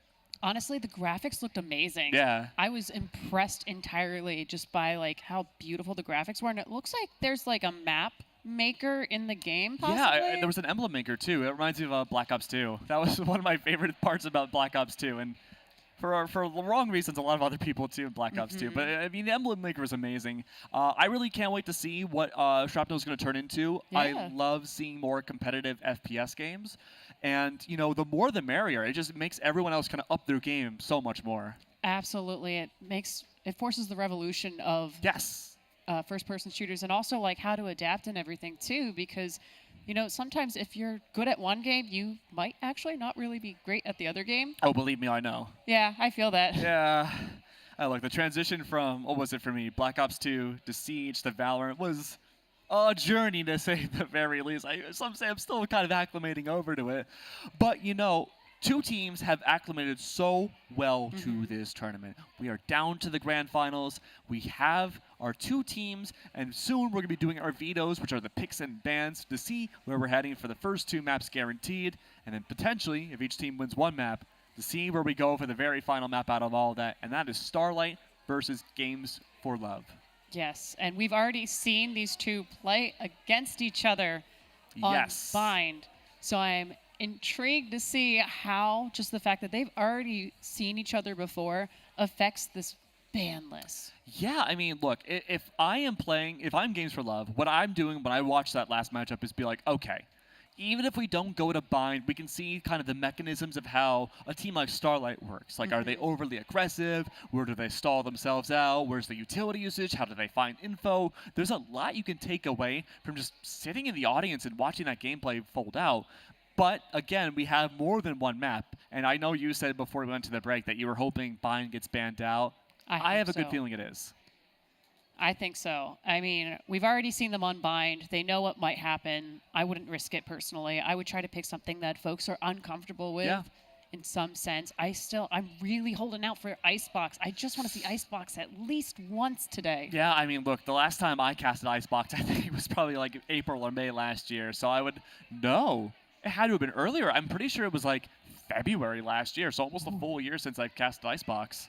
Oh, this is going to be interesting. You have to remember the call-outs. We got this. Yeah, we do. I mean, Icebox, they made some cool changes inside of B. They added even in mid too. I think they've made kind of transversing mid a little bit less funnily. So it gives defenders a little bit more options to have that flexibility for retaking from B site. And for the attacking side too, it's not just util dump simulator anymore when you plant that spike. Yeah, you really have to be mindful to check corners and everything. And like as we saw, like that one. The one way over to B site, like the boxes got lifted up. Yeah. The boxes on the other side got pushed, so that way there's only one way really there. And in the kitchen area, there's a window. Yeah. Oh, that window can be so vital. That window's really cool because I'm thinking in the back of my head, Omen, not the most meta agent that I remember seeing in old Icebox. For a long time, it was kind of Brimstone. We saw some Viper for a while. Then we started seeing Viper Harbor. And then Icebox was taken out. Yeah. But Omen does have the capability to use his Shrouded Step. And I've always been a big believer that this is some really cool tech that is really underutilized in professional Valorant. I think you could take advantage of the fact that if a team defensively is not holding Boiler, you could Shrouded Step from that window directly on top of Boiler, and you have a full backlines anti-rotate right ahead of you for an attack. Yeah, I feel like if we do see Icebox, we are going to see a lot of that. I also realize we haven't seen Deadlock yet. Yeah. I think if we were to see Deadlock, it probably would have been on Breeze. Yeah. I'm a little surprised we didn't, but I mean, it comes down to comfortability, right? So, no one really knows how to play Deadlock yet necessarily. Fair. I think she's a strong anchoring agent. I think she's a great anti-retake agent as well. But, you sacrifice a lot of the early and mid round when you do that. Yeah. You get flanked super easily. There's not a lot of ways to catch out, the attackers or defenders if they don't choose to immediately push a site.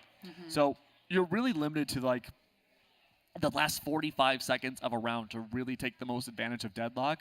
Otherwise, you select her, you're kind of working with a 4v5 for the most of the round. Yeah, that's the tricky part with Deadlock, and maybe we probably won't see Deadlock this tournament, but you know what? Things have happened. Yeah. I mean, we've seen just about every other agent except for Deadlock. I mean, we've seen our Reynas, we've seen every controller under the sun. I'm trying to think of anyone we haven't seen. ISO, we haven't seen ISO. We saw Neon. We saw Reyna, we saw Phoenix. We saw Yoru. We saw Sky, we saw Brimstone, we saw KO. I think we've seen the usual gambit. Sova. Oh, no, we saw Sova. Yeah. Well, no worries, though. Kangas may have the answers for us. Probably not about the agents, though, that we haven't seen yet. But he's got a lot more valuable information, and that's to see what maps we go to next. All right, Kangas, take it away. Thank you very much, Keg, as we're getting ready for the grand finals, best of 3 for the Battle for Charity 2024. We got a representative from each team to go over the map, pick, and ban. We got Austin representing Starlight. We got Ryan representing Games for Love. So, as the upper bracket team, you will get first ban. What's your first map ban? We're going to go with Split. Split. Okay. Your rebuttal. We will ban Breeze. Split and Breeze bans. Okay, now we're back over to Games for Love to pick our first map.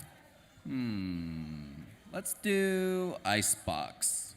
Icebox. The casters were begging for it. I know that the stream wanted to see it as well. No?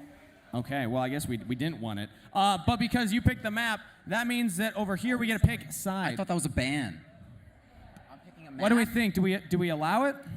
I thought it was next ban. I thought it was next ban. It should be next pick, so you don't want to pick Icebox. I don't want Icebox. No, Okay, no. all right, I'll give it to you. No? Because maybe I was unclear. The teams decided no. The teams decided no?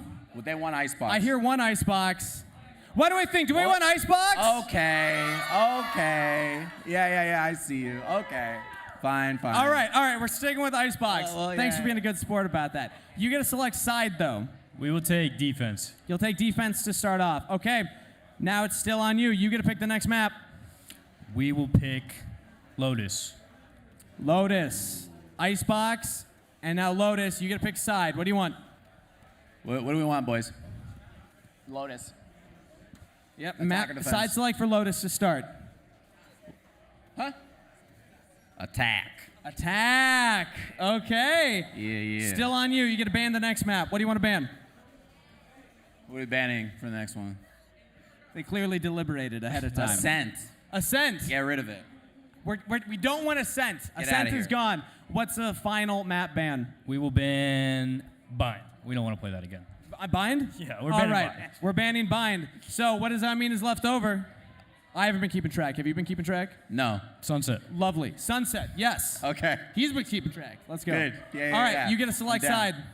Select side for Sunset. We'll do defense. We're doing defense. Okay. That's it, everybody. Starting with Icebox Grand Finals.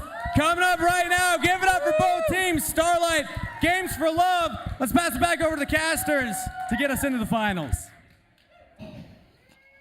This is the greatest day of my life. Oh, It's this is all wonderful. downhill from here. We begged for Icebox, we begged for Lotus, and I cannot thank these two teams enough for bringing us out of our casting comfort zones to see, I think for the first time in North America, these brand new changed maps brought back after a long time. Oh, yeah. Oh, Oh, I cannot wait. oh, it's going to be so chilly in here with Icebox. Oh, but true. We've been too warm with Bind and Breeze. I know. I know. We were taking advantage of that for too long. We have to put on our parkas and stuff going into this next one. I'm going to be honest with you guys. I don't know what to expect. In terms of agent selection, I think with Icebox, given to how much the game has evolved since the last time it was in the pool, we're probably going to see the old meta be what we see into this next matchup. So I'm expecting double Viper. Yep. I'm expecting maybe one team brings out Brim, the other team brings out Harbor. Probably Raze for entry if I had to guess. For initiation, probably the Sowas on both sides. What else am I missing? Sentinels. Probably Cypher on both sides. Back in the olden days, it would have been Killjoy. I think now, because his trips are so powerful, I think Cypher's going to be chosen instead of KJ. I fully agree with this. Like, Viper is crucial on Icebox. Oh, yeah. Oh, yeah. You need a Viper. So both teams are going to pick a Viper, and this is a map that really could use for both teams' smokes. I agree. I Double mean, smokes. I would just like to see those line of sights be denied, especially with the Outlaw coming out. It's going to be paramount to bring out double controllers here. Initiation's going to be important, but I think it kind of takes the back heel over the double controllers and just, you know, making those close quarters contact plays on a very long-range map. Yeah. But, you know, this has also been a tournament that has surprised us with some of our agent picks, too. That is very, very true. And while we're waiting for our first map to come in, while we wait for agent select, let's talk about Lotus. Yeah. We're going to see brand new changes to Lotus, too. It's going to make the map a lot more defensive sided. Originally, what the strategy would be for a lot of attacking teams would be just to stack up a site, just wait out for the initial util dump for the defenders, and then push in, overwhelm the defenders. Usually, we would see that on A site. Usually, we'd see that on C site. And B would kind of be that last tertiary kind of pivot option if A or C didn't work. Yeah, I would be surprised if we don't see a lot of Outlaws on either map. Oh, but God. This is also the first time on the main stage we're seeing a 3-spot map. That's to plan. true. That's true. Haven's not in the map pool anymore, so this will be the first time we get to see granular rotations like that. But we are getting to agent select, so we'll wait and see what kind of shenanigans we have brought out. If there is one map to bring out in ISO, I think it's Icebox. Who do I think is going to win? I'm going to give this to Games for Love. Oh. You know what? We're going to differ on this. I'm going to go with Really? Starlight. Okay. Honestly, I think this is one of those matchups that I don't think any prediction's like inherently wrong. I think both these teams can win this. It's a true 50-50. We don't even need the bottle cap for this one. It's straight down the middle. But we are just about ready to get to agent select. I cannot wait to see what agents are brought out. I genuinely don't know what to expect. I don't know either. Like, we fully feel like the meta is going to be picked. Harbor's immediately snatched up, and now we have a Neon as well. Okay. Interesting. We weren't too far off on our expectations for agents. Shiro, of course, is going to be Shiro, excuse me, is going to be that exception. They've been running nothing but Neon regardless of the map, so can't really say that's anti-meta too much. That's just a Shiro moment. But look, kind of predicted what we would expect to see. The only major difference here, and I think this will be a setback for Games for Love, is that they have that single Harbor controller again. Yeah. And this isn't Breeze. This is going to be a lot harder to go for an A execute by only using the High Tide. Yeah, that's going to be really tricky. We do have a Cypher, but it's still not the double controller. There's only one. They're double duelists for this map. Yeah, double mobility is going to be interesting. Luckily, those studs is like a through and through. Oh, hi, hello. Hey, little snowman. Did you know? Okay, quick fun fact. Did you know this snowman has a name? Yes, but I don't remember the name. What is it? Sunny. Oh, that's ironic. Yeah. So Sunny was named by the game designer of this map after it was asked on Twitter, hey, what's the snowman's name? And they replied, oh, it's Sunny. Yep. Yeah. Okay.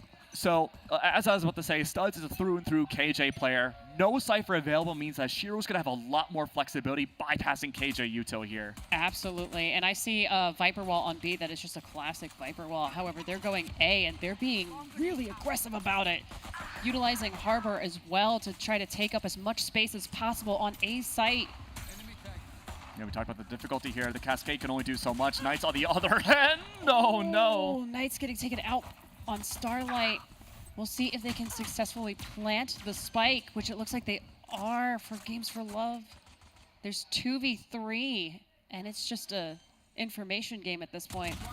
Oh wait, Spike carrier killed. Spike wasn't planted successfully. So now Sage can utilize the wall and just kind of force them to go around to one side to try to get the spike. Oh. Keo doesn't have blast packs. They cannot go over that wall. They have to face the Sage. Yeah, they can't avoid that fight unless they try to knife it, but that's too many audio cues and gives them too much time to turn around and be ready for it. Keo might have enough time to wait out this wall and pick up the spike. That's going to give a 50-50 that Graylix has to watch. It's not going to be a guaranteed funnel anymore. Absolutely. It looks like they're not going to wait too much longer. They're going to check to see if they're there. Oh, and they get it in one shot? Oh my goodness. Unlucky for Graylux there. That was a great hold coming out from her. Again, ensuring that it won't be a 50-50 about where Keo could go. It was just a matter of timing there, and Keo made sure it all came out solidified. I will say, though, Starlight, a great hold, just waiting out the High Tide, bypassing the Cascades completely, waiting to see when they can make Games for Love overextend themselves on site. Now, they're going to 5-stack and just run it down. Look for as much economic damage as possible for Games for Love. And if they win the round, that's great, but they're looking to take those guns away. Yeah. I will also say Harbor was amazing, just taking up as much space going into absolutely. A. Especially since they are, again, rushing the site on the top of the boxes. What is happening? Over. They're playing hopscotch, of course.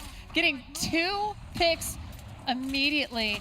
Just bouncing around as quickly as possible. Oh, getting another, and that's the one they needed, so that way they took that round. No, I need to see a replay of that movement from Shiro. That was literal insanity. Just hopping around like a bunny. It looked like Shiro was using ghost mode. It really looked like they were no-clipping. Obviously they weren't, but just how fluid the movement was from top of belt to backside rafters was not like anything I've seen from a Neon before. Absolutely a testament to how much they are comfortable with Neon and have mastered that agent. Yeah, and I mean, I was thinking about maybe the Harbor wouldn't be as impactful as it would be on A side now, but it forced Starlight to stack up completely on A side, and even that wasn't enough. Albeit there was that weapon difference, but here we go again, double entry. Yep, just going straight for it. They are aggressive on these A pushes. Knight's getting a pick early, getting a second pick immediately after that with a pistol. We'll see if Knights can hold down sight. We see a little bit of action over on mid by the tunnel. Harbor knows someone is there, and it's Viper, and Viper gets picked off quickly as well. It's a 4v2, though. I'm sorry, I spoke too soon. It's a 1v4. Oh? With Harbor trying to get the spike. If Harbor gets one more kill, they could circle back. They have time for the B orb, and then they can cascade, reckoning their way to the spike. Yep. Oh, not quite able to, just because that I Sage spoke too soon at that one. Okay, but now ult cycling is there. One ult orb off of getting Reckoning. This could very well be that adjustment for the B-sided play. We saw Games for Love do this on Breeze. They would keep stacking A, rush it each round. When Hava was able to gain their ultimate, they would circle back the B-side, use the Reckoning to take that space back, and really throw their enemy team for a loop. I wouldn't be surprised if that is exactly what they're going for, because it worked. It did work, but here's the thing, though. They're stacking up on A. It could very well be a fake, but it depends on who grabs this orb and when. True. I like the Cypher Tripwire, just making sure that, you know, mid is covered. We see the wall go up. Knight's trying to get a pick through the wall. Orb not gained by the by the Harbor. Oh. He was taking so much space here. Yep, and then just waiting right there in the corner, getting a pick, getting a second pick in a row. Can they get that final pick? No. Oh, yes. Harbor does. Attackers win this round. I mean, that was just a fast rush once again from the Rays and the Neon, right? I mean, there's not really much else to say other than that their space taking has been the best that we've seen in this tournament. Absolutely. This is the round I would expect to see that Harbor adjustment for the Reckoning. Looking like it's going to be towards A yet again. Interesting. Full rifle round now for Starlight. They have to make sure they can maintain their guns and win this round. But with how fast Keo and Shiro have been taking backside control, they're leaving this to be a trap-style play for the backside from Studs. Absolutely, and they're again just rushing into A, trying to get as much space, but we see the Harbor ult on the floor already. Premature nano swarms. There's so much going on in one single spot. Harbor, of course, is planting just because they've already taken up so much space on A. Utilizing the walls and the cascade, but getting picked off by Studs, getting a double pick, but then getting traded. Oh, this is going to be a tough one. Oh, quickly. Folks are dropping like flies, and now it's a waiting game to see who tries to swing first. Yeah. Wheels does have Neural Theft to work with here. Fairly early on, could very well use it, but a 2v1 not necessary. Absolutely. We also have Sova for information gathering, and attackers take down the other Sova, making it a 1-4. Starlight's the only team we've seen so far this tournament on stream take attack timeout. I would not be surprised if it comes out this round. That being said, though, they only have a little bit of time before they can call it, and we haven't seen it yet. They could very well wait until they go for the next rifle round. B-side has been completely absent for Games for Love, and this is where they want to go for these adjustments. And they're doing it on a round where they know the eco for Starlight is not so good. And they're banking on the fact that it should be a low eco, and they have to stick together. And for Starlight, they are 5-stacking A-side perfectly. Yeah, they're rushing in as well. They're utilizing the boxes incredibly just to get a little bit of information and just to be kind of where you don't expect. Oh, what a good opening pick. That Viper wall that could have come out for the post plant is completely absent now. Yep, and now they've taken up so much space at this point over on B site that Starlight has to rotate, and it's going to take time to get there. Best thing you can really do right now if you're on the eco is just bait out those ultimates, whether that be the Neural Theft or even the Hunter's Fury. This is not a round about winning for Starlight. This is about just doing damage economically. And even then, Starlight, they have to start thinking now, okay, when do we go for our attack timeout? What is our big adjustment into this next round? Now, normally I'd say, okay, well, if your co is not great, just go for these gigantic proactive reads. That's not easy to do on A-side defense. Yeah. You have to aim high in the sky like a clay pigeon type beat to shoot out Shiro and Keo at the same time. That's a really tall order for these defenders. Absolutely. So yeah, we're seeing the replay. The Harbor pick was so quick and so essential for this round working out the way it did. You see the 2 picks from the Neon as well. I'm not sure what Starlight can do at this point other than trying to gamble stack. It's tough to say. Studs' utility is paramount here for the trap style, and everyone else is fighting for retake outside of mid. 5-stack once again. Why change it up if your Games for Love? Just keep doing it. The leverage is so strong. Absolutely. Oh, getting sniped from right behind. Or at least picked off from behind. And it's just Util flying at this point between Games for Love and Starlight with picks going frequently. We see the recon bolt coming out, trying to get that information to see who's where. Oh. You losing the ult before getting to use it. Good information found still. Yeah. Dave is waiting up for the recon bolt. They'll use backside. No! Not even enough time to do that. Nope. If I'm Starlight, I am 1000% tack timing out here. We need to discuss, like, okay, we won another round.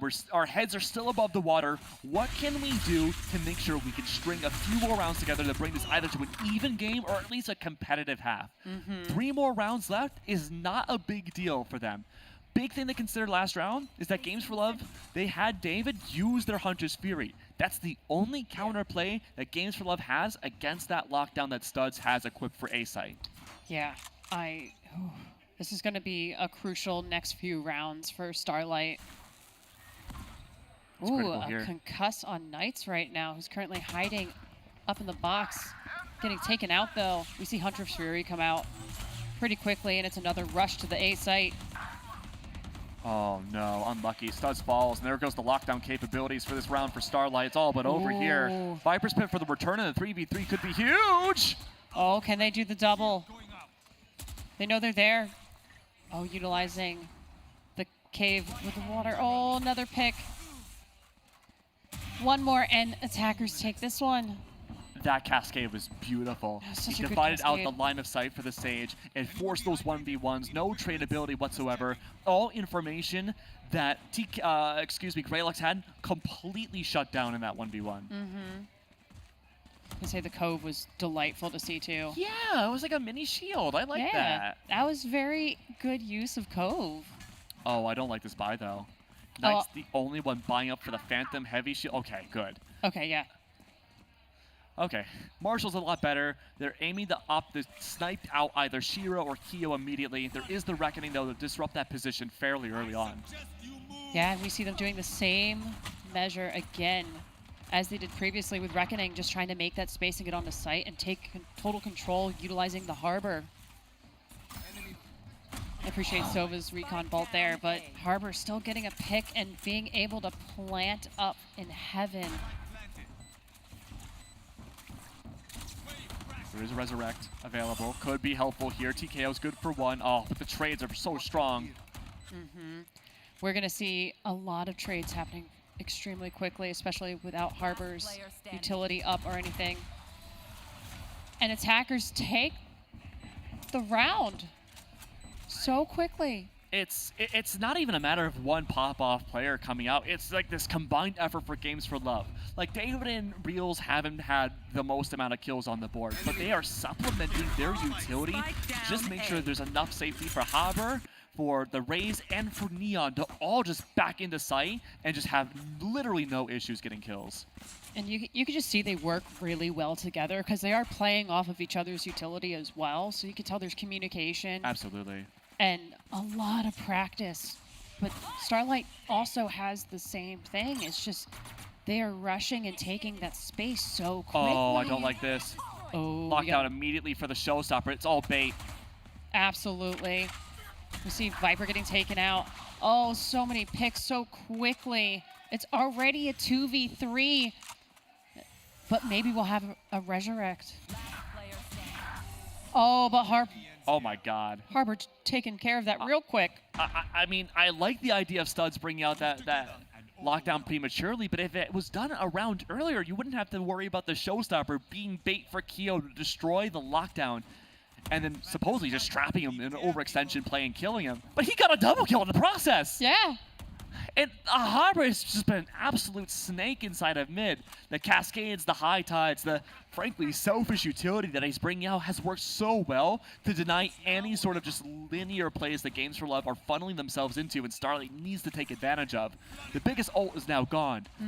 Where will this Viper's pick go? It has to be prematurely on A, but that just enables more aerial plays from the both duelists. It does. And this Harbor is truly showing Harbor is OP, apparently. Just taking more control of the site and just immediately going for the plant. Oh, Viper getting a pick on Neon. Kyo getting a pick on the Sova. We see Viper creeping up into heaven, just trying to get a little bit of information. We see Reckoning come out again. Oh, nice getting picked off. We see Sage utilizing the ult here to resurrect the Sova, and it's back to being a 2v2. Oh, recon bulk gets denied by the High Tide. Oh no. That is not good. Flea, unfortunately, getting picked off again. Oh, Tripwire getting shot, but still they have the information of where they're at. Cypher taking them out immediately. It's 9-2. One more round left in this half. Will The mobility coming out for Games for Love has been incredible. And I was skeptical about the Harbor play, but it's not even just necessarily using him as a traditional controller. This is Games for Love just finding so many gunfights and really taking care of positional mistakes from Starlight. And 9 times out of 10, you wouldn't even consider what Starlight is doing as a mistake. Yeah. It's just they're being overwhelmed. Absolutely. So 5-stack again outside of A. Holding mid 2 for the Harbor is OP. Looking to barrel their way down eventually. High Tide is strong to separate the Sopa from the rest of the team. And Shiro falls. That's a huge first start. What's interesting, though, is we see one player over at B site. It looks like they're trying the to pincer. flank quickly. Oh, we have our Raze over It's all flank. bait. Oh. The Cypher's going to rotate the B site now. Catch out the rotates. Oh, that is quite the strategy. Harbor taken out. We'll see how this plays out. Oh my gosh. Raze almost getting all 4 by flanking, but only getting a few. And Reels is not going B site. That's completely empty. He has plenty of time to do it, but he's doubling down, and it works out. Doubling down, double digits now. Holy. Games for Love are looking unstoppable so far. Congrats. Oh my goodness. It seems like they had practice on Icebox. It seems like they were pretty comfortable on Icebox. And Icebox wasn't their pick. Absolutely. Now, I do want to do some house cleaning right now. When we say Harbor is, when we say Harbor's OP, it is Ludi Lu. They do have a real name. Yes. But Harbor's OP is pretty true to what we're seeing this matchup, so I'm going to stick with what's easier. All right, so we've swapped sides. Yeah, this is rough because realistically speaking, Games for Love just run it down. You'll never guess what they're doing. They're going A. They're running taking down. Oh, they were. They found a lot of were. early information. B-side completely barren and empty. Retake smokes are going to be a lot more difficult for Games for Love, but honestly, they've been able to take those gunfights pretty well. That Harbor's kind of on the back heel here. Yeah, we're playing a slow game now instead of the rushing onto site. And it looks like they're trying to go for B. Neon getting the pick. Can they get another pick at that distance with the Sheriff?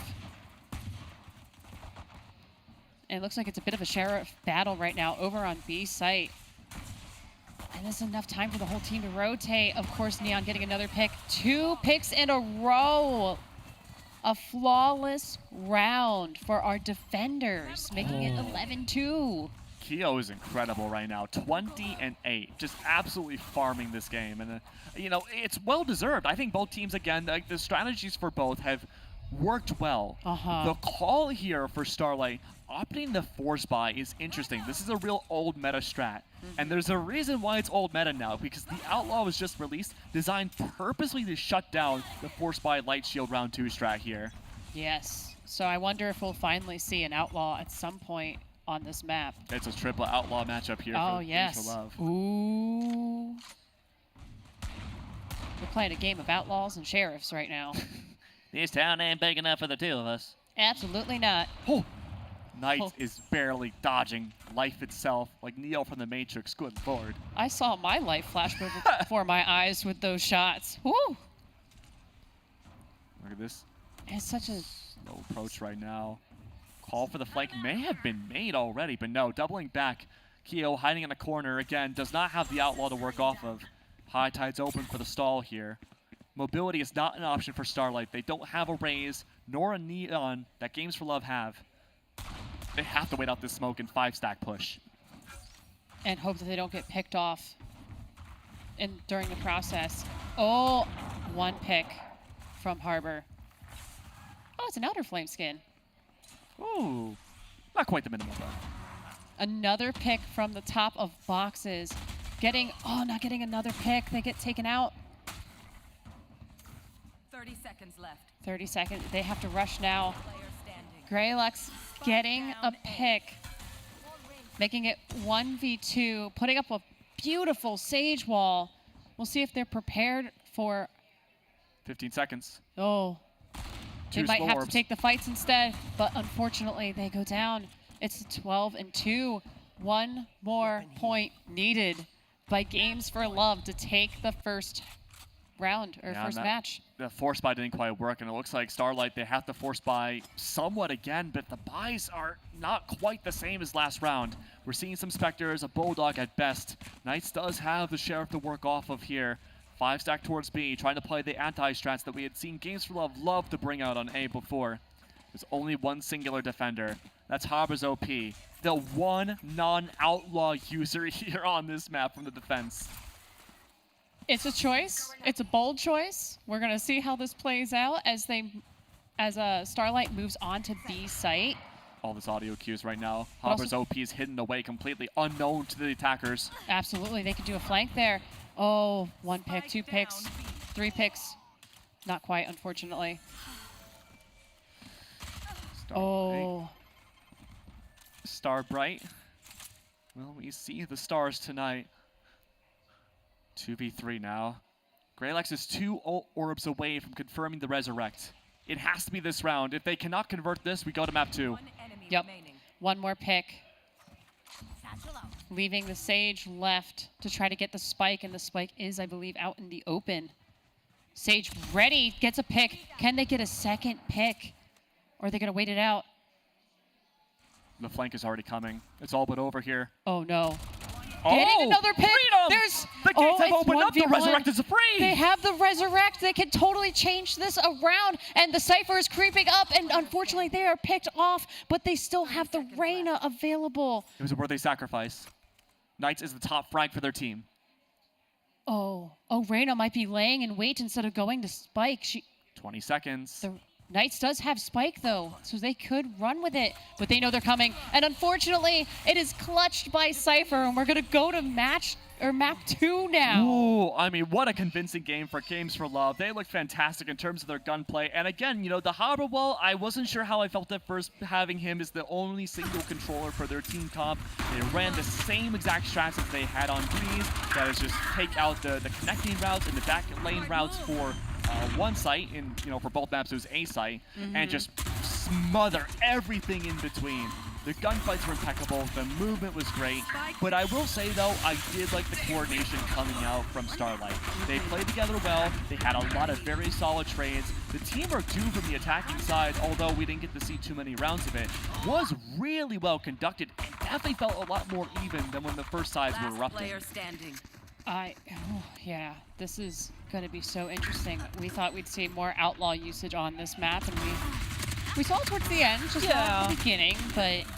Interestingly, we saw more outlaws towards the end of this map, but we didn't really get to see a lot of outlaw kills to go with it. That's true. The lines of sights were there, but just the angling that we'd seen from, say, example, Knights and Top Bell wasn't necessarily there to get the clean shot. And I think that's a really important thing to note about Icebox, is that you have a lot of long lanes, but you're supplementing a lot of flashes and smokes to make sure, like, okay, if you're going to come after us, you got to use a Phantom, you got to use a Vandal, or you got to use a High Tide. Yeah. So it'll be interesting to see how they just played was great for Icebox. Does it translate to Lotus, where we have 3 different sites? Yeah, 3 different sites, but they're fairly long range, similar to Icebox 2. There's a lot of mid capabilities to work with. There was a lot of mobility, too, from the defensive end of Games for Love. I think we're going to be seeing that on Lotus. But the problem here is that we're not on Lotus yet. So we're going to have to take a small break to get things set up for map number 2. Don't go anywhere. Grand Finals will be up next. Every so often in life, we're faced with challenges. So what will you do when faced with a 9.5% hazy Imperial IPA? Join the Force.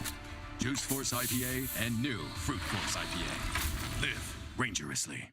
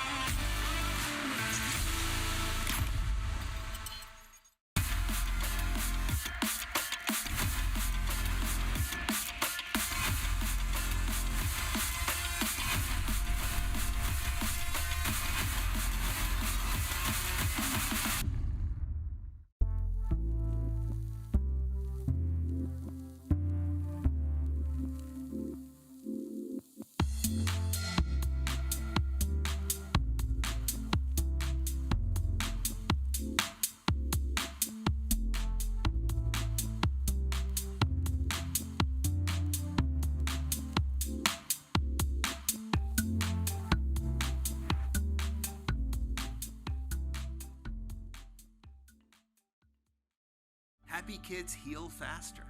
That's why Starlight Children's Foundation is dedicated to improving the mental well-being of sick kids. Being in a hospital facing painful treatments takes away from the happiness of childhood. But that's where Starlight comes in.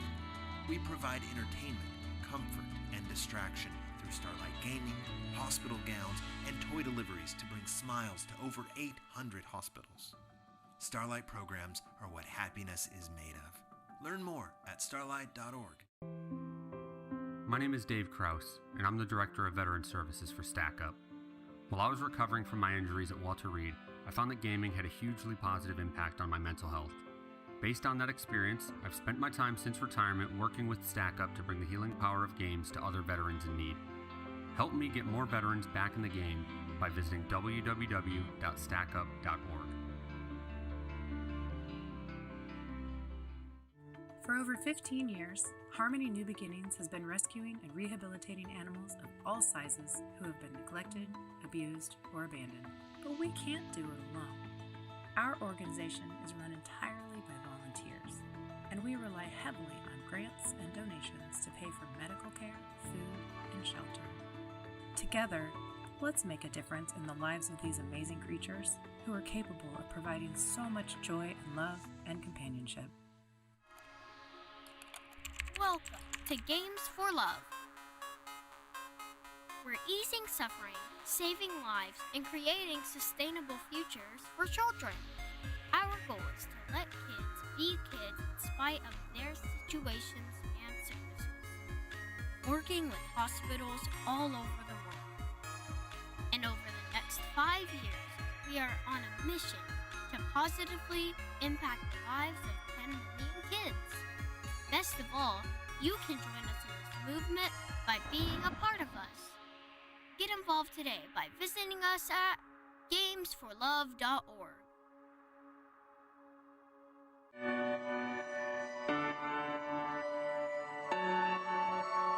LandFest is community. LandFest builds and supports gaming communities to support charity. We have more than 25,000 attendees and 400 volunteers across 18 chapters that span 3 countries. LandFest is charity. Charity is at the core of what LandFest is. We've raised more than $1 million for charities nationwide. We support food banks, veterans, animals, hospitals, and so much more. LandFest is gaming.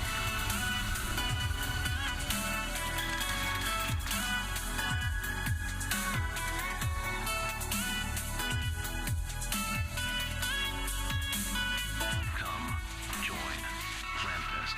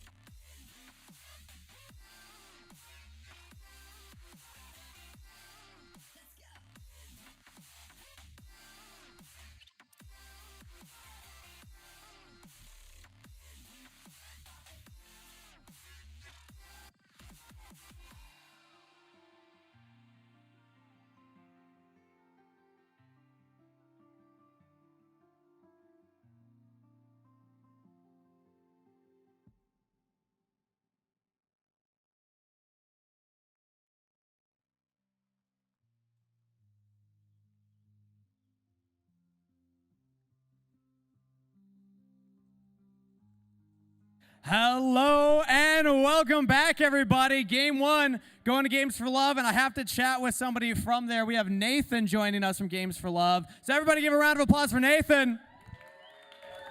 Now, you're here to chat a little bit about the program, so what should people know at home and here in the audience if they don't know what Games for Love is all about? Absolutely. So we're a 501c3 dedicated to easing suffering, saving lives, and creating a sustainable future for children. We do that through our 6 programs, all working together from a really small age with kids in hospitals, all the way up into adulthood, being able to give them an opportunity for a sustainable future. And it's part of an entire ecosystem, and that's a little bit about our charity and what we do. That's awesome. Now, not only do you do all those incredible things as a charity, apparently you just have an insane Valorant roster as well. How did you put this team together, and do you think they're going to take the whole thing? Honestly, I think it's just a testament to the incredible creator, really just everybody that's out there, all the incredible creators and the entire community. These guys are incredible. We're just so happy to have them. They've really come together themselves and really just said, hey, let's do this thing together, and banded together and said, we'll rally around Games for Love and be a part of this. So we're just super thankful, super humbled, and just excited to be here. I think you're definitely getting a lot of people paying attention to the org through the roster that you put together here. People at home, if they want to get involved, how can they get in contact? How can they get a part of the program? Absolutely. You can find us on gamesforlove.org, and you can find us on the Get Involved section on our website. Perfect. Thank you so much. Round of applause again for Nathan. Now we're getting ready for the second map of the grand finals, but before then, a reminder on donations. We have crossed $36,000 donated. That's a lot of donations. Keep them coming through, because a reminder that at the end of the entire event, we do have a raffle. If you have donated, you have a chance to win so many cool prizes, including 10 Seagate console SSD drives, 3 Kingston SSDs, 5 Kingston Fury RAMs, ViewSonic gaming monitors, PC towers from Be Quiet, and fans. Also, a special shout out to Voodoo Ranger, who have been helping us put on this entire event. We want to shout them out. And also, shout out that the top team for all donations, which currently is Stack Up, will be walking away with a couple of swag bags coming in from Kingston as well. So shout outs to them, but there is still time. If you have a favorite team and you want to donate through them, we're going to have that go through the entire final. Speaking of, let's check out some of the stuff that people can win right here. With that being said, we're going to send it back up to the casters to get us into the next map. Welcome back. We're just warming up from that intense battle on Icebox. It was chilly. Yeah, absolutely. I'm ready for a vacation, though. I want to go to a tropical paradise that isn't Breeze, and one that has a little bit more destinations, I would say, per map. I think so, too. I think it's about time we go to some sunnier weather over on Lotus right now. Yeah, I heard there's a lot of flowers on Lotus. Absolutely. Yeah. All right. So we went back to Icebox. Oh, we went to Icebox for the first time essentially in North America with the new changes, and it was definitely an experience to say the very least. A lot of mobility plays, but the analysis goggles have to come off for a second. We have to wonder now, what adjustments can Starlight make now that there's 3 sites against a very overly aggressive team like Games for Love? Oh, this is going to be a tough one, just because 3 different sites, you don't quite know where to go. Yeah. You're going to split up your team even more than previously, most likely, or maybe they'll just gamble stack and put everyone on a single site, hoping it's the right site. So it's going to be a tough one. Yeah, tough one indeed. I mean, we saw the gamble stacks before on Icebox. It didn't work out for Starlight. We had seen split pushes, flanks, the whole gambit, essentially, that we could bring out for a defensive team. It didn't quite work. Yeah. Now, we know that Shiro's going to play Neon. That's a guarantee. How do you counteract him specifically if you know he's a known factor? Oh, because they just rush onto the site so quickly, which is what makes Neon wonderful. It's going to be so tough. It's going to be really tough. Absolutely. I mean, for what could very well be the final time here, Camilla. Ooh. Predictions for this final map. I got to go with Starlight. I believe in them. I think we're going to go with map 3. I want to believe in map 3 too, so I'm going with Starlight as well. I We're believe unified it. on the choice. Well, we're just about ready for agent select, and we get to see, okay, we know the Neon's going to be locked in by Shiro. We don't have to worry about that too much. However's OP, bring out the Chamber immediately.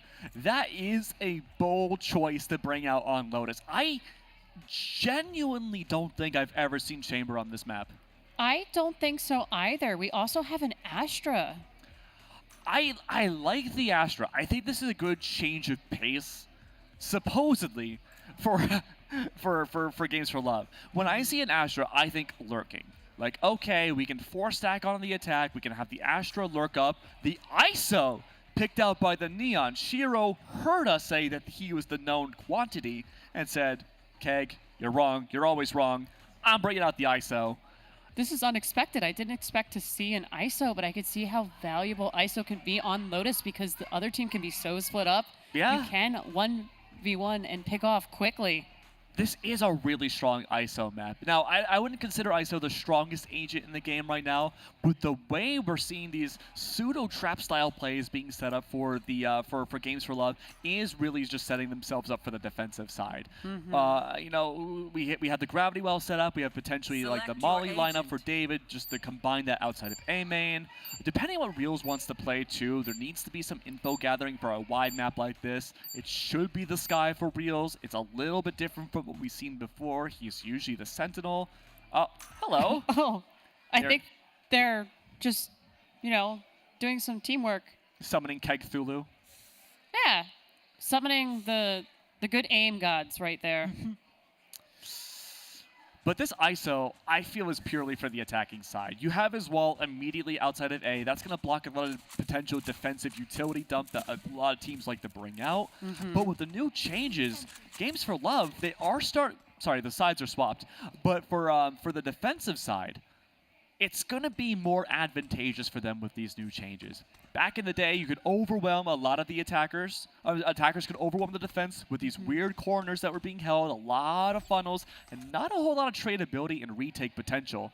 But with a 5-stack outside for Games for Love, outside of A, I'm expecting the util dump, but keep an eye on the Sky Flashes too. They're going to be so important to drive Games for Love away. Absolutely, and we see Starlight is going all out for A site right now.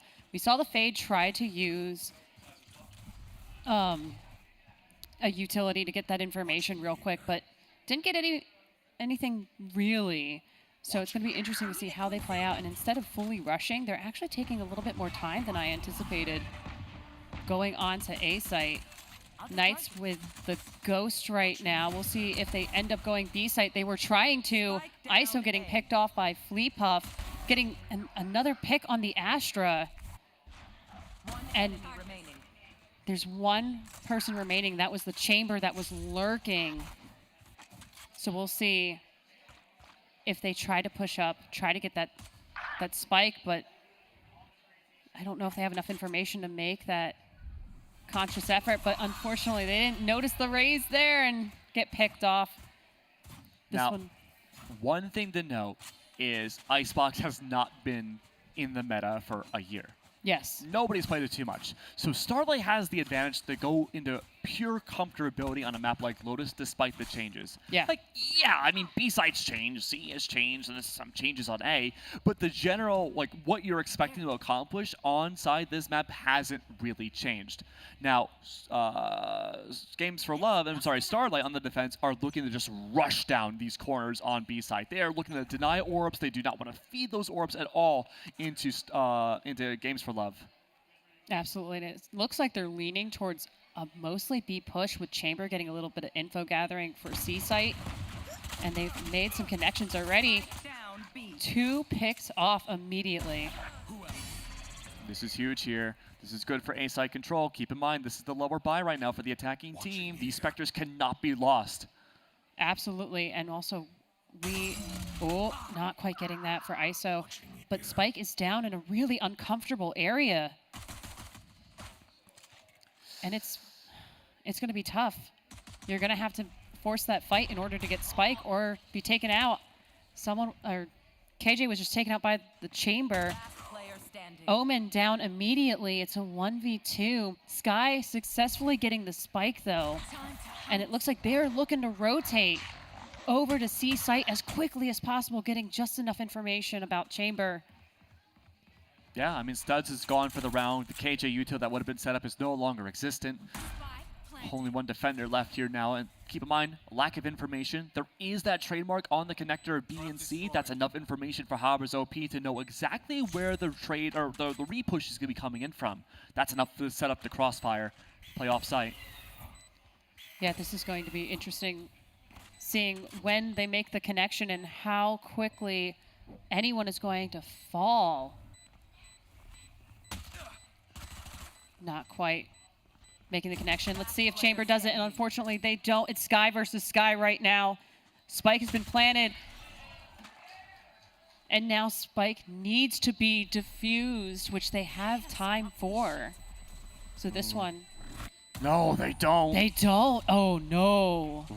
Attackers taking this one. It's 1-1 right now. Big difference, though. Despite that weapon advantage that Starlight did have, it was still ending up in a 1v1. A lot of guns lost, but that's not to say things are positive for Games for Love either. They are not getting consistent kills as they were on Icebox or, frankly, any other map. Now, you can argue, Keg, it's only 2 rounds in, but these 2 rounds are so important and so critical early on. It's going to be a stack up again for Starlight outside of A. They're looking for that full util dump to drive away these Vandals. Yeah, I mean, this could snowball into something potentially that just keeps going and going and going until the side swap, as we've previously seen. And it looks like we're trying to get to A site at this point, making sure that all the corners are cleared as much as possible. ISO kind of focusing in on that door over to B, and then swapping over through tree. One big change, though, with Lotus is that Fleet Puff could hide in that angle. There's a lot more angles to hide for these defenders. That is absolutely true, so it's smart to try to clear that out and make sure no one's there. ISO getting a pick and getting that shield, getting another pick and another shield. Can they do another pick and another shield as Spike is planted? I heard the roar of a lifetime from the audience here. I think I know the outcome of this round. Absolutely. We have KJ. Oh. Up in the heaven area. We'll see if they get enough info. Since their turret just got destroyed, you kind of know where folks are.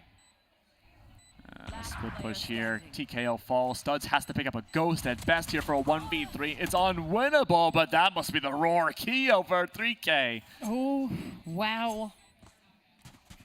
At this point, if you're Starlight, once again, you're kind of falling to the same rut as you had every other time you faced against Games for Love. Remember, it wasn't too long ago when these two teams faced against each other in upper semis. It was a best of one, sure, but Starlight had lost 13-0 against Games for Love on Bind. Ooh. And it was only they only had gained 2 more rounds than that on Icebox here. It's going to be a long road ahead for Starlight here to just keep on pace for Games for Love, but they can absolutely do it here. But they have to win these early gunfights. Absolutely, and I see they're changing the strategy up. They're going for C at this point. Not quite rushing, just taking a little bit more time around sand dunes. Trying to just gather a little bit more info. That was a beautiful fade. Games for Love, they're going to want to bait out that utility on C site, allow the lurks to do their thing. Problem though, Shiro was one of the critical lurks on A site, no longer effective. It's going to put that reliance now on Chamber to be the distraction with the full rotate back over to A. All those defenders should have rotated back over, says Games for Love. But was that really true? It looks like there's a little bit of lurk on B site in the pit right now. And they're going back over to A now that they've taken up some space on C. They're just backing out and going A site at this point. Spike's lost. But Knight's picking them off in a really uncomfortable spot, too. This is so good from Starlight, just taking full advantage of the fact that this map is so much bigger than any other ones that these two had faced against each other. Removing these rotates, starting defender-sided first. Remember, Games for Love, they chose willingly to go to attack first. They know this is the weaker side.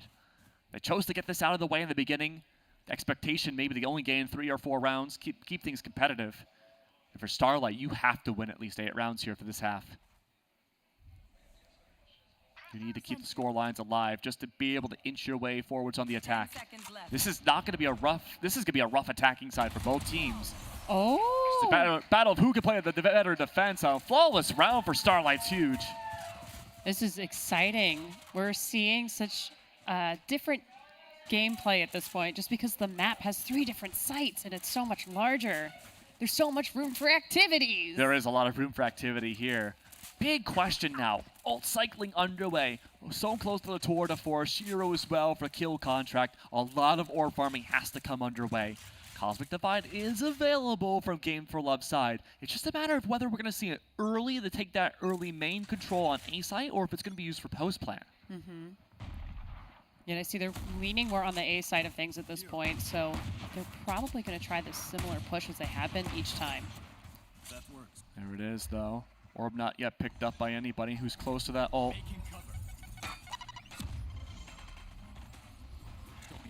Going to see ISO probably utilizing the info from Sky to get that pick quickly. There we go. Things are looking good thus far. Kill contract available.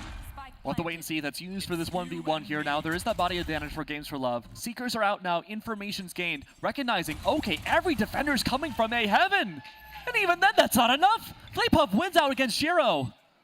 I'm surprised Omen didn't just walk through the wall there, but, you know, it worked out anyways for Omen. So we're back over on our A site, trying to get that pick. Unfortunately, not. It's a 1v2. Games for Love with 2 folks lurking. Fade getting that pick. Is there enough time to defuse? The stall might be too much. The stall may have been a bit more successful in this, and maybe they're going to look for the save, but getting picked off right at the end. Yeah, fighting fire with fire now has worked out for Games for Love. As long as they can take that A mid control, they seem to be really solidified just having overwhelming the defenders. I do like Fleepuff's position, though, in the early rounds of A site. We see her hiding in that small corner near Baby Door. I want to see that utilized more often. Fleepuff is in the perfect spot to go for an early paranoia to shut down the fast attacks the Game for Love love to do immediately. But she's on the other side of Baby Door this time. Can still paranoia and blind the stall. Now it enable the raise to bring out Showstopper super early. Just bypass that wall and wait it out, and that should be enough. Yeah, we'll see if they do that or something similar at this point. Omen seems to really enjoy just hanging out right there, using the paranoia to try to get some information, but they're vulnerable at that point. But getting 2 picks. Big question now is how are you going to leverage that Showstopper? Starlight have to defuse. They have the body advantage. Yeah, the Astral Divide, though, making it a bit more difficult.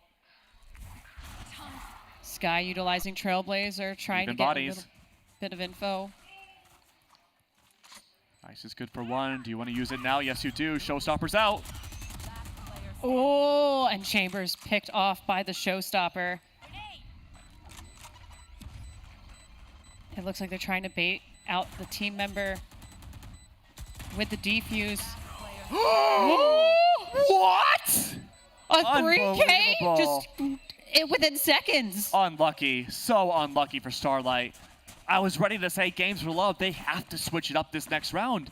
They haven't been able to consistently win on A side, but, well, thanks, Keto. That's not true anymore. Yeah, I mean, why not keep going for A side? The Cosmic Divide was great. The secure anti-heaven. The Showstopper was perfect to isolate out Keo. But, oh my, a game of bowling here. We call this a strike. Oh, just from that angle, it was so beautiful. The 2 were just lined up to make it so easy to be picked off, though.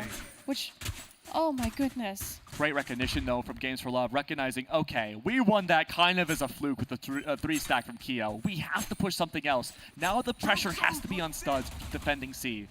Absolutely. So now they're going over to C site, trying to gain as much space early. Huge opening pick. Oh, Studs already. Oh my God. Not quite getting the 3K, though. Nice. So. No utility. A broken buy at that, at best a Sheriff. Might be able to secure those Vandals. Spike planted. Games for Love, though, holding site. They're not backing out at all. They're fighting fire with fire directly on site. Absolutely. There's a little bit of information of who might be swinging. Knights getting that pick quickly using the paint cans. And so quickly, folks have just gone down. And the defuse for the Thrifty. Not letting Keo recreate some magic. No, not one bit. They said, no, that was one time's cool. We're not doing that again. Yeah, I mean, one really important pick here from Studs was just shutting down that tour de force so early. Harbor's OP, we've seen what the gunfight potential from him looks like, or Ludi Lu, I should say, looks like.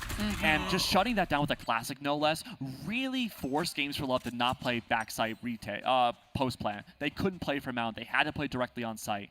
Absolutely. Keo does have that Cosmic Divide again. If you want to lock into site, you absolutely can with a B-side push, but it looks like the majority of Games for Love are opting to Cosmic Divide anti-Heaven again for A. They want to slice in half these defenders on A site, pressure them in a 2v5. Oh, but Harbor's OP on that lurk again. Full control of Tree. That is not good for Starlight. They have to rely on this Nightfall now. Oh yeah, and they're going a little bit aggressive onto this site as well. Forcing the connections to immediately, but then goes down. It's about to be possibly 1v1, because right now it's 2v1. The smoke is settled, the spike is right there, but they have no info as to who could be behind that wall, and they need that spike. There's a really minute left. confusing Cosmic Divide. This might be a waiting game, but that gives Starlight enough time to cycle over to A with the cautious gameplay. And Chambers probably going to find a way to get them to look this way, of course, with the rotating wall. There's that crossfire, though. Studs has that entry for Chamber, and he has so little HP. A single bullet would take him down.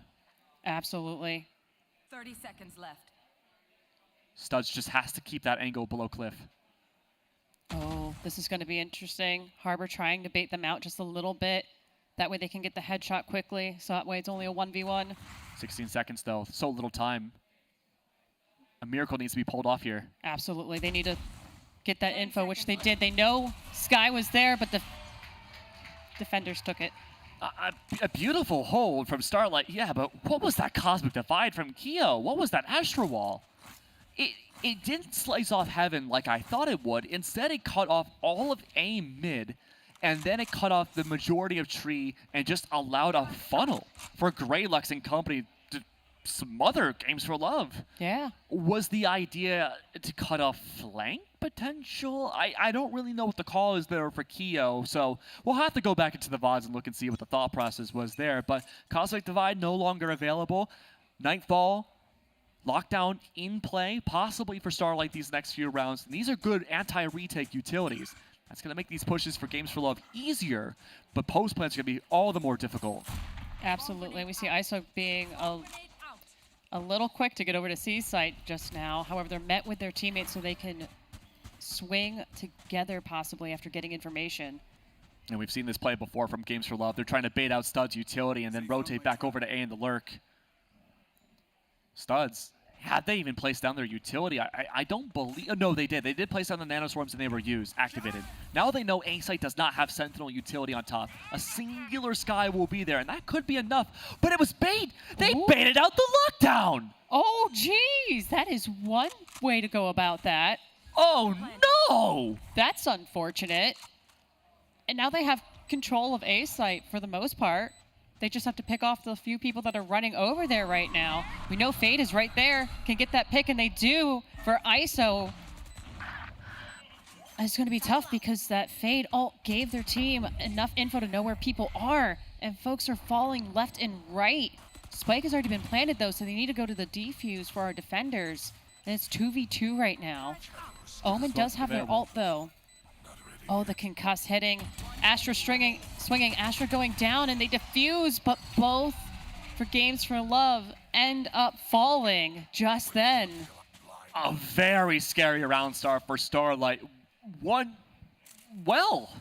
mean, just the smoke from Fleetpuff at the very end, making sure that the wide swings wouldn't be as viable, was fantastic against Games for Love. But I gotta say, this retake was so nice. But the lockdown being used and frankly wasted is not a great look going into the rest of this half. Now Games for Love don't have to worry about the lockdown, removing space away from their team. But Fleetpuff, these retakes on A have been so solid. But one thing we haven't seen Games for Love do yet is play for B. They're baiting out that utility off of Studs again. Probably going to see her wait a little while before it's activated. Smokes are down, but they can be recalled. I wouldn't be surprised if this turns into a pushback over the B site. I would not either. However, they are Spike is getting dedicated, though. they're getting a lot of space over on C site, so it might be better for them just to go for it at this point. Oh, I can see why this is C-side play. Look at Mount's position. It's Shiro on the ISO. He's waiting to see who defuses so he can use his ult to get rid of them. That makes so much sense. As we see the ISO ult going out, but not getting anyone, it seems. Oh, they do get someone. ISO taking out Omen. Revenge for earlier. Yeah. What a smart play. You have whoever's going to the the spike first. You ult them. Regardless if you win or lose, you're sent to another dimension for a little while at the very least. That's going to enable enough time for Games for Love to have a 4v4, just swarm in, anti-retake, mow down all those bodies, remove the guns from the server. And Starlight now, they have a broken buy. They have to use this showstopper as their leverage. Immediately into this round, Knights has to double blast pack ult, no matter what. Even if it's not on A site, there has to be that space gained. Yeah, this is going to be interesting to see how it plays out, just because it's 5v5, and Games for Love has been really working to get C-Site taken over. And we see them going for it again, trying to bait out Studs with KJ, but they're just there. They're chilling. Huge. That's huge. I'm sure it's still available now. It's a slow sneak, it seems, for Games for Love, but they've been all but detected. Absolutely. We have Kyo planting right now, so it's about to be 5v5 over on C site. We see Astra missing all of those shots from Studs. Kyo then getting another hit, and Attackers winning so quickly. Yeah, C-Site's been a big issue now. If I'm Starlight, I'm stacking up on C-Site, but that might be the expectation for Games for Love, exactly. They know that C-Site has been taken far too easy, far too many times. They've lucked out, they don't want to go for C for a third time. And you can see that in the scoreline too. They win 2 rounds with a certain strat, they pivot, and then they lose a round. But then they go for a new strat, and then they pivot yet again. This is the A-side strat, and Starlight are not changing what they want to do. This has been a good, floaty, workaround plan. It's a mechanism plan where everyone can rotate just in time. Let's play. Absolutely. Oh, that's a tour de force. You are divided. Oh, we have Cosmic Divide going down as well. Purely for B-site. Absolutely. It looks like they're trying. ISO's trying to at least get a pick over by Treehouse. This is huge. Divide up those fights. Flea Puff struck, enforced inside a baby door, and the Nebula. Ooh, getting picked off, unfortunately, as they get that door down. They're trying to fight through that. Studs getting a pick right as Cosmic Divide falls. Looks like this is going to be a B-side plant for Games for Love. It's a 2v2. Sky with an ult. Chamber there as well. Studs taking out the Sky, but getting taken out by Chamber ult. We'll see what happens with Tour de Force. 2 bullets. Sky, if Sky swings too quickly. Oh, and Sky is taken out by the Chamber. Greylux had played that so well, but the second flash nowhere near Harbor's OP or Ludi-Lu. That second flash, had it connected, would have been a winning round and brought things to 6-6 for Starlight. 7-5, very competitive scoreline. I was banking on the fact that Starlight needed to get at least 8 rounds to keep the second half alive, but the way they've kept these rounds incredibly close outside of a few good plays, I suppose, from Kyo. Honestly, 5-7's not bad at all. Yeah. I mean, there's a good chance that Starlight is about to dominate, or Games for Love is about to dominate. It's going to be a tough one to call at this point. They're playing so well, both teams. My worry now is the trap-sided plays. We didn't really see the fade raise combo outside A main too much on the defense from Starlight, but a grab well Phoenix Molly combo could be devastating here.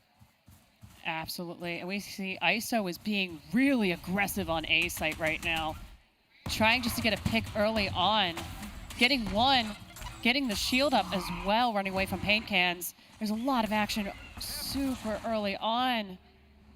We have Phoenix trying to heal get rid of the haunt from Fade. Sky getting taken out. This is very aggressive, but unfortunately the aggression didn't quite work out as planned. Knights getting picked pretty early. Our ISO as well. Could be that pivot back over the baby door. This might be easier just to go for B site. Astra is taken out. There's one person left, and that is the Chamber. So they can plant. Yeah, Lulu has a lot of options here. Headhunter, 4 bullets available. Trademark soon could find info here on this 50-50. No, not even. Doesn't need it. Whoop. Gets the Omen quickly with that. So now it's a 2v1. Yeah, Trademark's going to find if anyone's top fountain. That one's there. Good for Lulu to push in. Oh, that was a solid Nano Swarm over on the spike. Trying to bait with the defuse, trying to get someone to pop out. Take a 1v1 instead of a 2v1. And attackers take that round. That was so well played by Studs. I love that turret setup at the end. I wish we had seen it go to full fruition. Perfect angle for if Lulu had pushed into the turret, detected, swing from Studs would have been the perfect angle to take them out. No matter what, it was a lose-lose situation for that Chamber, and it was frankly unwinnable. Yeah, that was a tough one. And I desperately needed a round for Starlight to win to keep things competitive. They have to win this Force Buy now. They have to bring things 7-7 so they can continue to make sure Games for Love do not have a good economic cycle in these early rounds.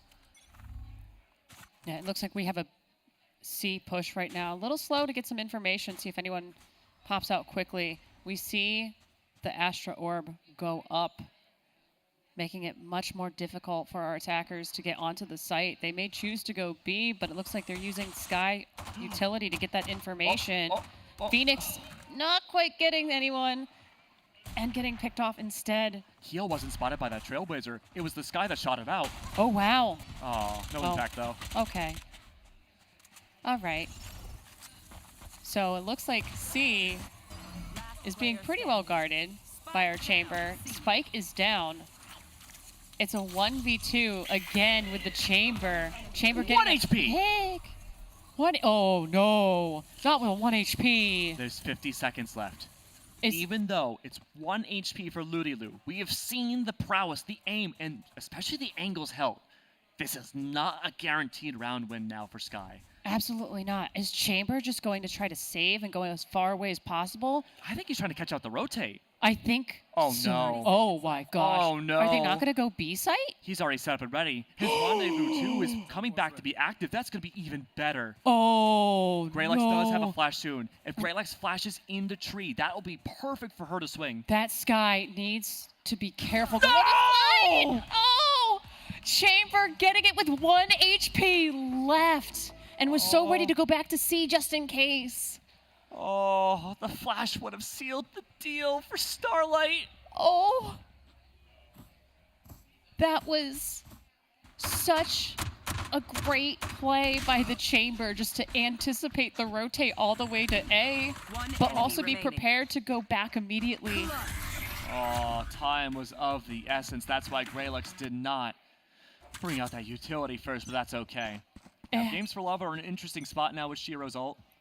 Very well, just wait to see where the entry is and go for it. Or they may just wait for the spike plan to go down. Harbor's OP is going to be farm for ults here. At least gets the A1. That's the riskiest out of all 3. Oh, yeah. He can rotate and get B orb? No, it's not possible. Studs got it. That would have been huge, though. Studs was also knocked out, so Knights falling very quickly as well. We see our Chamber with Tour de Force, trying to get something. Looks like we have a little bit of a rotate over for Games for Love, trying to flank as quickly as possible as well. Getting the final pick by flanking over to A. I mean, keep in mind, too, that neither one of these teams have the strongest anti-flank in the world. I mean, sure, KJ's not bad. You have the turret, you have the alarm bot to work with, but it's not Cypher trips either. And so KJ still has to be bound to that distance. And if she falls relatively quickly, it's going to enable the protocol to lurk out from any potential lane that you know the attackers are not. And with having Studs be that lurk capability outside of B last round, it's bound to happen. Kill contract still active for this potential next round, but the Tour de Force is going to be the name of the story. It's a great read now that A was shut down so fast that it has to be a C-side play, or even B. Oh, 2 picks immediately, but then also getting picked off. We see ISO with the ult going for it, getting Sky quickly, and then coming right back. We still have ISO in play. Oh, not able to get the flank. Astra is taken out by Omen so quickly. We're going to see a couple attempts at a wallbang right here. We have the Prowler going out, trying to get information. We see Spike on the map is moving to a different site. We'll see how quickly they can get it to C, potentially. Oh, lordy. What's going to happen here? Smoke down on C, triangulating exactly where Starlight want to go. Paranoia is out. Does that connect? No, it just barely misses Hero. That is so lucky. That is incredibly lucky. It just barely missed. We have the Haunt going out. Fade getting picked by ISO. Spikes down. And another pick immediately by our defenders for ISO. Ooh, it's just these small amounts of missed utility. The info gathering for Starlight has been mostly off of contact plays. Not really enough to set up anything for the late rounds. There is Nightfall potential here, but probably not for Broken By. We're getting the scary territory now for Starlight. If they go for Broken Buys now, we're looking 6 to 11. They would have to force buy 6 to 11, and if they lose that round, it's tournament point for Games for Love. They have to play this next round so carefully, even if they have just marshals. This is going to be really interesting. We're going to see how this plays out. It looks like they haven't decided where they want to go yet for our attackers, for Starlight. Oh, and Phoenix gets taken out, so Games for Love is down 1 player right now. We'll see how this works out for them. It looks like Starlight's leaning towards C right now, trying to utilize as much info gathering as they can. We'll see if ISO can get a pick real quick. Oh. They do so quickly. Gotta survive this round, Starlight. Absolutely. We get another pick, and then ISO is immediately traded. It's 2v2. KJ has the spike. Oh, Fleet Puff can't stay away from Studs here. It's not the best option in the world, but you can teleport off of the depth of Studs if it's possible to bring it to a new site. No information, though. Keep in mind, again, crossfire setup outside B. Rudy Liu looking, bouncing between A and B, trying to help out their teammate here. Plenty of audio, though, for Keo to know, yeah, this is an A-side play, but I only have 10 HP. I have to play this carefully. 30 seconds as well, so they need to either pick off everyone individually or try to plant. Fleet Puff, they did end up TPing over. That's going to leave a little bit of a delay for Studs now. That's good, in case we do see that flank, or I'm sorry, not even a flank, a pivot back over from Baby Door. Holding the line, but you have to play together here. Both remaining members of Starlight heavily damaged. Smoke goes down, leaving a perfect line of sight for the spike. We're going to see what happens here when the connections are made. It is 2v2 right now. Studs is playing so far away. That makes me nervous. That's a very nerve-wracking play.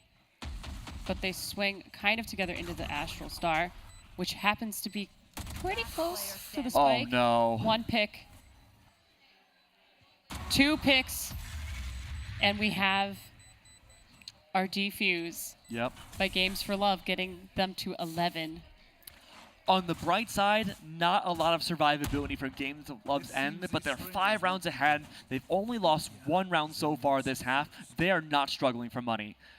For all intents and purposes, this could very much be the final buy round, or the final rifle round for Starlight this entire tournament. Nightfall, Seekers, the best info gathering you can get right now for your team needs to be used immediately. Whatever you can do to not lose any bodies, get on A site, get rid of that chamber, and play purely for post plant. But that run it back is going to be scary from David. He's going to find so much info, play ultra aggressive. Oh, and we have Astra right now lined up to try to get a pick early on. At least they get the info, which they do get the pick on Knights and Greylux. 2 in a row right now, taking out the KJ turret as well, and another pick immediately. Studs getting a pick, Fleet Puff getting a pick, our ISO getting a pick as well. It's 1v2, but Omen going down to defenders, which are now 6 and 12. Oh, this is it. All the marbles in the marble basket lie down to Starlight. It's tournament point now. So many ultimates for both of these teams. And my God, they could do a whole lot with both sides of it. The broken buys are somewhat broken there. 3 Vandals to work with now for Starlight. They have the lockdown. They have the showstopper to use immediately. This needs to be a fast round. Games for Love are given too much time to set themselves up. You have to go in fast. Use the showstopper first.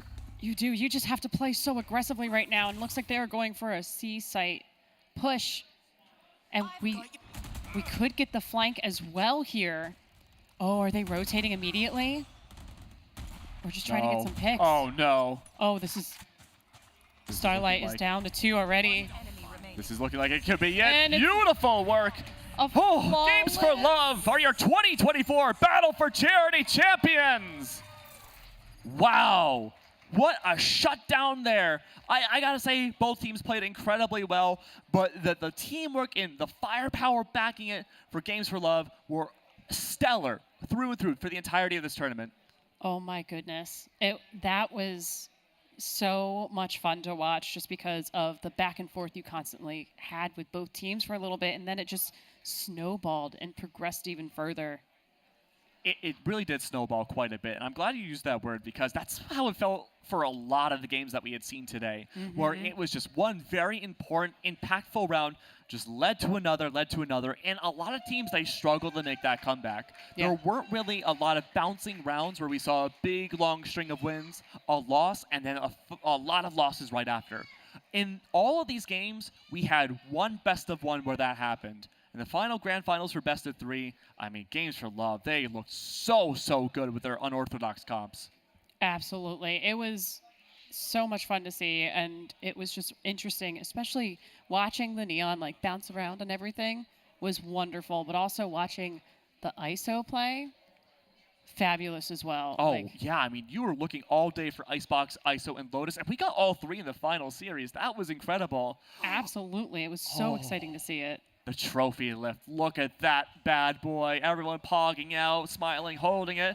Nice. Very much deserved. Very, very much deserved, I gotta say. Great trophy for a great team there. I'm trying to think, what was your favorite play in the grand finals? Oh. That Neon was so chaotic, though. I keep going back to that. Yeah, I don't disagree with you. I think it wasn't even a killing play. Just Shiro bouncing around. Like, quite literally, it looked like he was floating on water through the entirety of the top of Icebox A site. I have never seen movement like that. Same. It was pure chaos, but it was organized chaos at the same time. Yeah. Oh, yeah. And, you know, that's not to say there weren't amazing plays coming out from every other team. Starlight, I love the teamwork that we had seen, especially at the very end, really making the full use of defensive Lotus. I love especially Flea Puff just setting up for their team, bringing out that early paranoia. It was a macro level play that shut down what was usually a dominant performance and a dominant strat from a team like Games for Love. Yep. And it just allowed so many swings to activate. Yeah. And there was just, overall today, there were some incredible plays between all the different teams that played. We saw so many wonderful strategies pulled out. We saw so much outlaw usage. Today was a very, very good day. It's weird to think that we're already done for the day. It feels like we just got into the booth. All the games have felt great. They were impactful. They were storytelling, resonating, and we even finished the grand finals with an anti-revenge run. That's true. That was fabulous as well. I'm so excited for next year. Yeah, I mean, we'll have to see next year whether or not Games for Love can defend the crown. They took it away from Starlight, the winners of last year. They made it back to grand finals again, couldn't secure the win, but hopefully these two charities come back and we can see them duke it out again to see who can retain the crown. Or there could be a brand new victor. We could. It's been a different victor every year. That's true. There's always the opportunity for another team to come and swipe up that trophy. Absolutely. Now, of course, the biggest thing, too, is that this is all for charity. Even if the teams are eliminated, even if the tournaments are over, feel free to donate to all these different charities. They have a variety of different avenues and different impacts that they can all have. I mean, we have animals, we have, veterans, we have a whole bunch of different stuff. And, the more you donate to charity, the better. You're helping thousands and thousands of people for even $1 that you donate. Absolutely. So we want to also say real quick, thank you to everyone who's donated. It is Yes. greatly appreciated in supporting these wonderful organizations that are here today, along with all of our streamers that played in this tournament. Yeah, absolutely. I mean, they took time out of their days. They flew out here for a lot of them to play in this tournament, of course, for charity, a lot of them for fun, just to see, what they could bring into the table, the highlight reel. I mean, Baron, for example, right? He played on LANFest. He was brand new to Valorant last year.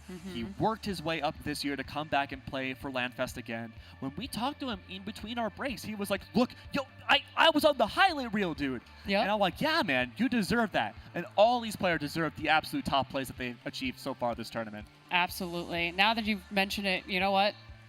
I think overall my favorite play of this entire event was Baron getting that 3K. Oh, you know what? I can't disagree with that either. I think that was an amazing 3K. It was a great moment for him, and I'm really hoping he continues with that Valorant journey. And who knows? We can see ace after ace after ace from him next year. Absolutely. It's going to be incredible.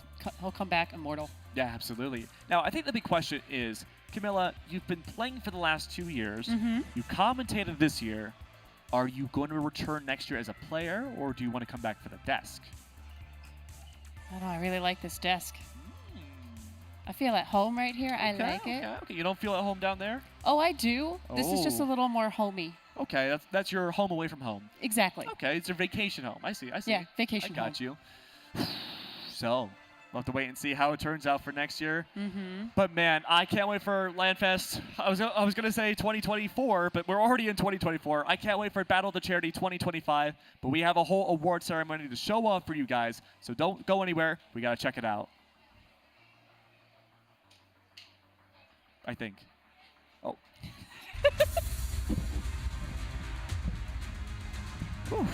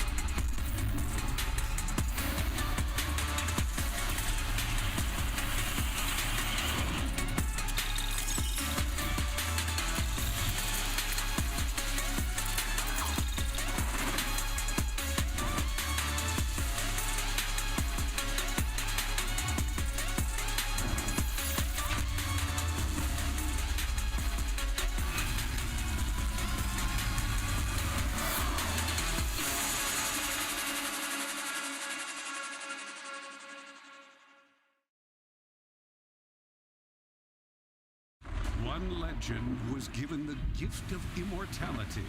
So what does Voodoo Ranger do with the endless time?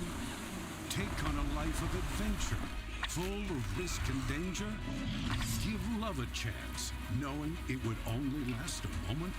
Share the wealth of knowledge so that history doesn't repeat itself? No. Voodoo Ranger drinks beer. Voodoo Ranger IPA. Live rangerously.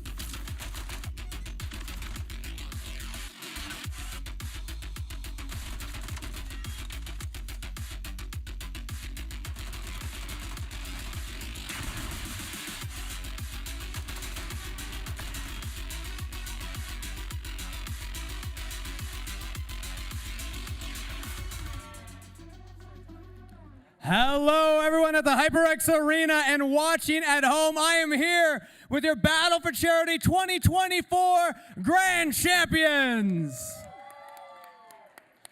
Games for Love showing up huge this year, and we do have some awards to hand out for every member of the team. Now, as we're handing these out, we're actually going to hear from a couple of the players as well. I'm going to pass the mic first to Ryan here. Talk to me about how the team came together at the beginning and why y'all kicked so much butt this event.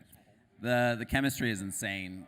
These guys right here are like top level. I'm happy to piggyback off them, and I got to say I learned a lot from them, but overall, we really gel, and it's a great team. That's fantastic. Now, this is for if anybody wants to jump in and answer. I mean, we got the mic right here, so I'll ask you first. What does it mean to you to participate in an event like this, raising so much money for charity for a good cause? It's amazing. I love that all this can come together and the charities can come together and everyone can support whatever charity they want, and it just contributes to so much good in the world across different countries and all that stuff. So I'm really proud of everyone for supporting, and yeah, it's amazing. Fantastic stuff. Now, I don't know if everyone's aware of this. I believe this is like the first Valorant event that's using new map rotation, new gun. What do we think of it? Is it actually broken? David Goggins, what's your take on the Outlaw? It's good. It's fun. It's good. Little good. Maybe a little busted. A little too good down there. All right. Loved it. They loved it. It's fantastic stuff. Well, either way, congratulations to everybody on the team, and best of luck going into the rest of the year. And maybe we'll see you back next year. Maybe? Definitely. Defend the title? I think so. We're gonna have to. One last round of applause for your champions, Games for Love. And now I will welcome up Katie to present the top fundraiser award. So thank you so much, everybody. Oh. You can pose for the camera real quick. Another round of applause for the champions, everybody.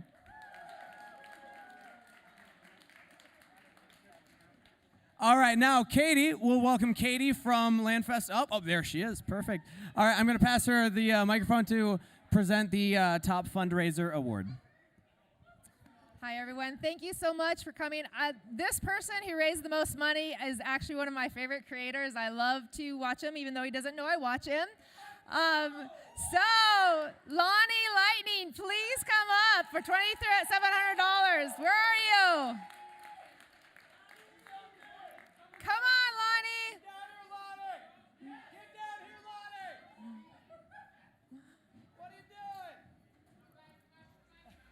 Here he comes. You can't beat a man dancing downstairs. Here we go.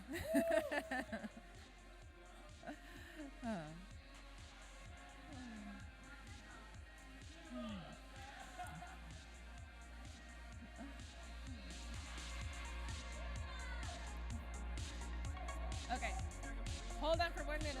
Yeah. And that's why he's the funnest one to watch. See him?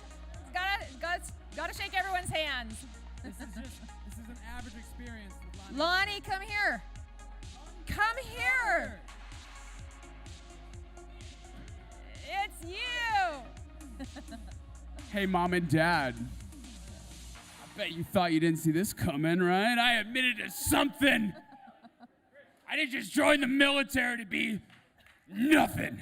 Now I show this. But thank you, everybody. Thank you so much for, once again, ego aside. This was such a great event.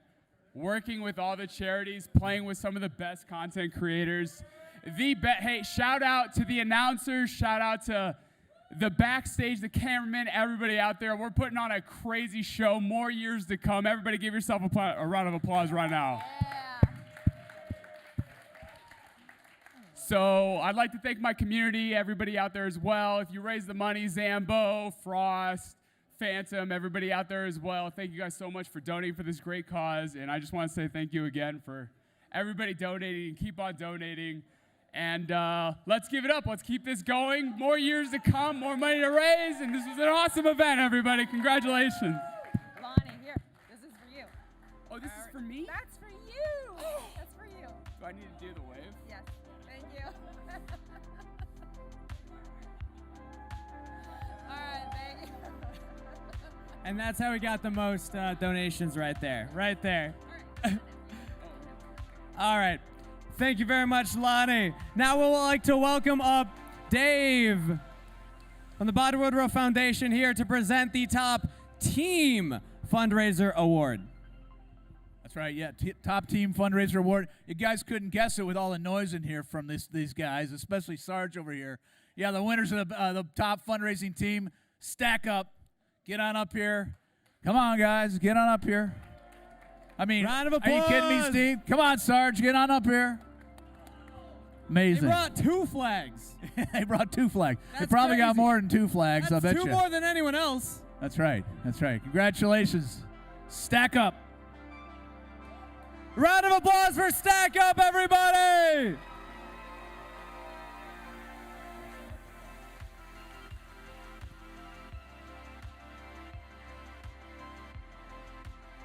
All right.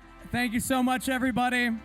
And now to close out the awards ceremony, we're going to welcome back Katie from LandFest because we have a very special set of awards to give out. These are the partnership awards for everybody that helps put this event on. We would not be able to run this every year if it were not for these people that Katie's about to talk about.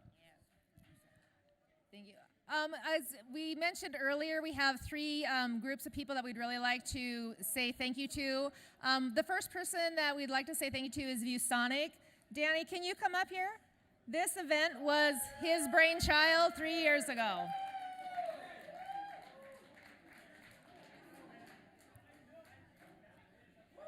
There you go. Thank you.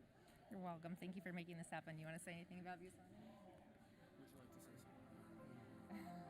I just want testing.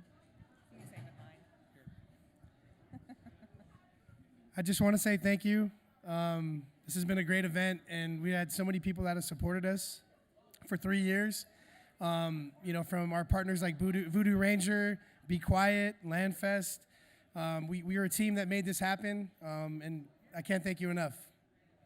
Thank you, Danny. I'm going to give this to you. Another person who's been with us since the very beginning and has a fantastic history with LandFest, and I don't think you really knew this, Patrick from Voodoo Ranger. Would you come up? Where's Patrick at? Come on. Patrick always brings the best stuff to these events, and this year especially, they had a really cool tea. So I wanted to say thank you for doing that. I don't know if that one works. Hello? Oh, thank you guys. Thank you for having us. I'm really proud to be a part of this for 3 years, and I hope that we can have a lot more because this is pretty special for you guys. Thank you. Cheers. Cheers. Go make sure you go and try out the tea. Yes. And then last but not least, our title sponsor for this year is the Bob Woodruff Foundation. So Dave, would you come and grab this Thanks. presentation? We're so excited to be partnering with the Bob Woodruff Foundation. In meeting this group, we realized that we have a lot in common and a lot around building communities and bringing people together to do great things in the world. And so we're really excited to have you here. Thank you. And it's been great to be here and get to meet everybody, see what this is really all about. And on behalf of everybody at the Bob Woodruff Foundation, thank you for this. We'll be back, right? My colleague Todd Dusso and everybody else is here with us tonight. So thank you again, Katie, for everything. And thanks and congratulations to you guys for building the community and doing what you love to do. We love seeing that, so thank you. Awesome. Thank you. All right, Steve, it's for you now. All right, thank you so much, Katie. But don't go too far because up next, we're going to welcome everybody up onto the stage. That's right. If you helped organize the event, if you participated players, I want to get you up. Organizers, I want to get you up. Anybody representing any of the programs, up out of your seats, everybody. We got to close off the stream in style. That means the casters. Where are Keg and Camila? Hey, get down here. I want to get everybody, HyperX folks. Shout out to the HyperX folks at the arena for hosting an incredible event. This arena is sick. We would not be able to do this if we did not have the space. Please don't kill yourselves, anybody getting up on the stage. We'll go up the side stairs to be safe. Everybody get up here. Everybody get up here. It is incredible to participate in this event year in and year out. I'm honored to be back for my second year. But but there's people that put in work year round to make this happen. So let's give them time to get up on stage.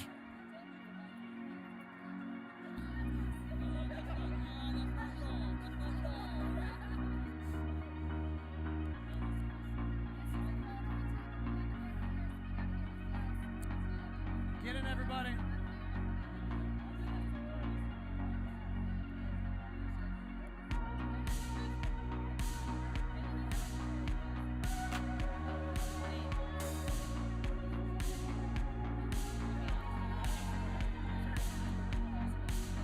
All right, we got Lonnie still coming in. Lonnie, I see you over there. We need you. Is this everybody? I hope it's everybody. Yeah, everybody that's helped out. Camera operators, everybody get up here. Thank you so much for another successful year of Battle for Charity. We'll be back in 2025 on 3. Everybody say Battle for Charity. 1, 2, 3.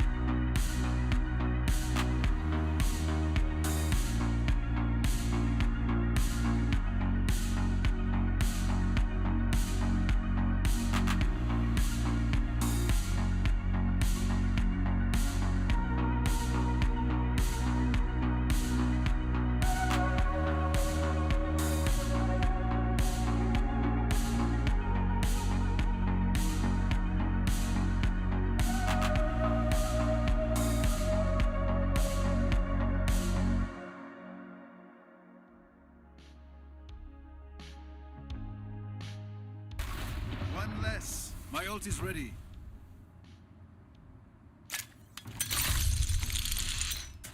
One enemy remaining. Spike down B. Last player standing. One down.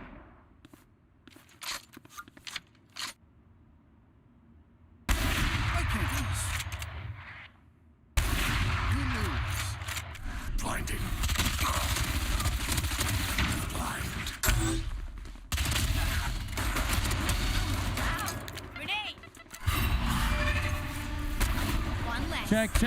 Check. A reminder for everybody live at the venue, we will have an after party here at the HyperX Arena starting at 8 p.m. So don't go too far. Make sure to stick around for that. We will have DJs, musical performances by the Future Kings, Zahil, King Havoc, Joe Styles, Explosion, and Jabari. And also, for anybody who won a trophy, if you want the box for the trophy, come up to the stage. We have the boxes still. Down A. Thank you very much. 10 seconds left. One enemy remaining. That's 3. Last player standing. Thirsty.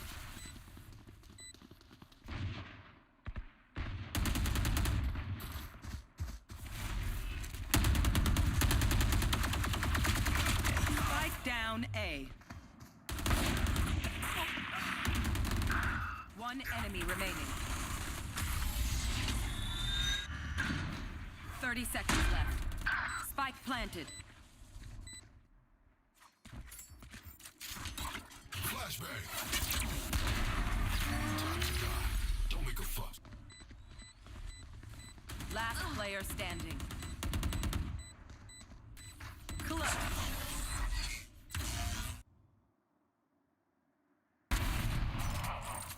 Spike down mid. Flash. That's done. 10 seconds left. One enemy remaining.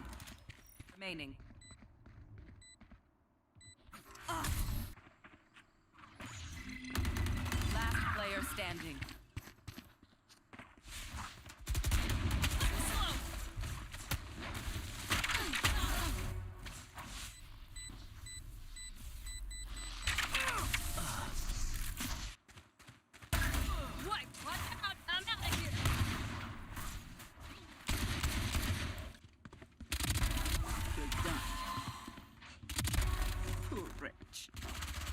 One enemy remaining. Ollie.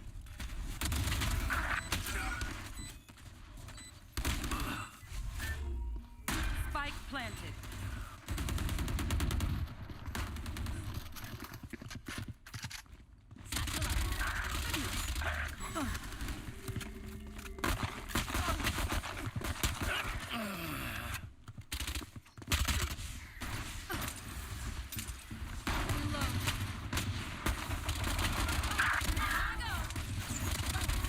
Smart move.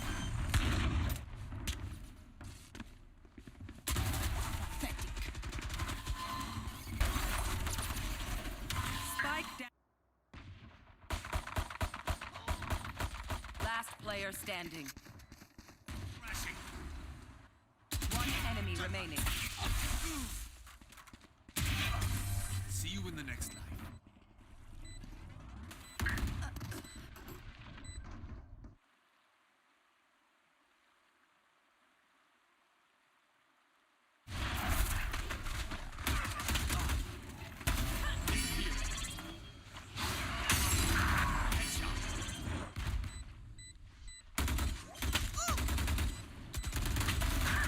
Enemy remaining.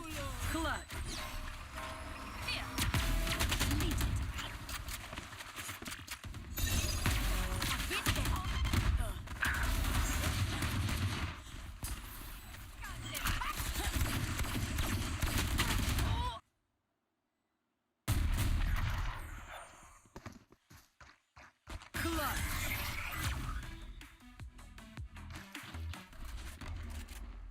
Watching here.